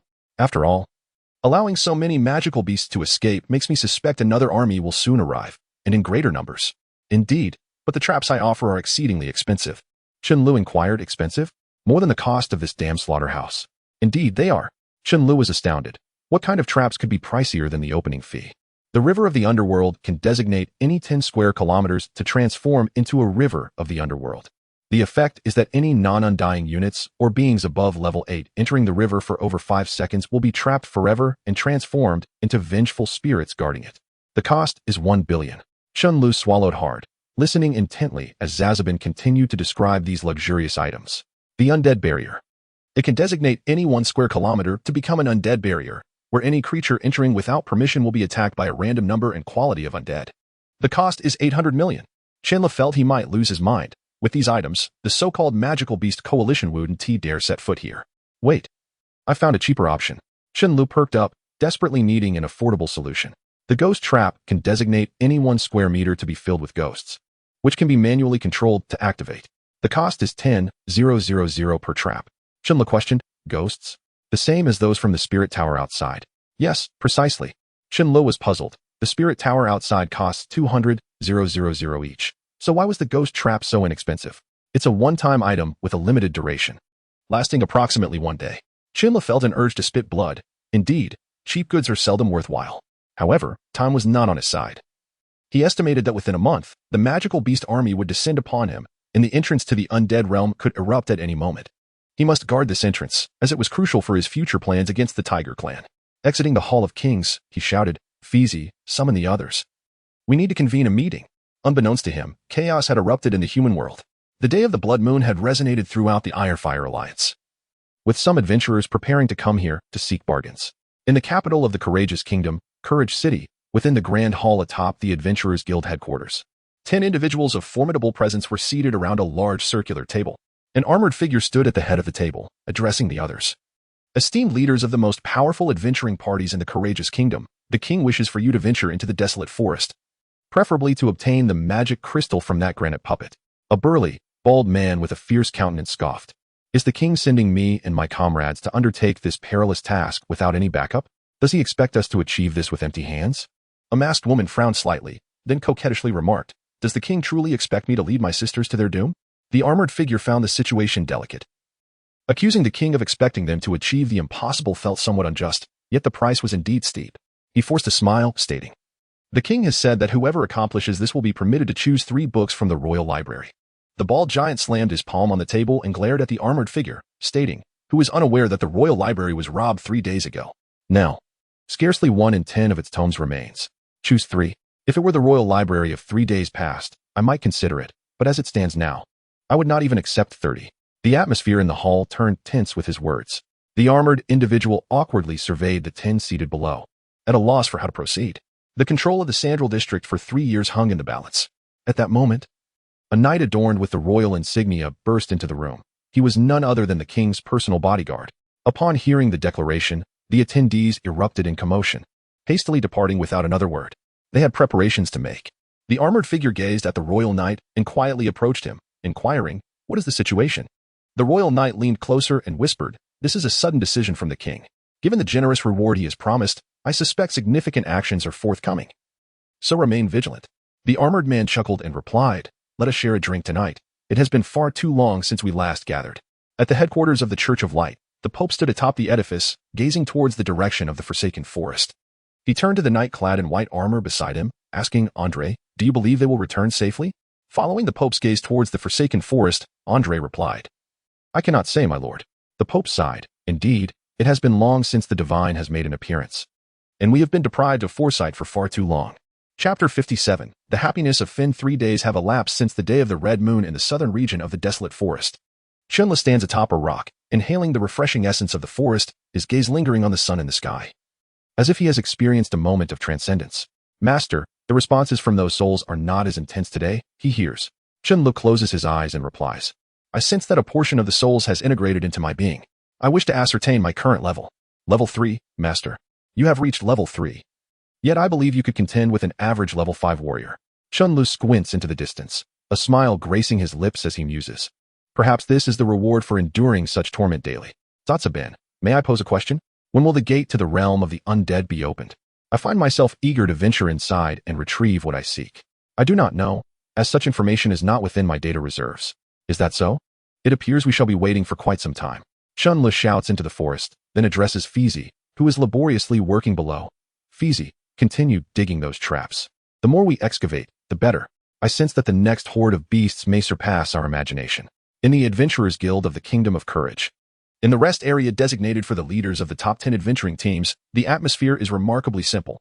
The leader of the 5th-ranked Grey Bear adventuring team, a level 8 rogue, is of short stature with slightly coarse hands, a dagger glowing green at his waist. He surveys his attire with satisfaction, convinced that no one in the world could rival his handsomeness. Knock, knock, knock. The sound of knocking reverberates as he strides towards the door. Paul, what on earth are you dawdling for? Hurry up, the brothers are waiting for you below. The knocker is Sink, Paul's brother and second in command of the Grey Bear team. Paul opens the door and retorts, Sink, how many times must I tell you not to call me dawdler? I am enhancing my charm. Do you understand the concept of charm? Sink, a wizard of a very different ilk compared to the graceful mages of the Oracle Kingdom, burst into laughter, as if he has heard the greatest joke in the world. Charm? Will charm lure out beasts? Or perhaps charm will persuade them to spare you. Don't jest with me. Paul, slightly exasperated by his brother's demeanor, raises his hands in exasperation. You will come to understand the significance of charm one day. Sink ceases his laughter, wiping tears from his eyes, and implores, Brother, let us go. The brothers have been waiting for a while. Paul nods, and the two brothers descend together. Just as they reach the entrance, Paul senses someone approaching. Silently counting down, he attunes to the person's position, his hand instinctively moving towards the dagger at his waist. Smiling at Sink, he says, Sink, I just recalled I have a few matters to attend to. You go ahead. Remember to bring me a roasted porcupine leg. It's been ages since I've had that delicacy. Sink, with a hint of annoyance, responds, Yes, yes. My brother, you are quite troublesome. He then proceeds down the stairs. Observing Sink leave, Paul turns and calls out, To my hidden friend, might I trouble you to reveal yourself? Do you not find your little antics rather laughable in the presence of an 8th-level rogue? From a distance of 10 meters, a black-armored warrior steps forth, raising empty hands as if to convey his lack of hostility. Upon seeing the black-armored warrior, Paul's apprehension dissipates.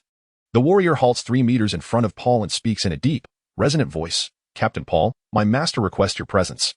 Paul, puzzled, wonders who would summon him. As the warrior approaches, he discreetly whispers 5 words into Paul's ear. Upon hearing these words, Paul is taken aback. Connecting the dots with recent actions of the master in question, Paul descends to the lower level and tells Sink, Sink, you will lead the team this time. I have matters to attend to. Noticing the tension in Paul's demeanor, Sink quietly inquires, What has happened? Paul scans his surroundings nervously, ensuring no one is eavesdropping before responding. Someone has sought me for a task. If I succeed and all goes well, we will fully possess the Zanger gathering area. Do you comprehend my meaning? Sink's eyes widen in astonishment as he gazes at Paul.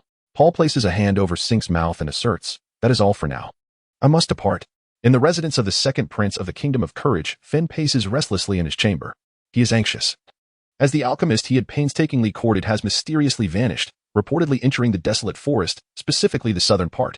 Finn clutches his hair in frustration, contemplating. Could he have met with misfortune? But soon, he discards the thought. If the alchemist of such caliber were lost, whom could he possibly turn to for assistance? At that moment, a maid knocks on Finn's door. Speak quickly if you have business. If not, be gone. He barks. The maid, breathless, replies, Your Highness. There is a warrior outside seeking your audience. Finn, growing impatient, bellows towards the door. Is it now permissible for any warrior to seek me? Though I am constrained by my elder brother, I have not entirely lost my standing. The maid, sensing the urgency, knows that failing to clarify could lead to dire consequences. The warrior outside mentioned the names Arthur and Gale. Upon hearing these 4 names, Finn hastily opens the door. Quickly, escort him to the side hall. The maid curtsies slightly before rushing towards the main entrance of the estate, astonished that the warrior's mere words could evoke such a strong reaction from the second prince. Finn strides to the side hall, fervently hoping that this individual is indeed a representative of Master Arthur. Why does Finn suspect this? Because of Gale. Although Gale serves as Finn's guardian knight, he has only revealed himself before 3 individuals, Finn himself, his brother, and lastly, Arthur. Before long, the door swings open, and a burly warrior wielding a great sword steps inside. It is Maid. He respectfully bows to Finn and announces, Your Highness, Master Arthur has sent me to find you, stating that he has something for you. Finn assists Maid to his feet and anxiously queries, What does Master Arthur wish to bestow upon me? Maid produces a wooden box from within his garments and carefully hands it to Finn. What is this? Finn inquires as he receives the box with both hands. Maid respectfully responds, Master Arthur has learned of His Majesty's upcoming 80th birthday next week. He has concocted this elixir for you, known as the 7 Stars Elixir. Fane nearly stumbled, tears of overwhelming emotion brimming in his eyes. The 7-star pill, a transcendent elixir of the broken mirror grade, was said to bestow longevity. He surmised that if others were to discover this treasure in his possession, he might well forfeit his sleep for the night. In a flurry, Fane concealed the box within his garments, fearful that Maid might reclaim it. Maid, tapping his forehead, recollected, Ah, Your Highness, the Prince.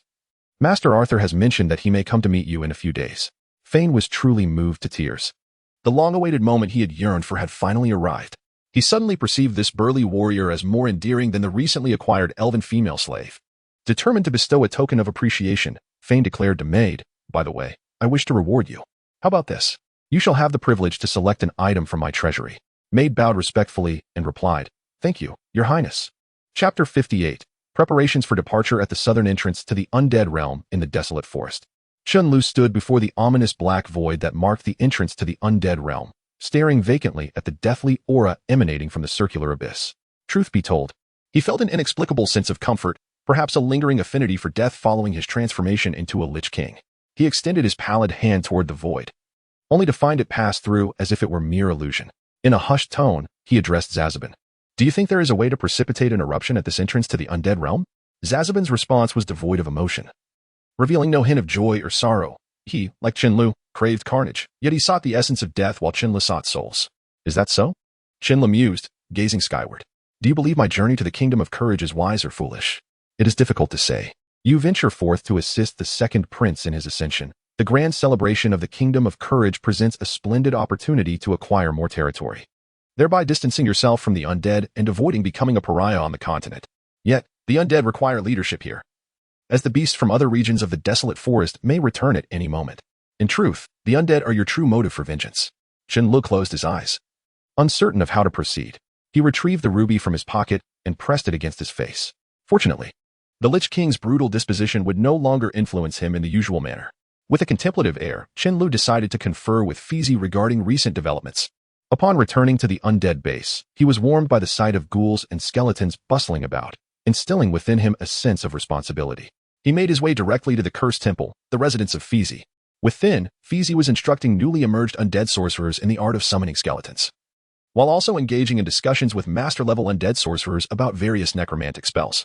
Hey, Fizi, come here, I have something to discuss. Fizi performed a respectful gesture towards the undead sorcerer conversing with him before approaching Chen Lu. Bowing, Fizi inquired, Master, what is your command?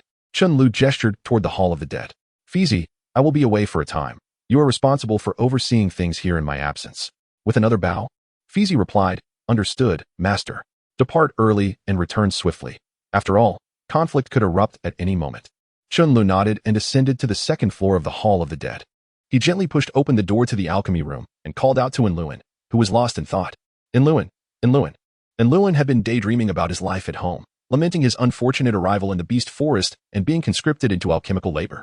The sudden intrusion startled him, and upon realizing it was not the ghoul with a decayed visage, he exhaled in relief. Chen Lu entered and casually seated himself, asking, Have you grown accustomed to life here? Enluin's expression soured, recalling the hellish existence he had endured. Each morning, he was roused by a ghoul for a run, only to be tossed the carcass of a beast for lunch and dinner, left with no choice but to roast it without seasoning. He felt as though his palate had become desensitized to flavor. Chen Lu patted Enluin's shoulder. All right. Let me treat you to a proper meal. With a wave of his hand, a lavish spread of food appeared, each dish a feast for the senses. Enluin's eyes widened in delight as he lunged into the bounty, tears streaming down his face as he consumed the delectable fare. Chen Lu contemplated the expenditure of 100 energy points for this meal, feeling a twinge of regret. Why must you complicate matters? The food should only require 100 energy points, yet your additions demand 10,000. Whose fault is that? Moreover, the divine system was reputed to be the crowning achievement of the creator god, with whispers of a mysterious figure involved in its creation, whose power rivaled that of the creator. Chen Lu, invigorated by this thought, eagerly asked, Who possesses such prowess to contend with the creator god? I do not know. Chen Lu sighed in disappointment. Very well. Now, I wish to know if your elixir is truly effective.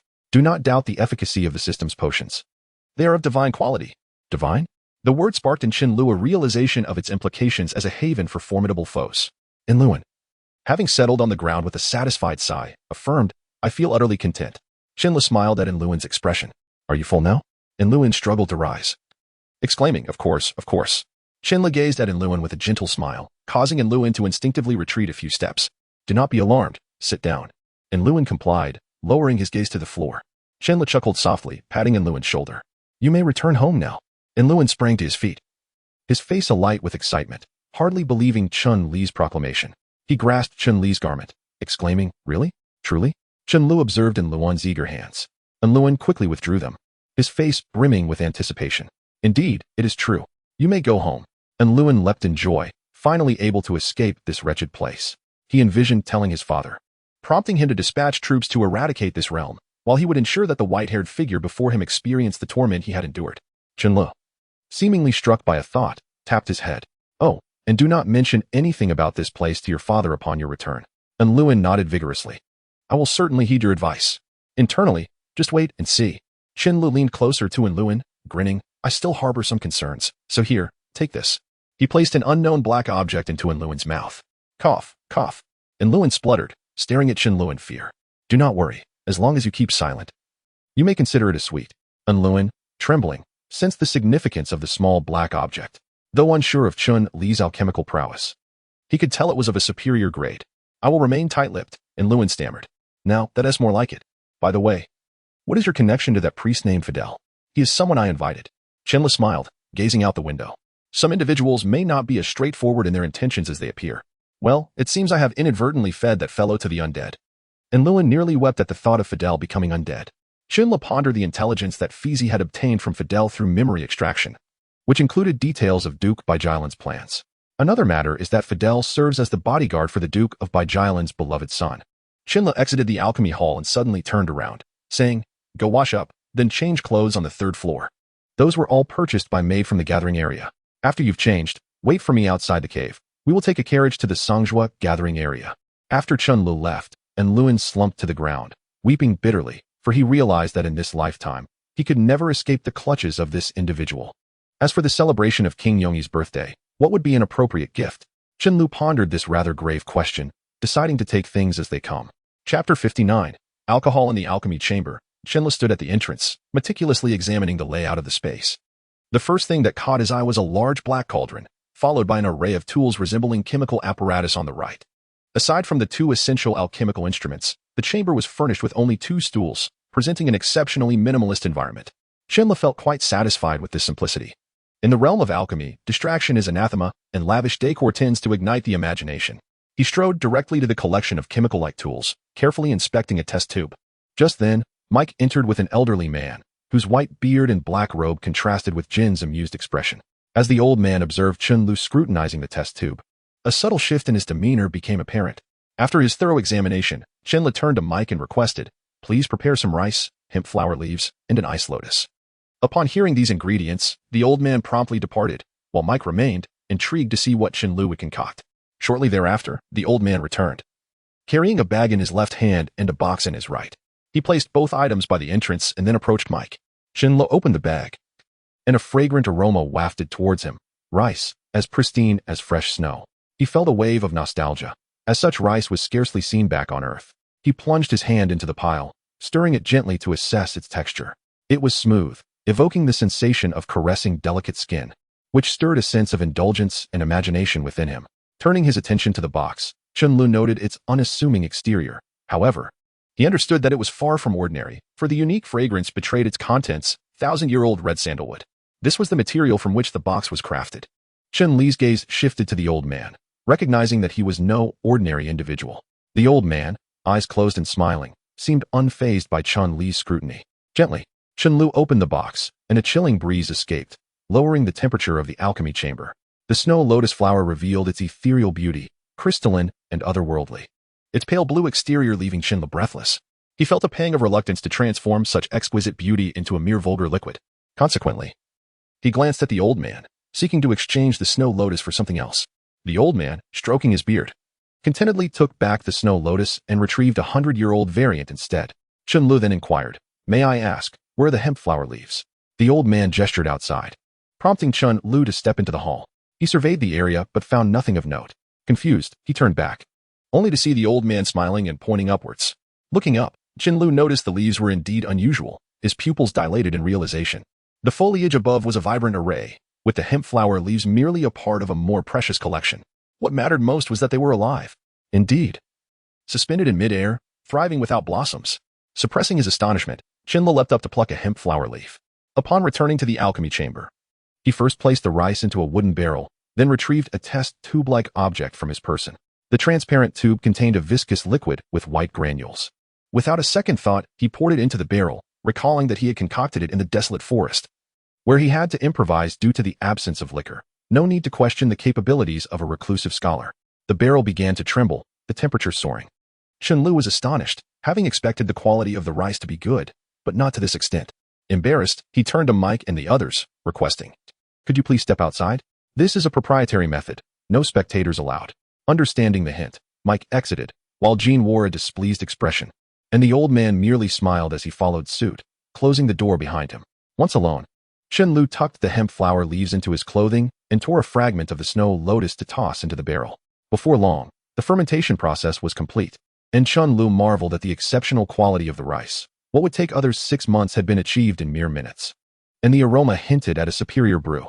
Outside, Jean questioned the nature of the scent, resembling an eager hound, nosing around in search of its source. Upon discovering the most potent aroma emanated from behind the door, he prepared to push it open, only to be halted by the old man's intervention. Returning to Chen Lu, he chuckled softly. "Those fools wish to indulge, do they? Very well, I'll oblige." Patience is key. Chen Lu began to search for water, presuming that a water barrel would be present in the alchemy room. After some time, he located a spigot near the cauldron, and, upon turning the handle, water gushed forth. He filled the test tube multiple times, some water spilling onto his skin, which felt refreshingly cool. Pouring the water into the barrel, the previously volatile atmosphere calmed, releasing a subtle fragrance, a result of the ice lotus. Now, the barrel was full. Chen Lu placed it on an elevated platform and ignited a fire beneath it. The flames danced like sprites, and the once quiet brew resumed its lively turmoil. Chen Lu smiled as he covered the concoction with a glass dome, attaching a glass tube to it, leading to an empty test tube. As time ticked by, the liquid in the barrel diminished while the test tube filled. Once the test tube reached capacity, Chen Lu swiftly extinguished the heat source. With a hiss, the fire died, the sound of cooling air filling the space. After clearing the barrel of its remnants and restoring everything to order, he opened the door and announced, "It is done." Jean rushed in first, searching for a vessel to contain the liquor. However, he found none, as the intoxicating aroma permeated the chamber, rendering his sense of smell ineffective. Mike followed, inhaling deeply before exclaiming, "Master Arthur, where's the wine? I can hardly wait to taste it." The old man was the last to enter, carrying 4 cups. Chen Lu held up the test tube and declared, "Right here." Jin's eyes fixated on the transparent liquid, his dissatisfaction evident as he remarked, "Is that all? It's simply insufficient for a proper drink." In truth, the test tube held a generous 5 liters. With a teasing grin, Chen Lu replied, "Why don't you give it a try?" Jean seized the cup handed to him by the old man and insisted, "Fill it to the brim." Chen Lu obliged, pouring Jin's cup full. Jean hesitated, then questioned, "Why is there no aroma?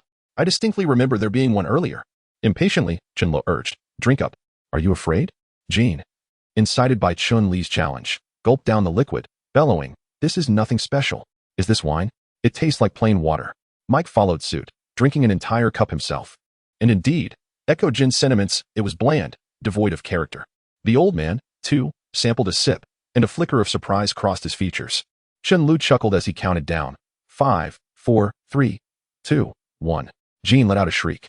The sensation of burning in his throat was so intense that he swore it felt as if flames were consuming him from within. Mike's throat was equally distressed.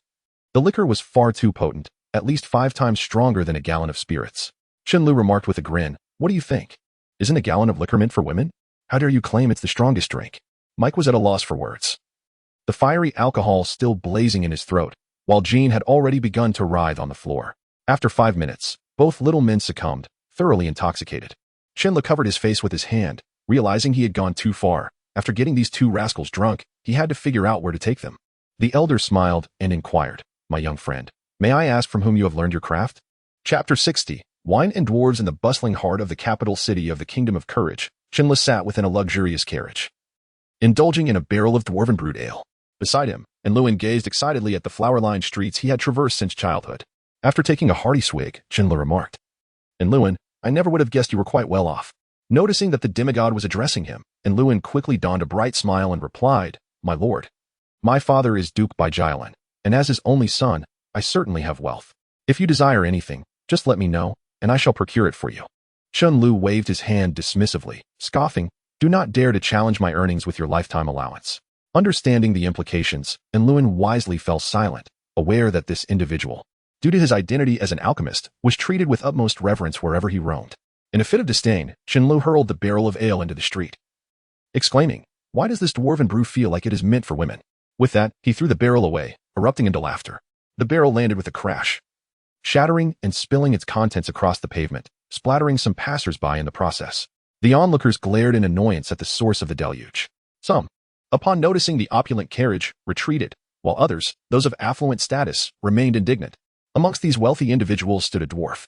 This particular dwarf, a burly middle-aged craftsman with a massive hammer slung over his back, boasted well-defined muscles and prominent veins, his hands bearing the unmistakable calluses of a seasoned blacksmith. Fuming, the dwarf approached the carriage, prompting the driver to hastily attempt an escape. However, the dwarf seized the driver, who, with a respectful demeanor, implored, Sir, might you release my carriage? The dwarf cast a scornful glance at the driver and commanded, tell the one inside to step out. Who dares to insult our dwarven ale? Eager to see the audacity of this individual, he added, you may leave. The driver hesitated, knowing he could not offend a dwarf of such stature. At that moment, a young man emerged from the carriage, his white hair and black eyes strikingly ordinary. The crowd suddenly recognized him as Arthur, the recently renowned alchemist. As some approached him, clamoring, Master Arthur, I am Triple X, forgive my intrusion upon your elegance. Please accept this card. I shall personally visit you soon. They quickly departed. Enluen, seated inside the carriage, watched Chen Lu with envy, as the cards in Chun Li's possession had already exceeded a value of over 100,000. Yet, one individual remained obstinate, the enraged dwarf. The dwarf removed his hammer and swung it toward Chen Li's position. With a resounding thud, a sizable crater formed where he struck, showcasing Chun Li's remarkable agility, akin to that of a level 5 warrior. In truth, he was merely a level 4, augmented by his Lich King profession. The dwarf glared at Chen Lu, intent on punishing this insolent human who dared to insult the dwarven craft, especially since he had just sampled the very ale he adored. Innocently, Chen Lu addressed the dwarf. Is it truly necessary to react so violently just because I expressed my opinion on dwarven ale? Infuriated by this remark, the dwarf vowed to slay the human, his body swelling in size as he unleashed a legendary dwarven ability known as Divine Manifestation. Jean, cease this at once. Do you not comprehend the might of a level 7 dwarf? A booming voice echoed from afar, causing the dwarf to cower as if he were a mouse before a cat. Curiously, Chen Lu turned towards the source of the voice and was greeted by the familiar face of Mike, the dwarf who had once guided him. Chen Lu waved amicably, and Mike reciprocated with a smile before grasping Jin's ear and admonishing, do you know who this is? This is Master Arthur. How could you cause trouble so soon after I brought you along? Jean, feeling wronged, winced in pain as he protested, ouch, Mike, let go. It hurts. Mike, undeterred, tightened his grip, twisting Jin's ear as he whispered, little one, you think you can talk back? I shall inform your father and have him discipline you. Terrified, Jean ceased his resistance. Knowing well that his father's strictness was legendary, he had once been made to kneel for an entire month for a minor flaw in a weapon he crafted. Once he surrendered, Mike released his grip, commanding, apologize to Master Arthur. Reluctantly, Jean approached Chen Lu, bellowing, Arthur, I am sorry. The apology lacked sincerity, eliciting only a smile from Chen Lu in response. Behind Jean, Mike brandished his hammer, delivering a swift blow to Jin's back. Jean was sent sprawling, toppling several market stalls in his wake. Looking at the stunned onlookers, Mike announced, those whose stalls were overturned, please meet me at room 4 of the Heavenly Wealth Hotel. Our dwarven kin will not owe anyone anything. Shaking, Jean emerged, but his robust dwarven physique had withstood the blow that would have felled a lesser level 7. He lamented, Mike, it was not my intention to provoke him. He insulted the dwarven brewing technique. He even claimed that gallon ale is for women. Mike eyed Chen Lu suspiciously, incredulous that an alchemist would dare belittle the dwarven brewing art, renowned throughout the realms. Chen Lu, sensing Mike's scrutiny, raised his hands in feigned innocence, saying, indeed, that gallon ale is far too weak, barely distinguishable from water. Mike bristled at the comment. While he held great respect for Arthur, he would not allow disrespect to go unchallenged. Chuckling, Chen Lu proposed, doubt my words? Very well, let us seek out a place to brew. I shall show you what a true man's drink should be. Silently amused, Chen Lu considered how these otherworldly beings remained oblivious to the principles of alcohol distillation. Gallon ale barely reached 30 proof, while he intended to concoct a potent 50 proof brew to astonish them. Pointing to a nearby street, Mike stated, Master Arthur, I know of a location suitable for alchemy. However, I must clarify, while I concede that dwarven alchemy may be lacking, our brewing skills are not to be underestimated. Chen Lu, initially puzzled, replied, I merely wish for you to guide me to an alchemical site. I never claimed I was interested in alchemy. My brewing technique is my own unique skill, one I do not share lightly. With the mention of a unique skill, Mike's curiosity was piqued. A seasoned drinker, he had once consumed an entire decade's worth of a medium-sized tavern stockpile. Leading the way, Mike walked ahead while Chen Lu followed, with Luin descending from the carriage to accompany Chen Lu. At this moment, a squad of third-tier soldiers approached, surrounding the crowd. The leader, a fourth-tier warrior, addressed Mike, saying, Master Mike, I have just heard that there was a conflict involving you. May I inquire about the whereabouts of the individual in question? I assure you, I will provide a satisfactory resolution. At that moment, Jean stepped forward, waving his hand dismissively, and said, Step aside. We will resolve this matter ourselves. The fourth-tier warrior felt somewhat awkward, as the orders from above were quite clear. It was imperative to ensure the satisfaction of these diminutive individuals within the city of courage. If they were displeased, their superiors would also be displeased, and such discontent could inevitably lead to his own dissatisfaction. Mike pondered for a moment before declaring, You shall guard the flowerless apothecary. No one is permitted to step any closer. The flowerless apothecary was a specialized establishment catering to alchemists, featuring 10 alchemical chambers, making it a rather substantial apothecary. Mike strode directly through the grand entrance of the flowerless apothecary, then stated, Old man, prepare an alchemical chamber for me. Chen Lu followed Mike into the flowerless apothecary. True to its name, the apothecary was adorned with leaves, yet devoid of any flowers. The wooden flooring and walls contributed to an entirely wooden structure, pervaded by a delightful fragrance. Chapter 61. Arrival at the destination in the capital of the Kingdom of Courage. The city of Courage, the bustling crowds signified a multitude of daily occurrences. As the saying goes, in a large forest, all kinds of birds exist. Today, the inhabitants and guards of Courage City witnessed a most peculiar sight. 2 dwarves, utterly inebriated, were being dragged along by an opulent carriage, which was headed towards the Heavenly Fortune Hotel. Cough, cough, cough. I want more wine. One dwarf, Gold, was tethered by a rope, his body scraping against the ground, while Mike, silent as a stone, slumbered like a log.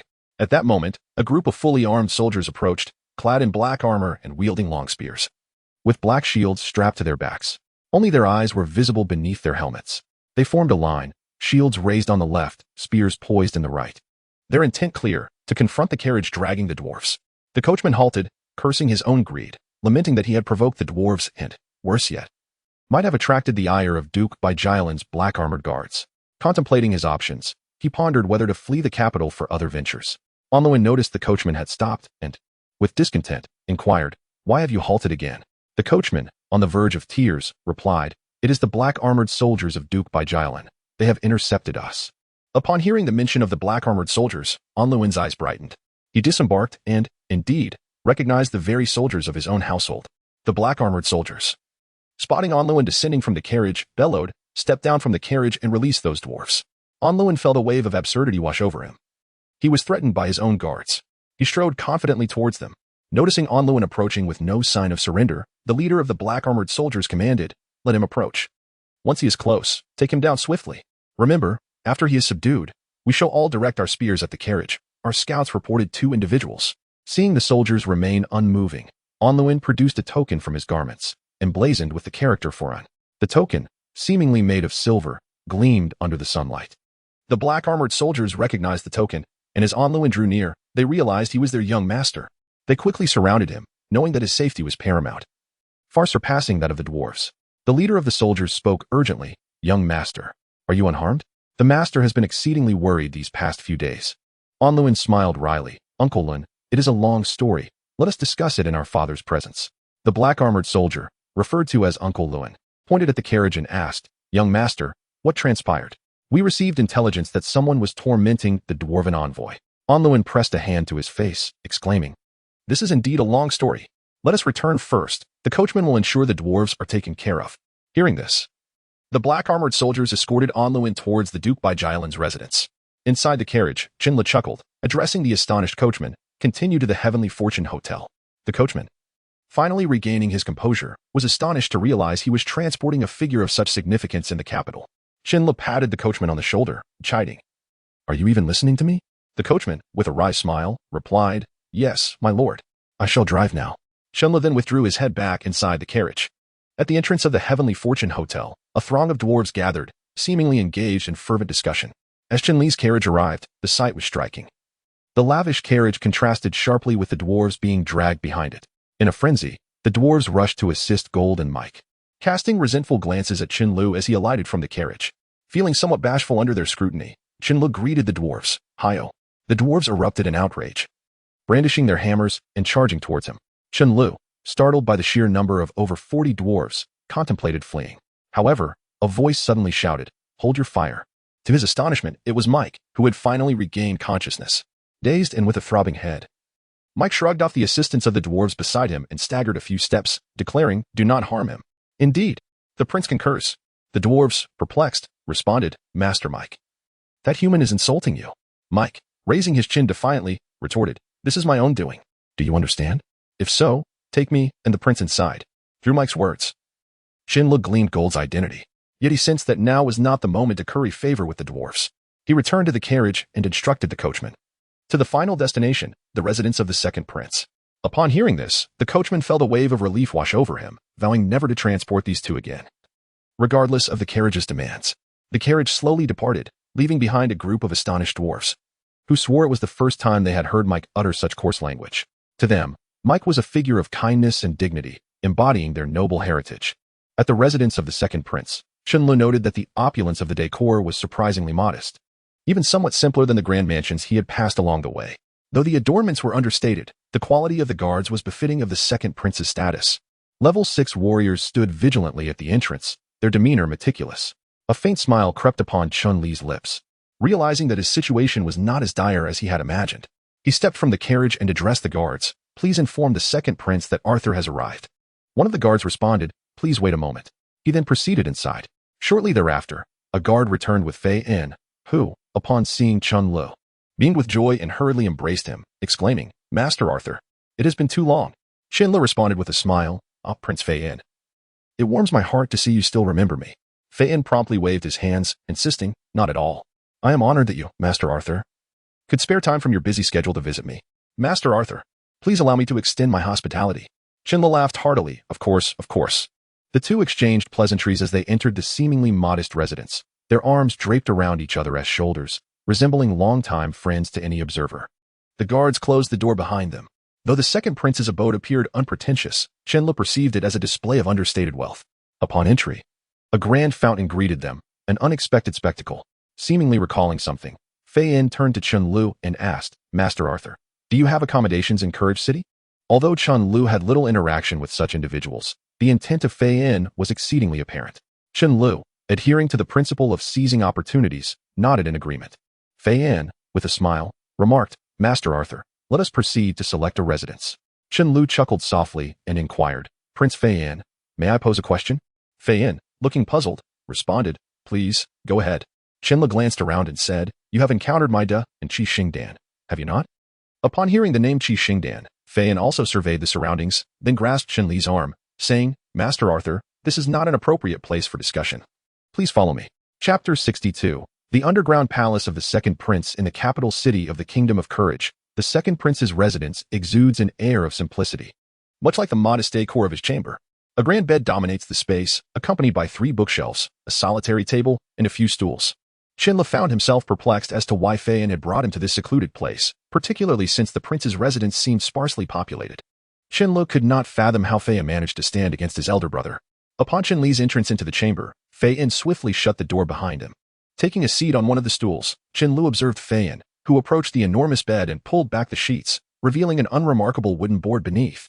Fei In traced 3 circles with his finger around a specific spot on the board, and then pressed down forcefully at the center. A dull thud reverberated through the air. Chen Lu noticed the central bookshelf subtly shifting backward. Suddenly, he sprang to his feet and moved toward the bookshelf. Just as Fei In interjected, "Master Arthur, please wait. There are still matters to attend to." At this, Chen Lu halted, regarding Fei In with curiosity. Fei In stamped his foot, and a control panel emerged from the floor. Chen Lu felt a flush of embarrassment. How fearful must Fei In be to have such a contraption? With evident pride, Fei In declared, "Master Arthur, this was crafted for me by a master engineer from the Goblin clan at a considerable price." Chen Lu remained silent, merely nodding in acknowledgement. Fei In quickly pressed a series of buttons on the control panel and then darted away from his previous position. In his place, several arrows suddenly materialized. Chen Lu recognized that these arrows would surely pierce an unsuspecting 8th-level warrior. The sound of gears turning echoed nearby as the bookshelf retreated further, and Fei In gestured for Chen Lu to follow him, stating, "Master Arthur, please come this way." At this moment, Chen Lu could not help but admire Fei In's reputed ingenuity. This small mechanism spoke volumes about his resourcefulness. "Oh, not at all," Fei In replied hastily, grateful for the compliment. As they approached the bookshelf, it shifted backward, revealing a pitch-black space behind it. Fei In gently tapped the wall, prompting the sound of gears once again. A contraption resembling an elevator emerged from the darkness. Chen Li's expression stiffened. He could scarcely believe such advanced technology existed in this world. Fei In ushered Chen Lu into the elevator, and the bookshelf closed once more as it began its descent. After a brief interval, the elevator came to a sudden halt. Fei In knocked on the wall, announcing, "It is I, the second prince." Abruptly, a section of the wall vanished, revealing an armed figure with a crossbow, who respectfully stated, "Prince Fei In, you may proceed. Today's password is lament." Fei In nodded, and the wall returned to its original form as the elevator resumed its descent. Chen Lu quipped, "How much did you spend to construct this underground complex?"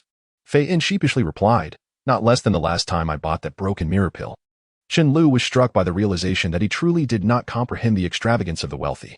Recalling the broken mirror pill, Chen Lu inquired, "Prince Fei In, what did you do with the broken mirror pill I gave you last time?" Fei In responded with curiosity, "Do you need it, Master Arthur?" "I placed it within this structure." Chen Lu quickly clarified, "Not at all, Prince Fei In, I was merely curious." Fei In chuckled. "Originally, I intended to present that broken mirror pill as a tribute for my father's 80th birthday, but since you bestowed upon me such a remarkable gift, I decided to keep it." Reflecting on the 7-star pill, Chen Lu felt a twinge of embarrassment.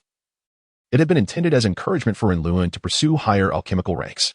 Yet, he viewed it as a failure and had contemplated discarding it, only to reconsider and pass it along through maid. As their conversation unfolded, Chen Lu marveled at the numerous traps they encountered along the way, marveling at the sheer scale of the construction. After 20 minutes, the elevator finally halted, and as the doors opened, a blinding light assaulted Chen Li's eyes. Gradually adjusting, he beheld a scene of opulence, gold and jewels scattered about like refuse. He wondered if a horde of greedy dragons would go mad at the sight.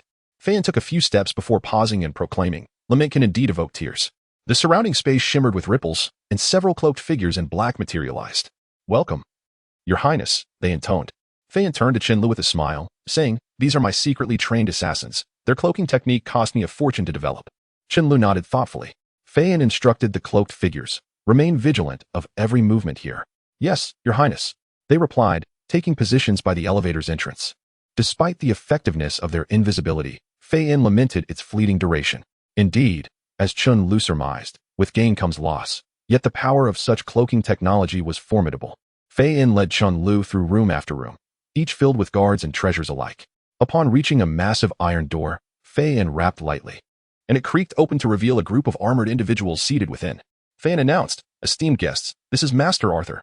The armored figures rose as one, bellowing in unison, "Welcome, Master Arthur." Chen Lu smiled warmly, "It is a pleasure to meet you all." Fei In turned to Chen Lu, stating, "These are my combat forces." Kneeling before Chen Lu, Fei In implored, "I beseech you, Master Arthur, lend me your strength." Chen Lu regarded the expressions of those present and replied with a smile, "What I stand to gain? Anything you desire, save for the throne," Fei In declared eagerly. Chen Li's eyes sparkled with interest as he replied, "I accept your offer." Fei In rose, presenting a token to Chen Lu. "Welcome to our ranks, Master Arthur." Chen Lu accepted the token with both hands. Fei In turned to the assembled crowd, proclaiming, "Let us honor Master Arthur." The air filled with cheers. Chen Lu smiled at the jubilant assembly, realizing he must swiftly address matters here. Otherwise, complications from the situation in the abyssal forest would arise.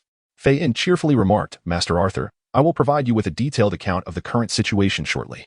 Attendants, escort Master Arthur to refresh and rest. I shall host a welcoming banquet at the prince's residence this evening." As the doors swung open once more, 2 elegantly dressed women entered, strikingly similar in appearance, as if twins. They approached Chen Lu with respectful bows. "Master Arthur, please follow us."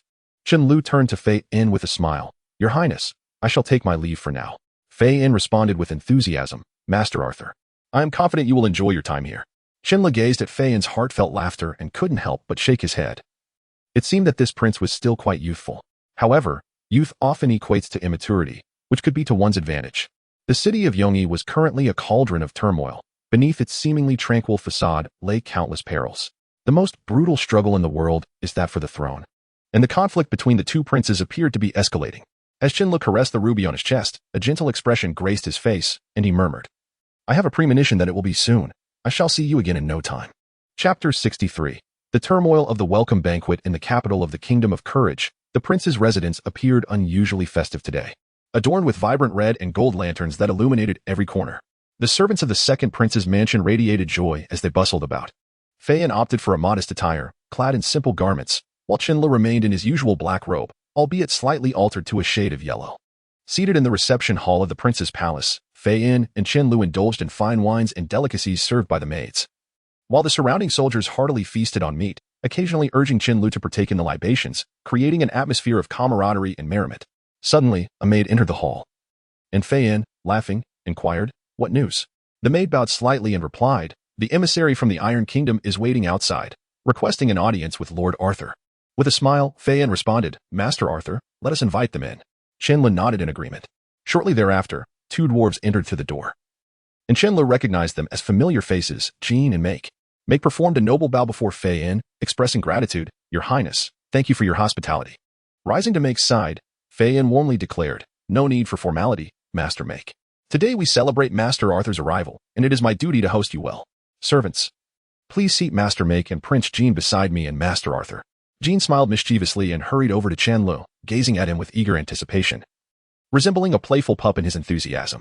Chen Li's mind raced, pondering what could have transpired to elicit such a longing gaze from Jean. Even during the meal, Jin's eyes remained fixed on him, prompting curiosity among the onlookers, who speculated whether there was something more intimate between the two. Feeling the scrutinizing stares from the commanders, Chen Lu swiftly moved to sit beside Make, leaving Jean looking crestfallen. Fei Yan's expression became peculiarly ambiguous as he observed the interaction. Jean, unable to contain himself, turned to Chen Lu and requested, "Master Arthur, may I trouble you for another bottle of the wine you brewed last time?" The commanders below exchanged bewildered glances, unable to fathom why a dwarf would request wine from a human, especially one that the human had personally concocted. Chen Li's expression darkened as he realized Jin's intentions. Casting a frustrated glance at Make, who wore a nonchalant demeanor, Fei Yan's curiosity was piqued as he turned to Chen Lu, clearly eager to discover what made his wine so extraordinary. Reluctantly, Chen Lu retrieved the previously prepared elixir, the test tube's ornate design highlighting its enigmatic contents. He uncorked the sieve atop the test tube and poured a small glass, saying, "Prince Fei Yan, please have a taste. Remember to sip slowly, this wine is quite potent." Taking the glass, Fei Yan inhaled deeply before expressing his confusion. "Master Arthur, this aroma seems rather unusual." With a slight smile, Chen Lu urged, "Do take a sip, or the flavor may diminish." Without hesitation, Fei Yan downed the contents, only to be met with an intense burning sensation in his throat. Grasping his neck, he shouted, "Water! Bring me water!" The maids hurriedly rushed out, but Fei Yan clearly could not hold on much longer. He seized the wine he had previously poured and gulped it down, following it with several hearty bites of meat. The combination of wine and food provided some relief, and he slumped back in his seat, appearing as if he had ascended to another realm. Jean burst into laughter, pointing at Fei Yan. "Ah ha ha. Now you know what strong liquor is, don't you? Did you not say you could never drink such spirits during your visit to the Iron Kingdom?" Wahahaha. Fei Yan glared at Jean, feeling utterly defeated. The commanders, witnessing his plight, struggled to suppress their laughter while also expressing a desire to taste the drink that had overwhelmed Fei Yan, understanding the expressions of those around him. Chen Lu, adhering to the principle of sharing good things, poured each person a small glass, consuming a third of the test tube's contents in the process. Jean glared enviously at the commanders holding their cups, while Make grinned at the unfolding scene. As Fei Yan regained his composure, he hoarsely raised his glass, proclaiming, "A toast to Master Arthur." To Master Arthur. Most of the commanders drank in unison, seemingly daring the potency of the wine. Jean watched them with a pitying expression, as if foretelling their impending fate. Fei Yan, in despair, felt that today would be a day of great embarrassment.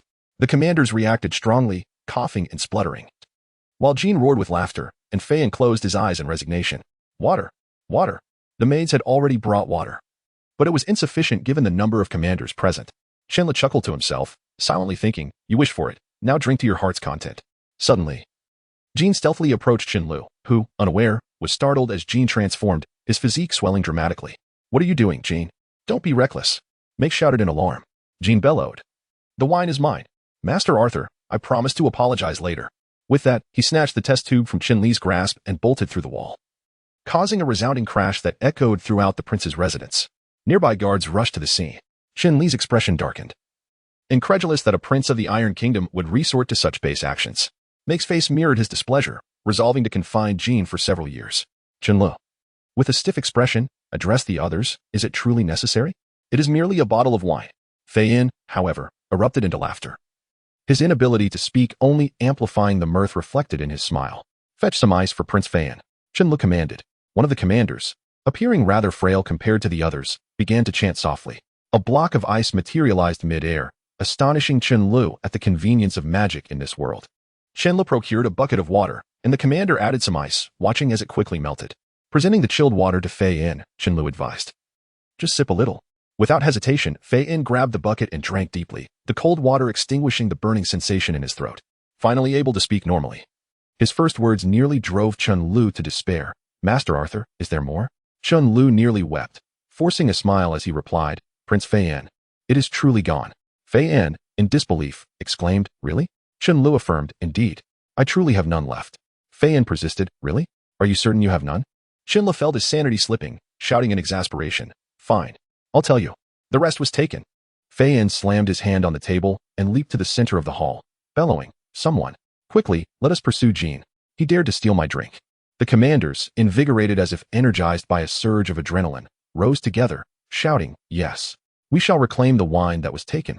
The entire prince's residence resembled a fortress besieged by enemies, with soldiers incessantly entering and exiting the premises.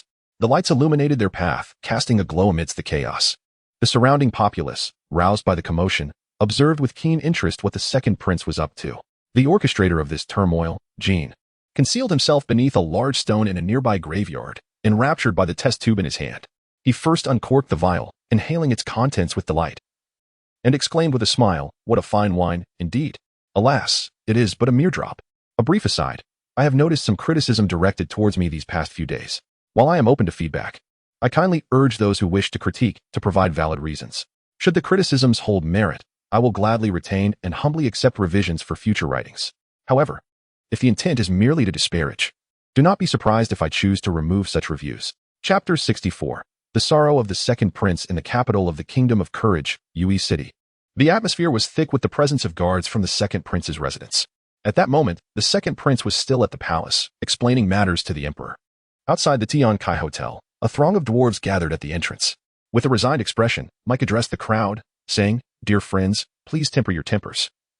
The second prince is acting for the benefit of our prince. The dwarves were clearly unconvinced, brandishing their iron hammers in protest. The second prince's personal guards, unfazed, shouted sternly, I shall release you once your prince emerges. One dwarf, unable to endure the mounting tension, charged at a guard, swinging his hammer and sending the guard flying. This incited the other guards, who retaliated with weapons drawn, pinning the dwarf to the ground, with one guard even stepping on the dwarf as face. However, the dwarves were not to be trifled with. Their fiery tempers, perhaps a result of prolonged exposure to the forge, flared. They brandished their hammers and charged at the guards, escalating the scene to a fever pitch. Inside the palace, King Yue sat imperiously upon his throne, coldly observing the kneeling figure of Fei Yin. Sweat trickled down Fei Yin's face, contrasting sharply with the frozen stillness of the palace. Your Majesty, Duke Baijilan has arrived. A guard rushed in and knelt beside Fei Yin. King Yue remained unmoved and instructed the guard, please usher Duke Baijilan in. Once the guard exited, King Yue sighed deeply and lamented, Fei Yin, what folly have you committed? What benefit do you gain from offending the envoy of the Steel Kingdom? Do you truly believe yourself inferior to your elder brother? Fei Yin lifted his head, hastily explaining. Father, it was not my fault. The gold prince seized the wine gifted to me by Master Arthur. King Yue sighed again, realizing his child was ill-suited for the throne.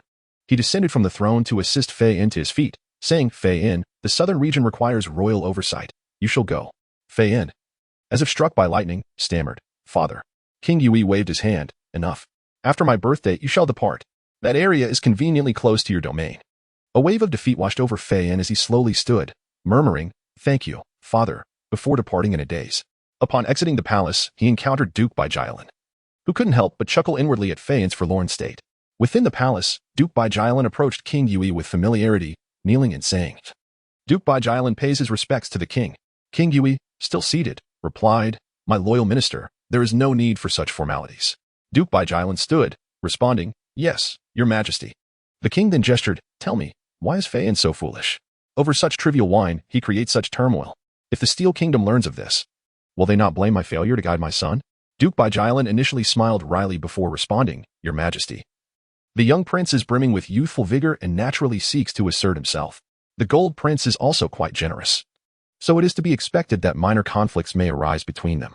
There is no need for excessive worry. King Yui sighed heavily. Yet, your Onluin is commendable. At such a young age, he has reached the 4th level and is recognized as the 3rd most promising.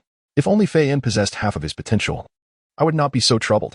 Duke Baijilan feigned anger. Speaking of Onluin vexes me. He vanished for some time and has returned with an inexplicable new master. King Yui, surprised, remarked, Your child sought a master on his own? This is astonishing. I recall recommending several esteemed mentors from the kingdom a few years ago.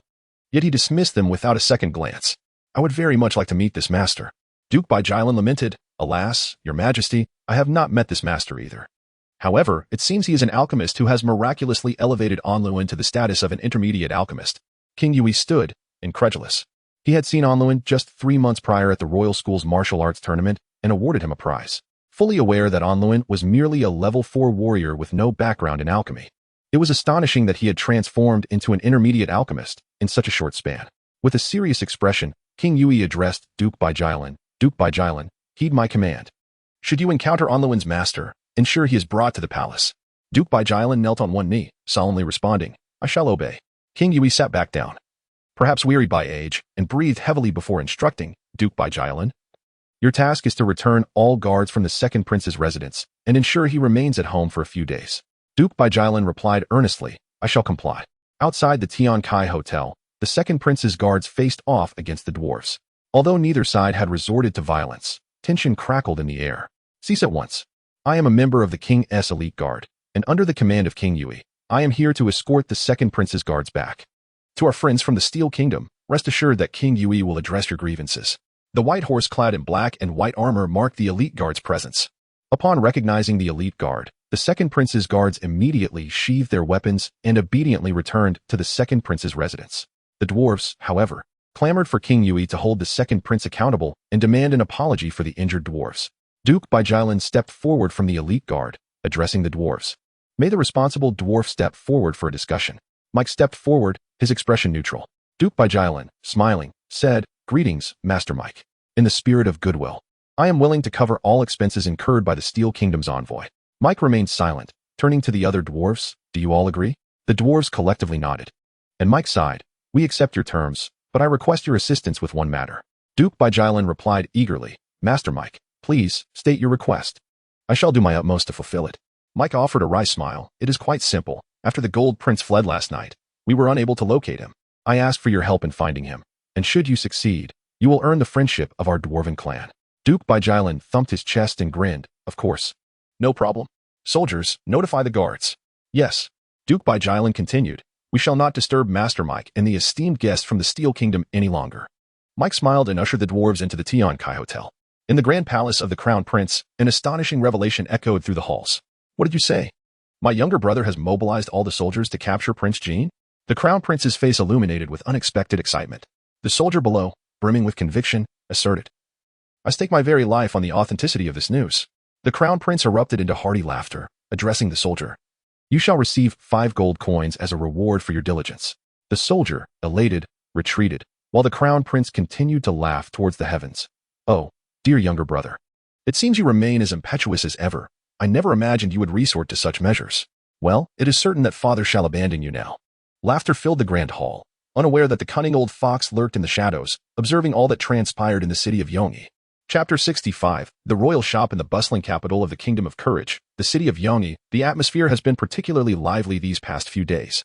The streets are adorned with colorful decorations, and numerous merchants have launched discount promotions, attracting a plethora of unfamiliar faces. In stark contrast stands the residence of the second prince, which appears unusually desolate. Chen Lu and Fei Yin sit together, holding their breath as they observe a row of test tubes on the table. These contain Chen Li's highly purified alcohol. The silence is soon shattered by Fei Yin's voice. Master Arthur, are we truly going to send these out? Chen Lu nods affirmatively. Yes, we must send them out. Fei Yin stares intently at Chen Lu. Can we not keep even one? Chen Lu rolls his eyes, responding no. We really cannot keep any. Fei Yin's expression turns agonized, as a man who relishes strong spirits. The sight of the test tubes is akin to a magnet drawing him in, causing his hands to twitch in frustration as he yearns to grasp what is just out of reach. Chen Lu pats Fei Yin's shoulder. offering consolation, Prince Fei-yin. I can always prepare some for you in the future. Suddenly, Fei-yin leaps up and hugs Chen-lu, exclaiming, "That's settled then, Master Arthur." Chen-lu instantly feels a pang of being deceived. At that moment, a loud noise erupts from above them. Fei-yin shouts, "Someone's on the roof." The guards stationed at the entrance, skilled 6th-level warriors, promptly leap onto the rooftop. "Your Highness, it's Prince Jean," they shout from above. Fei-yin's face darkens. This drunken fool simply won't leave him be, stealing alcohol to such an audacious extent. Jean, laughing heartily from the rooftop, calls out, "Ah, Fei-yin. My apologies for being discovered again. I must take my leave." With that, hurried footsteps echo as Jean makes his escape once more. Fei-yin, exasperated, instructs the guards on the rooftop, "You may come down, but remember to leave someone on watch. I suspect this rascal will return." "Yes." Chen-lu, sensing that lingering here is not prudent, turns to Fei-yin and declares, "Prince Fei-yin, I believe I must take some action." Fei-yin gazes blankly at Chen-lu before replying, "Master Arthur, what can we do now? I am under house arrest." Chen-lu chuckles, "Ah, but it is you who is under house arrest." Fei-yin, momentarily taken aback, quickly realizes the implications. "Master Arthur, do you know of any useless shops in this city?" He barks, "Bring me my map." Shortly thereafter, a map of Yongyi City is presented. Fei-yin points to a shop near the palace, stating, "This is my private shop. If you need it, I can provide you with a letter of authorization, and you may take over directly." Chen-lu bows slightly, expressing gratitude. "Thank you, Prince Fei-yin." Fei-yin waves his hand dismissively. "No need for thanks. Your generous gift of the 7-star pill makes me feel indebted to you. This shop is but a small matter. I shall repay your kindness when the opportunity arises." With a smile, Chen-lu departs the room, while Fei-yin also smiles as he retreats to his chambers. At the entrance of the palace, Chen-lu soon locates the shop. True to its royal affiliation, the exterior is adorned with a grand sword, signifying the identity of its owner. It is said that royal shops are places even the city guards dare not approach.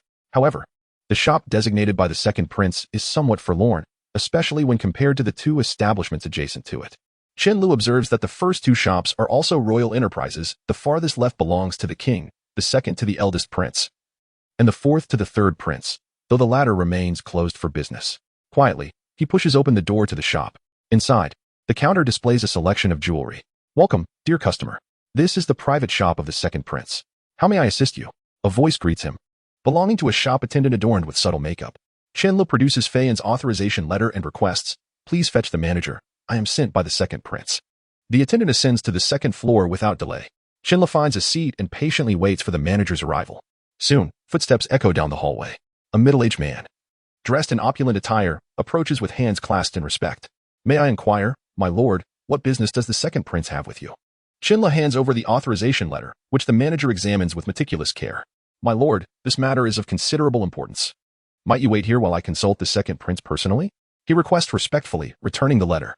Understanding this is a sign of responsibility, Chen-lu nods, allowing the manager to depart. The manager bows deeply before hurriedly exiting the shop. Chen-lu turns to the attendant and asks, "What is your name?" The attendant, slightly trembling, replies, "I am Lacuna." Chen-lu smiles reassuringly. "No need to be nervous. I won't harm you or devour you." Lacuna takes a deep breath, visibly calming herself. With a smile, Chen-lu continues, "That's the spirit, Lacuna. Now, I have a question for you." "My lord, what question do you have?" She responds respectfully. Chen-lu gestures toward the items in the display case. "Are these all from the second prince's stock?" Lacuna ponders for a moment before confirming, "Indeed. These are from the second prince." Chen-lu, puzzled, queries, "Why do you have such poor business here?" Lacuna's demeanor becomes somewhat disheartened as she explains, "Originally, aside from the king's shop, the business in these shops was comparable. However, the ongoing rivalry between the eldest and second princes is well known. And given the farcical incident that transpired last night, the second prince's position has become untenable. Consequently, fewer patrons are visiting our shop." Chen-lu nods, beginning to grasp the situation. "By the way, what goods can be sold here?" he inquires. Lacuna, having anticipated this question due to her awareness of the authorization letter, readily recites, "Apart from military equipment, we can sell anything else." Chen-lu raises an eyebrow. "Even salt?" Lacuna affirms, "Yes, salt can indeed be sold. This is a royal enterprise, and being a member of royalty, the second prince is entitled to engage in the salt trade." Chen-lu senses that the shop might yield greater profits than he initially imagined. His purpose for acquiring a shop is straightforward, to sell the bodies of the magical beasts from the desolate forest. The corpses have accumulated into small mounds. With their valuable parts already extracted, all that's left is to find a seller. Given the immense authority of the second prince's shop, he should be able to sell these goods effectively, and the prophets could provide support for his yet unknown territory. Thinking of the territory ignites a fervent desire to soar there. As Chen Lu wonders how Leo has managed it, he has a premonition that Leo and the others will present him with a grand surprise. Though it will be some time before he can witness it. Time swiftly passes, and before long, the manager rushed into the shop, panting heavily. "My Lord Arthur, may I inquire what alterations you wish to make to the layout of this establishment? I have already confirmed your ownership with His Highness, the Second Prince." Chen Lu smiled and replied, "The items sold in this shop will be entirely different from those currently offered. Therefore, I will implement some significant changes." The manager responded respectfully. "Master Arthur, His Highness, the Second Prince, has instructed that you may proceed with any modifications as you see fit. He will cover the expenses." Chen Lu replied with a smile, "Very well, please take me on a tour of the shop first. After the tour, I will consider how to proceed with the changes." The manager beamed and said, "Certainly. Rakuna, please keep an eye on the entrance while I take Master Arthur for a tour of the shop." Chapter 66. The allure of wine in the bustling commercial street before the palace gates of the Kingdom of Courage. An unusual event unfolded today. The shop of the Second Prince, renowned for its exquisite jewelry, had remained closed for the entire morning, much to the astonishment of a throng of noblewomen. Their curiosity compelled them to station themselves outside the prince's establishment until it finally opened in the afternoon. They were eager to uncover the mystery behind this unexpected closure. Unlike any typical day, a peculiar door had appeared at the entrance of the Second Prince's shop, adorned with a sign painted in crimson that boldly proclaimed, "Real men enter." This blatant display of discrimination incited outrage among the noblewomen, who vowed never to patronize the establishment again. Coincidentally, a delegation from the Iron Kingdom was enjoying leisure in the commercial street. While engaged in discussions about the finest wines, they too noticed the sign. Jean, the most boisterous among them, approached the sign with intrigue and then turned to gaze at the building, perplexed. "Isn't this the shop of that fellow Fei Yin? What has become of it?" A dwarf of similar stature to Jean joined him and remarked, "Your Highness, I recall that this shop previously sold jewelry favored by women. And back then, there was only the door on the right. I wonder when this additional door was added." With a chuckle, Jean exclaimed, "Let us enter. I am eager to discover what this Fei Yin is truly selling." He led a group of dwarves into the shop. Meanwhile, an attendant from the Elder Prince's shop, separated by merely a wall from the Second Prince's establishment, noticed the dwarves entering and hurried back to report to his supervisor. The supervisor, disheartened, realized that the Second Prince's shop would likely enjoy a significant boost in sales today, and he would face reprimand from his superior. "I shall visit the Second Prince's shop and see what those dwarves are up to," he stated. Why would the entry of dwarves into the Second Prince's shop result in increased sales? It is well known that the Iron Kingdom is the domain of dwarves, who excel in metallurgy, crafting weapons, armor, arrows, and more. Their unparalleled skills in this field have garnered them immense wealth. It is rumored that the treasury of the Iron King rivals the combined treasures of all other kingdoms. As a delegation sent to celebrate the birthday of the King of Courage, it included Jean, the illustrious heir. Could they possibly be short of funds? Returning to the Second Prince's shop, Jin's first sight upon entering was a staircase. Confounded, he wondered why there was a direct ascent to the second floor instead of a ground level. Yet, he quickly dismissed this thought. As the shop's layout was of little concern to him, he was here to indulge his curiosity. Upon reaching the second floor, Jean pushed open a glass door, only to find an eerie silence where attendants should have been bustling about. Behind the door stood a pillar inscribed with the words, "Only true men are worthy of what lies within." Jean laughed heartily and bellowed, "Am I not the sole heir of the Iron Kingdom? Surely, I qualify as a true man." His followers echoed his sentiments, declaring their own worth. "Come, I must see what audacious claims this place makes," Jean proclaimed, moving around the pillar to behold a stunning sight, shelves brimming with wine. 5 racks stood before him, each with 4 rows of 5 bottles, and each shelf bore a different numeral. Just then, a figure emerged, welcoming them warmly. Jean scrutinized the individual and, upon closer inspection, was taken aback. It was Chen Lu, clad in black with striking white hair and dark eyes. Chen Lu chuckled, seemingly pleased by the fortuitous encounter with the heir of the Dwarven Kingdom. Jean, momentarily stunned, then dashed toward Chen Lu with wild enthusiasm, only to stumble and fall flat on his face as Chen Lu sidestepped him. Rubbing his cheek in frustration, Jean exclaimed, "Master Arthur, why did you evade me?" Chen Lu replied, somewhat exasperated, "I am not interested in men." Jean sighed deeply, "Neither am I." "Master Arthur, are these all your brews?" Chen Lu nodded affirmatively. "Then why are you all just standing there? Fetch the wine," Jean commanded, rallying the dwarfs. Chen Lu, alarmed, shouted, "Jean, this is theft." Suddenly realizing his oversight, Jean shouted, "Wait, I believe I forgot to pay." "No matter. Duke Baijilan has covered our expenses." "Master Arthur, how much for a bottle?" Chen Lu shook his head. No. This wine is not for sale. It can only be consumed here. Anyone who defies this rule will be expelled." Jean's face fell. "Not even 1 bottle?" After a moment, Chen Lu leaned closer and whispered, "Just one bottle." Jean's spirits lifted instantly as he called to the dwarves, "Find a place to sit. This is the strong drink I mentioned before. I guarantee you want to touch that gallon stuff again." Intrigued, the dwarves settled around, eagerly awaiting Chen Lu. "What level of wine do you desire?" Chen Lu inquired. "Last time, you had the 3rd level. I have 5 levels available." Jean contemplated and declared, "Serve the 3rd level to them, and I want the 4th. Chen Lu smiled. "The 3rd level is 5,000 gold coins per barrel, while the 4th level is 10,000 gold coins per barrel." Jean nearly leaped in disbelief. Was this wine or liquid gold? Yet he swiftly dismissed the thought. After all, someone else was footing the bill. "Master Arthur, hurry up. Bring us 3 barrels." Jean shouted. Chen Lu, still smiling, replied, 1 barrel per person. Jean felt an urge to overturn the table in frustration. Why the restrictions? Outside, merchants would welcome his purchases, yet here he was limited to 1 barrel. However, he dared not voice his displeasure. Chen Lu clapped his hands, and a group of maidens emerged, each carrying a barrel of wine. With a total of 21 individuals present, Chen Lu personally presented Jean with a barrel of the 4th level, saying, "Drink up. It's time to see if you're indeed a true man." Fueled by excitement, Jean rallied his companions, declaring, "If anyone falls, they must imitate a porcupine-esque call while circling the city." The dwarves roared in response, "Bring it on. Don't think your title as prince intimidates us." With a hearty laugh, Jean unveiled the cloth covering the wine barrel and boasted, "I am indeed a prince. What of it? I shall single-handedly outrink you all." With that, Jean raised the barrel and drank heartily, while Chen Lu watched in amusement as the dwarves indulged in their revelry. Observing the triumphant smirk on Chen Li's face, Jean knew he was likely in dire straits. 1st level, 10 to 25 degrees alcohol, which is the proof of gallon wine in this world. 2nd level, 25 to 45 degrees. 3rd level, 65 to 85 degrees. 4th level, 85 to 95 degrees. 5th level, 95 to 100 degrees, which is pure alcohol. The dwarves coughed loudly, unaccustomed to such potent spirits. Jean, drawing from his prior experience, merely took a delicate sip at first. He chuckled, addressing the dwarves, "Ha ha, weren't you all boasting about your drinking prowess? Carry on then." The dwarves, ever impetuous, immediately resumed their guzzling upon hearing Jin's words. Chen Lu instructed Lacuna, "Hurry to the Celestial Fortune Inn and find a dwarf named Mike. Tell him to bring reinforcements." Lacuna promptly departed. By nightfall, Mike and a sizable contingent of dwarves finally arrived. By this time, Jean had already succumbed, sprawled on the table.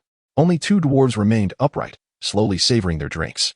Mike shielded his face, lamenting the inevitable scrutiny of the dwarven race's alcohol tolerance. He queried Chen Lu, a mischievous glint in his eye, "Master Arthur, what has befallen them?" Chen Lu feigned innocence, spreading his hands, "It's my meat. They became like this after imbibing my brew." Mike commanded the dwarves, "Drag these disgraceful louts back at once. I have pressing matters to discuss with Master Arthur." The dwarves acted swiftly, though some seemed drawn by the lingering aroma of the spirits. They surreptitiously lapped up the remaining dregs from the cask, instantly revitalized. Mike bellowed, "You lot, be gone this instant." The dwarves, roused by his command, hastily carried away their inebriated comrades. Once the dwarves had departed, Mike turned to Chen Lu, imploring, "Master Arthur, quickly, grant me a flagon. I was left wanting last time." Chen Lu felt a surge of despair for this world. Before the 2nd prince's establishment, a throng of onlookers gawked at the drunken dwarfs. Jean, not entirely unconscious, roared, "What are you staring at? Have you never witnessed a dwarf inebriated before?" The crowd's curiosity was piqued. Earlier, they had been barred from entering by the orders of the noble ladies, but witnessing even dwarves succumb to the allure of the drink, their interest surged. Some even exclaimed, "To hell with the women. I'm going in to see what manner of brew this is."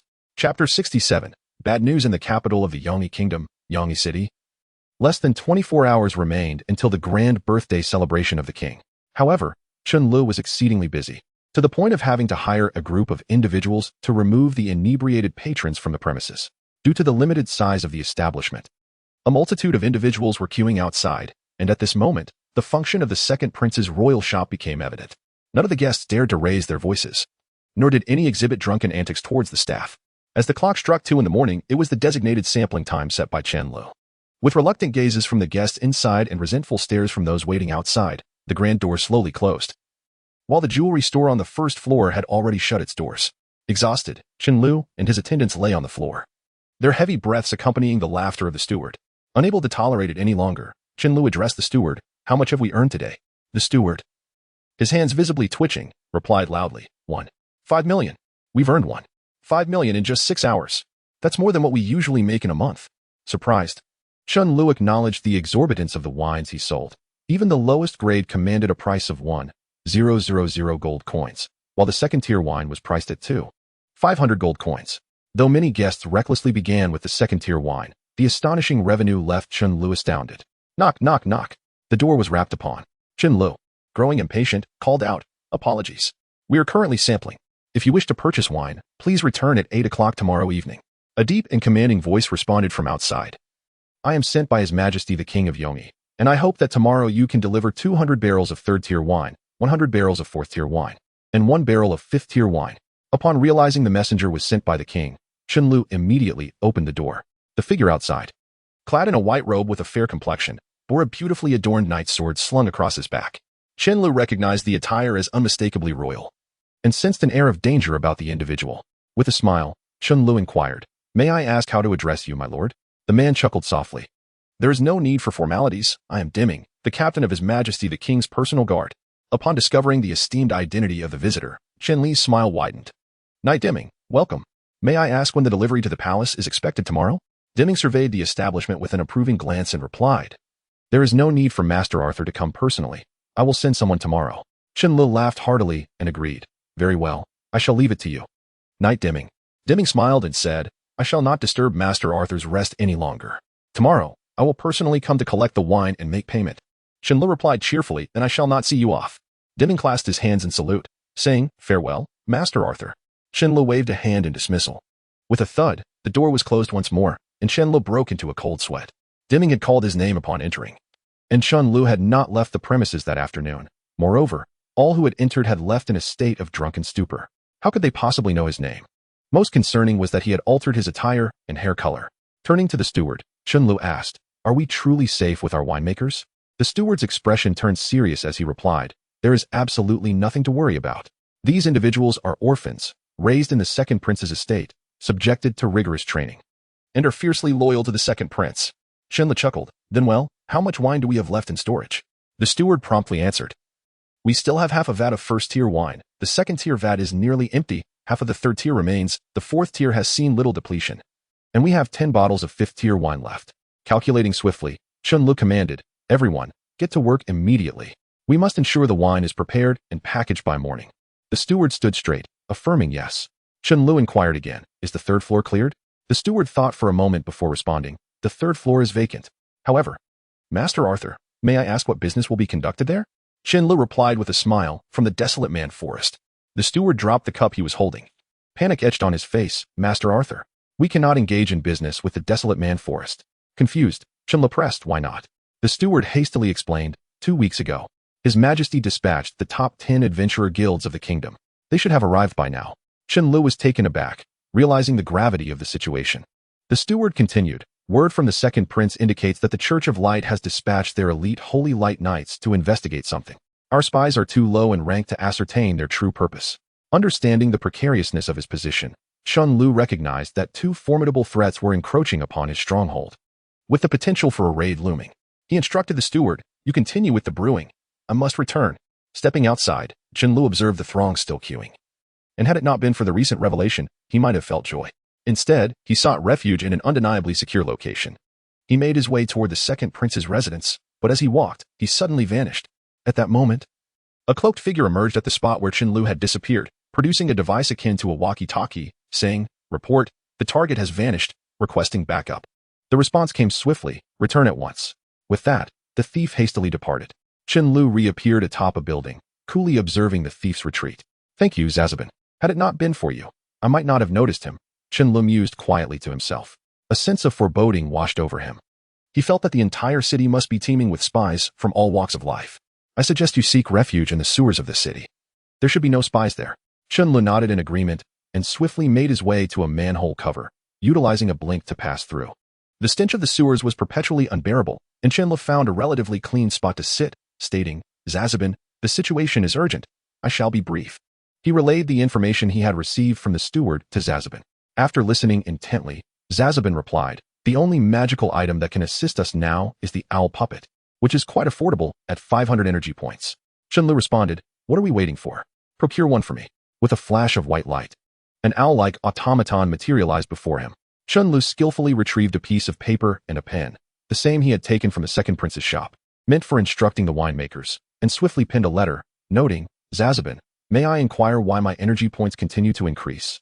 Logically, they should cease if they are under attack. What could have transpired with those two tigers?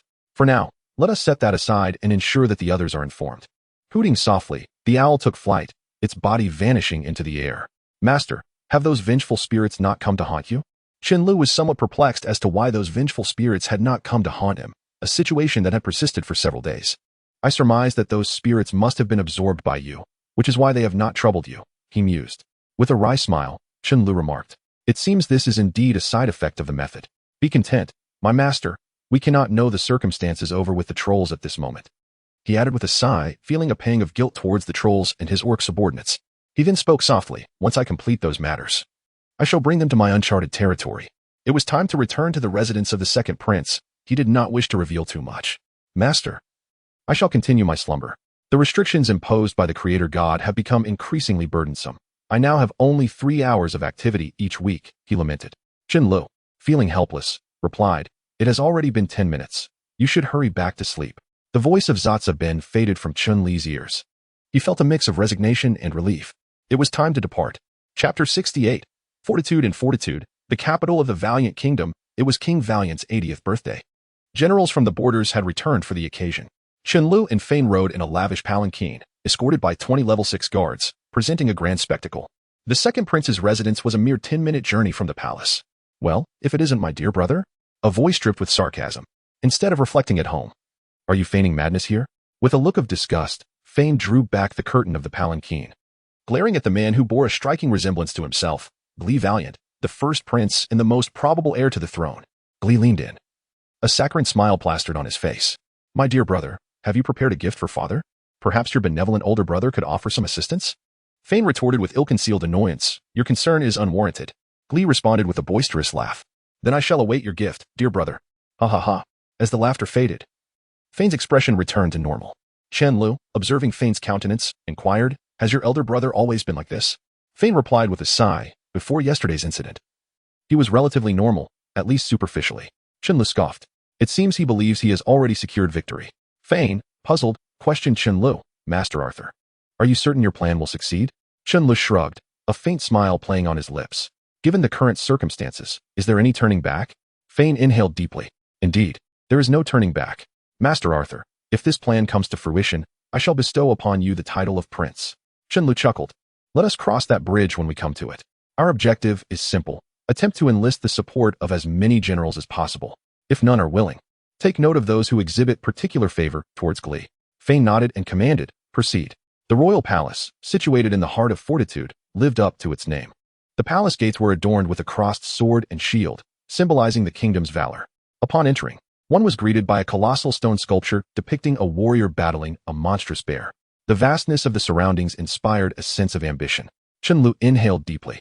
Noticing Chen Li's reaction, Fein explained, That statue depicts my grandfather, the previous King Valiant, slaying a sacred-level beast. Chen Lu murmured, Sacred-level beast. A look of dread washed over Fein's face as if he had recalled a haunting memory. Speaking of which, Master Arthur, did you sense an earth-shattering aura 2 months ago? My father believes it was a divine presence. The image resurfaced in Chen Li's mind, and a sharp pain pierced his chest. He clutched his chest as beads of sweat trickled down his brow. Fein swiftly supported Chen Lu, exclaiming, Master Arthur, what is wrong? Chen Lu slumped onto the palanquin seat, feebly uttering, Just a recollection. Fein breathed a sigh of relief. The palanquin continued onward, subjected to thorough inspections at each gate. By the time they reached the entrance of the council hall, they had been stopped at least 7 times. Chen Lu commented with a hint of exasperation. Are you subjected to such scrutiny every time you visit the palace? Fein chuckled. It is due to my father's birthday celebration. The inspections are usually less stringent, only occurring once. Chen Lu nodded and dismounted the palanquin, followed by Fein. Together, they resembled a pair of close comrades. A throng of elegantly dressed individuals had already gathered at the hall's entrance. Chen Lu surveyed the crowd and spotted a familiar face. The rotund figure waddled towards them, resembling a fleshy sphere. It was Oren, the proprietor of the 7 Stars auction house in the Sandra region. Oren greeted Fein and Chen Lu with a noble bow, albeit a comical one, his eyes crinkling into slits. Second Prince, Master Arthur, what a pleasant surprise to encounter you here. Fein replied with a smile, Proprietor Oren. I trust the 7 Stars auction house has enjoyed a prosperous year? Oren beamed. Thanks to Master Arthur, our profits have doubled compared to last year. Chen Lu quipped. In that case, Proprietor Oren, shouldn't there be a gratuity? Oren's face fell, and he lamented, Master Arthur, I have not even charged you a commission. Can we not simply settle it? Chen patted Oren's fleshy back. Very well, then. Oren's round face lit up once more. It is settled then, Master Arthur. Observing Oren's elation, Chen Lu was at a loss for words. Master Arthur. A deep voice echoed in Chen Li's ears. He turned to see Deming. The knight from the previous night's hotel encounter. Deming trotted towards them, panting heavily. Chen Lu remarked with a smile, Knight Deming, what has you so winded? Deming wiped the sweat from his brow and gasped, Master Arthur, it is a long story. I went to your hotel this morning to transport the wine. But we were short-handed. We had to make 4 trips. And that is not all. I had to receive the envoys from the Weirman Kingdom. And those barbarians started a brawl with me upon sight. I have only just finished fighting, and then I saw you and the second prince. Chen Li chuckled. It seems you have been quite busy, Knight Deming. Fane offered with his usual smile. Uncle Deming, allow me to receive the guests. Deming waved his hand dismissively. No. It is the king's task. Deming then whispered, the first prince has already seized control of 10 northern legions. Second prince, exercise caution. Deming then said loudly, second prince. Did you hear what I said about the location of the funds? Fane nodded. I understand, Uncle Deming. There is no need to whisper. Deming laughed. These are the king's funds, after all. I must be cautious. Very well, I must continue to receive the other envoys. Farewell, second prince, Master Arthur. Chen Li waved goodbye. Farewell, Knight Deming. Deming's figure soon vanished into the crowd. Fane's countenance was grave, and Chen Li stepped in front of him. Fane murmured, the situation appears precarious. Chen Li shook his head. As long as we can secure the allegiance of the generals stationed in the south, remember my words, firmly defend the south. Let them fight among themselves until they are exhausted, and then annihilate them in one fell swoop. To be frank, if not for certain circumstances, I would not have realized the extent of his ambition. Fine sighed helplessly, what a troublesome season. Chen Li seemed to recall something, by the way, Prince Fine. When do you think the banquet will commence? Fine glanced at the sun and replied, probably in the evening. Chen Li's eyes widened in disbelief as he lamented. Surely we cannot be expected to stand here all afternoon? I haven't even had lunch. Fine chuckled. Indeed, it seems so. Who told you not to eat? Chen Lu silently shed tears, for he had initially intended to indulge in a grand feast, but now it appeared that he would end up starving instead. Chapter 69, The Gift of the Grand Celebration, Part 1. In the capital of the Kingdom of Courage, the palace of Yongni City, as night fell. The royal guard secured the gates to the outside world. The guests, in unison, cast their gazes upon the brightly lit council hall, patiently awaiting the arrival of His Majesty the King. The rhythmic sound of drums reverberated throughout the palace, causing the hearts of the attendees to race. Good evening, everyone. Welcome to my birthday celebration. A battalion of fully armored warriors emerged from the entrance of the council hall, forming 2 lines that created a pathway, down which strode an elderly man, his eyes gleaming with vigor. The crown atop his head glimmered, and the sword in his hand shimmered ominously. He stood silently, gazing down at the assembly before him, instilling a profound psychological pressure upon all present. His presence radiated authority without anger. This was the initial impression that Chen Li had of the seasoned monarch. Chen Li slightly tilted his head and glanced at Fei Yan, whose eyes sparkled with fervor as he fixated on the crown and sword. I have occupied this position for 60 years, the King of Courage mused, surveying the crowd with piercing eyes. It is time for me to step down. A sense of nostalgia permeated his tone. A lifetime spent striving for power and wealth now weighed upon him, for age had rendered him incapable of maintaining his position. With a deep sigh, the king declared, let us discuss that later. Today marks my 80th birthday. Let the esteemed guests take their seats.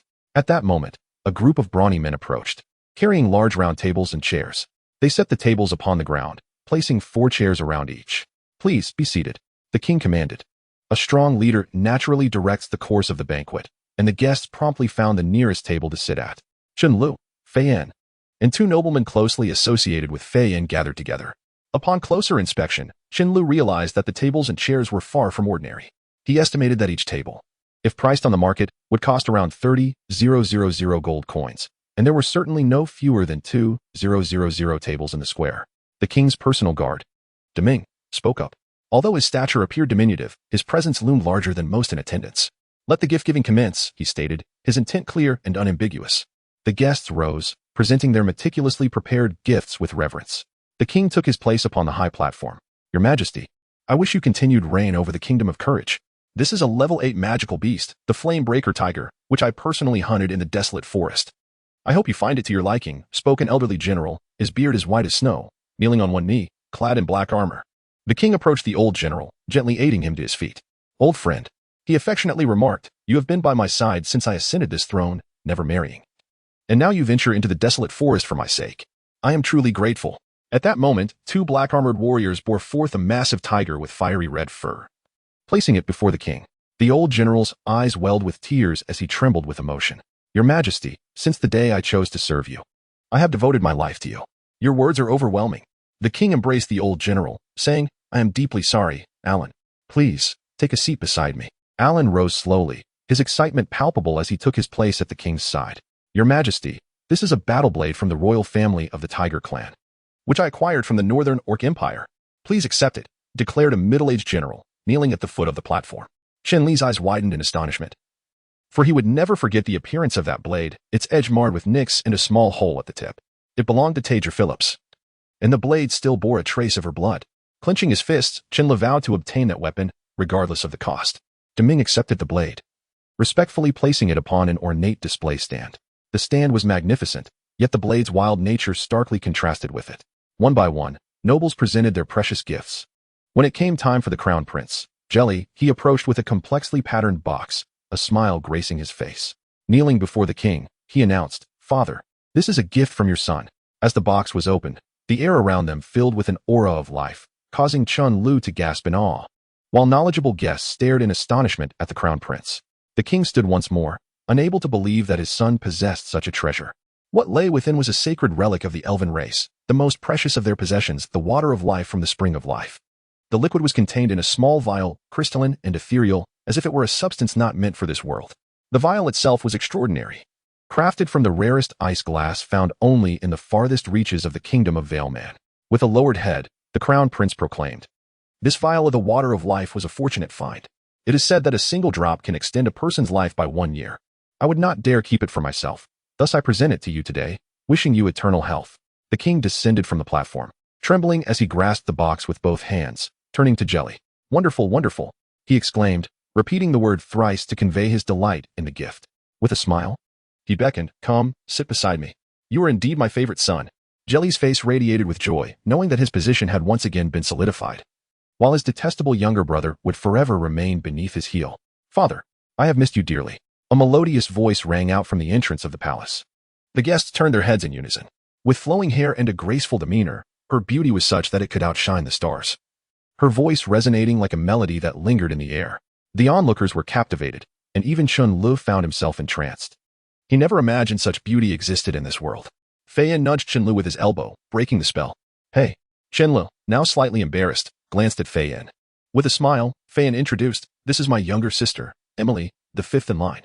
Chen Lu jested, "It seems that with such a stunning sister, your standards must be impossibly high." Fei Yan chuckled wryly. "It's merely an exterior. She is quite wild.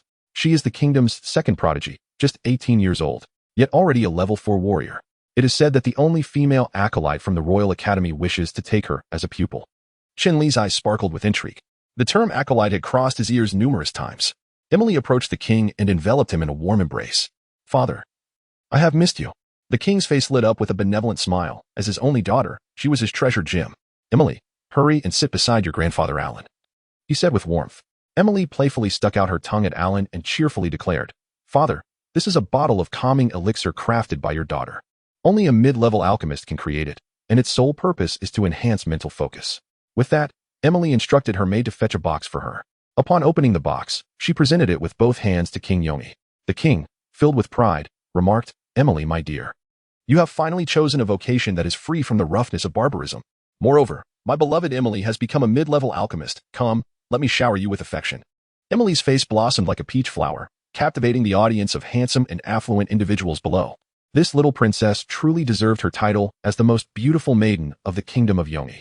Chapter 70, The Gift of Longevity, Part 2. Emily hopped to her seat like a rabbit. The representative of the dwarven clan presents a gift. The voice of the guard resonated throughout the rather quiet square.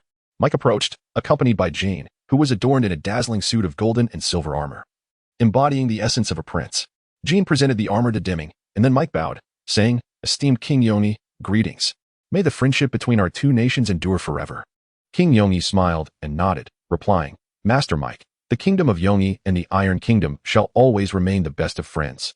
With a grin, Mike continued, "Your Majesty, this armor has been crafted by our Iron King himself using exquisite mithril and refined gold at the Royal Forge. After rigorous testing, we have determined that this armor can withstand 2 full strikes from a level 9 magical beast, the Earth Bear. Gasps of astonishment echoed from the audience. What was the Earth Bear? It ranked 3rd on the magical beast list of the Desolate Forest, 2nd only to the Granite Puppet. King Yongi laughed heartily, expressing his gratitude. Thank you for this generous gift, my brother. He then stepped forward with heavy strides, accepting the armor with both hands, not to mention its remarkable appearance. This piece alone could outshine all other gifts, save for the Fountain of Life. Second brother. Thank the heavens, I have finally arrived. A familiar voice, accompanied by a familiar figure, revealed that the 3rd prince had made his entrance. Fian patted the panting 3rd prince on the back, saying, Little brother, you have finally made it. The 3rd prince took a deep breath and leaned closer to Fian, whispering, Elder brother, I have succeeded in what you asked. Their families have all fallen into the hands of our Jinui. Fian summoned Chen Lu and stated, Master Arthur, my younger brother has just apprehended the families of the southern generals. Chen Lu was taken aback. It appeared that Fian and his companions had acted with remarkable speed. He lowered his gaze and replied, Well, since you have chosen this method, I shall not hinder you. However, I hope you will inform me in advance next time you undertake such actions. The consequences of a failed plan are burdens we cannot bear. Feeling somewhat awkward, Fian admitted. I apologize, Master Arthur. Chen Lu waved his hand dismissively, saying, Forget it, Prince Fian. I hope there won't be a next time. Additionally, I would appreciate a detailed account of the strength you currently possess. Fian nodded and introduced his brother, Master Arthur. I have yet to formally introduce my brother, Fei Hua. We are twins. Chen Lu looked at the 2 almost identical figures and inquired, So you are twins born of the same parents, while Gri is your half-brother? Fian confirmed. Indeed, Gri is the son of our mother's father, General Glorisid of the Northern Kingdom. Chen Lu, puzzled, asked, And what of your mother? Fian's eyes reddened as he suppressed his anger, declaring, She was killed by that wretched woman. My mother's family belongs to the Sam family of the Heavenly Wealth Merchant Association. Chen Lu was incredulous. The family of Fian's mother was indeed prestigious. The Heavenly Wealth Merchant Association was known as the continent's ultimate treasure trove. Fian sighed. Our grandfather is the current head of the Heavenly Wealth Merchant Association, Rinkai Sam. Perplexed, Chen Lu questioned, If your maternal family is so powerful, why could they not withstand Gri? Fian's expression darkened instantly because of that wretched woman. 5 years ago, our father began to systematically exclude the Heavenly Wealth Merchant Association from doing business in the Kingdom of Yongi. As of now, only a few hotels remain operational. Chen Lu gasped. It seemed that wealth could not triumph over armed force. Fian turned to Fei Hua, asking, Fei Hua, is your gift ready? Fei Hua thumped his chest confidently, Of course. Second brother, I put significant effort into finding it. Fian smiled, Then you may proceed. Fei Hua nodded and stepped forward, holding a test tube aloft. The 3rd prince presents his gift.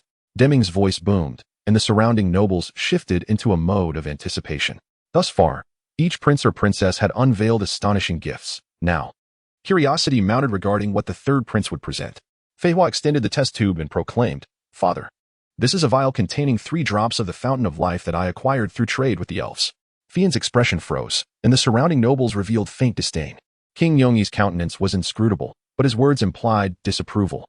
Fei Hua placed the gift there. The king did not invite him to sit, and this near rejection left Fei Hua in disbelief. The Fountain of Life was an incredibly precious commodity. Upon seeing the entire vial of life-giving water, Fei Hua laughed uproariously before exiting the palace, dejected. Fian clenched his fists, brimming with fury. Chen Lu gently patted Fian's back, urging, Present that item. Your father has completely lost his sense of fairness. Fian began to chuckle, a low, ominous sound. As he descended the steps of the council hall, holding a simple box, he declared loudly, I present my gift. The words were brief, and the box appeared unremarkable. King Yongi cast a displeased glance at it, while Gri wore a smirk of amusement at Fian's grim demeanor. Deming stepped down to receive the box and inquired, Your Highness, what is this? Fian withdrew his hand and replied, To my esteemed elder brother. It is said you are quite close to an elder of the Alchemist Guild. I trust your expertise enables you to identify various potions. Would you kindly ascertain what this is? Gri laughed heartily, Certainly. Deming, please hand me the 2nd prince's longevity gift. King Yongi squinted, his patience waning. Gri took the box and opened it with a flourish. Inside lay a crimson, spherical pill, appearing rather ordinary, akin to pebbles found by the riverside. Gri inspected the pill closely, sniffed it, and then laughed. My dear second brother, you Haven Tea made a mistake, have you? There is no scent of medicine. Is this simply a pebble from your collection that you accidentally brought along? Fian scoffed, disdainfully retorting. It seems you have made no progress during your time with that so-called elder of the Alchemist Guild. Gri threw the box away, shouting, uninformed. I believe it is you who lacks discernment. Pray tell, what is that crimson object? Deming snatched the box from the air and tucked it away. Fian laughed. It is ludicrous that not a single person here can recognize its worth. The nobles below grew displeased. He was merely a prince on the verge of losing power. Yet he dared to mock their collective intelligence, not realizing that the nobility present comprised 90% of the entire kingdom of Yangyi. Fian pointed skyward, asserting, "Surely you are aware that a broken mirror-level pill can only reveal its uniqueness under specific circumstances." The atmosphere in the arena was rather peculiar. The nobles were well aware of the implications, yet they found it hard to believe that the pill in question was of the shattered mirror grade. It is crucial to note that only 2 individuals possess the capability to concoct such a potion: the current president of the Alchemist Guild and a mysterious alchemist who had recently emerged in the Songjue gathering area. Furthermore, the potions crafted by the guild president are meticulously documented and are often preemptively allocated to various formidable figures. A dreadful thought began to permeate the minds of those present. Fine raised a finger towards the heavens, exclaiming, "Aim that pill at the starry sky." On that particular day, the stars were exceptionally abundant, and the moon shone brightly. Deming hastily directed the pill towards the celestial expanse. Suddenly, a brilliant beam of light descended from above, and the pill slipped from Deming's grasp, hovering gracefully in the air as if basking in the radiance of the stars. 1, 2, 3, 4, 5, 6, 7. Deming bellowed. 7 stars. King Yongyi could no longer remain seated. He stood up, trembling as he gazed at the pill. Fine proclaimed with pride, "This is the 7-star pill. Legend has it that it can extend one's lifespan by 10 years. A gasp resonated through the crowd as the most extravagant gift was revealed. The Crown Princess vial of life essence could only prolong life by a year, yet Fine's 7-star pill purportedly offered an extension of 10 years. The nobles fixated on Fine, their eyes ablaze with fervor, for they had discerned the enigmatic figure behind him, the legendary shattered mirror-grade alchemist. The Crown Prince's expression began to twitch, and Emily too could scarcely believe that something thought to exist solely in myth was indeed real. Chapter 71. The Tournament at the Banquet, Part 1. In the square before the political hall of the royal palace of the Kingdom of Valor, Fei Yin coldly gazed at the father he had only verbally acknowledged, and spoke in a detached manner. "Father, are you satisfied with my birthday gift?" The King of Valor had long forgotten the lifespring of the Crown Prince. The disparity between a year of life and 10 years was a distinction anyone could discern. The King of Valor, with faltering steps, approached Deming, snatched a red pill from the air, and swallowed it whole, as if fearing it might be seized by another. Within mere seconds, a foul stench began to emanate from the king, causing those nearby to discreetly cover their noses, while the king's visage faded under the scrutiny of the onlookers.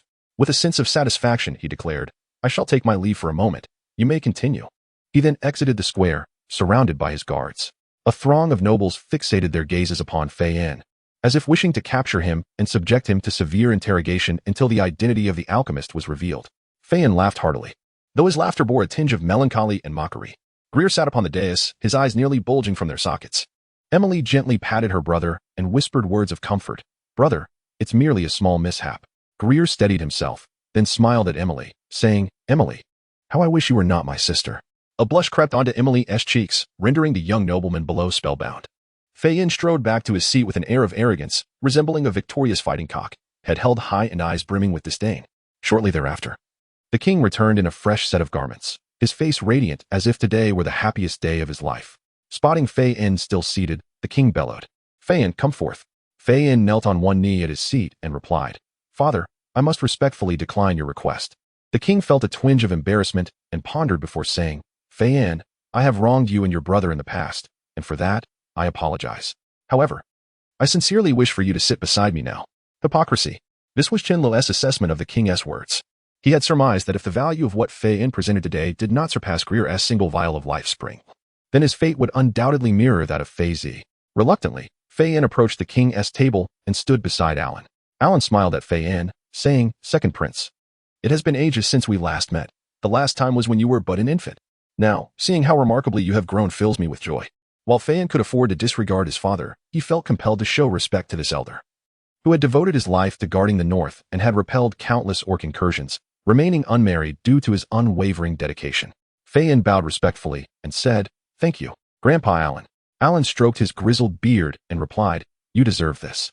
Next time I acquire something of value, I shall bring you a portion as compensation for these years." Fei Yin respectfully declined, "There is no need." Alan laughed heartily. "It is essential, is it not, Your Majesty?" The King of Valor awkwardly concurred. Yes, it is essential. I too shall provide some compensation." Fei Yin smiled outwardly, but internally he was filled with contempt for the king. Could any so-called compensation truly make up for the life of his mother? The king contemplated for a moment and said, Fei Yin, I entrust the southern region to you. You must protect your territory diligently, especially Storm Fortress. Fei Yin felt a flicker of solace in his heart. It appeared that the evening's gains exceeded his expectations. However, Chen Lu understood that great trees attract the wind. A multitude of nobles were aware of his connection to Fei Yin, yet none knew the depth of their relationship. No. Perhaps one individual did. Chen Lu's gaze fell upon Dimming, filled with suspicion, logically, as the king's personal guard. Dimming should possess knowledge that the king was also privy to. Yet the king's earlier demeanor seemed inconsistent with the script. Dimming appeared to notice Chen Lu's scrutiny, smiled, and reverted to his normal composure. Chen Lu realized he must unravel this mystery, lest it become a venomous serpent poised to strike. Once the king observed that all the nobles had presented their gifts, he laughed heartily, declaring, "My friends, tonight I believe we can indulge in something different." The nobles, sensing a potential spectacle, leaned in eagerly. The king of valor smiled and commanded, "Bring forth the arena." Boom, boom, boom. The sound of gears resonated throughout the spacious square. A circular pit, 30 meters in radius, emerged from the ground where the gifts had been presented. With a thunderous shout, a red arena rose from the pit. And the king proclaimed, "I shall now announce the rules. Young men present, this arena shall be your battlefield. Anyone under the age of 20 is eligible to participate." A multitude of young noblemen cheered. In the kingdom of valor, martial prowess was esteemed, and the offspring of nobles were expected to be formidable. The king, witnessing the atmosphere ignite, bellowed, "There are 2 rewards. The first is..." The young nobleman perked up, not wanting to miss a word. The king seemed to gather his breath before shouting, "The first reward is that whoever stands last upon this arena shall become Emily's fiancé." A wave of astonishment rippled through the crowd. The eyes of the young nobleman glistened with fervor, knowing that bloodshed was imminent this night. Emily was taken aback. Unable to believe her father would orchestrate such a scheme, she gazed at the king with confusion and disbelief, to which he responded with a benevolent smile, "Emily, you are of age. It is time for you to marry. Remaining at home is simply inappropriate. Be good." Tears welled in Emily's eyes, and she buried her face upon the table. Greer sighed deeply, feeling powerless to alter this course of events. The king consoled her, "Emily, this is for your own good. Do not cry." However, her sobs only grew louder. The king exhaled heavily and then shouted to the crowd, "The second reward is the opportunity to request of me one thing that does not contravene the laws of the kingdom." A murmur of excitement spread among the nobles, their eyes gleaming at the prospect of advancement. The king raised his hands and clapped them down. "Silence. I shall now announce the rules. First, this tournament will employ arena combat. However, considering physical stamina, each participant may only fight 3 consecutive matches before resting for half an hour. Second, no combatant may strike an opponent who has already conceded. Violators will be disqualified and face consequences based on the severity of their actions. Third, as this tournament is a real combat scenario, casualties may occur. Thus, I declare that the families of the deceased shall not retaliate against the victors. Fourth, the weapons and equipment for this tournament shall be provided by the royal family. Bring forth the gear." A group of burly men approached, hauling a multitude of plain wooden boxes, devoid of any embellishment. The king casually opened one of the boxes. He then brandished an iron sword, proclaiming, "As you are all pillars of the kingdom, the weaponry provided possesses minimal lethality, thus precluding any significant casualties. I implore you to exercise restraint, for you may very well become comrades in arms in the future. Do you comprehend my words, future of the kingdom?" "Understood," boomed the Prince Yangi. "Now, proceed to collect your arms and armor. And let me reiterate, the consumption of elixirs is strictly prohibited during the martial contest without explicit permission." Chen Lu also strode towards the chest brimming with weapons and armor, driven not by martial ambition, but by the promise made by the Prince Yangi. A fierce battle was about to erupt. What prowess would these hothouse flowers display on this day? Chen Lu cast a frigid smile upon these pampered youths, then fixed his gaze upon the Prince Yangi.